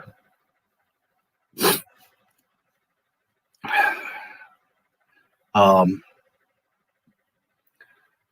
can let the video go if you want, but let's see.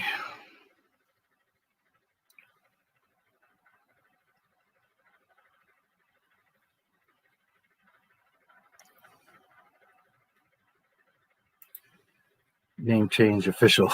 Also changed my bio. There you go. MJ1 videos. Yeah, I like that. Good.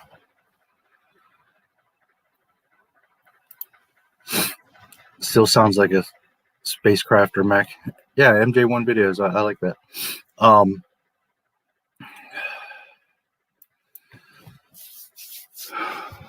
was thinking about a couple things. Okay, SEO. SEO everywhere.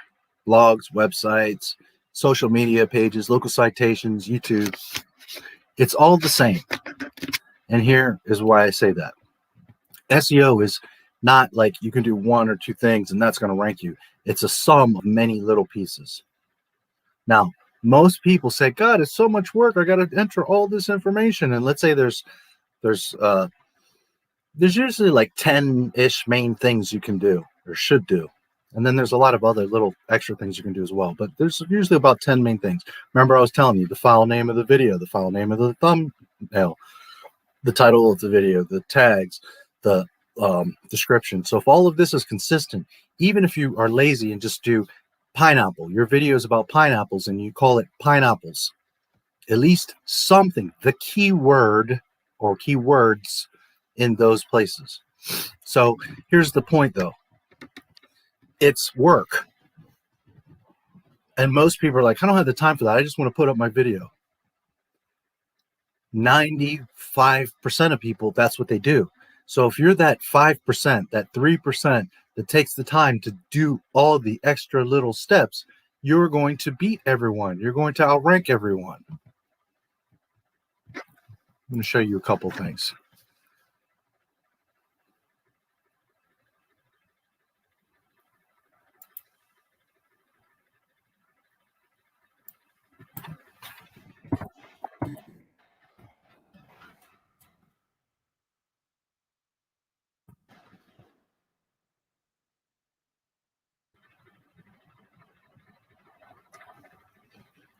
You guys seeing this? Yes. Okay. Video SEO. One of the hardest things to rank. 1, 2. That's a channel. 3, 4. Number 5. This is my video. Okay. This video is short, 6 minutes. Look, you got this cutie pie that's going to actually definitely get clicks for her thumbnail. Those big green eyes. You got this guy who's an expert in the field. Ahrefs is a huge site for SEO. Brian Dean is amazing. He probably makes the best YouTube SEO videos out there. He's awesome. And SEO in general. Well, my video is right here. Why? Because I do all the extra little steps. Now, again, I want to stress to you.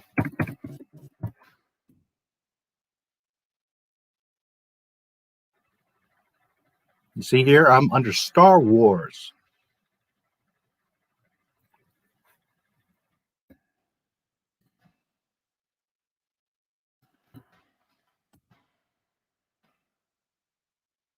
'80s movies.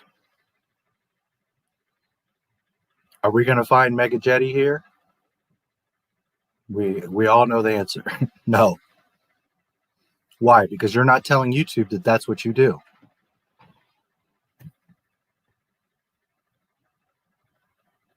Do you understand the value of me being in the top 10 when you search Star Wars? Or search video SEO?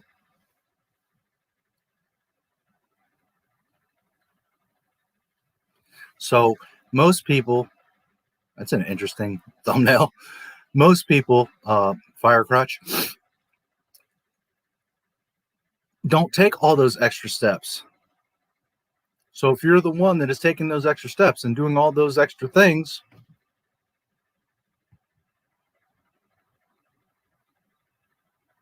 understand?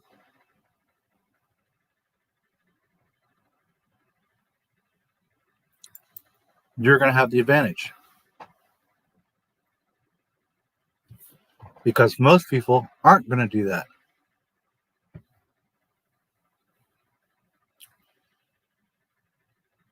So tell YouTube what you are doing, who you are.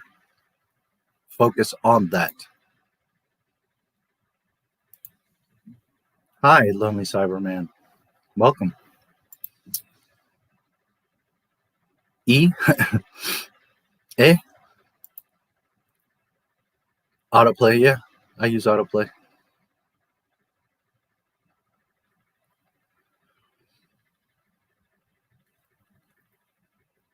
So remember that most SEOs, most companies, they do the minimal steps. The title of my blog is How to Catch Frogs in April. And then they write their thing, and it has a little description, and it uses that frogs in April in it. But do the tags have it? Does the image that you've uploaded is these are frogs in April in the UK? If you have a video, does that video have that file name? Every little thing. Think of it almost like points. So file name on the video is 1 point. File name on the thumbnail is 1 other point. And then when you start to the sum of these points, do you have 10 points or do you have the typical like 2 points that everybody else has? What's going to win? Something that has 10 points or 2 points? Now, at the end of the day, your video has to be good, because if you can rank your video #1, but people click on it and it sucks, then just click out, well, then your bounce rate sucks and then YouTube's not going to show it anyways. But if you can make good to great videos, you're telling YouTube and the viewer what exactly is that video and or your channel.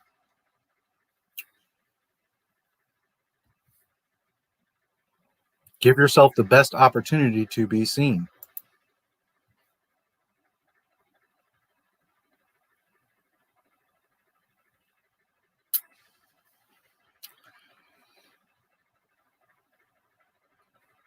I had another thought. I'm trying to remember it now. Well, I showed you the search and the SEO. Yeah.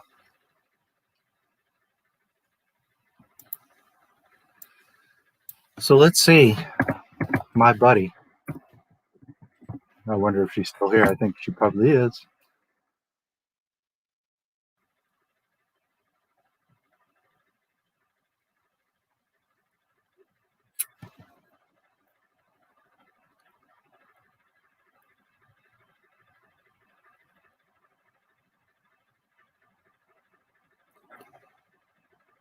Is that the name of your channel?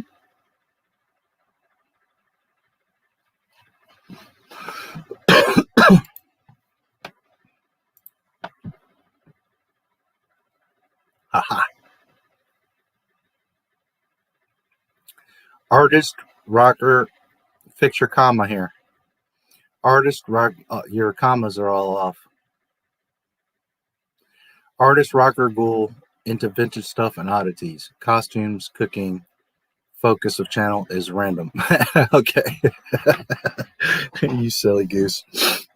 Fix your commas. Artist rocker ghoul.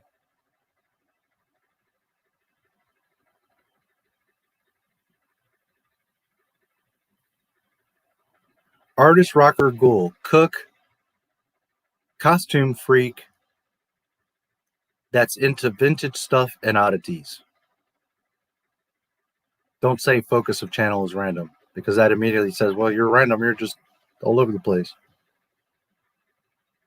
Artist rocker ghoul, cook, and costume freak, or costume aficionado, or costume fan, or cosplayer, or whatever you're trying to say there, that's into vintage stuff and oddities. Okay, that'll all fit right here in this description. In fact, there you go. See how much I love you?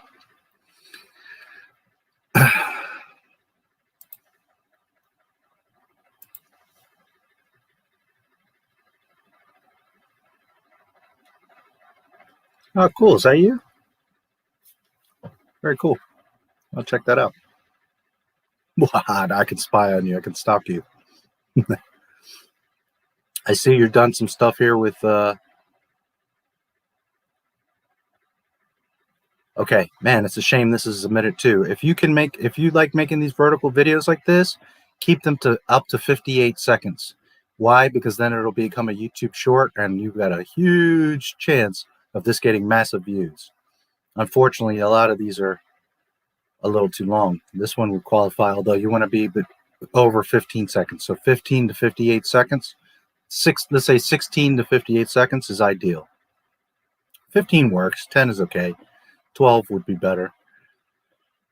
maybe consider editing these and making them fit within the 60 seconds, because if it's a vertical video like this, it has a great chance of being picked up in shorts. I'm gonna have to check that one out. I'm curious on that one. Okay, so like I told you, take this out because that just tells people, hey, you're all over the place, you're being random. I know you're trying to be honest and sincere, but don't do that. Artist, comma, space, rocker, comma, space, ghoul, cook,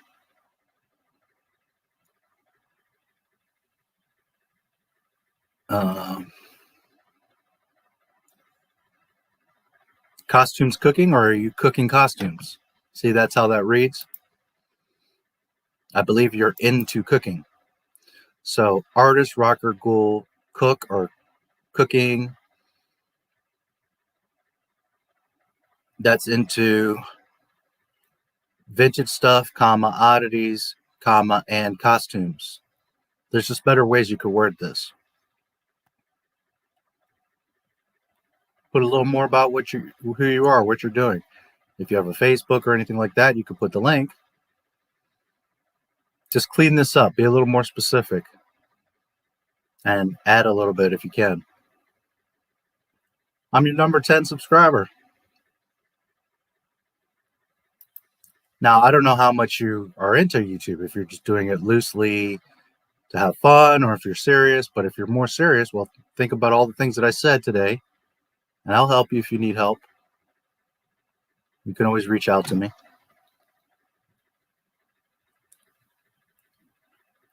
I don't think you have thumbnails. You're just using the images from your videos. Keep in mind that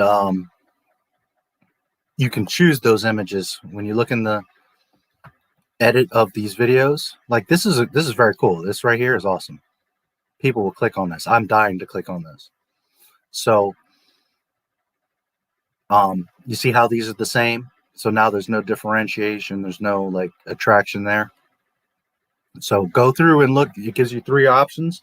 Pick a different one. Because this is like showing up the same. If you have a series, like you have a series on dolls, then you can make a playlist and they could have similar thumbnails for that series. Then you have a series about cooking. Well, then you could use a similar thumbnail for that series, that playlist. But in general, try to, you know, make different thumbnails, or at least pick different ones from the defaults that they give you.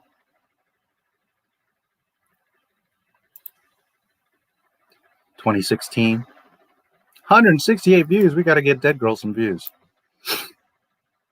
Clean this up. This right here is keeping you from, that alone is keeping you from some attention. Not only is YouTube not knowing how to pick that up, but also people that see it. I love your avatar. That's great. You don't have a banner. Make some sort of banner here. Let me know. If you need some help, I can help you. You need to put a banner image here. Playlists are great. Definitely use them. That goes for anybody listening. Playlists. If you look at my channel, let's see. Did it switch? No. If you look at my channel, okay, banner. See how much it's popping. It's much brighter. See, I have a featured video here. Well, in this case, it's the live stream, but it's always a featured video. See how I have these playlists? YouTube loves these playlists. See how here there's a description for the playlist? So don't just make a playlist. Just tell YouTube and the user, the viewer, what is this playlist about? See how pretty this looks? How it jumps out? How I have specific channels highlighted?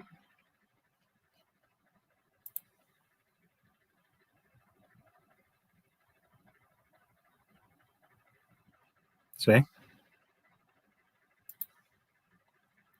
See how it's spaced out? It's easy to read. It's very clear, my intent.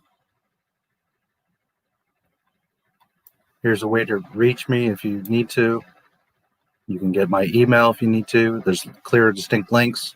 Now, you may not have any of this stuff, so that's okay. But use it if you got it.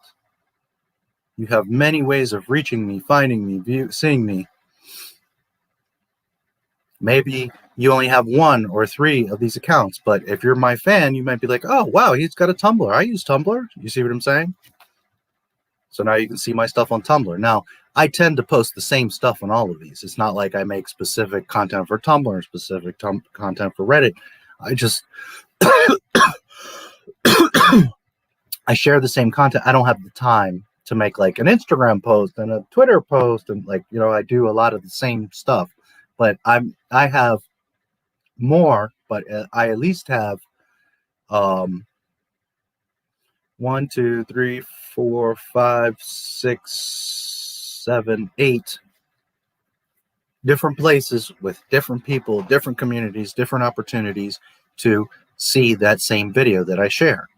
Also, Facebook then creates a backlink. That video is there on Facebook, which backlinks to here. Backlinks are very powerful. Tumblr, it has that same post and it backlinks to here. So now my YouTube channel, YouTube in general, Google has 8 points of indication, right? 8 backlinks that are pointing to this channel saying, yes, this is valuable. This is what it's saying it is. 8 confirmations.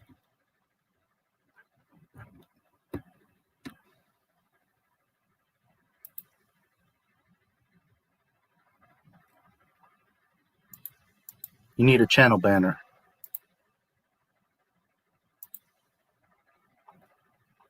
Here. You see how it's just like gray and nothing here? You need something that pops out. It's like, hey, this is who I am, Dead Girls, you know? Whatever it is you're into.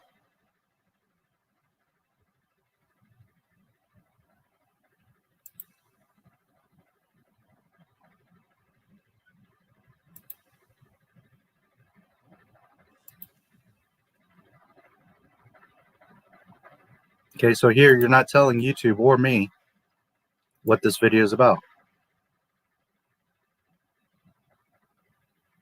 Not a paid disclaimer and people with products to look. I suffer from sensitive teeth. This product has helped me box when you receive product or give education on this evening. Okay, take this.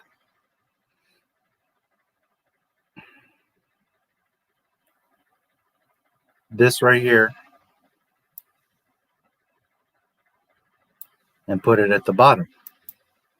Tell YouTube very clearly. The first 2 sentences are very important. Tell YouTube and the viewer exactly what this video is about.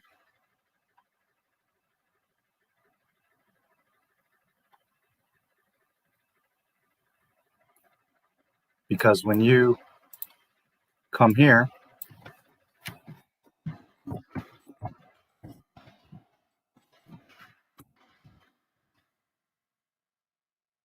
see here, that's what shows up, the first 2 sentences. So, for example, let's do this. Let's see if I'm ranking.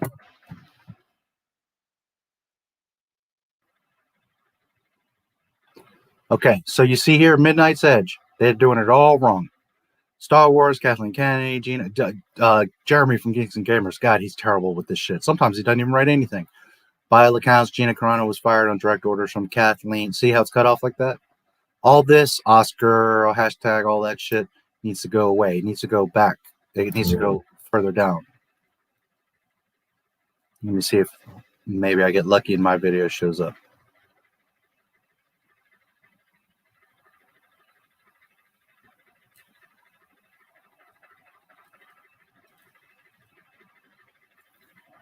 You see, Jeremy, P.O. Box, Jeremy Pride, like, you're not telling YouTube, dude, what this video is about. This is awful. And a new viewer comes and is like, okay, P.O. Box, Jeremy Prime, and like, it's no value. Jeremy's thinking of himself here.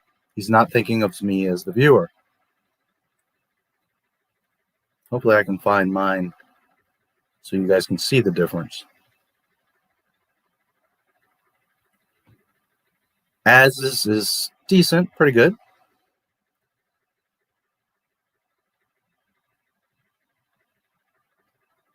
Where's my video? I should be showing up here. Look, Kathleen Kennedy, Lucasfilm, Star Wars. That's terrible, Jeremy. Come on, dude.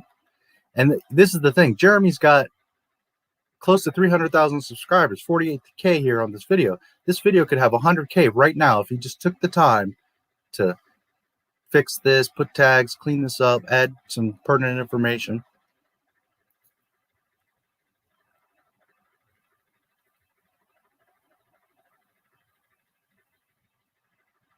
Okay, so you see here my video?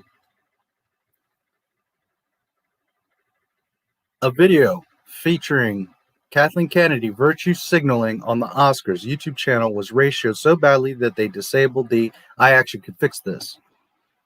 Because what should be showing up, I can get rid of this, a video featuring. It should say, and then disabled the comments and likes. But you see what a difference between my description.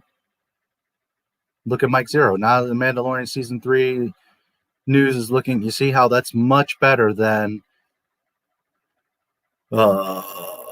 Star Wars, Luke Skywalker, The Mandalorian. This is terrible. So be conscious of that what you write here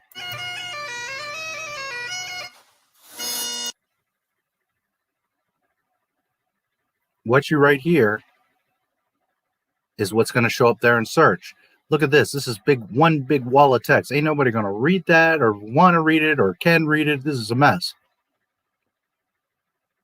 Maximum 5 lines before you break the paragraph. But this should be broken up. And this is doing you absolutely nothing, Miss Midnight Edge. That's hurting you. Because in search, you're not telling YouTube what it's about, so it's not going to rank, and you're not telling the user, the most important part, the user of what it's about.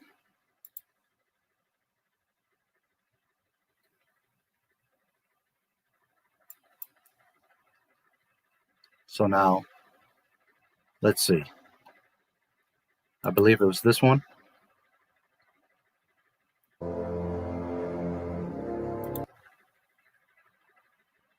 See here? Right, very concise, right from the beginning. You see exactly what this video is about.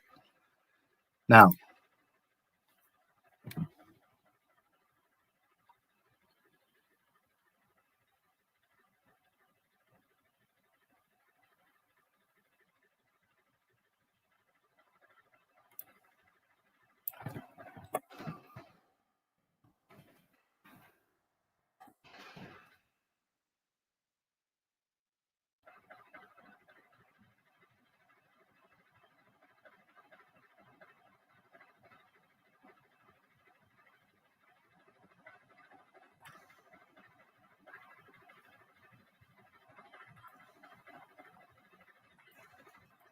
let me see.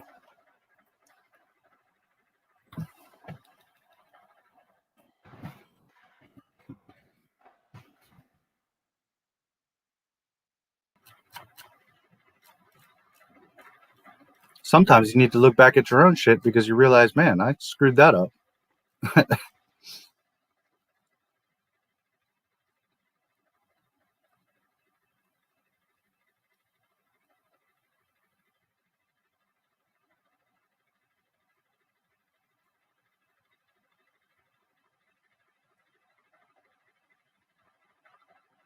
A lot of these guys are ranking higher than me because they rushed and they got the video out fast.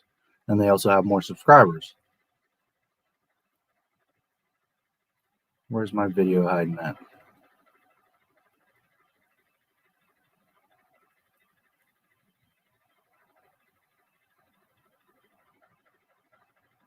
Why is that happening?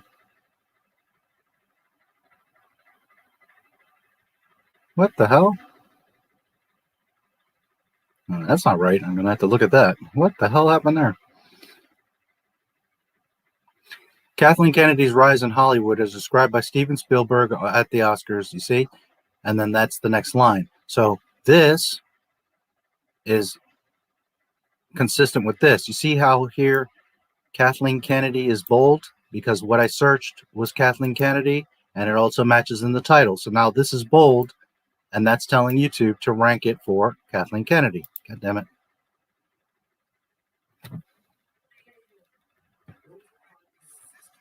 No, don't fade in.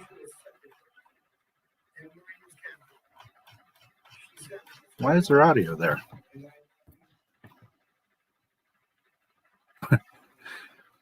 I'm trying to find the one that I just...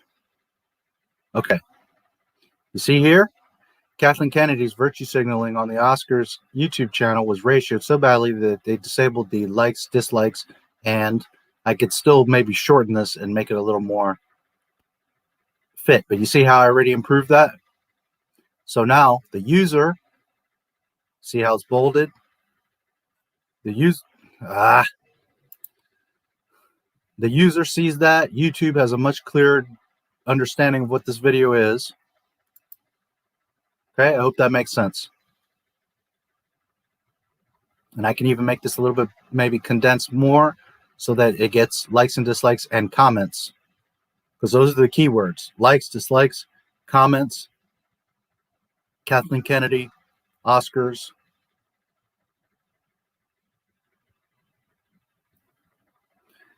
Virtue signaling channels ratio. I can, if I think about that, I can probably make that a little bit shorter and cleaner. I'm worried about what the hell happened with all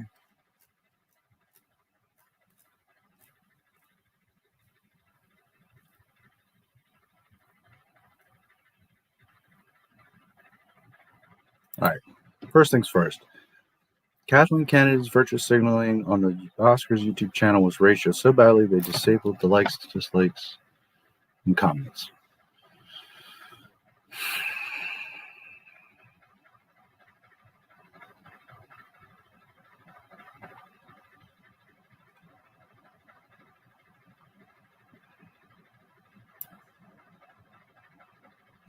So here's what we're going to do. Video on the Oscars YouTube channel was ratioed so badly they disabled the likes, dislikes, and comments.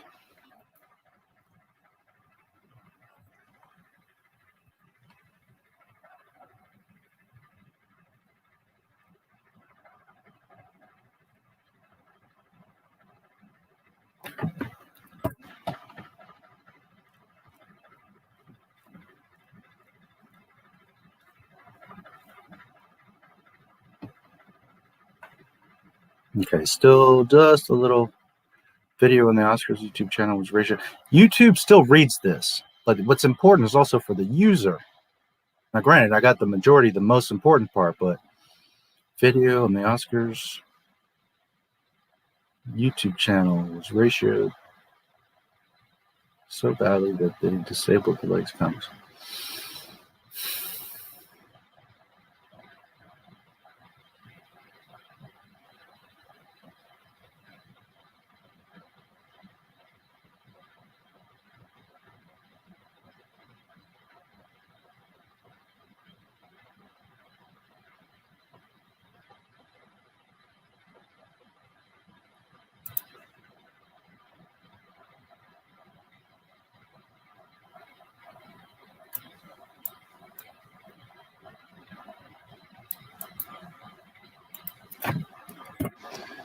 Kathleen Kennedy's video was ratioed so badly that disabled likes and comments. Okay. See what I did there? Because while it's good to give YouTube this information, what's most important is this information.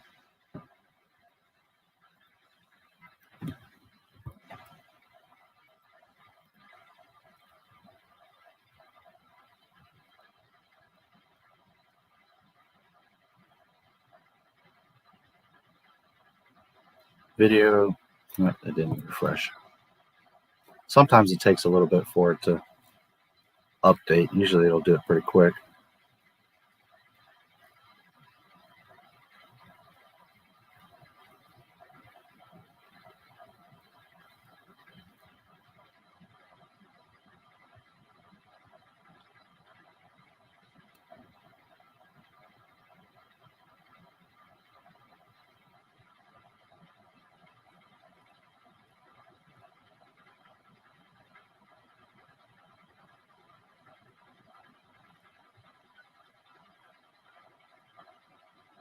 Where'd you go?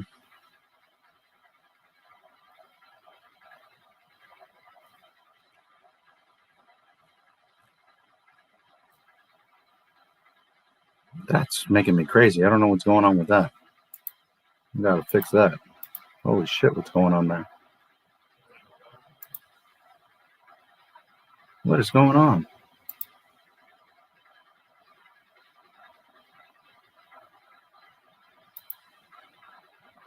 YouTube's being really stupid. That's the end of my. That is here. Hollywood Reporter, Heat Vision.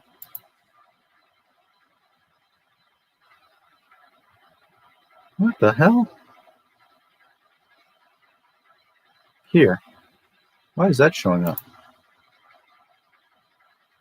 That's YouTube, I don't know, having a Kirk out moment. It's being glitched out or something stupid.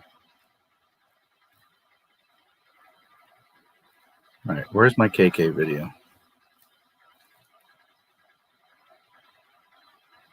Okay. No, wrong one.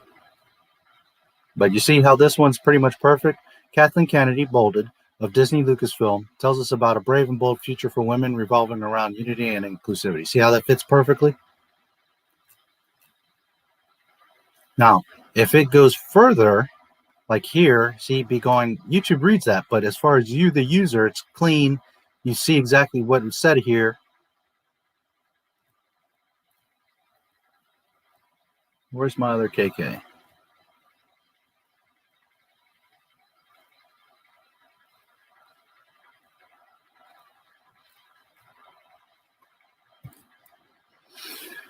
Where'd you go, KK?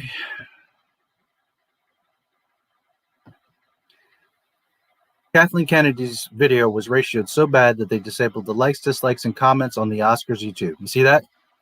Now, remember what I had a couple minutes ago? See how much better that is, how much cleaner it is, how much more concise. Now, if you're scanning through and you see the thumbnail catches you, the title catches you, and then you can quickly see, okay, I see what that is. Boom, click. Now, granted, I'm lower because I'm competing against 300,000 subscribers. He's at like close to 60,000. Mike Zero has like 10 million nutsos that watch him. Look at Demogeny. I should be outranking him. It happens. Not My Star Wars Girl has many more subscribers. So plus I just made changes to it. This one is making me a little bit nutso though. What's going on with Gina here? All right. Anyways, you see how I just improved that? And by the way, if you don't have TubeBuddy or vidIQ, you need to get it. In the description of all my videos, they're there. They're free to use. Use them. They will help you. What the hell is going on here with Gina? I don't understand why it's doing that dumb shit. YouTube just having some stupid glitch. Because right here, you see this here? Hollywood Reporter, Heat Vision, that's what's showing up. That's just YouTube being all freaked out. Being stupid.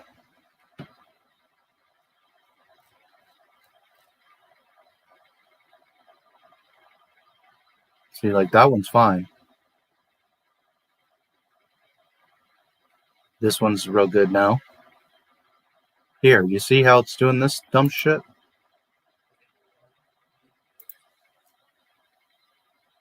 I don't know what's going on with that. I'll have to check it later or tomorrow. YouTube is just being dumb for some freaking reason. Because you can see it's down here. It shouldn't be showing up. It's right here.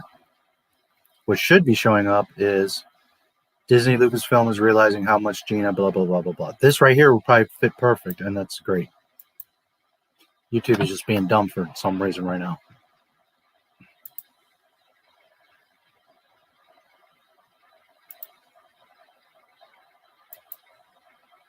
Okay. So anyways, hopefully that made sense.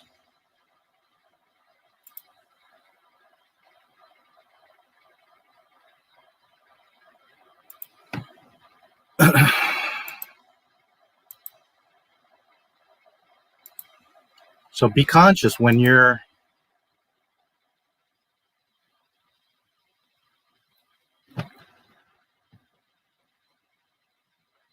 let's look at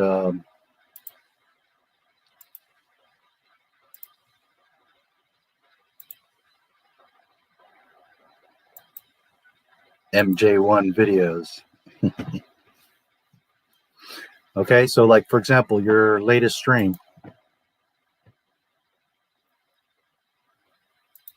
Road to 600. Road to 600 subscribers. I don't give a damn. Neither does YouTube.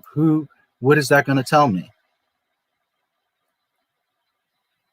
So focus on your title instead of trying to rank for this, because that's what you're telling YouTube, is you're trying to rank for this. Instead, focus on this.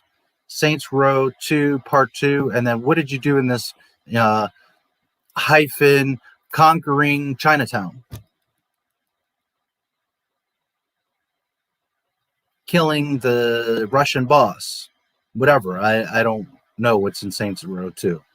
But be specific. Tell YouTube and your user or your viewers what is going on in this video, because to me that's not interesting. You going to 600 subscribers does not interest me. Saints Row 2 Part 2, how many Saints Row videos are there? So that means nothing.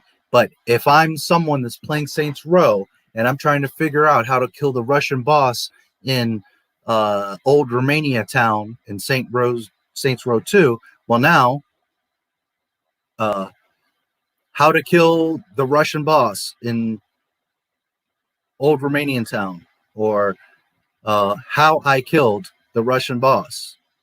You understand? Tell me what this video is about. Or Saints Row 2 Part 2 hyphen the Russian boss.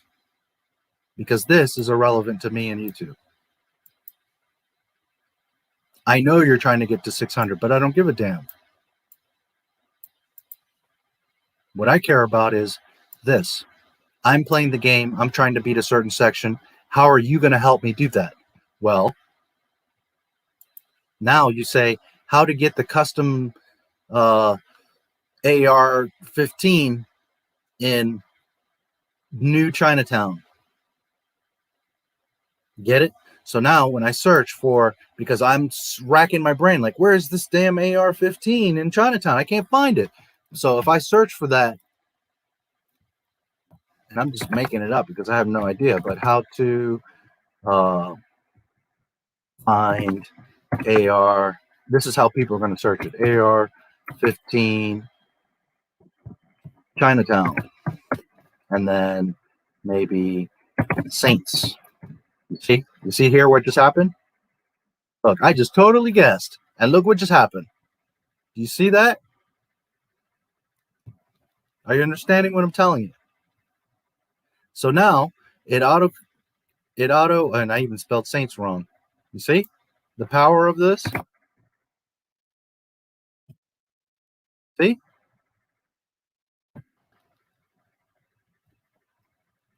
Nobody is going to search for Road to 600. Nobody cares about you reaching 600. I care about how do I find that AR-15 in Chinatown and Saints Row 2. Now, I search. You put the proper title. So now, oh, okay. I see that he's very clearly saying how to get the AR-15 in New Chinatown. Boom. I'm going to click that video. Then I watch your video. You actually show me where it is and how to get it. Awesome. He helped me. That's exactly what I needed. Subscribe. But if I'm trying to find this, well, guess what? Road to 600, Saint Row 2, MJ1 ain't going to show up in here. Nowhere.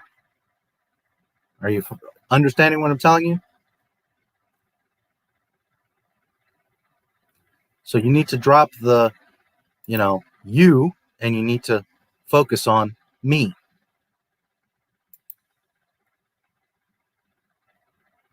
You see, Road to 600. Not only is this redundant and repetitive, YouTube doesn't like duplicates, but you're immediately putting me off because I don't care about you reaching 600 or 1,000 or whatever. I care about is how do I beat the zombie in the broken down house, level 3, of Resident Evil 2. If that zombie has a specific name, how to beat Zombie X in Resident Evil 2. Answer the question. Think of you when you're playing the game. Man, that was hard. How did I beat that? Or what information would be valuable for me to, what best weapon to kill Zombie X in Resident Evil 2? Smells me? This is perfect. This is great. Awesome thumbnail, to the point, 500 celebration, perfect, great. But when I'm trying to learn something about the Force Unleashed, I don't give a damn about your road to 500. I need to know the Force Unleashed level 5. Here's how you beat, Darth Vader. How to get 2 lightsabers in the Force Unleashed 2. How to unlock the extended grapple in Arkham Origins 3.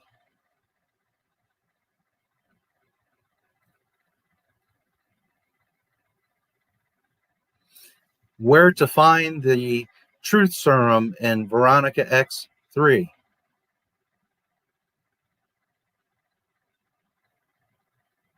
Okay, you need to remove this road to. It's repetitive to the user and it's repetitive to, you're just confusing YouTube. Road to. It's like the same title. You need to differentiate these titles. If you don't have a specific, like this is just playthrough, okay, Star Wars The Force Unleashed 2, playthrough 1, playthrough 2, playthrough 3. You have the same thumbnail here? Okay, so put these in into a playlist. Star Wars Force Unleashed 2 playthrough. So now I can come to your channel, and instead of like trying to look all over the place for, oh, does he have Force Unleashed 2 games or videos? Okay, so here you go. Very good. Force Unleashed streams. Good. Okay, you see, it would make sense. Now I come to your channel for the first time. I'm like, I'm into Force Unleashed. What's he got? Oh, awesome. He's got to play this. Now I don't have to look around and search. They're all here. Well, that doesn't, well, maybe that can be there. Okay, so now I know, all right, cool. But you got to get rid of this road to 500. Nobody cares. What they care about is what you're doing here. And if it's a specific thing, like dual lightsabers here, Force ability X here, beating the final boss, stuff like that.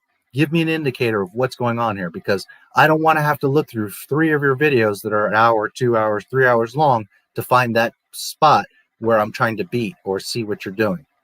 I want to be able to say, okay, man, Boba Fett, he's like on level 5, and how do I beat that dude? Or what is it? I heard Boba Fett's in Force Unleashed 2, so I want to see what he looks like. Okay, so now let me know. Force Unleashed 2, Boba Fett in action, or Boba Fett skin, or how to beat Boba Fett. How to beat Boba Fett in the Force Unleashed 2. Ding.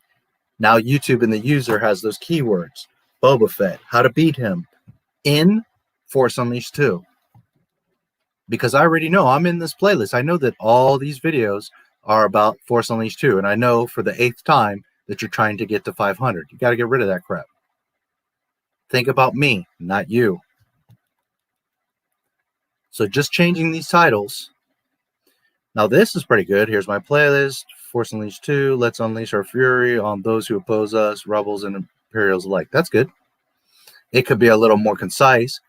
Here's a playlist of my Star Wars The Force Unleashed 2 live streams featuring walkthroughs, strategy, and Easter eggs. Okay? And then in this video, you unlocked a special character or weapon or level. So, unlocking the Rancor in Force Unleashed 3, or in the Force Unleashed. You understand? Because there's 10 million other users that have Star Wars, The Force Unleashed, Star Wars, The Force Unleashed 2. Furthermore, instead of SW, you should write out the whole word, Star Wars. You're cheating yourself of YouTube picking up on Star Wars by just doing SW. Okay, so think of your titles. Get more specific. MJ1 here. There you go, buddy. 523. Think of me. This does not help me. Road to 600. We know you want to get to 600. We know you want to get to 1,000. So I don't care about that. I want to know Battlefront 2. Okay, what about it? Playing Battlefront 2 with Rob's rules. Beating Battlefront 2 with Rob's rules. Ponying Battlefront 2 with Rob's rules. You see what I'm saying? Make it a little more spicy, a little more interesting. Remake Noir. So what is that? Is that a review? What is this? I don't know. So instead of Road to 600, Resident Evil 2 Remake Noir review, playthrough, Easter eggs, my thoughts. Let me know what that video is about.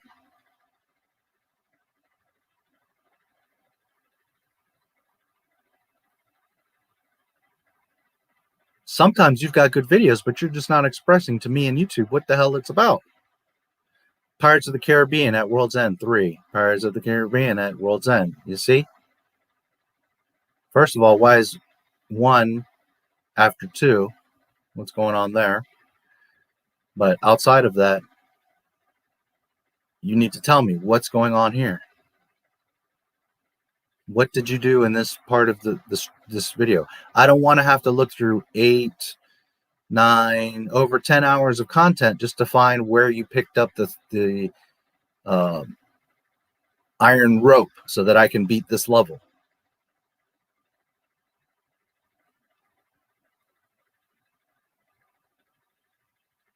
MJ1's video's introduction. There you go.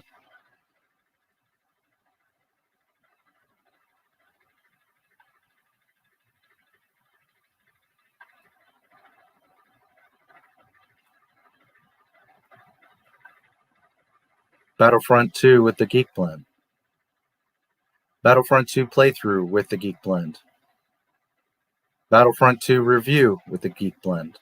Playing Battlefront 2 with the Geek Blend. Road to 500's got to go. Oh, Lord. All your videos have got that. You're just killing yourself. You're destroying your algorithm because YouTube is like, at this point, YouTube thinks what you're trying to rank is Road to 500. That's what people, you know. When people search this, that's what they're going to find. You see? And now they're going to think that that's you. Okay? Road to 500. So you can see it's about cars, it's about weightlifting. So not only are you not going to rank for that, but that's what you're telling YouTube what you're about. There's no value in that for me or to YouTube to understand who you are or what you're doing. So you got to fix all those titles. Just fixing these titles is going to have a huge impact on all of these videos. A stream from 7 months ago was 17 views. Dude, I do streams and they all have 500 to 1,000 views right as soon as the stream ends. Now, I'm not saying that's anything great. I'm just saying, why?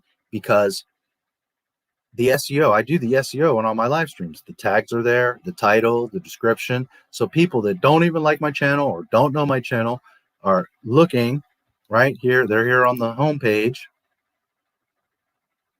And look what's here. See what I mean? Now, granted, I'm searching on my own thing, so the probability of me showing up is greater here. But do you see what I'm getting at? So someone that has no idea who I am, they're like, oh, 10,000 subscribers. Well, that's interesting. Sparkler. They might click on and just check it out. So now I've gained a few viewers and subscribers just out of curiosity. Whereas you're taking yourself completely out the game because all your stuff is labeled wrong. People don't even see your stuff. Understand? So, 1, be unselfish. Fuck you. It's about me. And 2, think about what you're telling YouTube. What is it about? What's going on? So by you giving all those videos, Road to 500, Road to 500, well, that's where YouTube's going to try to rank you. And I suppose if I look hard enough down here, you're going to show up at some point. Probably way down here. But is that what you want to rank for? Road to 500?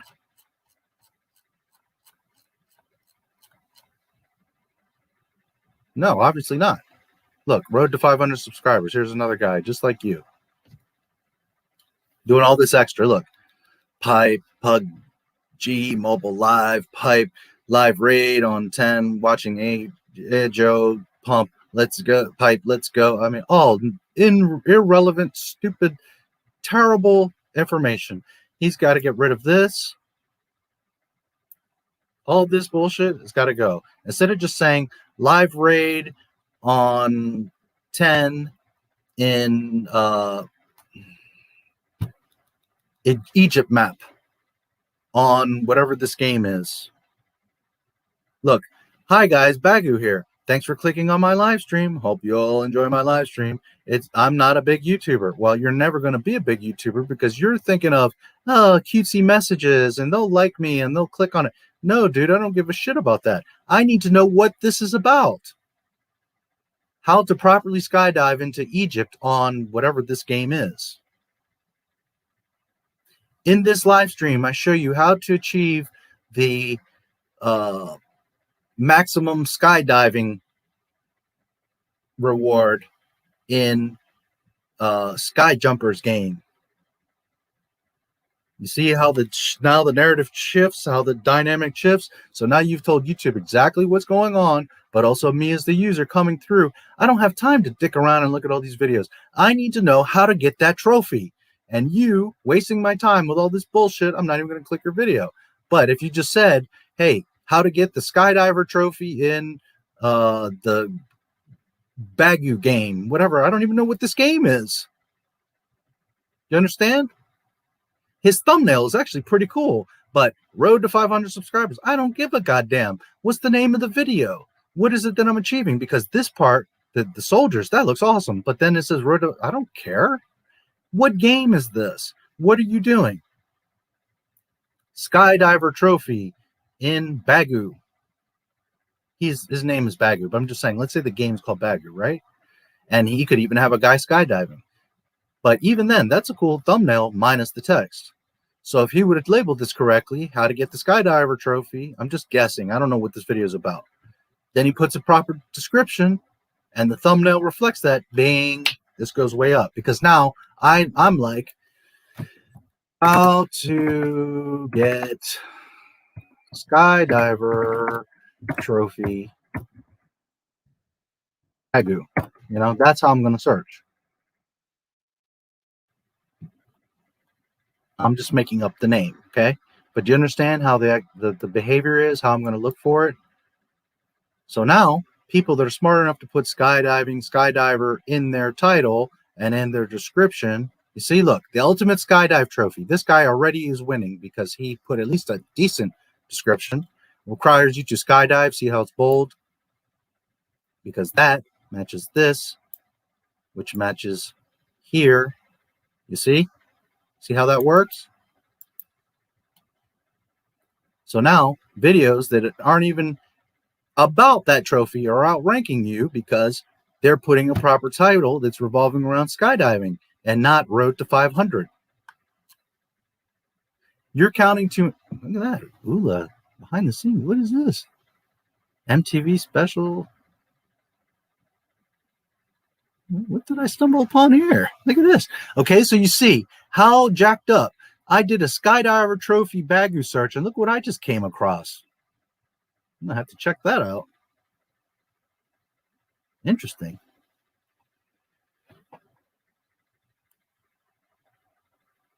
You need to tell YouTube and us, what is it you're doing?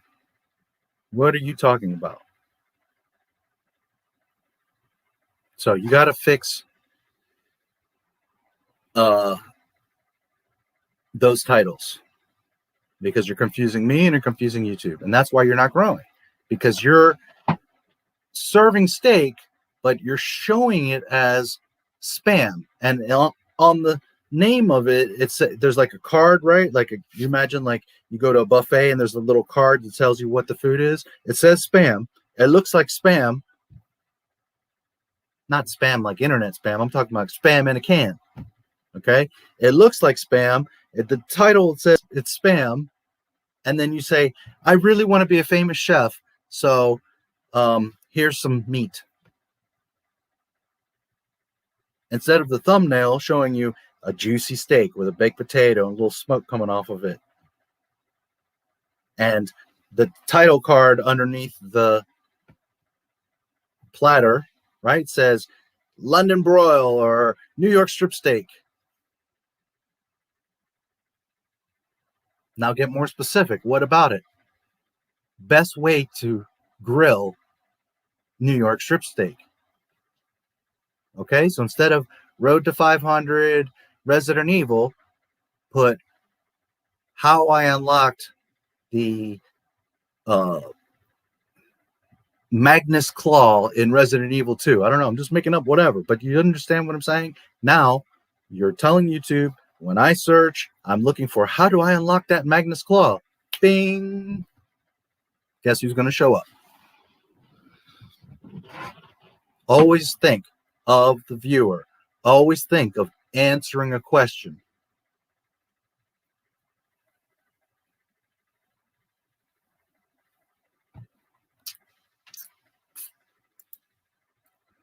Justice League was a comedy B movie online with Repo Man. You should do a review. Yeah. If you found Jim Henson, right? Where are you guys at? Where are you at? Where are you at? Where are you at?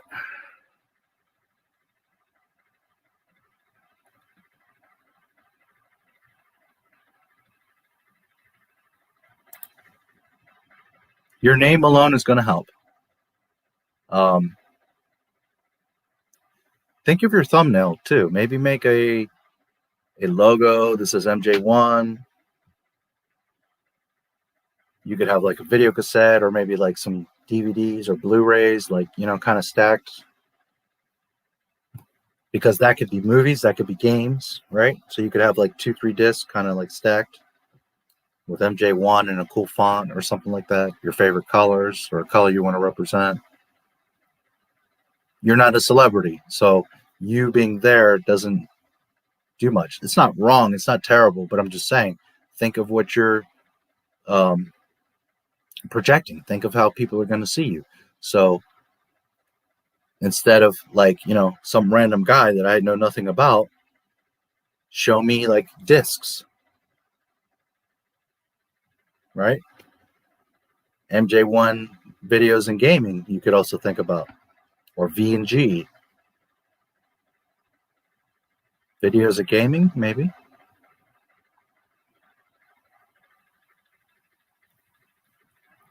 All right, let me see where you guys are at.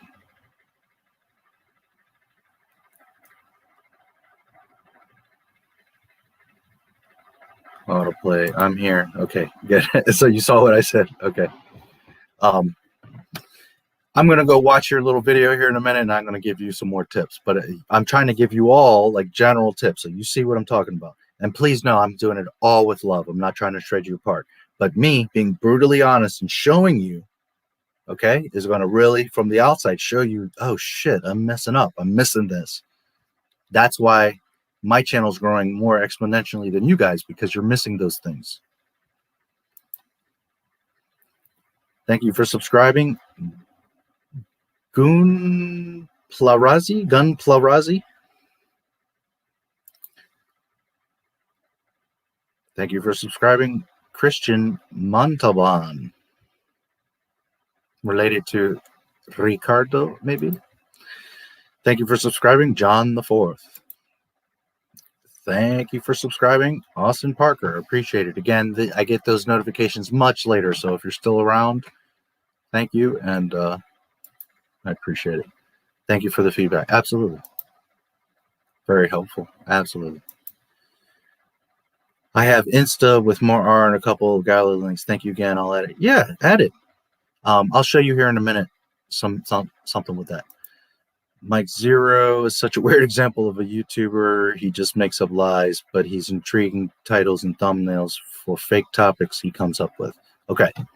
Mike Zero literally makes all of it up, but he's one of the best YouTubers out there. Here's why. 1, he has very catchy thumbnails. 2, he understands everything that I just told you.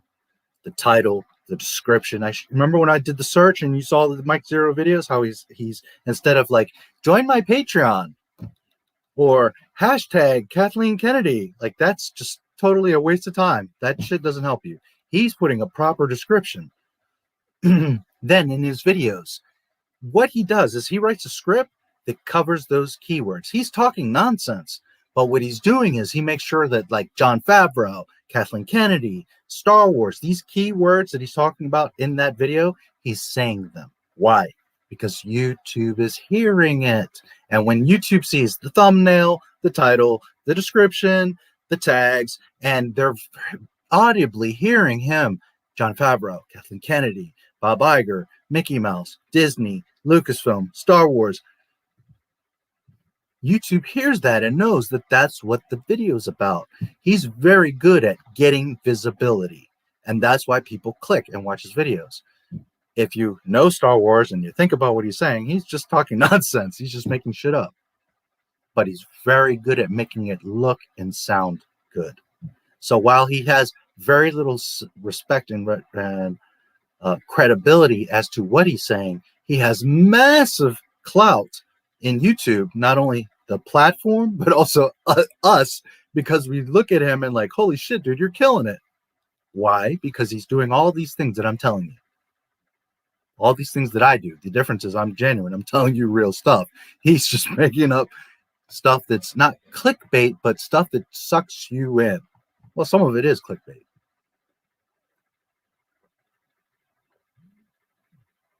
But YouTube is pushing it and showing it, one, because he's got age on his channel. He puts out like 16 videos every single day. But he also, if you listen, next time you see a Mike Zero video, just maybe even close your eyes, because he's not doing anything anyways, but standing there. Listen to what he's saying. And you're going to see he's touching all those keywords repeatedly. It's not on accident. George Lucas, Star Wars, Lucasfilm, Rise of Skywalker, you know, he very specifically is saying these keywords over and over so that the algorithm picks up on it. He's actually one of the best YouTubers because he understands the technical side. Sadly, everything he says is just nonsense, but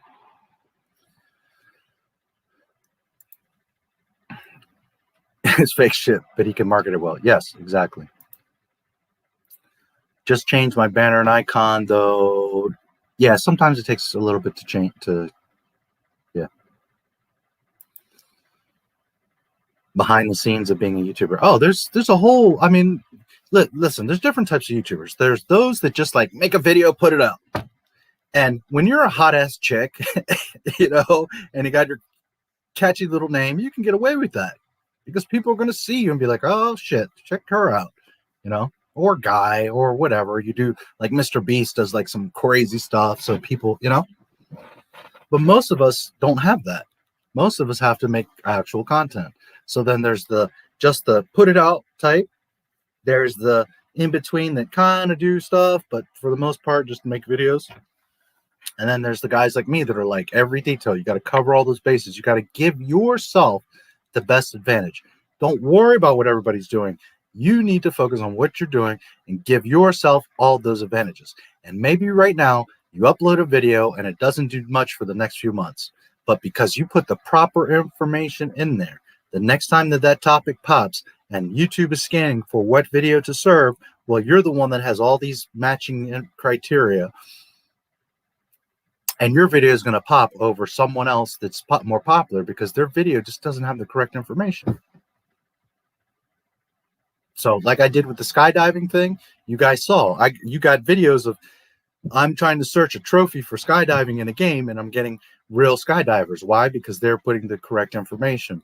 They also have bigger channels that are about skydiving. So that gives them an advantage as well.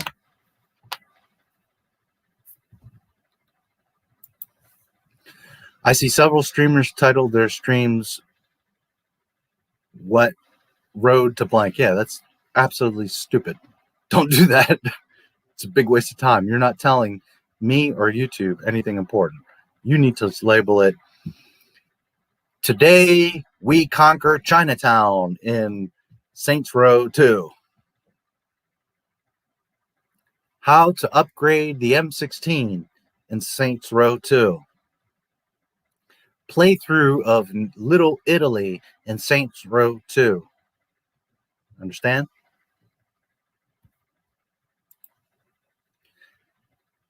I know what you mean, dude. This is what I needed when I started. Yeah. I'm not yet a true YouTuber with content, but I'm learning a lot. Yeah, for sure. And listen, your channel, Mega, you need to audit it. You need to spend like a day or a few days. Just forget making videos. Forget social media. Forget streams. Spend a day, a few days, audit your whole channel. Fix all those titles. Fix all those things. Think about what that video is about. What did I do in this stream? If you need to, just skip through, stream through it real quick and look at what you did. What did you accomplish? How to unlock the AR-15, jump over the bridge, and level up in Saints Row 2. Whatever you did in that stream, let me know. Put it in the description. You don't have to write a huge thing, but 1 or 2 sentences at least to tell me and YouTube, this is what's happening in this video. Audit your entire channel. Fix all those titles. Got to clean that crap up. Look at your tags. Put related tags. Again, if you don't have TubeBuddy or vidIQ, you got to get it. I use both, but TubeBuddy is what I use most. If you look in my description, you'll see you can get it. You can use it for free. It's just an extension for Chrome. That in itself will show you. Let me see if I can show you guys an example.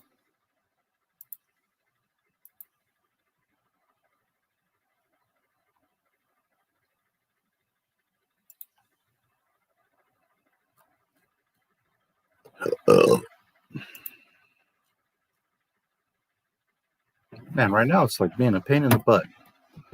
When you stream, everything gets slow and stupid. Well, it would help if I turn back on. No wonder. I forgot about that. I got to turn TubeBuddy back on. So just a second.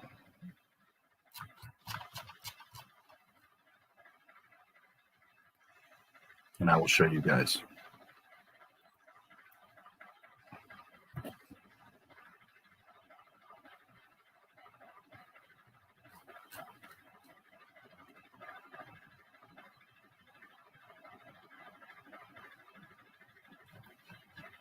Okay.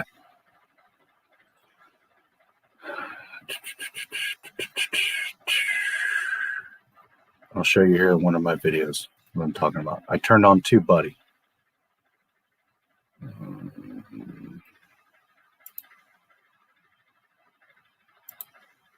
Right. Okay, so this is a recent video I put up about Rian Johnson's trilogy. So if you look here on the right, see here, it starts giving me information, 3 practices that have not been completed. And this is the free version. So I see that deponetization, there's no warnings. But some of the best parts of TubeBuddy is, 1, it's giving me keywords that are potentially relevant and I should consider using. But it also shows that you see how the ranking here of these keywords. So now I can come right here to sort, auto. It rearranges these tags, keywords in the right place. Apply and close. See how now reorder them to weight to importance and just save. Okay. Now if I come to this video,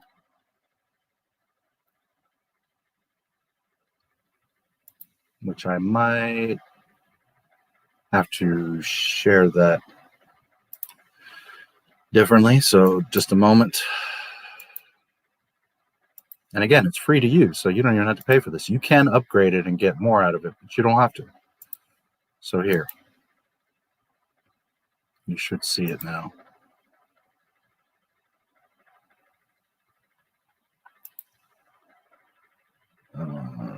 Rian Johnson, Star Wars trilogy. Okay.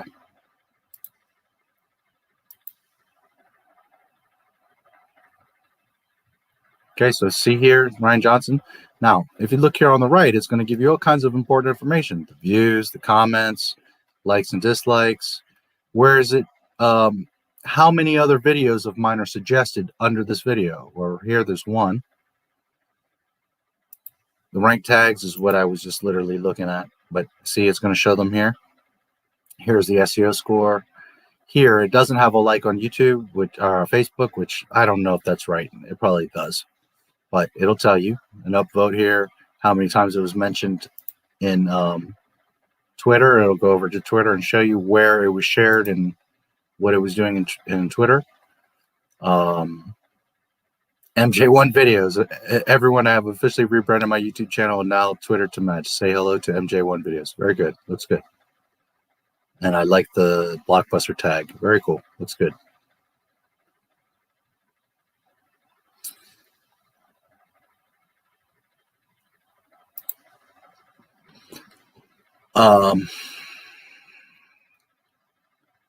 So it's telling me how many tags are ranked. Now, keep in mind, I'm looking at my own video, but I can also look at your video and get this information. And we'll talk about that in a second. So not liked on, remember, it said there was 3 things that weren't. So it's actually 2. Not liked on Facebook, which I find hard to believe. It might just be glitching right now or not updating right now. And chapters added. Well, this is a short video. I can maybe add a chapter or 2, although this is very straightforward. It's just the Ryan Johnson. I don't know. I could probably add a chapter or 2. Chapters are a good thing. But you see, that would, where it said there's 3 things that you haven't optimized. Well, there's 2 of them. And then here it's showing these tags. You see this? Copy 2. So now, watch this.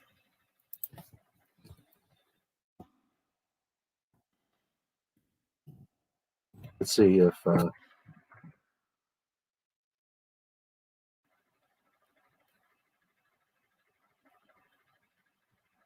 you're probably not going to show up because it's going to take a little bit for the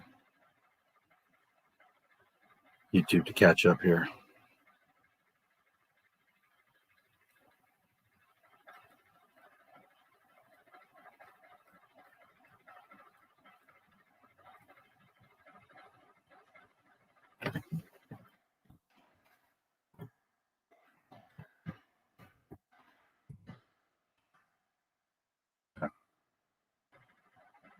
And in fact, you're coming up as Jeffrey Turner.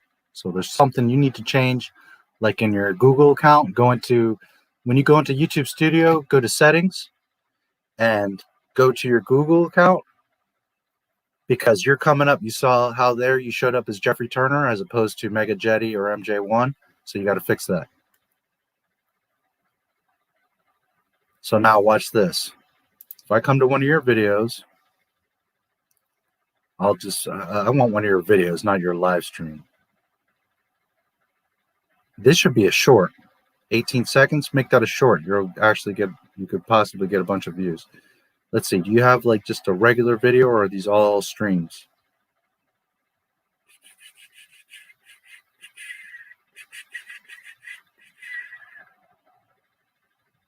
Okay. You see here how you're putting Scranton? There's nothing wrong with that, but what are you gaining by saying that? How is that helping me or YouTube that you're Scranton? So take that out, put in hashtags that are pertinent.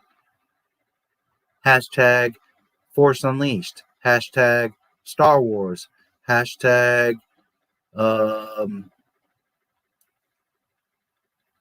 Star Wars funnies, or funny thing happened, or something specific to what happens in this video.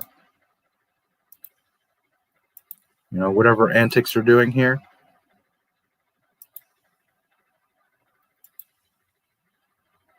Lightsaber throw or whatever, you know.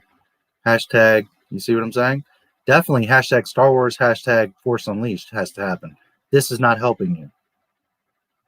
If it was a specific location, because you were playing at a bar or doing a comedy stand-up or in a world championship for Force Unleashed in San Francisco, or at a specific location like the Megadome in San Francisco, world champion, so then there you could put the location. But telling YouTube and me that you're in Scranton, you're cheating yourself with the hashtags here. Put the hashtags. So now here I can see your stuff. Look at you see this? Mine's in the 90s. Yours is at 35. You probably don't even have a Reddit, so you're not going to get a vote. Did you share this to Facebook? Probably not. You see all these reds? So did you add an info card? No. Why haven't you? You don't have a pinned comment. Do you have any comments? Well, if you like one of these comments, either make your own and pin it like I do, or pin your favorite one. It's a trap. Channeling your inner Cleveland Brown in The Force Unleashed. I approve. That's a good one to pin. Boom goes the dynamite. That's another good one.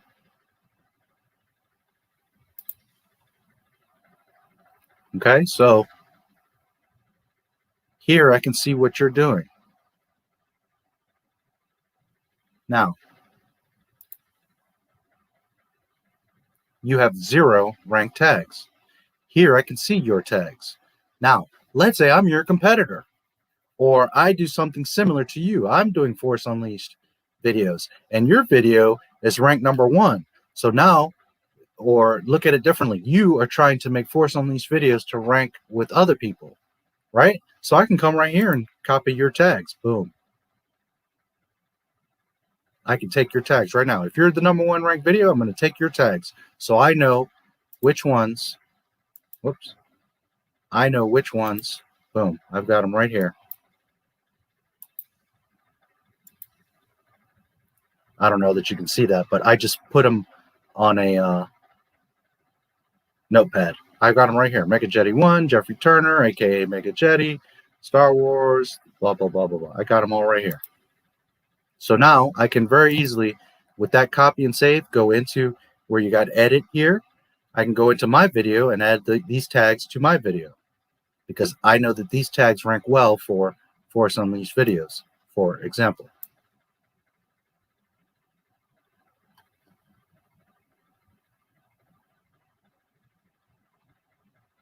Captions, chapters. This is a minute 30, but you got streams that are like long. So if the first hour you're spending in Chinatown, well, make a chapter, Chinatown.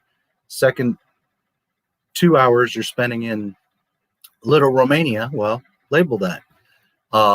When you leveled up to 100, a major milestone, make that a chapter. Where you unlock the AR-15, make that a chapter. So now I come and I can just jump to that chapter.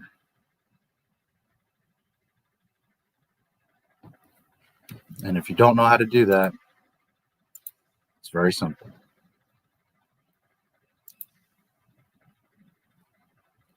Hopefully you're still seeing. I will show you.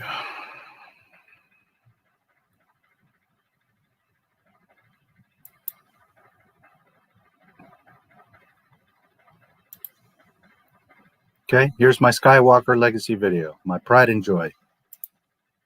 You see all these little. So now, instead of having to go through the video, you can look here and be like, New Hope. Oh, Ralph McQuarrie, I love his art. I could just jump to that. Or I could come here and, man, Snowspeeder is my favorite vehicle. I can jump right to that. Boom. Here I am with the Snowspeeder. Bang. Okay. That comes from this. Like I said, look at what I'm doing. Copy me. You see here?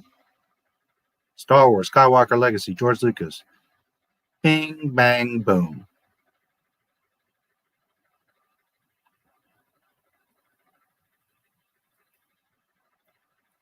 I can also, Darth Vader's TIE Fighter. Well, I can click here, boom. Takes me to Darth Vader's Starfighter. Now look at this. If I click here, this little chevron, chapters come up here. So I can look here. Oh, Jabba. I love Jabba. Bang. Now I can learn all about Jabba the Hutt. Smells me? So here I can close it. 100. That's probably not right. Sometimes it doesn't pick up right, so that's not right. See here? So I can go in and sort improve these a little bit. If none of these are ranking after so much time, well, then I need to reconsider. Maybe I need to change some of these tags because they're just not doing anything. R2D2 is not doing anything for me. I have a section about R2D2, that's why. But if these aren't ranking anyways, well, then I need to explore using different tags. But here's the point.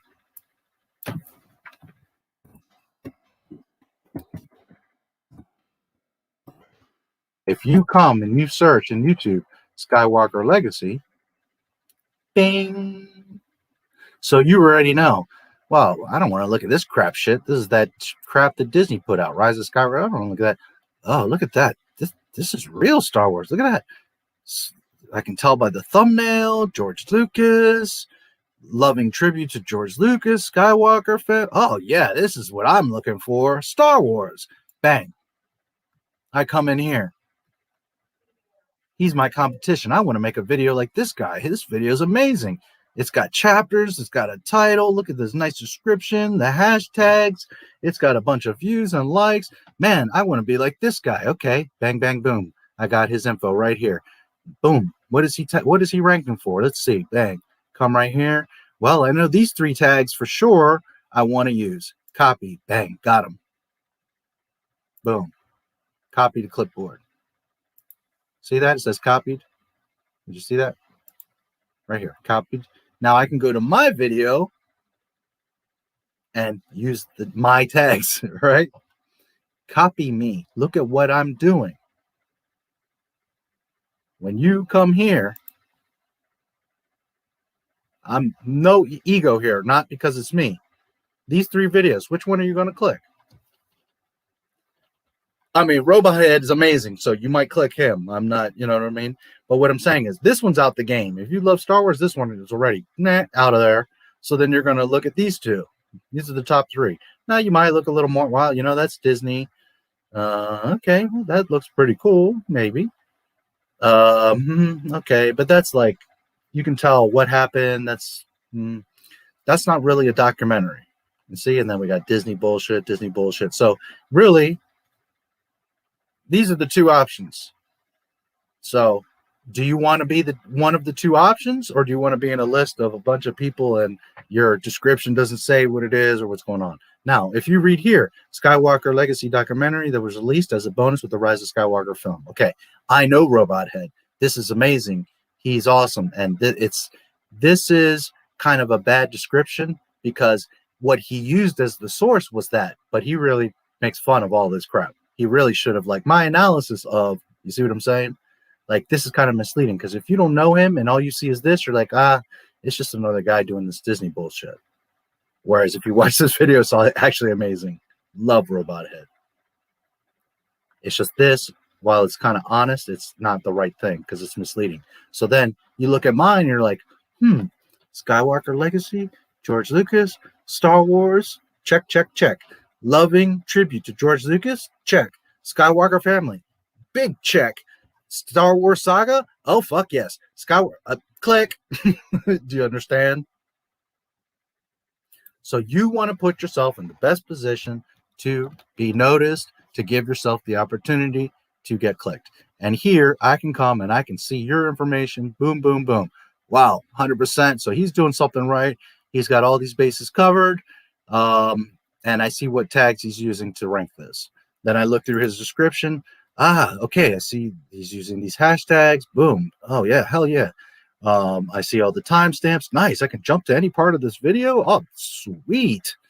I can come back at any time and see the Death Star laser towers. Awesome. Because I have a fascination with these laser towers. So now I can come anytime and just bing. Or I can do it here. Or I can do it here. Okay. Then I come in here. Oh, what's he talking about? What's he got? The playlist, other videos, blah, blah, blah, blah. Oh, he's got a Twitter and all this stuff. Boom, boom, boom, blah. Great. Boom, boom, boom, boom. And then I start looking through. It's got comments. It's got likes. People are talking very highly. Great documentary. Love the first 6 movies. Excellent documentary. What an amazing documentary. It's a fun movie to watch. Also, my pinned comment. You see how I give more to YouTube. I'm telling YouTube, George Lucas, Skywalker Legacy, This is my Star Wars. You see?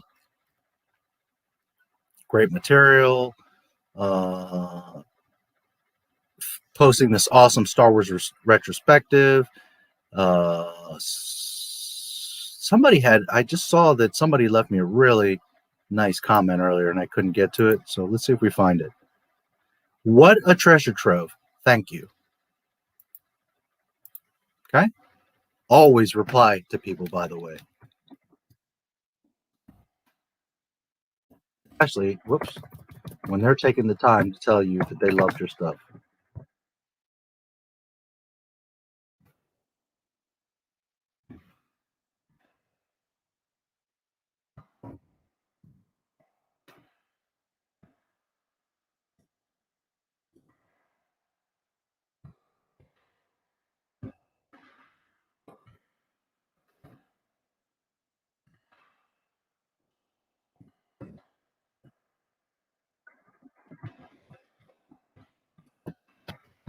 Okay? Whatever it is you got to say.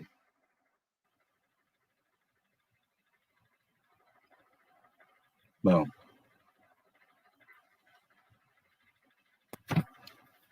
So when you got people saying, what a treasure trove, lots of beautiful moments and quotes, nice edit, you see what I'm saying? So now you coming to my channel and seeing this are like, holy shit, dude. Everybody's like, wow, amazing, great, fantastic, canon, Star Wars, Lucas, Legacy, Skywalker, chapters, thumbnail.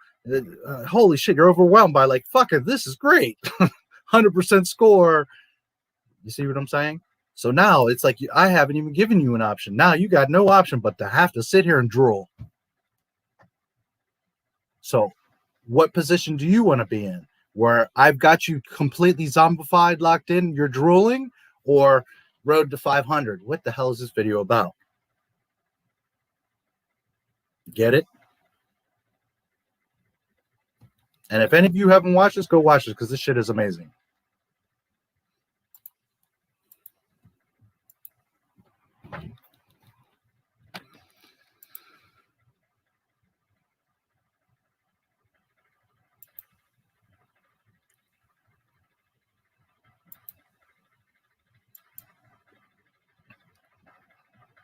Yes. And that's the thing. You've got content. You've got videos. You're just expressing it the wrong way. Listen to everything I told you. Go through, audit your page, clean all that up, fix all those titles, consider what you're conveying, and you've got the content. You just need to express it and push it out the right way. Let YouTube know, let me know what it is, and boom, you're going to start seeing these videos start to get views. I'm not saying tomorrow they're all going to hit 1 million views, but you're going to start to see the stuff move. That's a YouTube error. The first pirate stream being after the second. I played the second one after that, but the stream uploaded faster than the first. Yeah, well, YouTube does do stupid shit sometimes. Understood, dude. Thanks. Off to bed, but I set the stream to watch later so I continue where I left off. Have a good night. Yeah, absolutely. My pleasure. Continue success. Yep. Oola. Yes.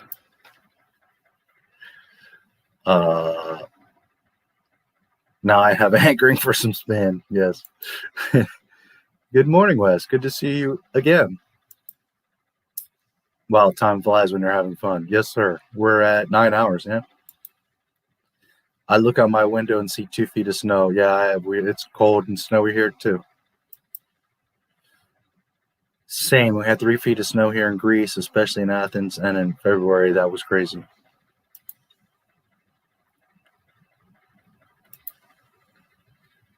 I'm soon to make my way to my pillow now. Thanks for sharing wisdom, not my stars. Congrats on 10K and in advance. Congrats on the next. Yeah, well, it'll be a little while. I assume. I don't know. Who knows? Maybe next month I got another 10K. Things can change quickly, but I appreciate it. Always very happy to see you here. What's up, Wes? Yeah, good to see you.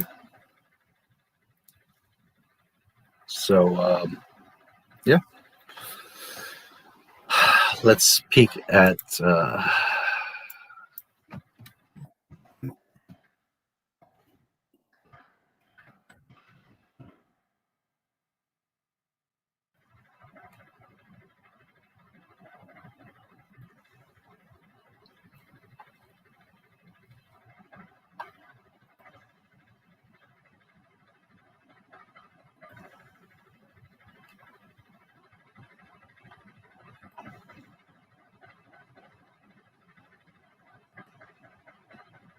Okay.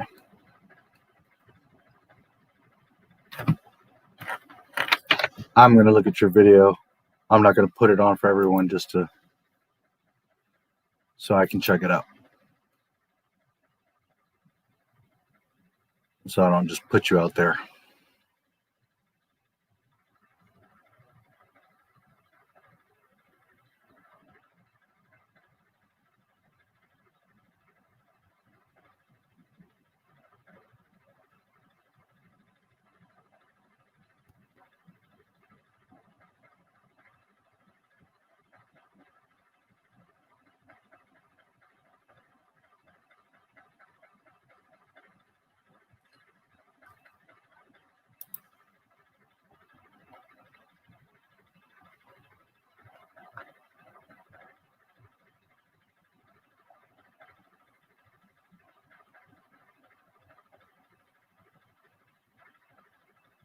That's lace under your, I guess that's what that is. It's kind of hard to see. I don't know if that's tattoos. I think it's lace pattern underneath the shirt.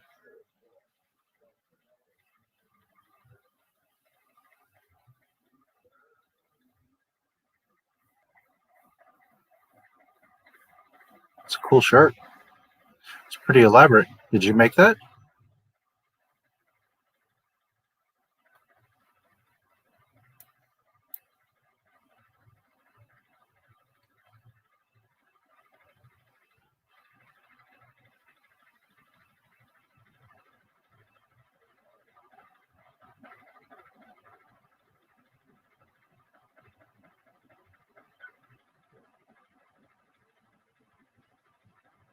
Very cool. Nice details.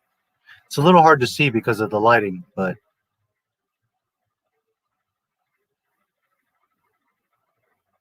it's a very cute top.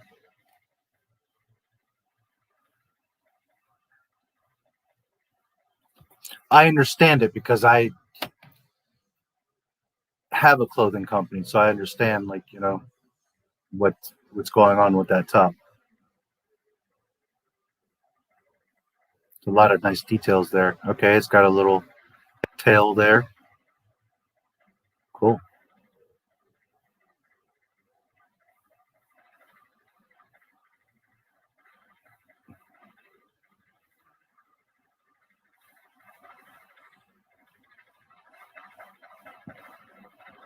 You got a cape? Are you gonna fly with that? It's like you got a squirrel suit.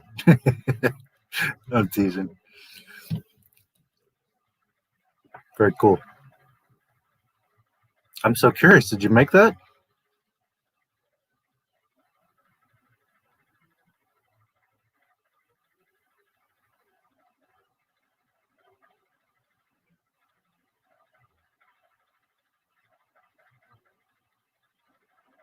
Okay.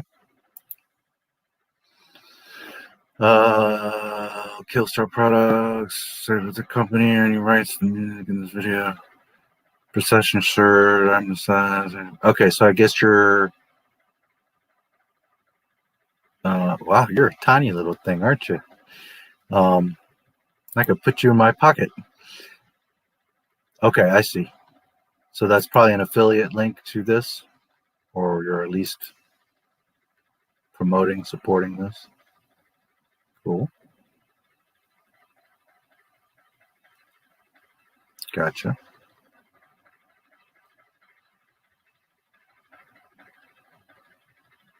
Okay, so for example, Killstar Hall 2 / trying on procession velvet shirt. Okay, I would change that to Killstar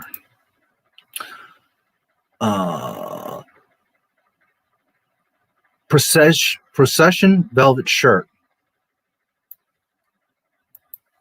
space hyphen space Killstar Hall 2 or number 2. So then just flip around your title. Trying on procession velvet shirt hyphen Killstar Hall 2. Tell YouTube, tell me, What is it that you're doing, and what is this specifically about? The procession velvet shirt, you are trying it on. Okay? Modeling, testing, wearing procession velvet shirt, or it's okay trying on, but those are just some ideas. And then space hyphen space Killstar Hall 2. Then here in the description, again, look at my videos. Instead of putting disclaimer, blah blah blah blah blah, put the most important.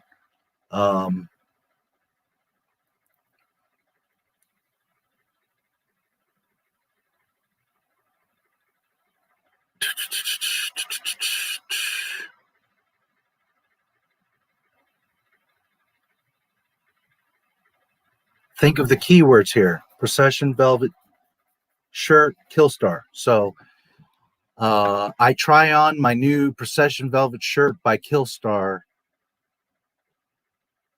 that I received, that I bought today in my second haul, or in my latest haul, period. I'm 5'3", blah blah blah blah, and this shirt fits me perfectly. It's a size.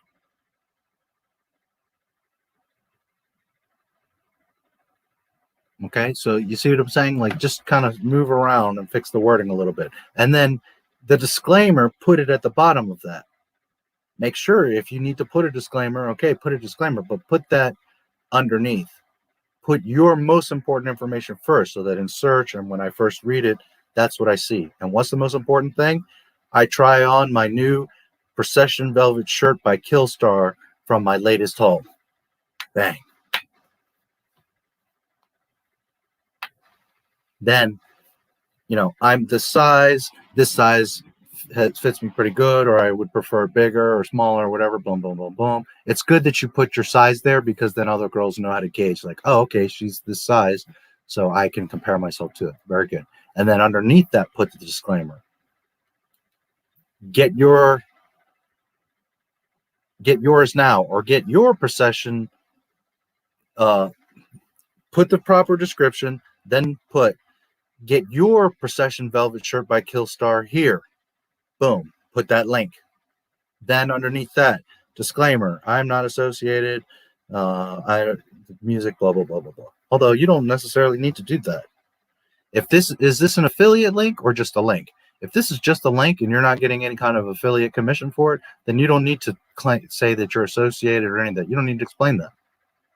And by saying that the music in this video is for entertainment only, YouTube doesn't care. If they're going to strike you for the music, they're going to strike you. You saying that doesn't do anything for you or me or YouTube. So don't even bother.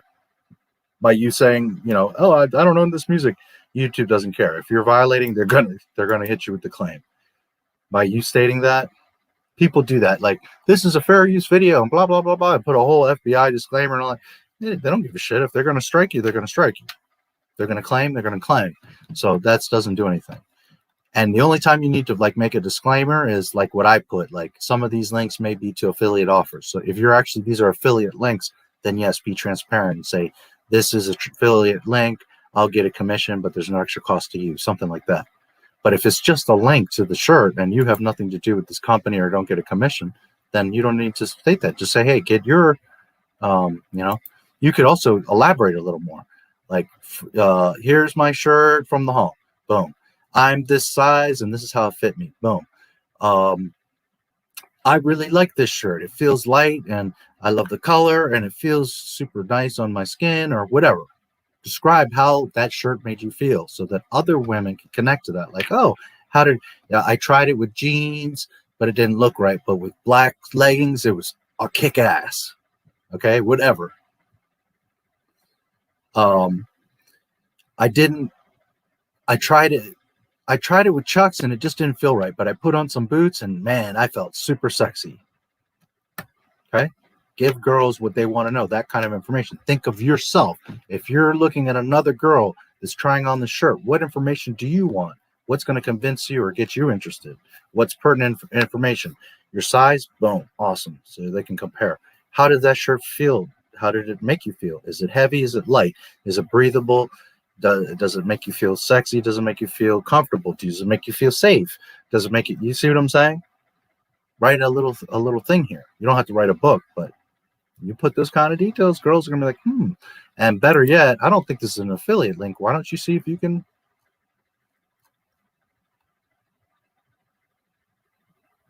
shop Instagram, become a stockist. If you look, I don't know, you might be able to, I don't know. I don't think that's an affiliate link. I usually recognize them. Let's see.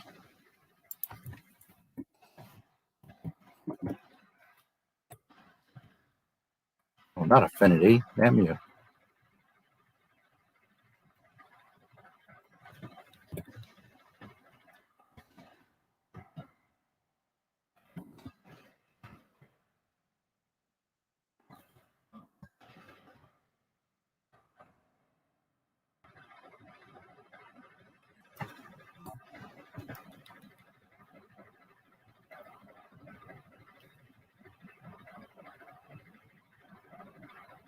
Okay, I don't see here, but usually on a website, if you just go in their search bar and search affiliate, you can find, here you go, work with us at the bottom. Like to get in touch and discuss working with Killstar, please contact us. Boom, boom, boom, boom. Okay, so you make 2-3 videos and you're like, I love your shirts. Look here, I'm showing it off. Boom, boom, boom. Maybe they'll give you commissions. Maybe they'll give you discounts. Maybe they'll do whatever. I don't know how comfortable you are talking or what you want to do with this channel, but, you know, not just showing it, but if you were to say, hey, I got this today, really, man, I really love this top. It's super cute because of this, that, and this. I love the way that it has these flaps. I love how it feels. It's light. It feels nice. It's not itchy, blah, blah, blah, blah. Whatever it's making you feel.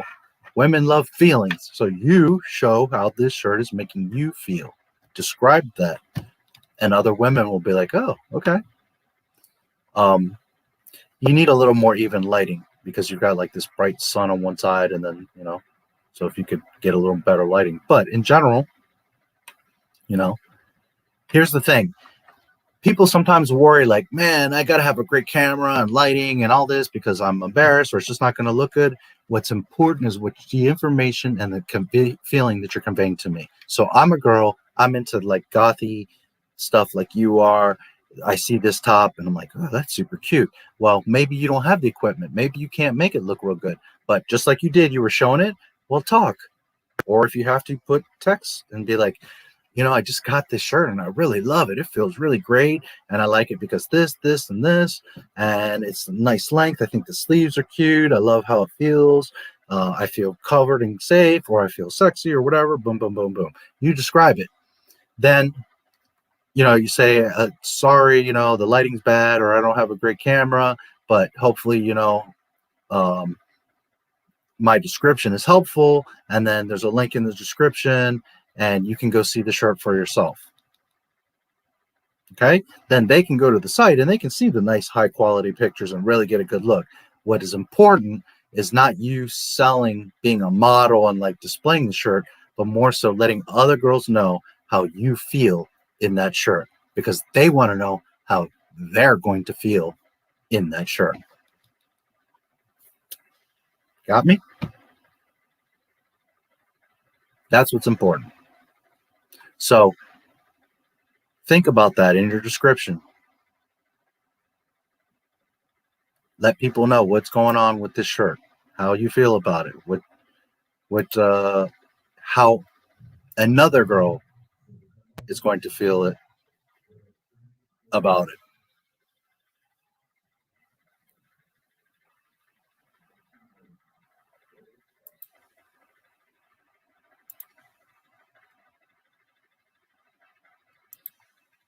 Let me look at this next one.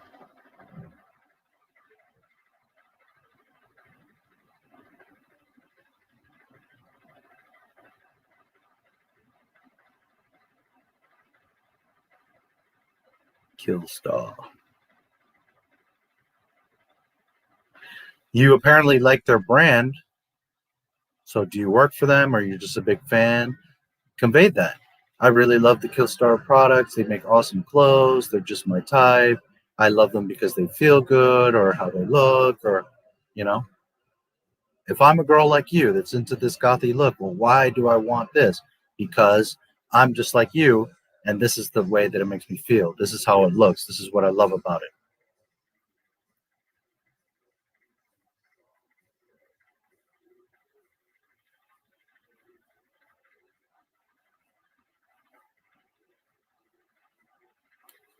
Very cute top.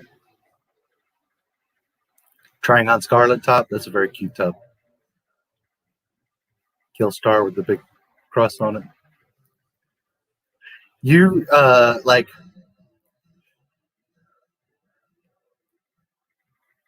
okay, cute, the little sleeve thing, glove underneath. Okay, nice. I'm smiling because I so like, you're like a vampire Barris Ophi, and I love it.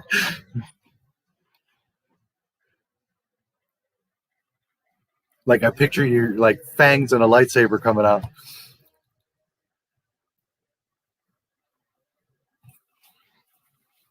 Cool.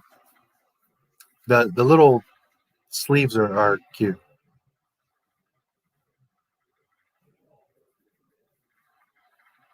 So yeah, I don't know if you like to talk on video, but if you just talk to know, hey, you know, I like it because of this, and you know, the way that it lays, these little, you know, glove inserts are super cute, blah blah blah blah. Or you could do text or write it in your description.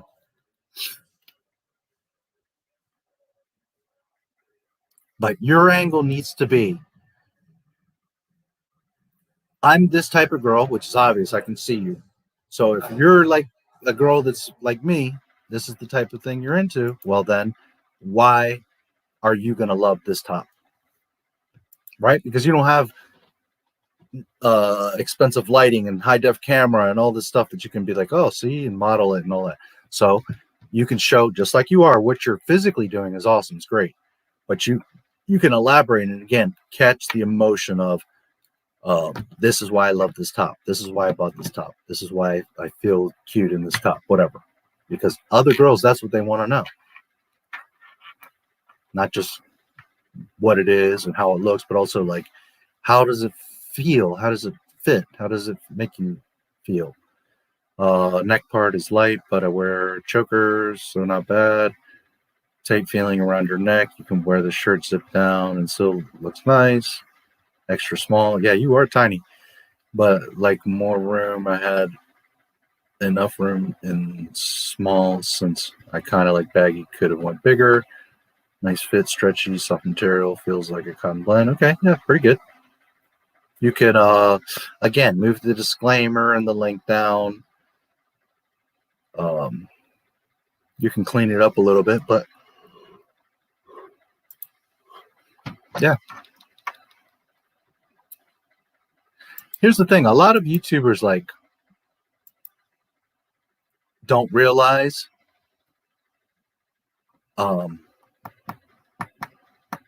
they have something. Some people just don't. Just people are terrible. Like, you know, if you ever watch like American Idol and stuff like that, and some people swear like, oh, I'm going to be the next superstar, but they just can't sing for shit. And that's partly one, because they've convinced themselves and they want something so badly. And also sadly too, because there's people around them that lie to them. They don't want to hurt their feelings. So they're like, no, honey, you're great. You're an amazing singer. So then they tell them that for years and they get convinced they're an amazing singer. And then they go make a fool of themselves on TV.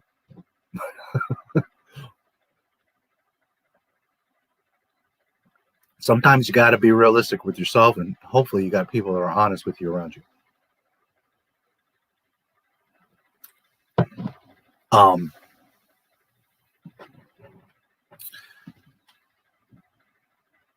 But often there's people that, well, not often, sometimes there's people that actually have something, but you're just kind of showing it the wrong way or going about it the wrong way. Sometimes an outside view can help you tweak things, and you can really, you know, I see myself, I see my videos, I see my stuff. All of you see me differently than I see myself. You understand? Like, you look at yourself in the mirror, but everyone else looks at you, you know, how they see you. So obviously, you know, I've done this for a while. You guys can see that I know what I'm talking about. But on the same token, other YouTubers could look from the outside and say, hey, if you did this, if you did that. I think my biggest weakness is thumbnails. I'm just not a graphic artist. So some of them come out really cool and funny, and some of them I think are like, not all that great, but whatever. What I care about mostly is once you're in this video, you're going to get some entertainment, some good knowledge. But what I'm saying is sometimes people have something, they're just going about it the wrong way. Like Jeff, what I was showing earlier. You know, he's got all these videos and all this potential, but yet he's telling YouTube and me nothing. He's going about it the wrong way. Now he'll make those tweaks, and I bet you he's going to start getting some traction.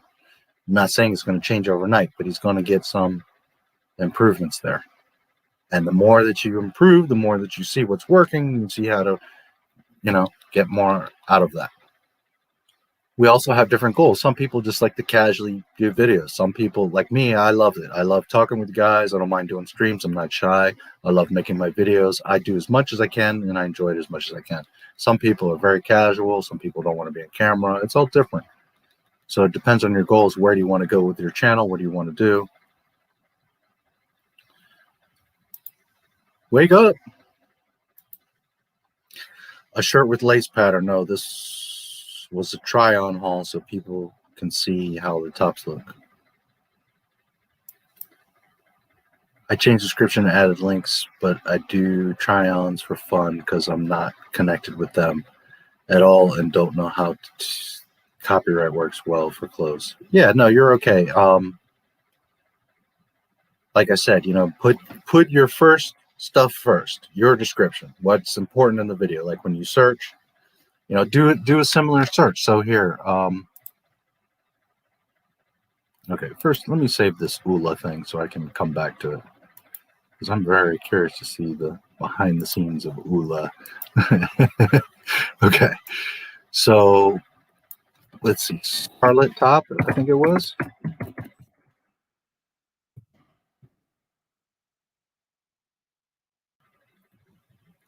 Killstar. Scarlet Top, Killstar, right? Okay. So I see a girl here 2 years ago, 600 views. Guess who's number 2? My favorite girl fan supporter. Heavy Metal Mama is number 1 and 3, and then you got Orphea, Vessel of Blood. A lot of these are Scarlet and Chains, Scarlet, other stuff. So yours is specific. Killstar Hall 3, trying on Scarlet Top. Okay, so Killstar Hall, you have it as all one word, separated. Killstar. Trying on Scarlet Top by Killstar.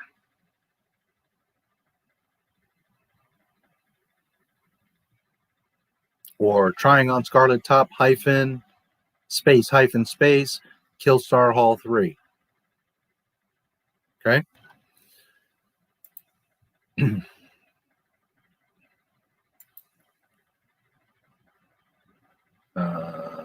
me go back. Where'd you go? Now you disappeared. Yeah, YouTube does that nonsense sometimes. So then if you look at your description, you've got the link, disclaimer. That doesn't give me any information. That doesn't make me want to click on your video or know what your video is about. It doesn't tell YouTube what your video is about. So then what you got to do is, like I said, you got to Vampire Barris. You've got to first fix the titles. Trying on Scarlet Top, space hyphen space, Killstar Hall 3. Put a space between Killstar and Hall and 3. Then your title.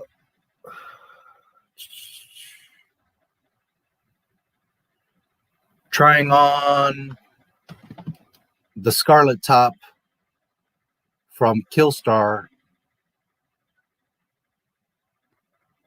that I picked up in my latest haul.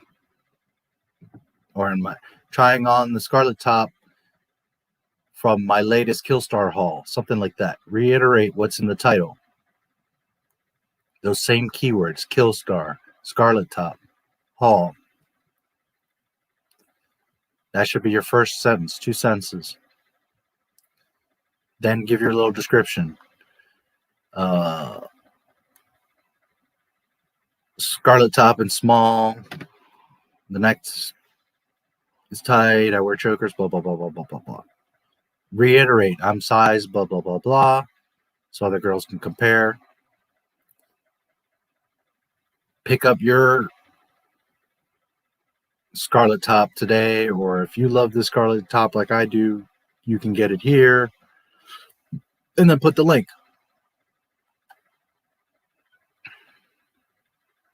And you can get rid of the disclaimer because you're not. It'll tell you if the music is being claimed. You know what I mean? Not only will it show you in the description, it'll say music by blah, blah, blah, blah. Or in your YouTube studio where you upload the video, it'll tell you, hey, this is claimed or whatever. So you don't have to worry about that. You can take that whole section out. Disclaimer. I have no association, blah, blah, blah, entertainment purposes. You can take that out. So yeah, if you just fix that, the title, the description, put the link underneath.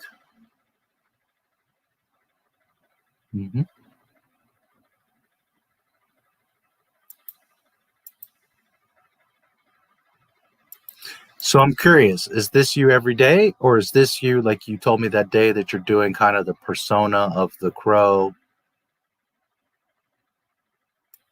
And don't take it the wrong way. I'm not at all judging. I think you're super cute vampire bears.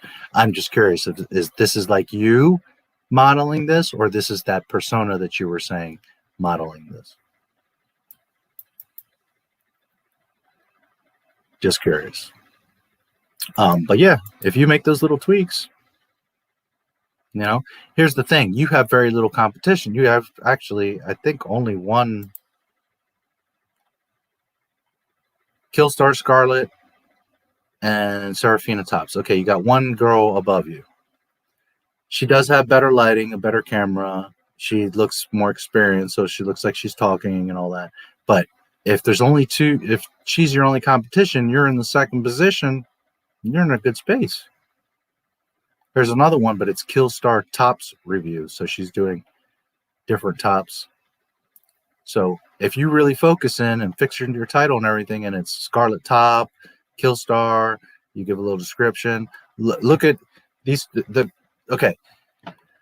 The number one, you're number two. So the number one says, welcome to my review of the Killstar Scarlet and Seraphina Tops and Necessary Evil Sibyl Skirt.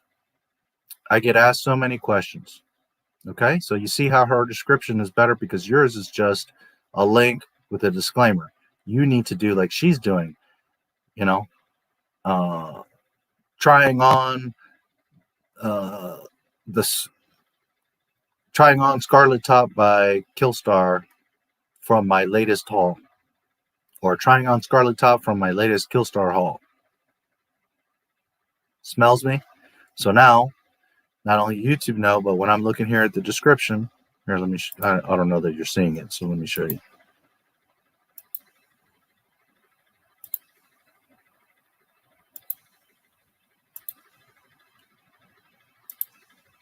Okay.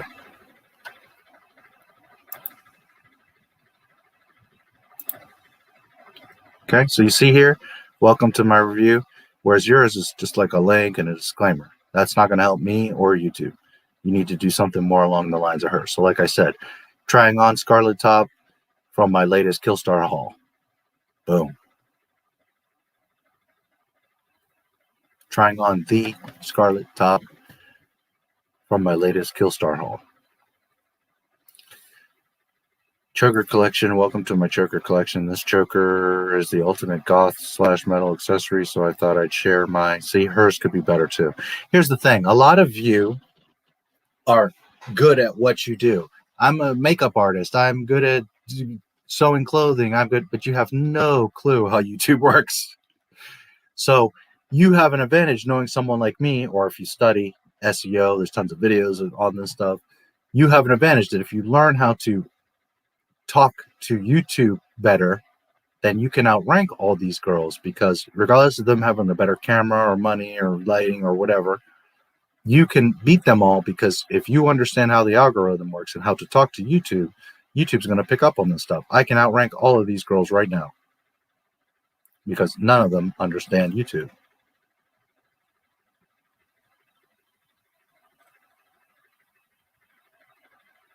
And this one girl, Heavy Metal Mama, she's doing pretty good. She probably has a bunch. Let's see.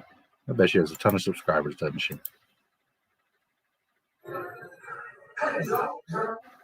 Not so much. 3.47 thousand.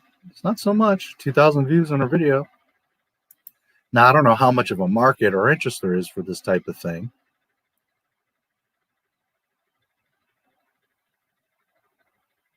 But let me see.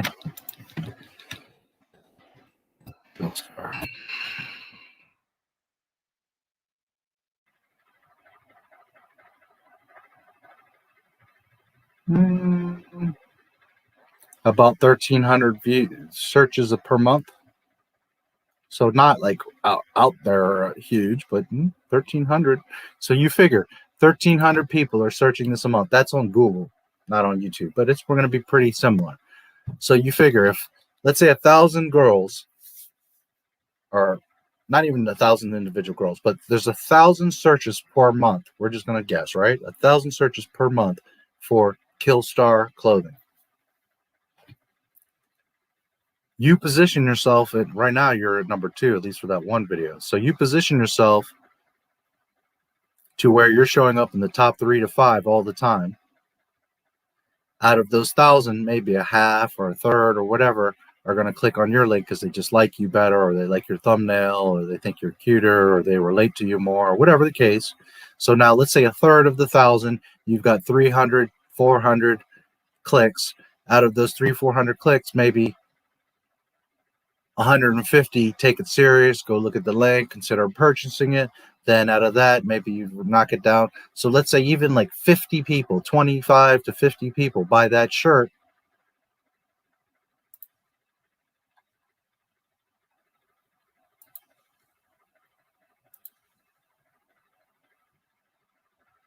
That shirt is $30. Maybe you make a 10% commission. So $3 per shirt by 50 people. You just made $150 this month because you're showing up towards the top and people like how you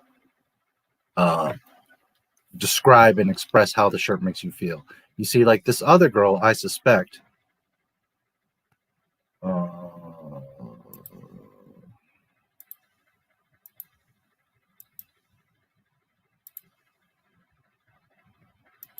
Okay, this other girl, I suspect,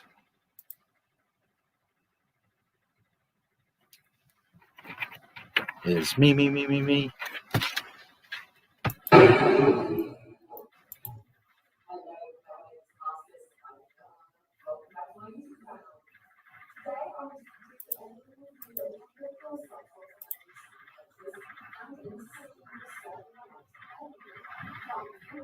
Right.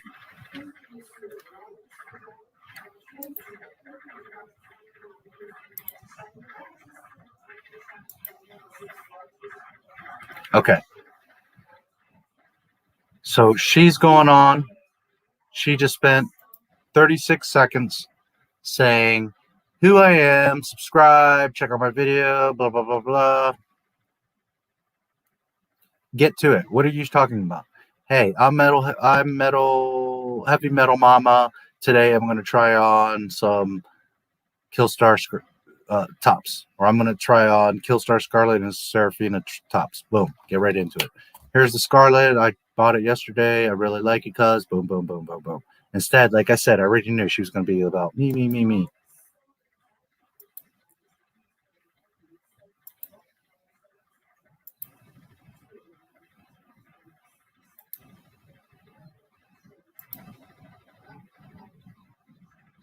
Okay. Okay, good. She did put it on because at first she was just on the couch like showing it, but it's important that you guys wear it and show it that way. Okay, well, her video is okay, but it's not anything out of this world.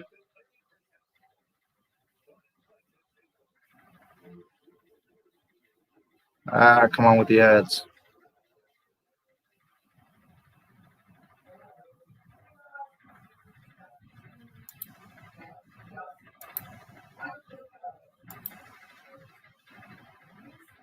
Okay.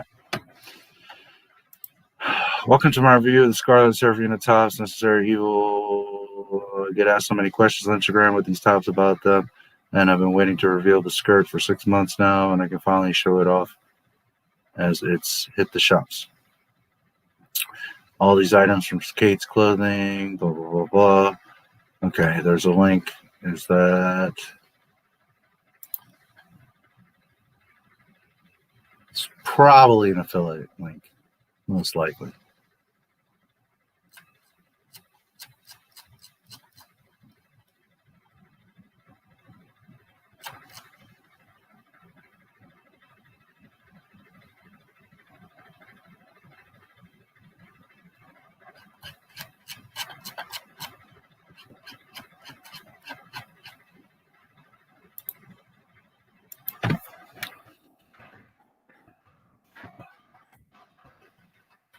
Damn it.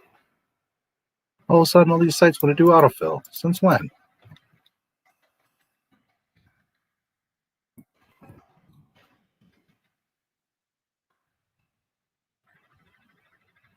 No. God damn you. What the hell? Oh,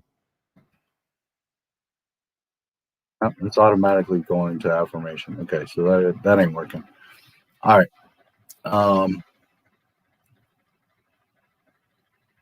Okay, so here's her description. Welcome to my review of the Killstar Scarlet and Seraphina tops and Necessary Evil Sibyl skirt. I get asked so many questions on Instagram about these tops. I thought I'd make a video about them, and I've been waiting to reveal the skirt for 6 months, blah, blah, blah, blah, blah. Okay, so like I said, me. I'm so special. I'm so important, and girls all the time are asking me about this on Instagram. Probably 3 girls asked her, and she's making it into like, oh, I get asked about this all the time. First of all, nobody gives a damn about you. I need to know about the skirt, the shirt. I'm your fan. I've been following you for 6 months. I love your videos. Okay, then I want to know about you. But I'm just a girl shopping for this type of clothing. I don't give a goddamn about your Instagram and people asking you. I want to know about these shirts. So you need to focus on her first sentence is okay, but here this is where she trails off. She starts talking about herself. I got asked about Instagram, blah, blah, blah, blah. Nobody gives a damn. I love the scarlet top because of how it breathes and it's super cute. The Seraphina top is okay, but I didn't like it as much because of the material was itchy or blah, blah, blah, whatever. Think about me. Think about the product. I don't give a damn about who asked you what on Instagram. But I could already tell, right? I knew from the beginning that this girl was going to be all like, you know, I'm goth girl. Look at me. I've got 3,000 subscribers. I'm not trying to be mean. I'm just saying I can see this stuff a mile away. So instead of her focusing on telling us what we're trying to need to know about this shirt, she's worried about how she appears. So remember that. Look at your competition. What are they doing? Now, let's see.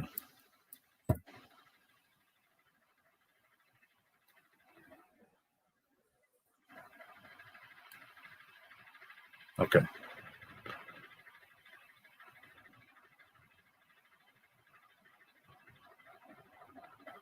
So no info card, not like, not pinned, not hearted, chapters. Okay, so she got arranged stuff. Let's see. Man, some of you girls are so lucky. You get to just buy clothes and make videos and they pay for themselves and you get views and you get paid ads and like what a racket some of you girls can pull off. She's got 3 ranked tags. So you know that for this shirt, Killer, Scarlet, and Seraphina tops Necessary Evil, okay, because that's a very long tail, so of course that's going to rank. Necessary Evil skirt, Killstar Sarah. So if you had Killstar Scarlet top, Killstar Scarlet top, Scarlet top Killstar, Killstar, Killstar Hall, all of these types of tags, you're going to outdo her.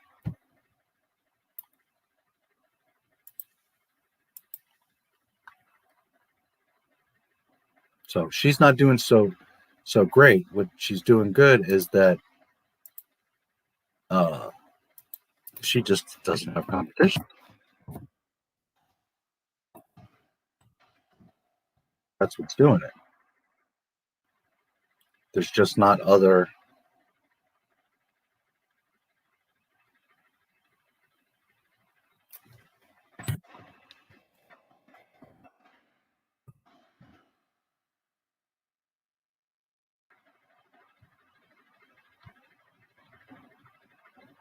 Look at you, number 2. She just doesn't have a whole lot of competition. Let's see, 13,000 views. Oh, that's decent. Killstar Hall.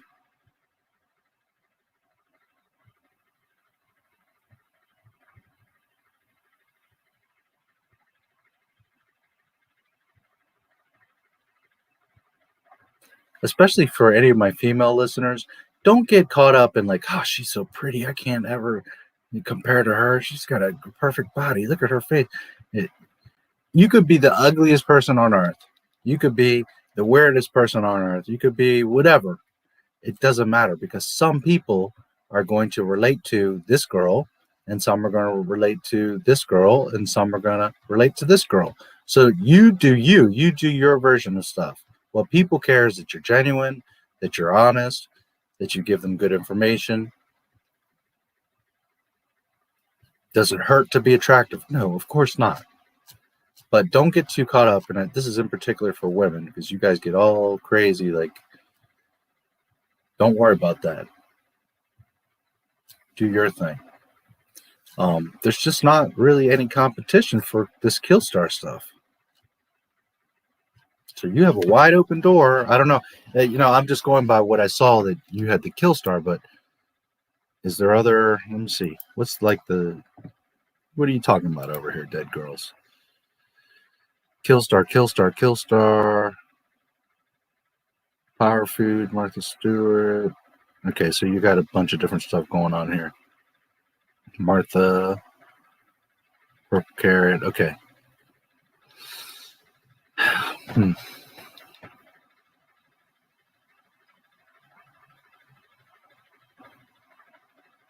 Your channel's kind of hard. You got to find your voice. What are you going to do? Are you going to do clothing reviews? Are you going to do cooking? Like, trying to do too much, it's like what I was telling you earlier. You're going to be all over the place. But it also depends. Is this something like you really want to do, or is this very much a hobby?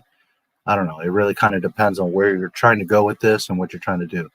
I know that if you try to do too many things, it's going to get tricky. Now, if you're trying to make this like other girls, like your general vlog, blog, and just like your life and stuff you're doing, you can do that, but you need to express that. So then it could be Dead Girls Vlog or Dead Girls Life, a day for Dead Girls. I don't know. You have to think about your name. You also your description, condense it to where you're expressing specifically what you want to talk about, but also if it's going to be like a general type of thing, then, make it ghoulish artists who will showcase cooking demos, vintage oddities, with a touch of costume making on a budget. Okay, so then make it a ghoulish vampire Jedi, a ghoulish artist who will showcase cooking demos, and you can take that comma out, and vintage oddities with a touch of costume making on a budget. Great. Awesome. So just take out that comma and put an and. A ghoulish artist who will showcase cooking demos and vintage oddities with a touch of costume making on a budget. Great. Love it. You could tweak it a little bit. Schoolish artists who showcases cooking demos because considering length, so you can take out will. A ghoulish artist who showcases, or a ghoulish artist showcasing cooking demos and vintage oddities with a touch of costume making on a budget. That's what I would do. A ghoulish artist showcasing cooking demos and vintage oddities with a touch of costume making on a budget. That way you shorten it a little bit so that when you come up in the search results, it'll definitely all fit. Got me? Perfect. Great description. Awesome. Just tweak it a little bit, what I just told you. I see you added some links here. Good. Awesome. Now, you don't have a banner. We got to get you a banner image up here. Something that relates to you and that interests you and whatever. And then up top, like if you look at, let me show you my channel, which you caught a glimpse earlier, but I'll just show you.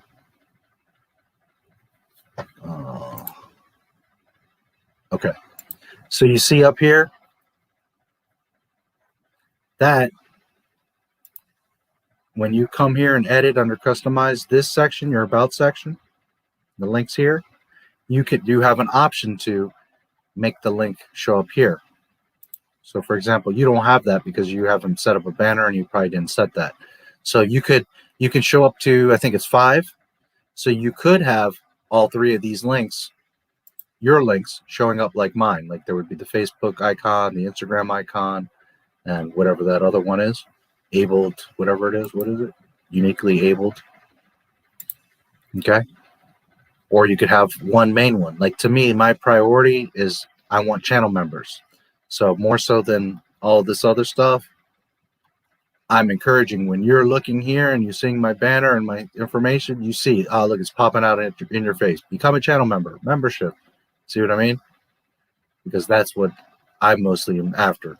Whereas, whatever is important to you. If you have a really strong Tumblr or an Instagram that has 10,000 followers or something like that, then put your Instagram. That's your most important thing. But just keep in mind that you sometimes want to avoid stuff because if people are just looking at your channel, now you're encouraging them to go off and go look at your Instagram instead of doing what you want them to do is click here and watch your videos. Make sense? Now, if you're killing it on Instagram, you got 10,000 followers, and here you've got 100 followers or subscribers, and you're not doing much with your YouTube, then it might be in your best interest to send people off to your Instagram because that's where you make money. That's where you get attention. Whereas here, this is like a supplement. But generally, you don't want to send people away from your website or your YouTube or what have you. You want them to stay here. So think of that strategically. What's best here? You could put the 3 links, or you could put the one that really you're building your Facebook or you're building your Instagram. Well, if one is doing particularly well, then you could maybe focus on just that. Because here, this is an actual link. If I click this, it's going to go to my memberships. But if this was my Facebook, for example, then it would click and go to my Facebook. So keep that in mind.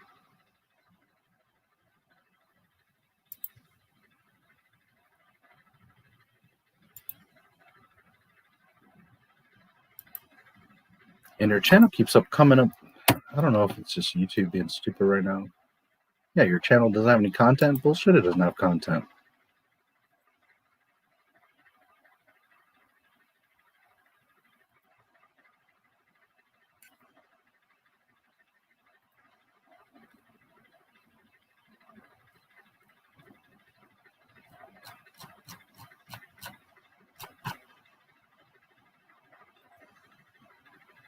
No, Mecha-Random, huh? You watch Mecha-Random?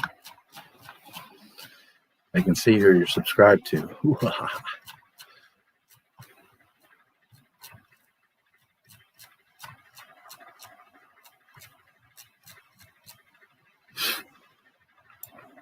World class.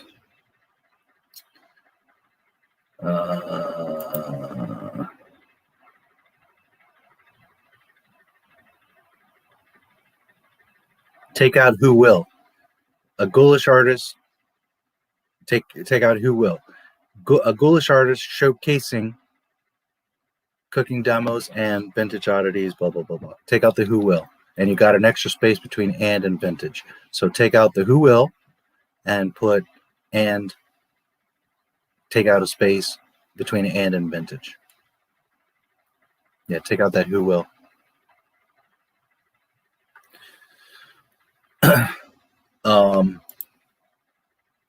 Your homepage is like coming up blank. You got to fix this. You need to, if you go in your YouTube studio and the back end, you can, here, hold on a second.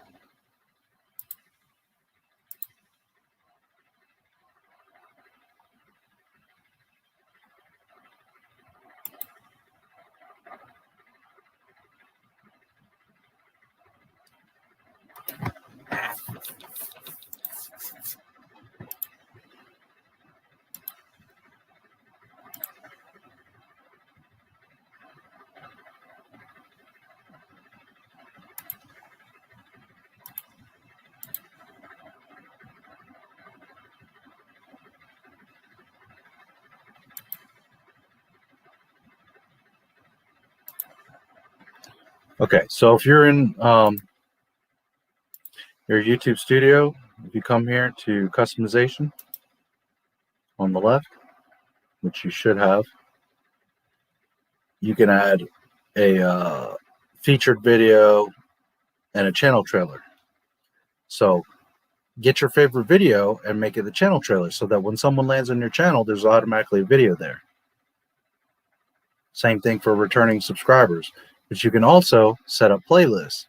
So have your playlist in this list, because for whatever reason on your channel is showing up as doesn't have any content. It's just blank. That you got to fix. If I go to videos, your videos show up, but you got to like find your favorite video here and or create a video so that when people land on your homepage, there's something, because here it just says doesn't have any content, which isn't true. You do have content and you have playlists, but you're just not displaying these playlists correctly. So under channel customization, see here how you have featured sections. Mine is full because I think it's 10 max. Yeah, 10 sections. But you would just come here, add section, and then it'll give you an option like, what do you want to put there? So then you're going to see your different playlists, and you choose whatever playlist. And you can also do like this, favorite channels, featured channels. So, for example, on your channel, you've got Poison, Hot Cherry. Okay. That's because you don't have your playlist. You have like created playlists of other people's videos. So what you need to do is you can do it here, but also there's the playlist tab here. You see here up top right, new playlist. So then you can right now create two. I can see off the bat.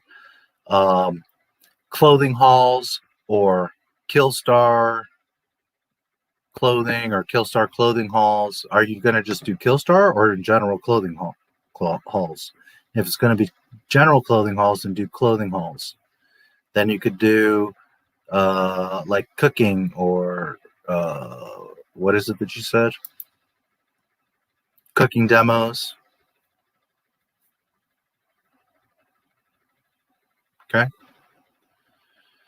Ghoulish artist showcasing cooking demos and vintage oddities with a touch of costume making on a budget. Yes, awesome, excellent. One little thing you can fix between artist and showcasing, you've got an extra space. You could take that space up. I'm like real nitpicky with that stuff, but also remember that YouTube is reading your stuff. So the more correct you get it, the better. That's the only little thing you could improve there. A ghoulish artist showcasing cooking demos and vintage oddities with a touch of costume making on a budget. Perfect, beautiful, excellent. Fix that space between artist and showcasing. So make a playlist. Cooking demos, clothing hauls, or Killstar clothing hauls if you're going to do just Killstar. And you can even make a playlist later that's oddities or whatever. And then yours will show up like mine. Okay, so you can come here under playlists and then create new playlists here. Make sure to put a little description of that playlist. See how it says a playlist of Not My Star Wars live streams, short videos created by Not My Star Wars, various Star Wars fan films. Give it a little description. But when you come here to customization, this is like your home page. So make sure you add something here. If you have the specific video you can add here, all the better. But if nothing else, come here after you've made a playlist, then come here, add section, and then you'll have Killstar clothing hauls, and then you'll have cooking demos. And you can grab it here and move it up and down wherever you want to position them. You can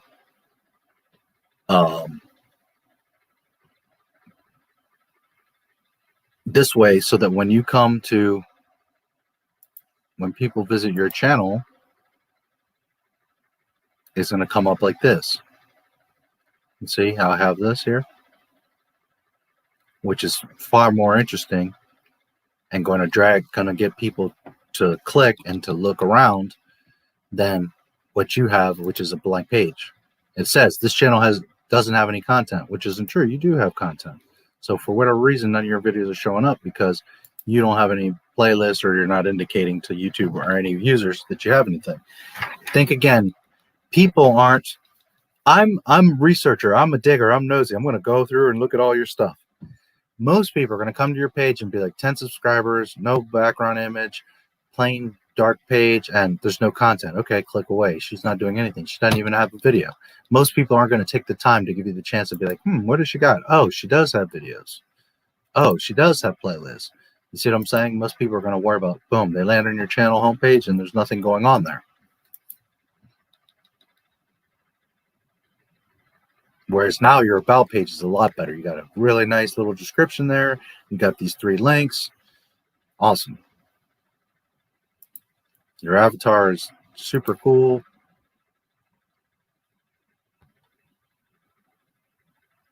So if you get these 2 playlists all here on this home page, get you a decent banner in the background, liven this up a little bit, you're going to start getting a little bit more going on there, a little more traction.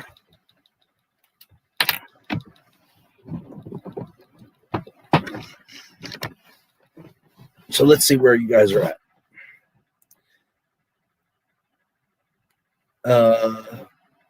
Yeah, so shirt pattern. Let's see. I changed the description, added links, but I do try-ons for fun because I'm not connected with them at all and don't know how copyright works well for clothes. Yeah, you don't have to worry about copyright. You can totally buy and try their clothing. The thing is, it's up to you. You don't necessarily have to get affiliated with them, but hell, if you're going to be buying this stuff and trying it on and showing it, get an affiliate link, get a commission for sending people to try this stuff out. I mean, if you're in a financial situation where you don't need it or don't care and you just want to, for fun, do it, there's nothing wrong with that. I'm just saying, if you're going to do it anyways, you might as well, right? Just saying. That makes sense. Think you'll do that? Yeah, absolutely. Don't delay, buy today. There you go. I understand it better. You're good at advice. I'll change all that. Yeah. Never noticed that I do resemble Ula, like you were saying too. Yeah. That's funny. You remind me of Barris Ophir. You know who she is, right? I'm assuming you know who she is. It's cool. Yeah. Every day I dress punk and goth and metal, 70s, 80s, 90s. So yeah, I normally dress like that. Okay.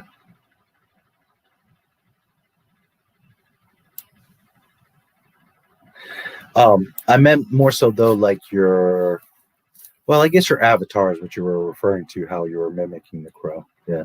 Okay. Cool.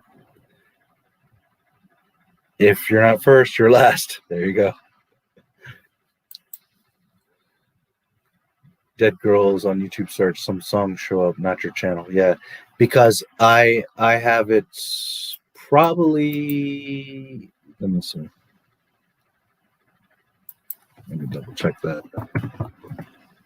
Yeah, her channel you're probably not going to find because one, it's just now being optimized. So if you, I see the music too, but if you go to the top, there's a little filter, and if you click filter and then channel, she's like number 4. She looks a little bit like Kiss here with her crow. And if you look, if you do the same search, Dead Girls for yourself, Dead Girls, and then under channel, you're going to see that your description is like what you had before, artist, rocker, gold, because that takes a little bit of time to update. That particular description of your channel takes some time to update. Could be days, usually 24, 48 hours. That one doesn't update right away. But when it does, now you're going to have a much cleaner and better description, and people are going to know what to expect.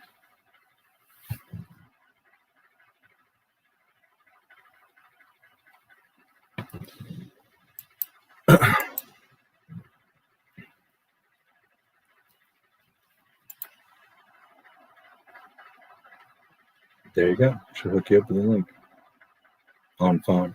Yeah. If you, again, if you do it, here, I'll do it on my channel so you can see.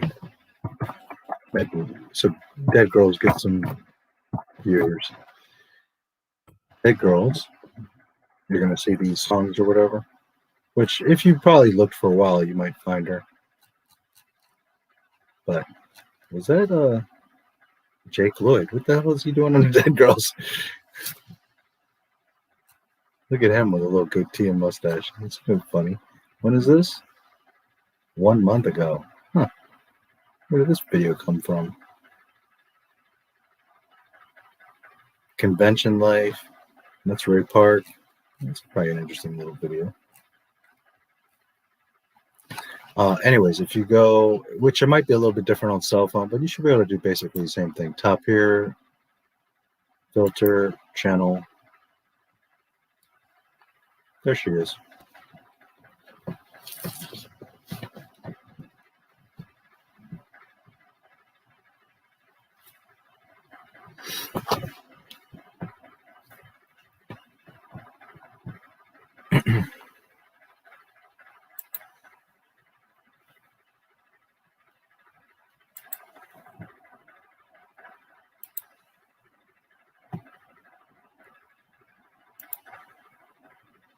Is KK ever going to leave Lucasfilm in the near future? Who knows, bro? I don't have the answer. I kind of think Lucasfilm will get sold before she leaves. She's part of the furniture at this point.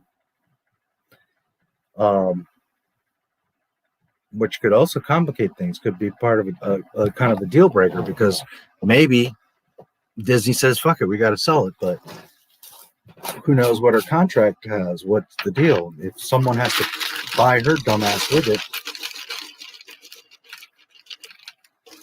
I don't know how that works. I don't know what George put in there. I have a feeling that George put some protections for her where she can't get fired, or under certain degrees. I don't know. Who knows? I don't know. But she's cost Disney a lot of money. So at this point, they have gone so far to the dark side that they don't give a shit. They're just like, we care about our agenda. Fuck the money. Or she's got them by the balls somehow.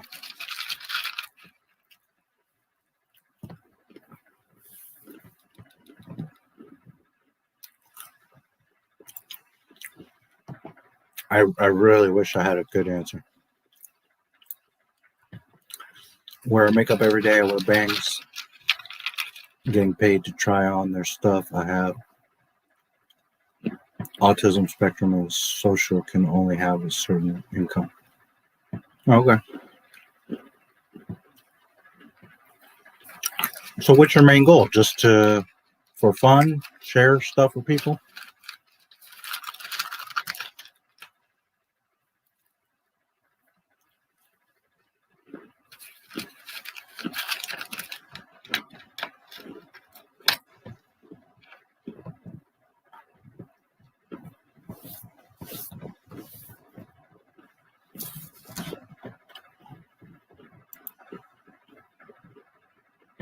My pleasure.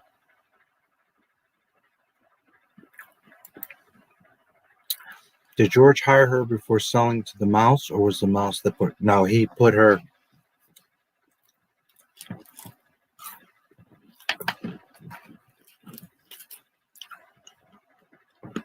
I would have to double check specifically, but from memory, around March of 2012 is when he put her into position, and then in October is when he sold. And from what I understand, in the contract of selling Lucasfilm, there were some conditions there of that KK is president, because Disney could have just very easily bought it, right, and then just appointed their own president. So there was something there in the deal that KK is in place. So what kind of protections or tenure or whatever is there, I don't know, but there's obviously got to be something there.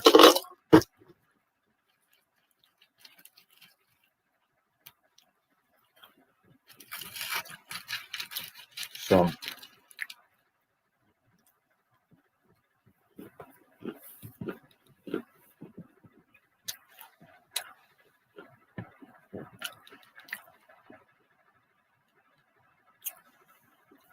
but she was definitely in place before the sale. I just don't remember the exact timeline, but I can tell you with great certainty, it was around March. It was appointed. It was sold or not in October.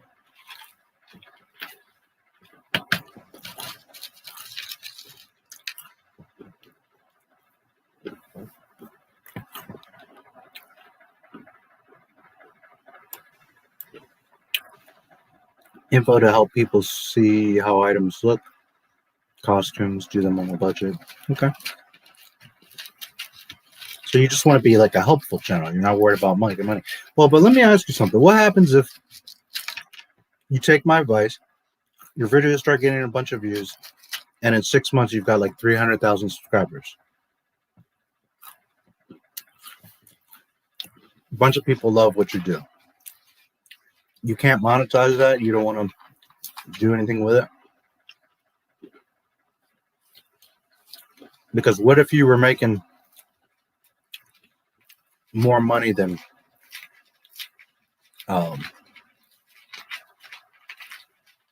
guessing you're getting some sort of assistance or disability or something like that. I don't know. I'm not trying to pry. I'm just trying to understand.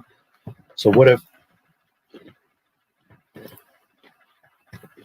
you would outweigh that? What if you were making, $10K a month or something?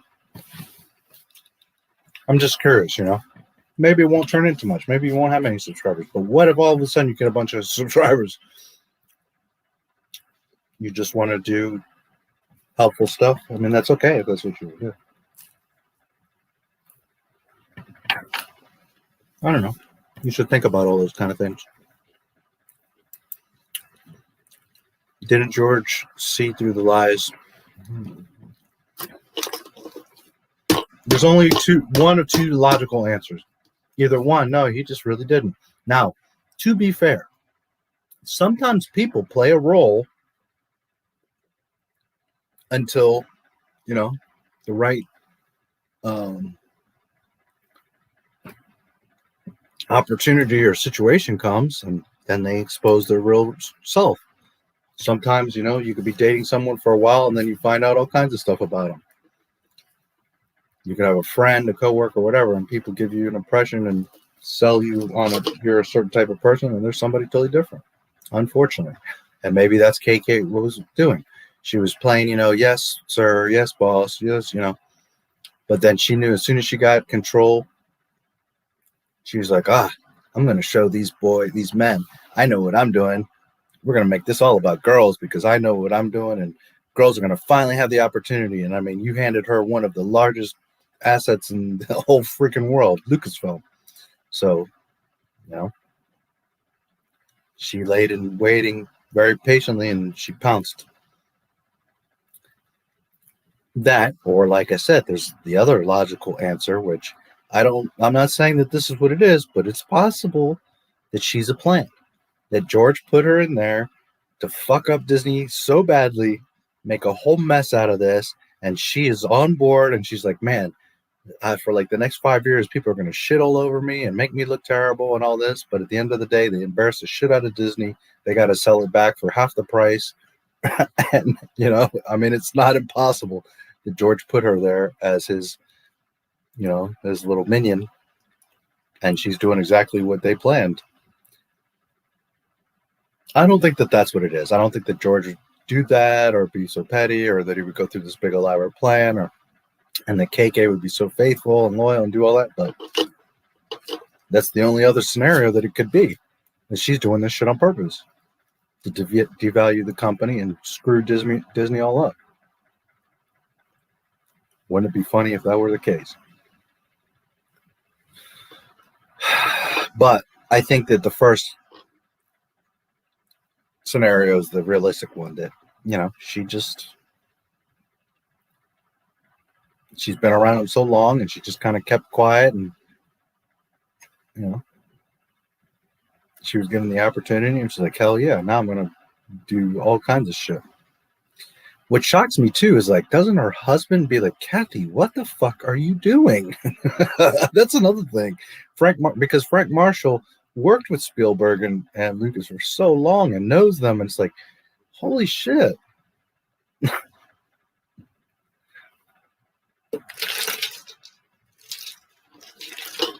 So it shocks me too that her husband isn't like, woman, what are you doing?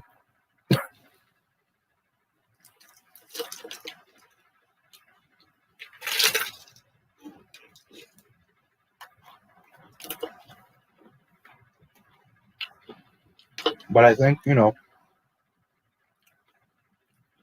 either she was waiting patiently and kept quiet to get her opportunity, or maybe like her first 6 months, she had great intentions. But then Bob Iger's like, hey, you know, you can do this and you can do that, and you're the president. And then she got all pumped up and gassed up and like, yeah, I'm an independent woman, and I'm in full power now with Lucasfilm. And like her ego just blew up, and she's like, all right, fuck it, I'm going to do this and this and this, and we're going to make our own movie, and we don't need George's thing.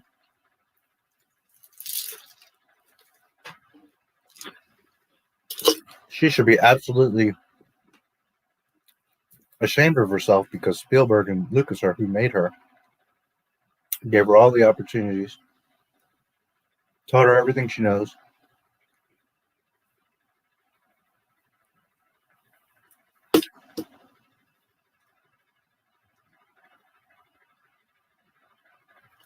She said, you know, the most important thing is to respect these characters and the franchise and blah, blah, blah, blah. And she's done the exact opposite. So I don't know, bro. I just, maybe George has such a big heart that he just believed in her and trusted her. You know, maybe that's one of George's biggest downfalls. A lot of people bitch about the prequels. Oh, he just had yes men around him. Well, first of all, I've confirmed that no, he didn't, because Rinzler made it very clear that he didn't. He's the boss. At the end of the day, he's going to make decisions. But, you know, sometimes I wonder if in that prequel era, he trusted a lot of people and gave them latitude, and maybe sometimes people get all mad at him. It's like, you always want to just blame George, but what about the other 1,000 people that work at Lucasfilm? Aren't they responsible for the shit too? Yes, obviously. So, you know, maybe that was one of his flaws, is trusting in people and giving them such a big chance, and it ended up blowing up in his face sometimes, like in the prequels and the sale.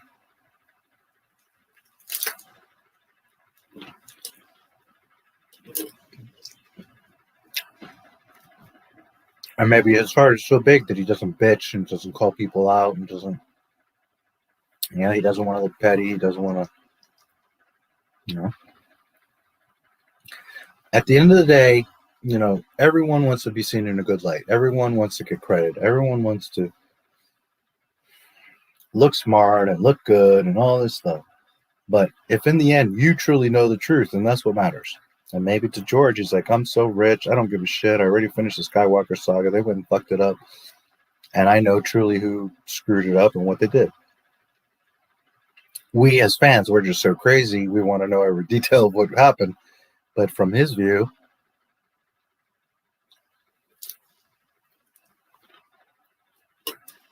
maybe what matters is that his wife, his kids, his closest friends, Spielberg, they know the truth. They know what happened. So we just, because we're fans, we want to know. But is it really our business? Is it something that he wants to maybe... I dropped my nuts on the floor. Do you understand? So it's hard to say, dude. I wish I knew, honestly. Should have got rid of KK, might have gotten a Star Wars film, not this book bullshit. Yeah, I know, bro. Believe me, I know. I feel your pain.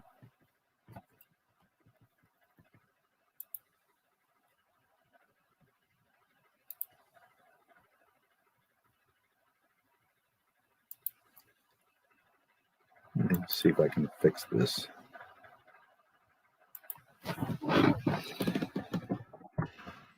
Here, real time.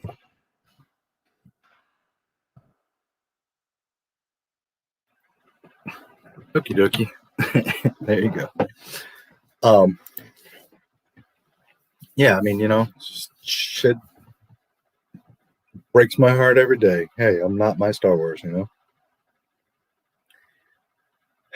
But I got no control. I got no say. All I can do is expose their nonsense, get more of you aware of it.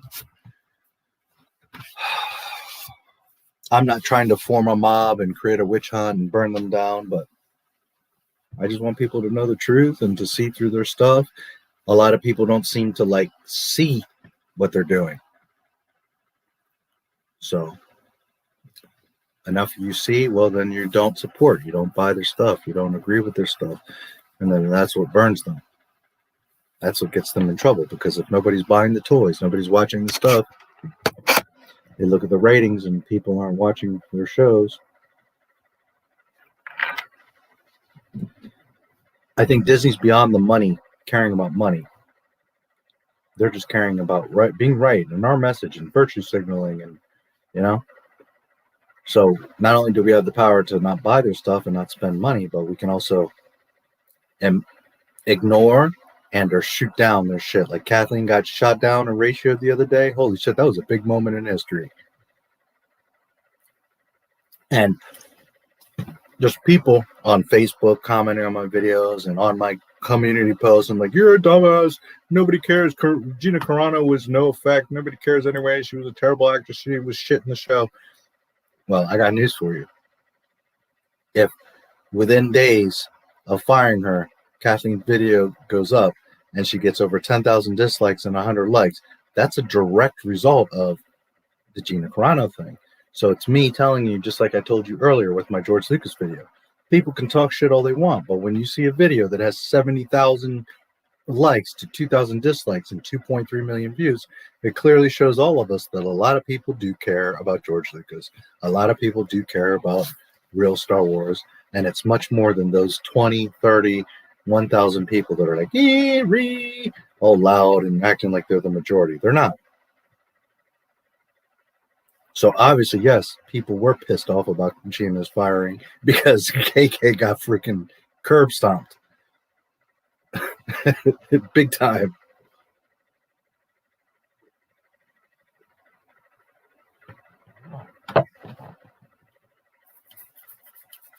You know, if people really hated Gina that much and she was really wrong, then obviously she wouldn't have gotten ratioed like that. She wouldn't have gotten, you know, just destroyed like that. So it goes to show you, there's a small group of people that like are just crazy, you know. She sucks. She should have been fired. She didn't listen. Blah, blah, blah. She's a piece of shit. Blah, blah, blah. She's racist. She's homophobic. Meanwhile, the rest of us that are sane are like, holy fuck.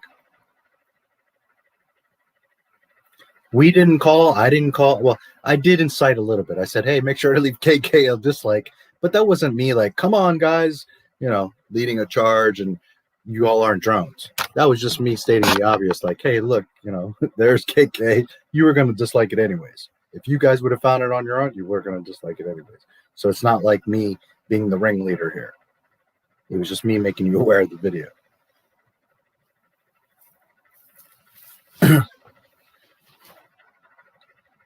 But the point is, and I'm not the only channel. Some other channels were like, oh, yeah, look at this video. You know, granted, we drew attention to it.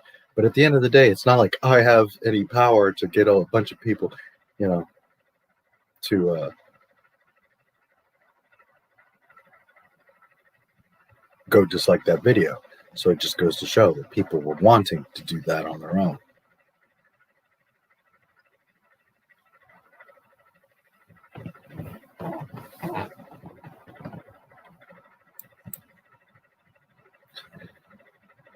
More concerned about helping, and it's fine. You can ask if that happened. I'd have to bring it up with my caseworker, but for the part helping.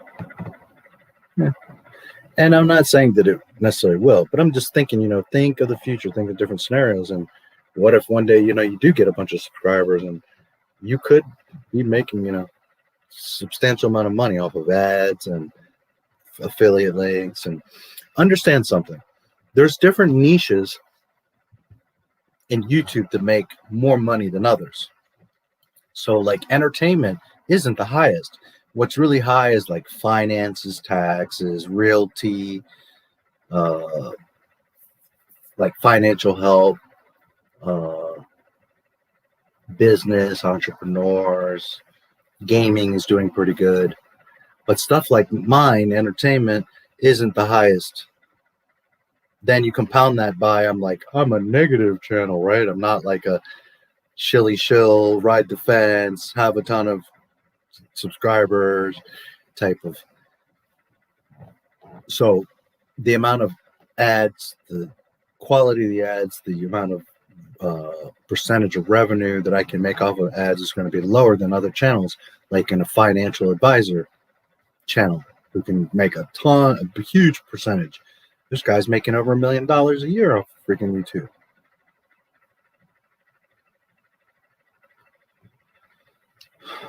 So you got to be in the right niche sometimes and stuff like that. But what I'm getting at is you, female, cutie, doing something kind of specific. You can, you know, you're doing clothing. You're doing food. You're doing like advice, help type things. You have the potential of earning at a higher rate than I do. So that's what I'm saying. I don't know how many gothy type girls are into looking for that stuff and would watch and all that. But I mean, there's at least a few thousand. There's some views there.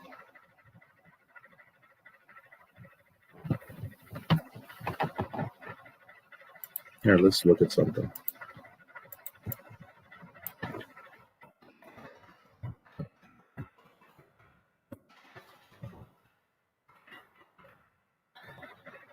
Killstar. All right, the number one result is a girl with half green, half black hair. 129,000 views. Number two is 50,000 views.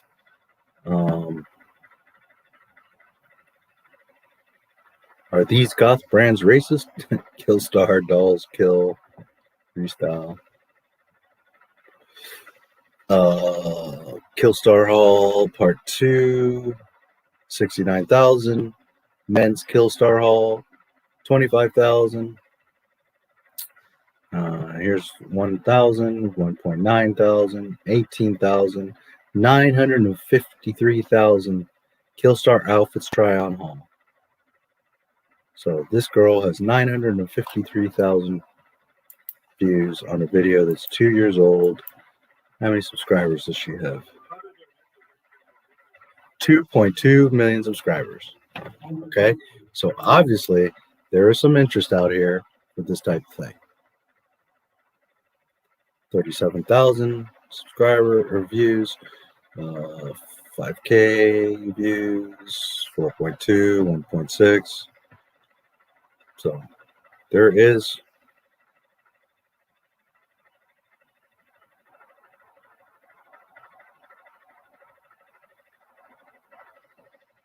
There definitely is some interest here.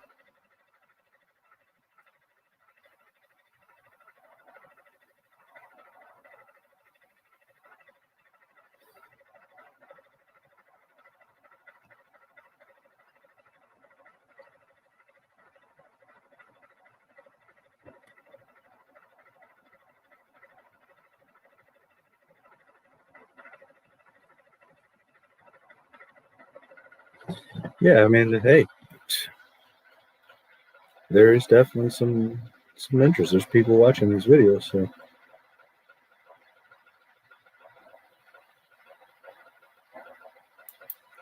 See this guy Bishop, or I assume it's a guy. I don't know, maybe no. I think that's maybe a girl. 38,000 subscribers. This video has 69,000 views. So, you know, there's money to be made here.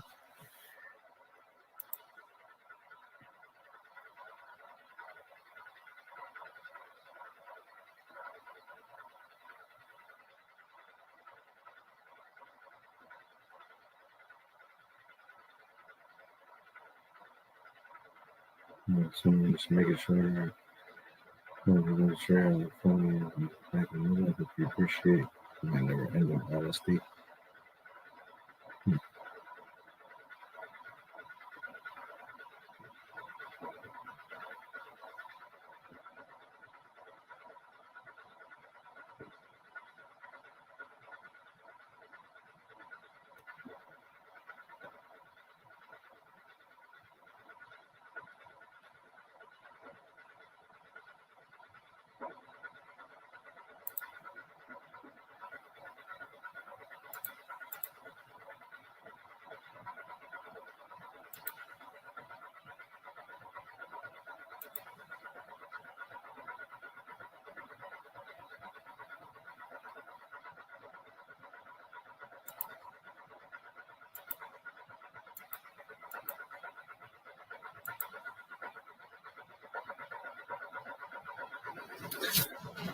Yeah, I mean, that's the thing with YouTube. You would be surprised. There's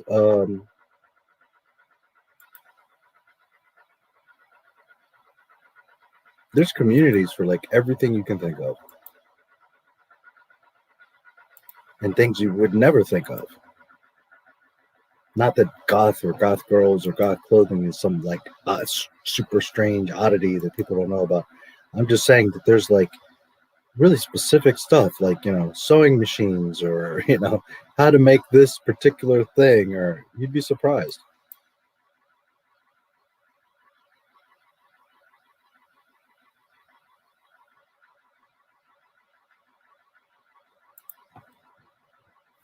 So there's lots of opportunity.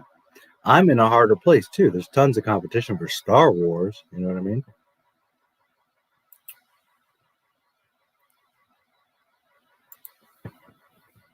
Most. Yep. If George put her there to fuck with Disney, that would be hilarious. I mean, he is the same guy that reinvented cinema, CGI, animated movies, etc. No, it's not impossible. And I mean, you look at it and you're like, well, is she this egotistical and this airheaded and really like fucking up this bad? Or maybe like, is she really like pulling off this diabolical plan that George Lucas put in place? Because you have to look at it and you're wondering like, well, how could this be happening? How is this like, and maybe it's, you know, and maybe it's so bad and so obvious, but there's something in her contract, and like Bob Iger knows it, but he can't do anything about it. That's what's really killing me. Is like, it's like beyond like her faking it anymore. Like, she's blatantly doing it, and they can't do anything about it. So who knows? Maybe she's on our side. I really doubt it. I'm not saying that that's what it is, but I just, you know, I think logically. I look at everything and I'm trying to find the explanation, and those are the only two explanations. Her ego, and she's just an asshole, and she's just this one of those insane feminists that like just has to try to prove, you know, to the point of actually burning shit down, that or she's a mole. She's literally George's minion in there fucking shit up.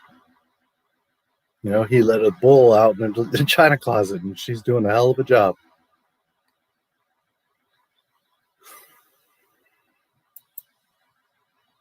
That would be funny. But I think her BS is real. No, I agree. I absolutely think that she's, you know, totally her ego and all that. You know.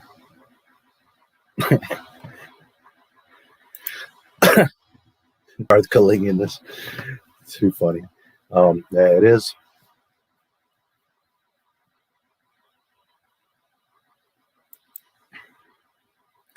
If you don't like it, go on the internet and bitch about it.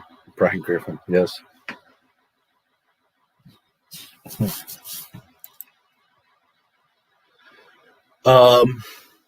Okay, we're at 10 hours and 45 minutes. I like to cut off at 12 because that's how long YouTube will curate. So I'm thinking I'm going to take a quick break, 5-10 minutes. I'll be back, and we'll spend like another hour together, assuming that some of you want to hang around some more. And then we'll wrap up around the 12-hour mark. We're at 10:45 right now. So I figure I'll finish the 12 hours out. Which we could go longer for whatever reason. The conversation does go longer, but just saying it makes sense. We can hang out like about another hour and put this baby to bed. So,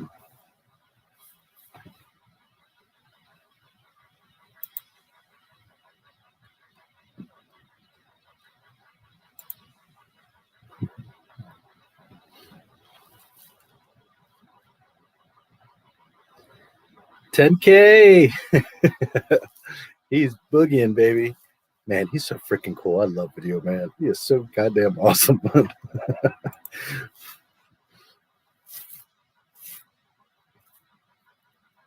By the way, I don't know what that shit, what the hell was that electro crap that I was looking at earlier? What the fuck?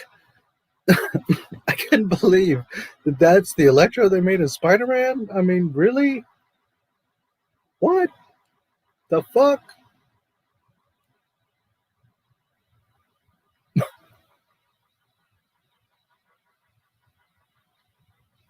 That's not electro. This is electro. Maker of Video Man game. Location unknown.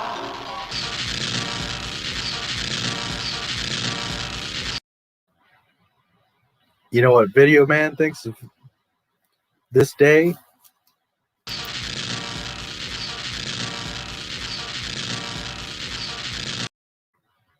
$10K, bitches. Oh, man. Too funny.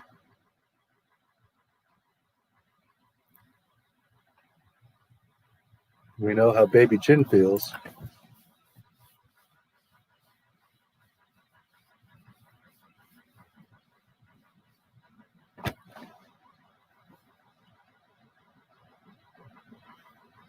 Too funny.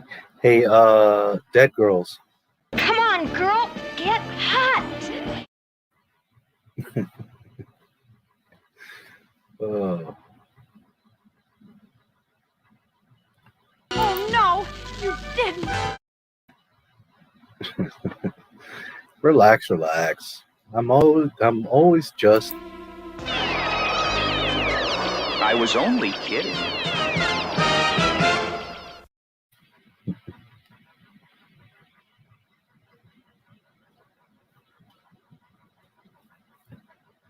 I can tell how you feel, cause my spider sense is tingling. What's next?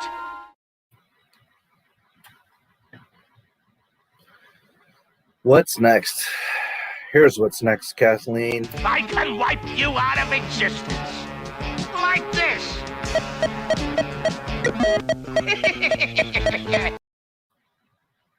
What the shit was that that electro that I saw Jamie Foxx looking ridiculous, looking like Mr. Freeze?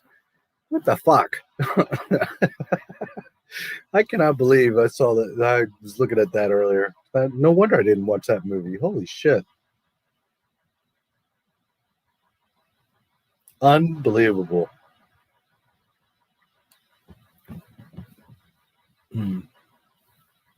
Oh, got a message coming in.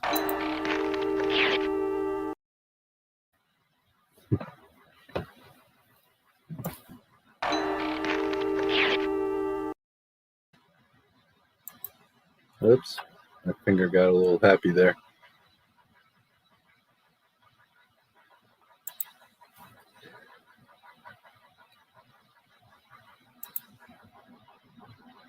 Like that cartoon, yeah. Man, I loved a lot of cartoons when I was growing up. Transformers, G.I. Joe, a lot of stuff. But I really, really liked that Spider-Man and His Amazing Friends. That was one that I always really loved. And, Video Man is obviously a big part of that. But just in general, like Spidey's, I've mentioned him, I think, before. He's my favorite superhero. Spidey's always been my dude. That's my boy, Spidey. My two favorite characters, Boba Fett and Spider-Man. Not even close anything else for me. Those are my guys. Not to say I don't like other stuff. I really like the Predator. I like Batman a lot. I'm big time, really like Batman. But yeah, out of those old cartoons, man, I really up high on my list with those Spider-Man and His Amazing Friends. I really love that freaking cartoon.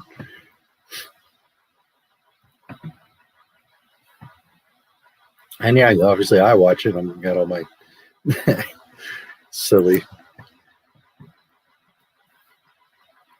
little shenanigans here.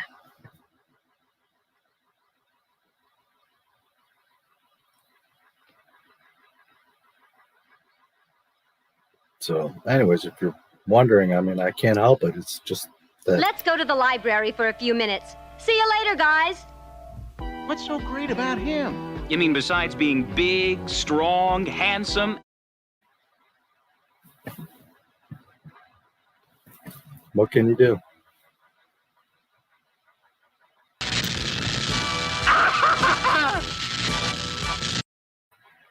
Video Man. I love that dude. Oh.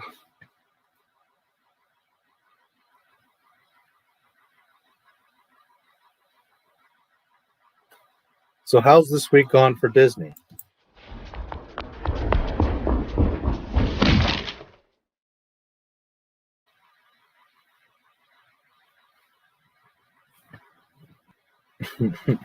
That's been Disney Lucasfilm's past week right there. Oh man.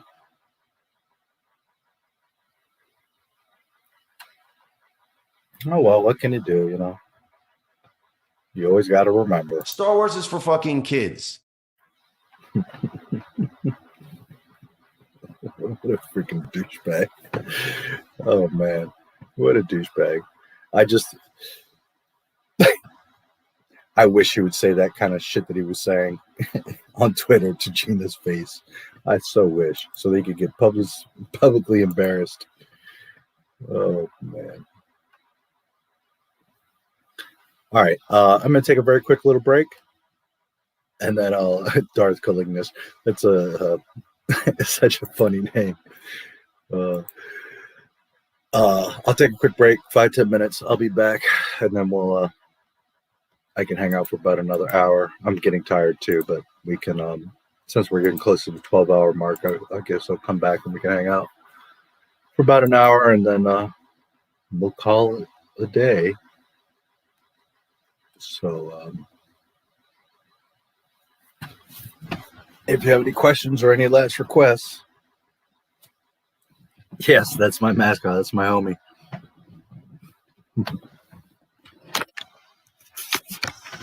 Yes, indeed.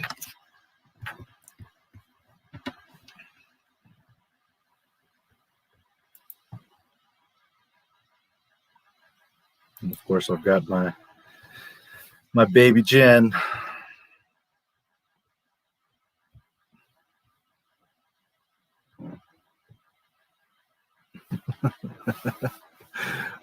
Too funny.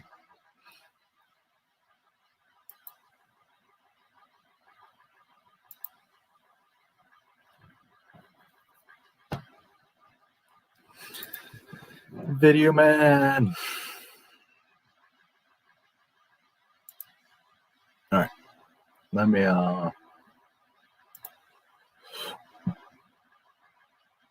let's see. What can we put on?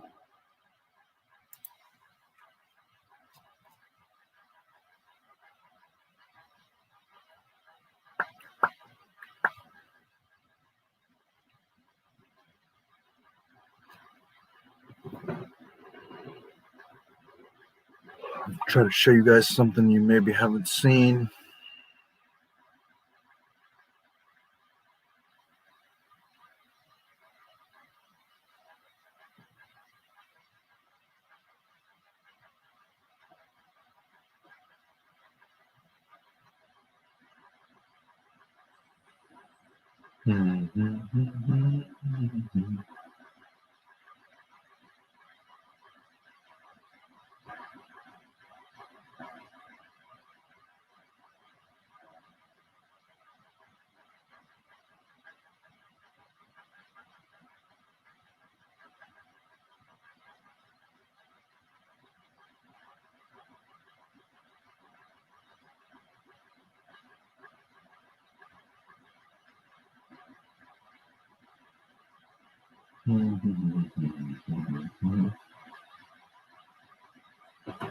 Here's an oldie but goodie. 11 months ago, this was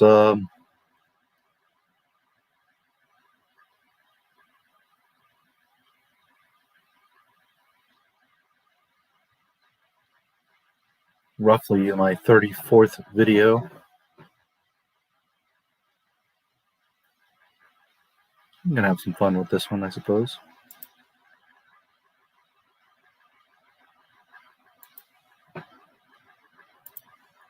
Let me make sure it's sharing right so you have sound.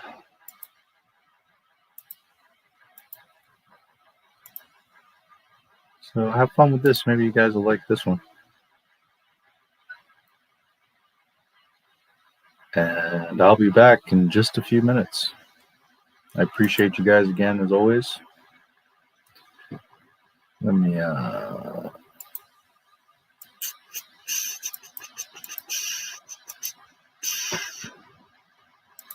that might be in the way. And that might be in the way.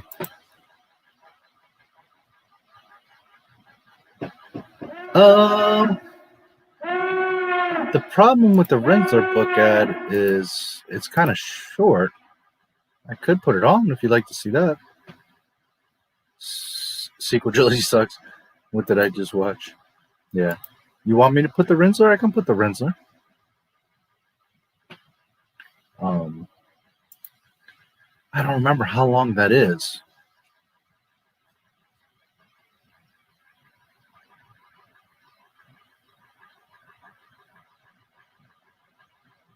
Is this the...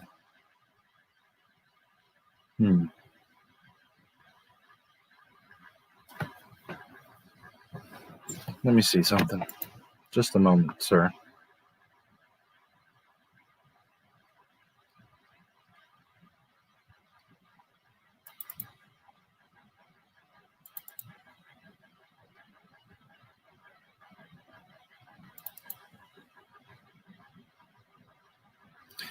Hey, Dead Girls, you came from Clownfish TV, right? During that Rinzler stream, I think.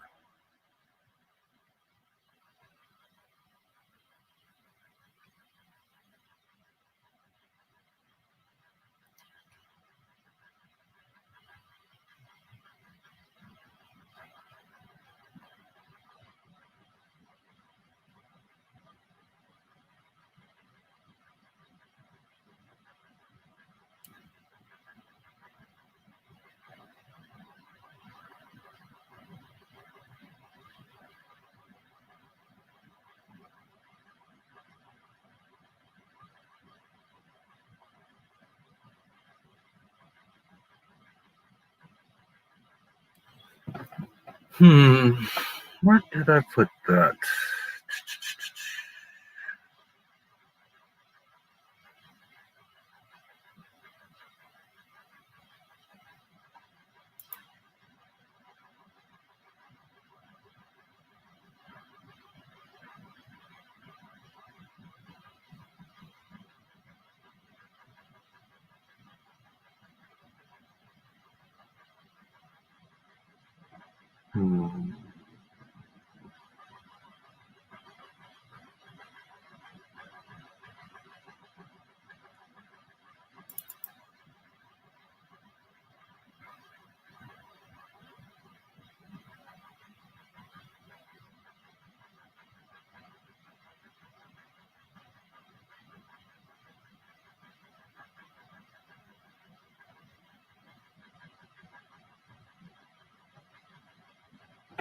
Shoot, I don't remember where I put the...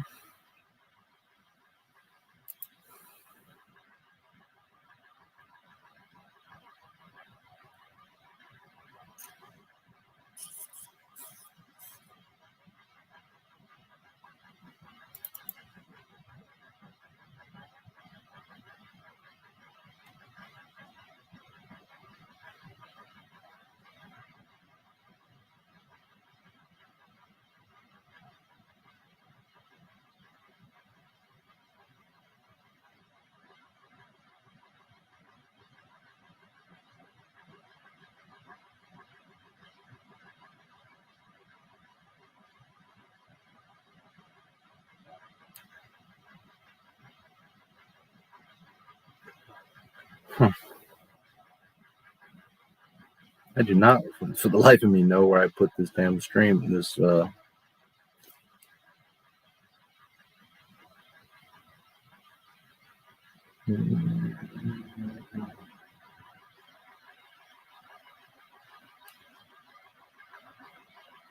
well,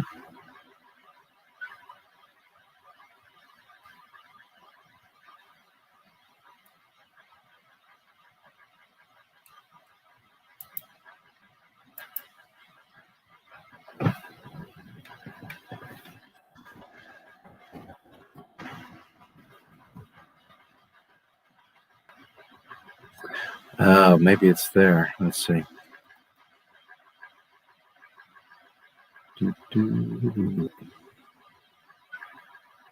There we go.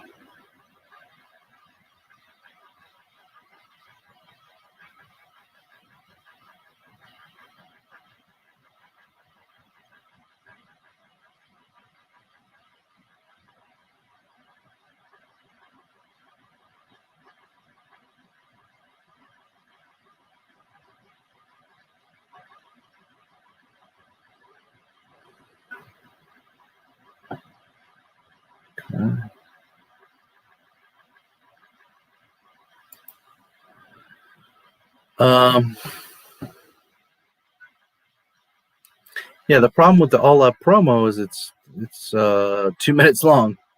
So what I can do is this. If you rather, instead of that, I can do it this way.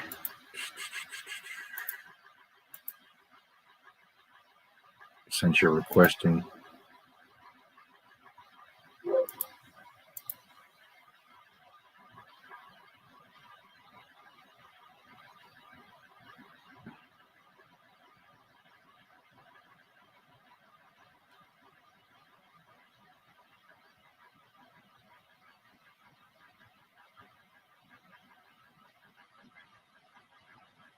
All of you from Clownfish. Oh, that's cool. I know I got a few subscribers. That was pretty awesome from Clownfish. I really very much appreciate Neon for stopping in that day. We've never met, you know what I mean? So for him, I wrote them an email, to be honest, to be fair, because I had some inside stuff that I wanted to share with them. Also, they live in my vicinity. I don't know exactly where they're at, but they're somewhat in my area. So we have a common movie theater. So I also wanted to give them information. And I mentioned to them, hey, I'm doing this stream for Rinzler. So then that's why Neon had come over. That was very cool of him because we had never met. So yeah, I appreciate them for that. Okay.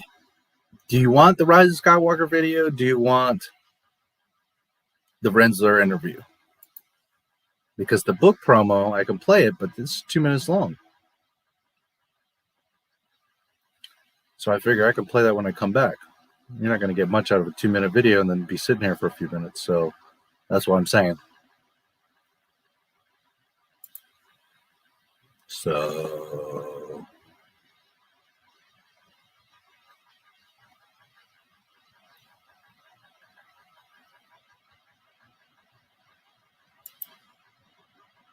well, I guess I'm going to play this video because I don't think you guys have seen this one. And since no one's speaking up, either way, I'll be back in just a few minutes. Longer video, yeah. Okay, I'll be back in just a few minutes anyways. This video is like 12 minutes, so I'll definitely be back by then. So enjoy the downfall of the Rise of Skywalker.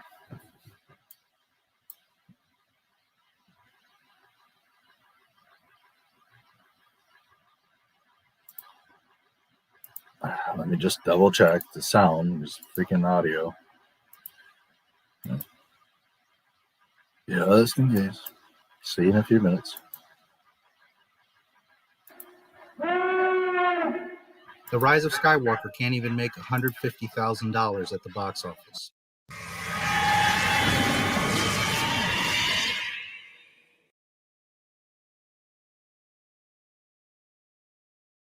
Welcome to Not My Star Wars, where we talk about Disney, Disney Plus, and of course Star Wars. Today is February 19th, 2020, and the Rise of Skywalker stands at $1,069,318,530. It is day 61, and the Rise of Skywalker made on Tuesday, yesterday, February 18th, $147,000. Need I say, a total embarrassment. Some of you may say, well, but it's day 61. Okay, we're going to look at that. First, you see here, Friday to Friday, last week, I've added up these numbers. That's $3,553,835. $3 million a Star Wars movie made in a week. We'll divide that by 5. That's $710,000 on average for the week. As I've stated in the past, for this movie to have any credibility, it needs to obviously reach The Last Jedi. It needs to surpass The Last Jedi. Every movie should be progressing. The Last Jedi was $1.33 billion. This movie isn't going to even make $1.1 billion. It is $30 million off. If it's making $700,000 a week, it would take 30 weeks to reach $1.1 billion. This movie is at the end of its run. It's not even going to be around for another month. So it's in no way going to make $1.1 billion. It is a complete failure. Now we're going to really dive into some numbers, and I'm going to show you how bad it really is. Just keep in mind that a Star Wars movie made less than $150,000.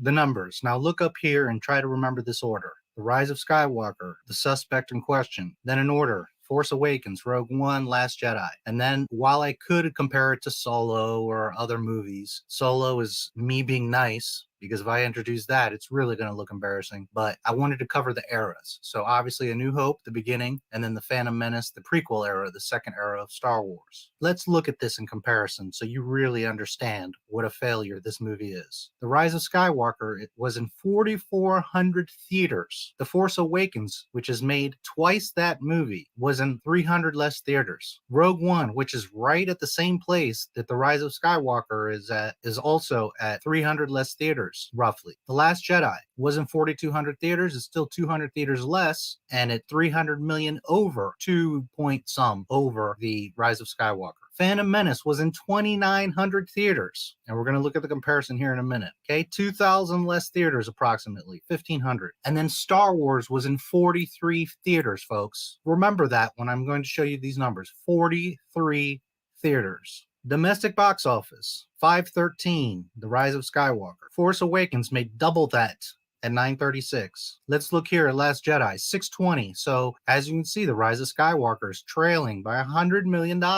Phantom Menace, 474. It's very close to 513. And this is a movie from 1999. And then A New Hope, 460. Again, close to 513. And this is 1977 in 43 theaters. Now let's look at real numbers. Inflation adjusted. The Rise of Skywalker is at 513. Force Awakens, 1 billion. Rogue One, 556. Now you do the math, 532 and 513. 532 is larger than 513. And adjusted for inflation, 556 is much greater than 513. The Rise of Skywalker can't even hang with Rogue One. The Last Jedi, 628, which is 115 million more than The Rise of Skywalker. Adjusted for inflation. Do you see this? The Phantom Menace, 822, destroying The Last Jedi, Rogue One, and The Rise of Skywalker. The Force Awakens had a huge advantage. We didn't have Star Wars for a long time. There was 3 generations of fans, the prequel fans, the original trilogy fans, and new Disney fans. This was at a special moment in time with all the actors back, and it was the big hype of Star Wars. And it was also 2015 compared to 1999, the internet and cell phones and all these things. So this should be greater, and it's not even that much more. 822, The Phantom Menace. Now look at the movie that was in 43 theaters. 1,497,000,000 destroys every other Star Wars movie, including the benefit of Disney Studios and all their marketing and money, all their fandom, 2020, technology, internet, YouTube, cell phones, Twitter. More than double. A movie that was in 43 theaters made over the last installment of Star Wars. International, 555. The Rise of Skywalker did decent internationally. In fact, is doing better internationally than domestically. If you look here, Force Awakens as well. All of the Disney movies have done very well internationally. Now look here, 523 for Rogue One and 712 for Last Jedi. So Last Jedi is beating Rise of Skywalker. Obviously, Force Awakens did as well. You can see here, Phantom Menace is right there neck and neck, and A New Hope is not far behind. Now let's put these numbers into real perspective. 523, 879. Rogue One, 2016. Internationally, Rogue One made $833 million, 434. Oopsie, that's 300 million more than The Rise of Skywalker. Rogue One, Phantom Menace. Here's where it's going to start getting real ugly. 1999, without the benefit of YouTube and the internet, 855, 516. Last time I checked, 855 is 300 million more than 555. Disney. Now here's where we're going to give a really terrible look. 314 for a movie from 1977, which began this whole thing. Didn't have the benefit of fans, internet, anything. You had to read about stuff in the newspaper weeks later, or word of mouth. $2,351,000,000, more than Force Awakens. $1.3 billion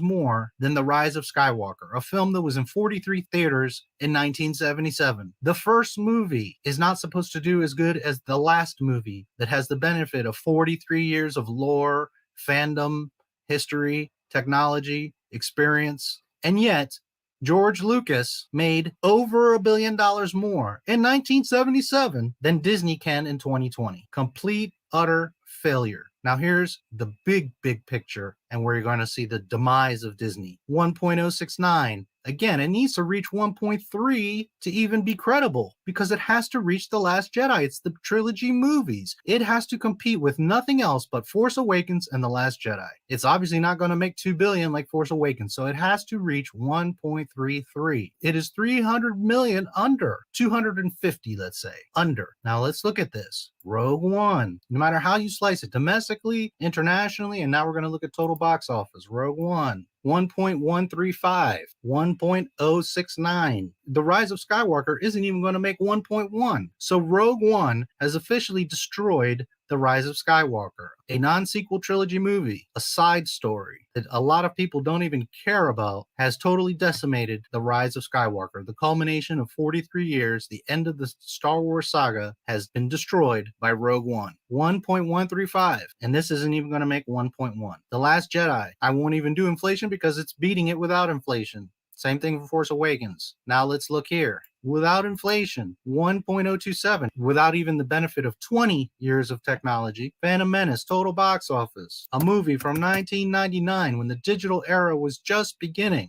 1.590. So let's say 1.6. And this movie can't even make 1.1. The Phantom Menace destroyed The Last Jedi and Rogue One and is not far from Force Awakens, who again has a 20 years of more fandom experience, technology, internet. So when you really balance what was going on at the times, this movie even destroys Force Awakens. And it is far and away from The Rise of Skywalker. This is a major milestone. This is a new era of Star Wars, the prequels, Episode 1. And it wasn't even the most popular prequel movie.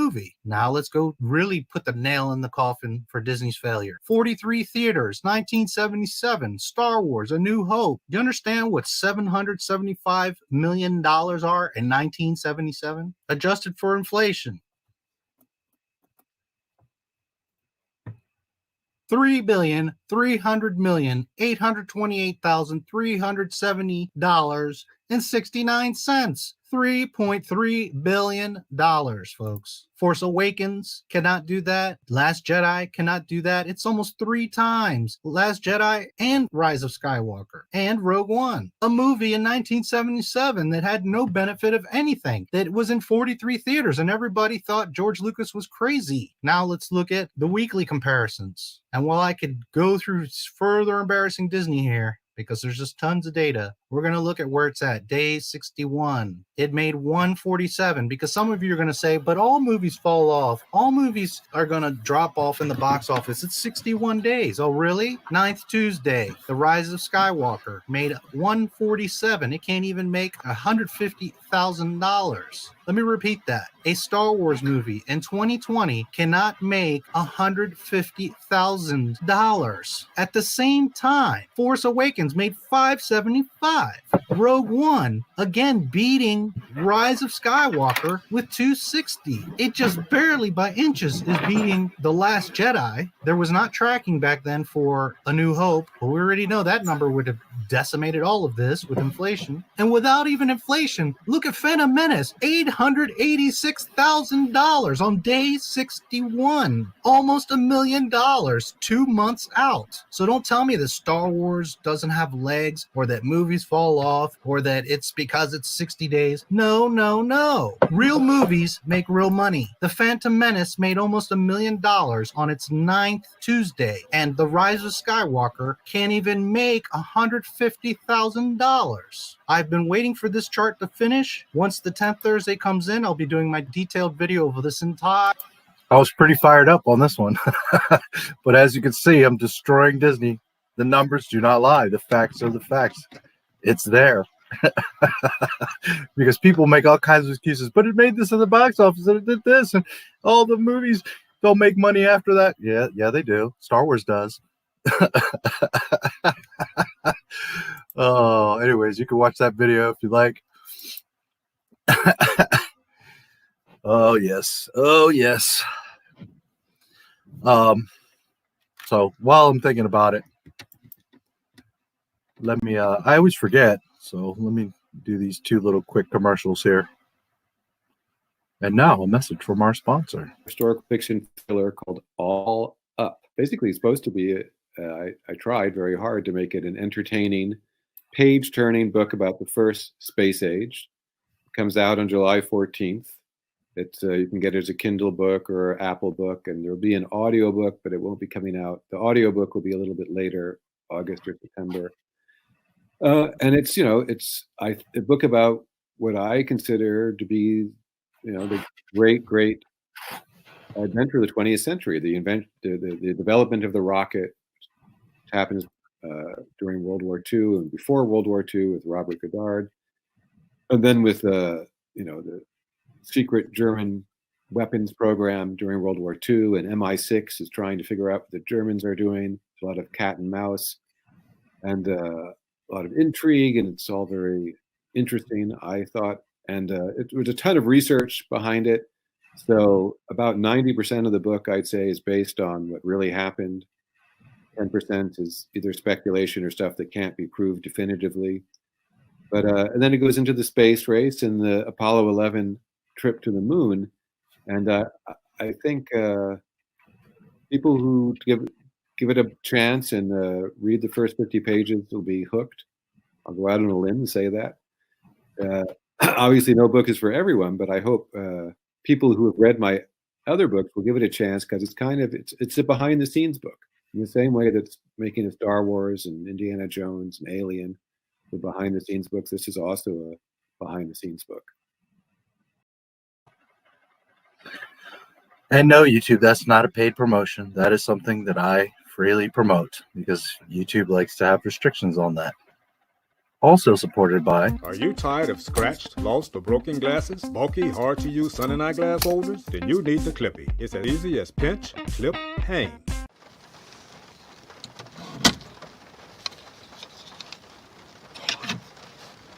Did you know the average American spends 101 minutes a day in the car? Wouldn't it be great if your customers could see your company logo every time they hit the road? Then you need the Clippy, the perfect, unique, affordable product to promote your brand and with constant marketing exposure. Plus, it's 100% made in the USA. No longer will your promotional investment become someone's unused, unseen, discarded item.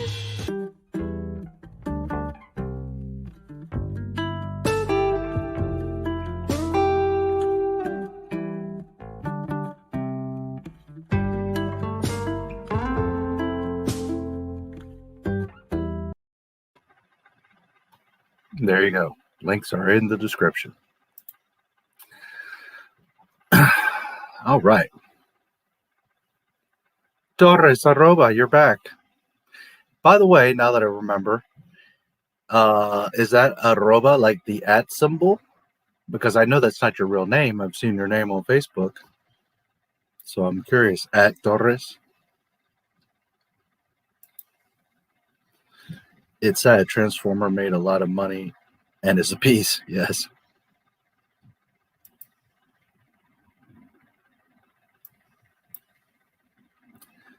Was a long GM commercial. Yes. Clippy. Yes. The original Clippy. 11 hours. Yeah. I'm going to go for about another half an hour. Oh, okay. All right. Gotcha. Yeah, because it curates up to 12 hours, so I'll finish here in the next 40 minutes or so. Just a quick reminder, Monday I will be doing, it's not a stream, it's like a video call, but once that little interview is up, I'll let you guys know so you can check it out if you'd like. It'll be on his channel over there. I will let you know the details when that happens or after that's done. And then not this Sunday, but the following Sunday, What Star Wars Means to Us, special guest. I'm very excited because I haven't been able to do a What Star Wars Means to Us in a while. And I will have a special guest on. So that'll be 12 p.m. noon. Sunday.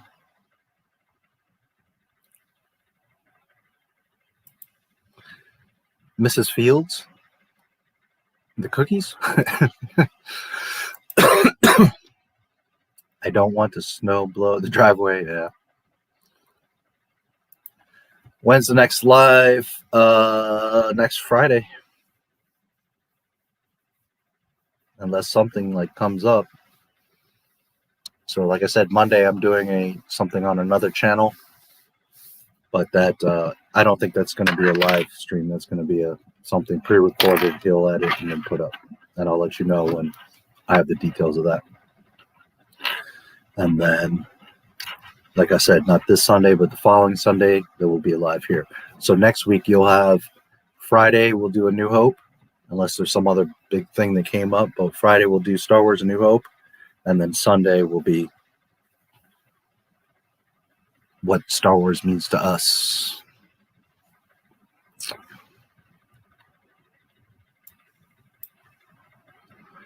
Goldman, watch your rebuttal for his Mary Sue. Yeah. I don't think he would. What's he going to say? I mean, you know. there's not much you can say. I broke it down pretty well, and he clearly is not getting it. He has a crush on Daisy Ridley. It's pretty obvious, and he just was trying to defend it in every which way, and literally his arguments were proving him wrong the whole time. You know, he thought he was being smart, but very terrible arguments. And he just wasn't understanding the basic of what a Mary Sue is, you know.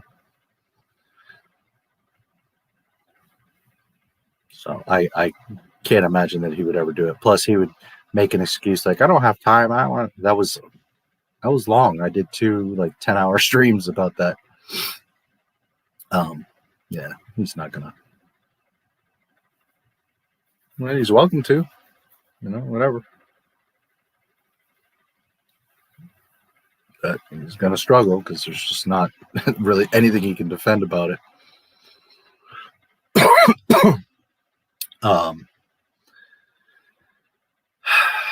Yeah, next Friday. Seems like so long, huh?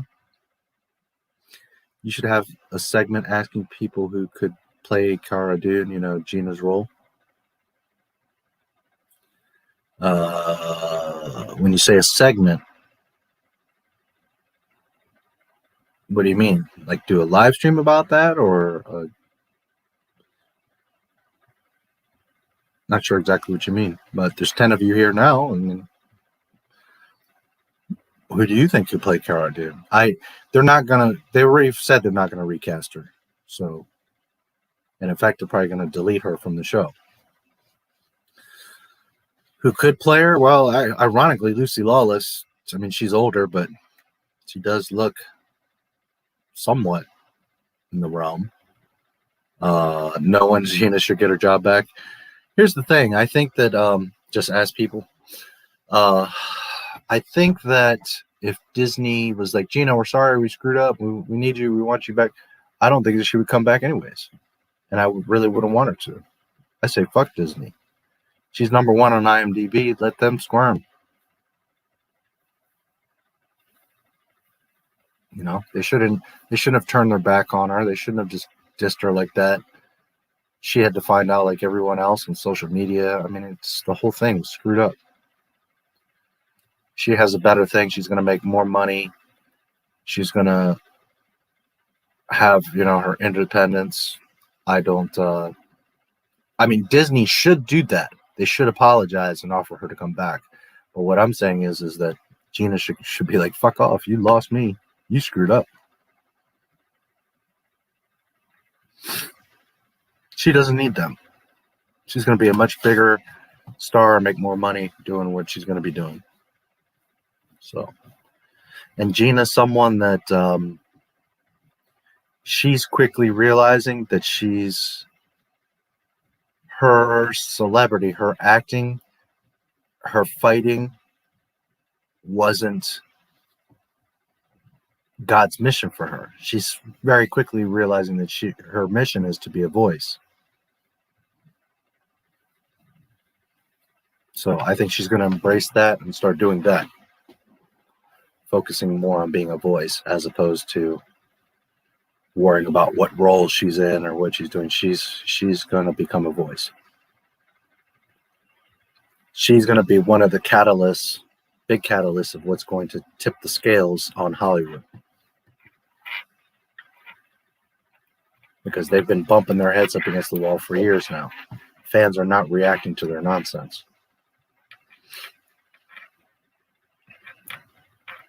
So she's going to be a catalyst for that.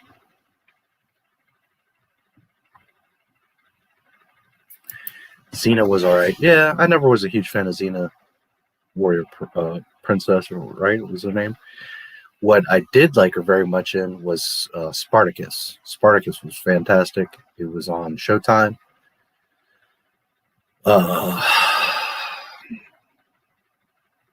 Lots of blood and chopping people's limbs and nudity, and it was awesome.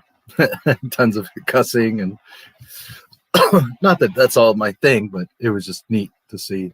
That show was like all out, balls to the wall.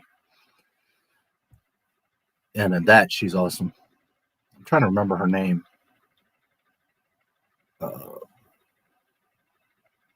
Shoot, I don't remember her name in the show. But she was really good, Lucy Lawless.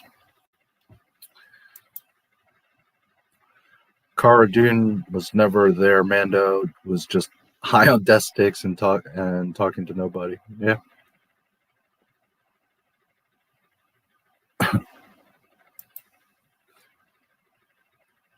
We're Cara Dune and Apollo Creed.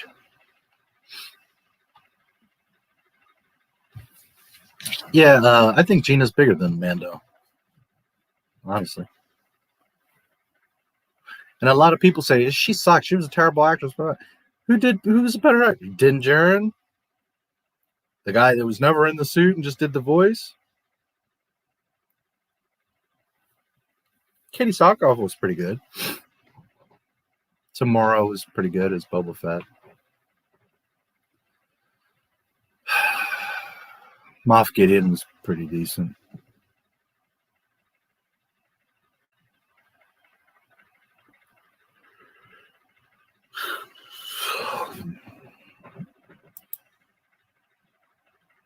Like the narrator in Fight Club.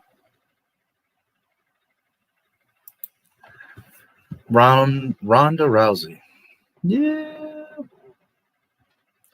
I mean, she's definitely a hottie. She's got the body and the skills. I mean, she's a little bit smaller than Gina, but yeah. I suppose. Can she act, though? Rhonda, I've seen her like on some like, you know, like late show interviews and stuff like that. She's kind of shy. Like in the ring, she's definitely not shy, but she's kind of shy. So I don't know how.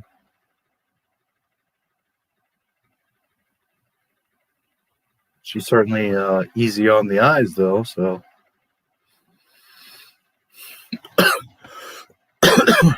Gina's hotter than Rhonda. I don't know, debatable. Rhonda's pretty nice.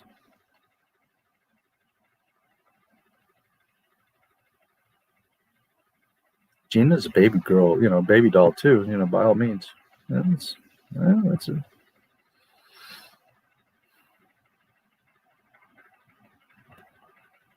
I think that would come down to really personal taste because they're both pretty cute. I think Gina's probably taller and she's obviously like a thicker, you know. So one's a blonde, one's a brunette. I think that would come down to kind of your personal.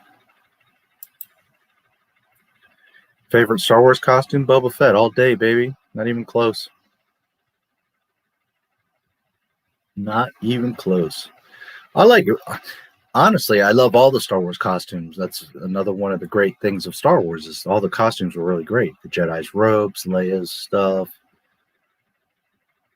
you know, Greedo, all them, Bosk. I thought they all had cool outfits. Darth Vader, of course. The all the Imperial officers, the Rebel flight suits, the orange suits. I think all the costumes are really awesome, but Boba Fett, not even close. Not even close for me. Fast and the Furious. Gina. Or are you talking about Rhonda? Were they both in Fast and the Furious? I know that Gina was in one of them, right? Like number 6 with The Rock.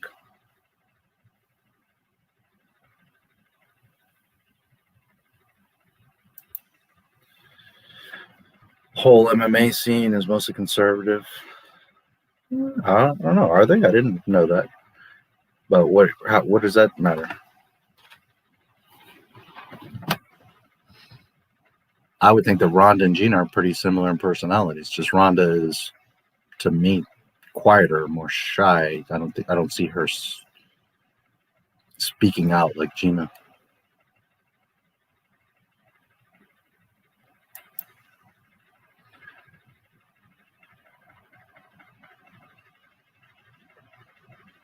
Ronda Rousey have a mold, literally wear the Rebel tattoo in the face of Cara Dune. A mole, I think you're saying.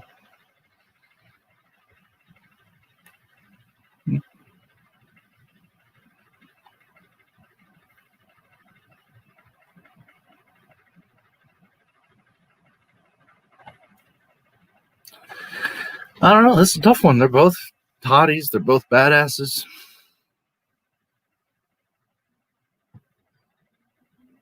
I think Gina has, the acting experience, so she's going to win there.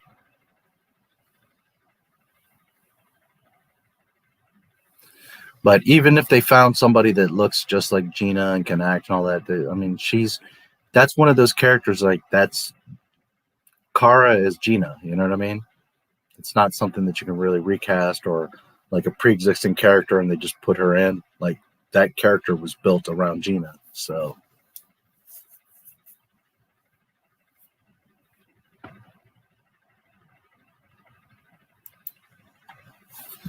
Look at Gina in her fighting years. Can't get better Cara Dune than her. Like I said, that's really, that role was made for her, so.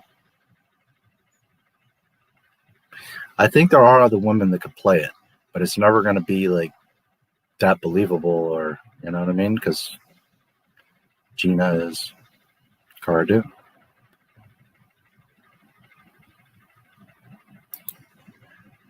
Rhonda was in Fast and Furious 7.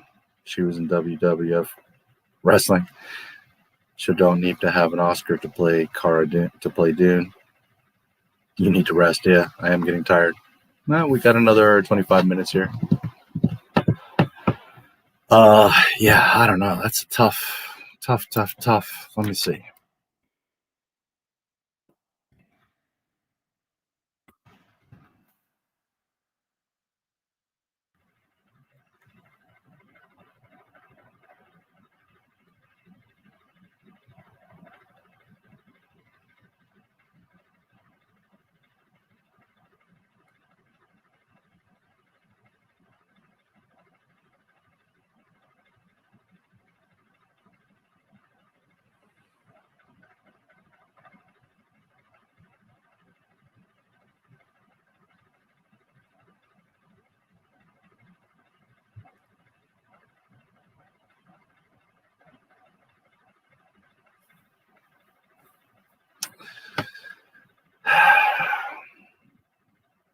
Rhonda's definitely smaller and like more petite, and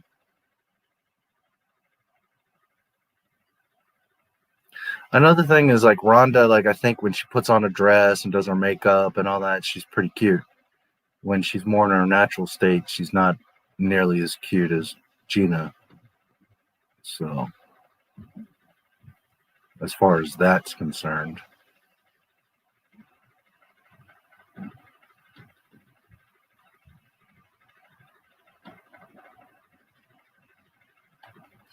She's definitely a smaller. She was on wrestling. I didn't know that. Let's see. She is.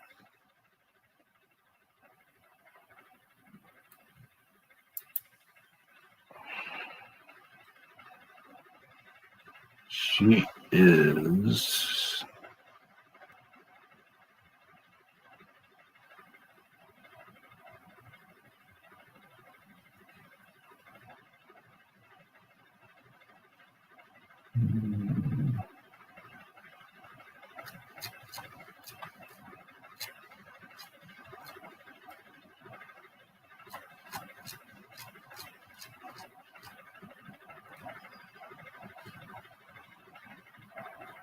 Wow, she's got a ton of medals. Good grief. I didn't know that.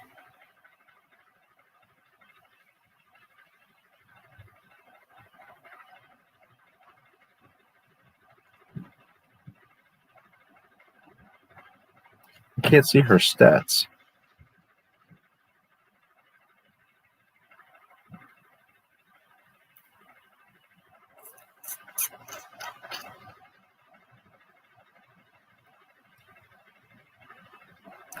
I have a feeling she's a much smaller woman than Gina is. Now, there we go. 5'7", 134 pounds. It's it. Taller, and obviously she's thicker now these days. She used to be more of a trim.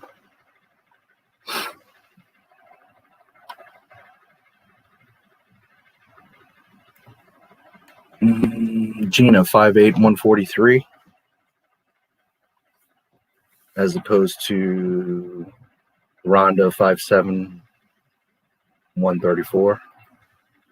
So Gina's got her by 9 pounds and an inch. That should be a pretty good matchup there against the two of them. Yeah, I think that Gina's more of a natural beauty, probably a little bit tougher. I don't know. It's hard to say. But they are very different. I don't know that Rhonda, you know, I don't think she just looks so different. I don't know that she could be a Cara Dune.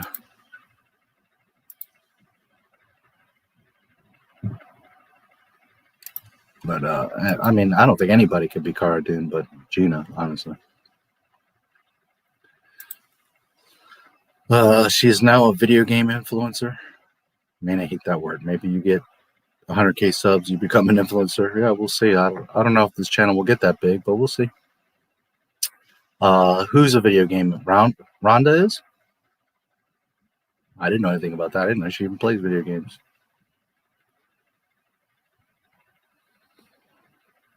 Yeah, we'll see. I don't know how big this channel will get. I think my max would be about 250. But we'll see.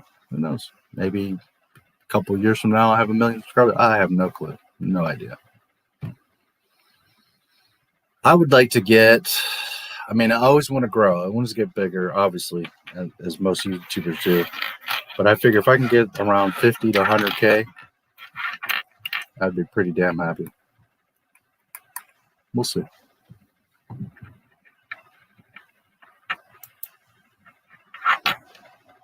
Yes, please. If Starkiller met Ahsoka. That would be interesting. I think ultimately Starkiller would squash her like a grape. But as far as, like, because of overall skill and power. But as far as lightsaber battling, it'd be pretty interesting. Could be a good fight.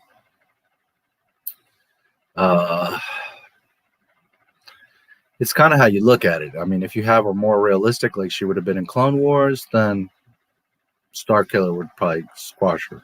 If you're going to have her, you know, that she survives Palpatine, Vader, and Maul, well, then what chance does Starkiller have? So you got to look at it that way, too. If you're doing the Filoni Ahsoka, well, I don't know that Starkiller is going to do too well.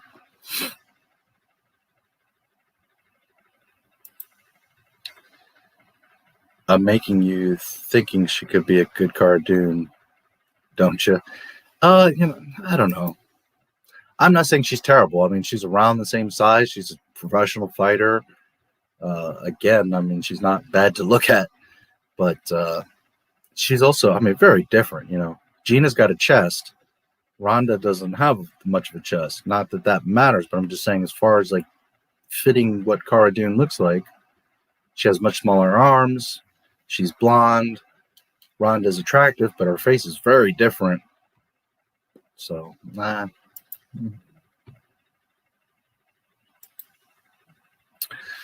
How come you say Clone Wars isn't canon? Canon, even though Dave said George Lucas greenlit everything that went on screen. Dave said. That's the catch. Dave says a lot of bullshit. Dave says, or Dave breaks canon all over the place. His own canon. Never mind George Lucas, never mind Star Wars, never mind. And that's the problem. A lot of people are like, well, but Dave Filoni said it. I don't give a fuck what Dave Filoni said. What George Lucas says. George Lucas said that Ahsoka dies. Dave Filoni's like, nope, I got to keep her alive. She's got to survive. He came out with the shirt, Ahsoka lives. That was him doing that shit because George Lucas told him very clearly she must die. She cannot be alive because it breaks the OT. There is no other Jedi. There's Luke. That's it. That's the point of Star Wars, that Luke is the last chance, the last hope. So Filoni says a lot of things. He's also been caught lying and contradicting himself. And I just watched an interview with him the other day where he acknowledges that that Boba Fett was the first Mandalorian, and all he goes through this whole thing of Boba Fett being a Mandalorian. Then he later, when he's doesn't have George around, he's like, oh no, he's not a Mandalorian. Then the Mandalorian show comes out and it's like, oh, we're bringing back Boba Fett, which we should have just done the show about him in the first place, but we bring back Boba Fett. But you're not a Mandalorian. That's not your armor. And then he gets the armor, and then he shows, see the chain code? Yes. Oh, so you are a Mandalorian. Then the next episode, it's, oh, no, you're not a Mandalorian. I mean, Dave Filoni, I don't care what Dave says. He's a liar. He's been caught several times, exaggerating, changing, lying. What did George Lucas say? That's what matters.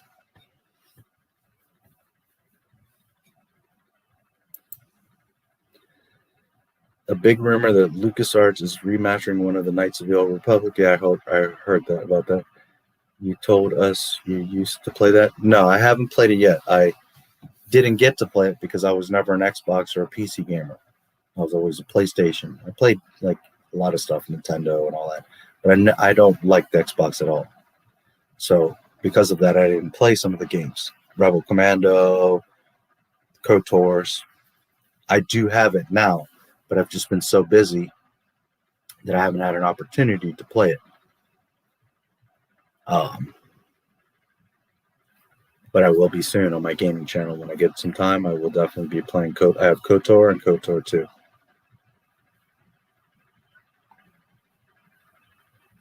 And yes, I have heard that they'll be remastering it. Now, when they say remastering it, that's not what they mean. What they mean is retconning and rewriting and redoing it and making it the Rey version, Forces female, canon is all fake anyways version. That's what they'll be doing. So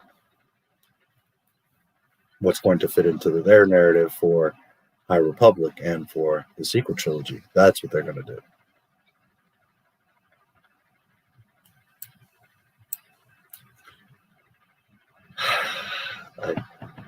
Because Disney's a bunch of hypocrites. Because he should have definitely gotten fired. If Gina got fired, him and the High Republic crew should have been fired. And there's a bunch of other Lucasfilm idiots too, talking all kinds of mad shit. So, because Disney's a piece of shit. They're full of hypocrites. Well, this is the only answer I can give you. Is right now with me. You suck. You broke Star Wars, and you aren't canon. Oh, and let fucking Ahsoka go already. Get over it. Damn. Yeah. Well, maybe season 1 to 3 of Clone Wars are canon. George was more present. Yeah, it's like I said. If I'm totally okay with when George was there and overseeing things. We can consider that canon because he was overwatching it. But as soon as 2012 came around, which reminds me, I wanted to check that, so thank you for reminding me.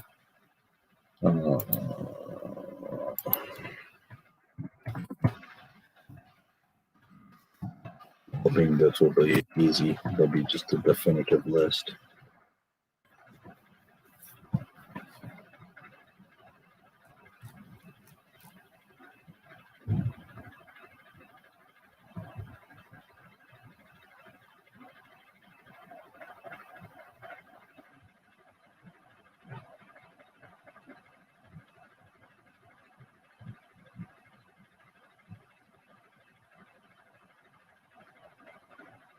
Okay, so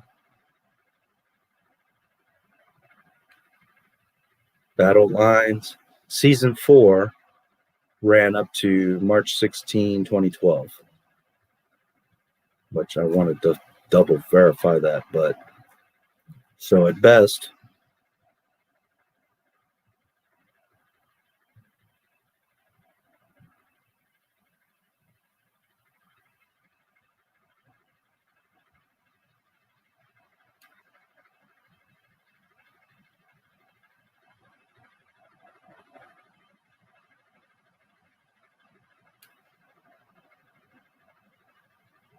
season 4 Blu-ray, October 23rd, 2012, just before he sold it.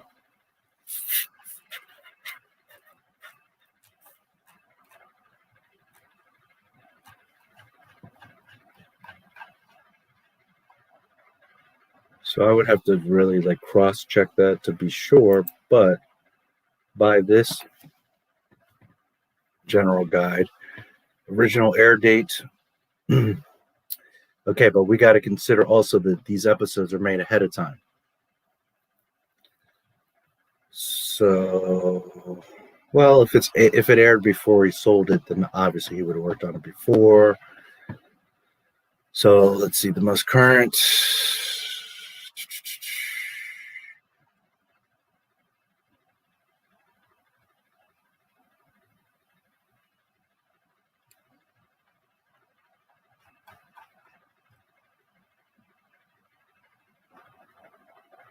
Okay, well, first of all, if you were looking at what I'm looking, it says who the writers are of all these episodes, and most of it is Katie Lucas. It's not George. And in fact, I don't even see George once here. Written by, directed by.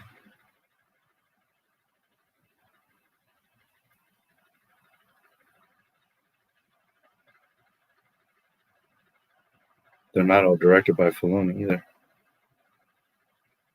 Anyways, none of this is written, like as I've told you guys in the past, by George Lucas. He would hand notes, and then they would write.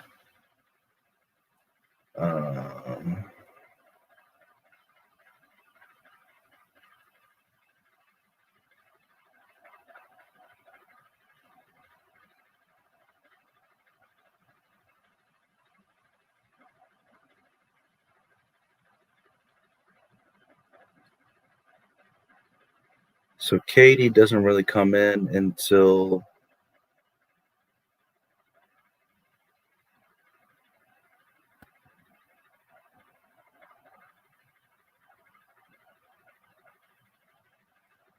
season 4.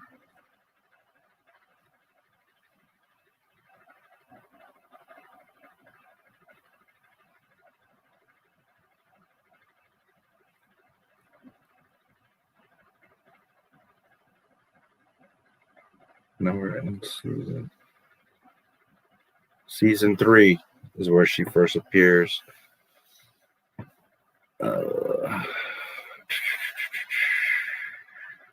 Lucas didn't direct or write not one episode. She's in quite a few episodes in season 4, and the last one aired March 16, 2012. Season 5, you've got October 6, 13, 20. So there's a few that aired here at the end of 2012. Man, Dave Filoni barely directed any of these. It's interesting.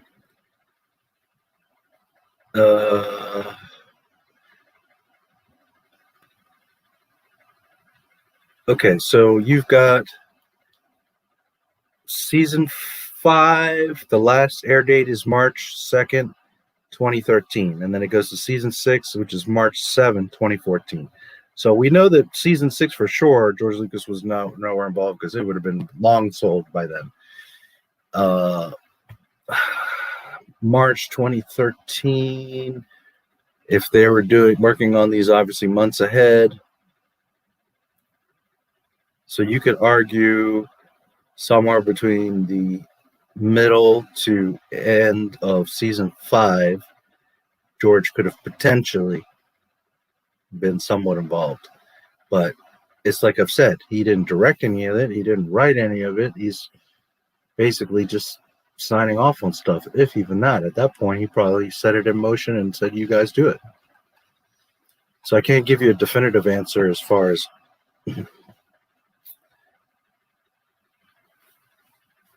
when he was completely done or how involved he was, but we know at best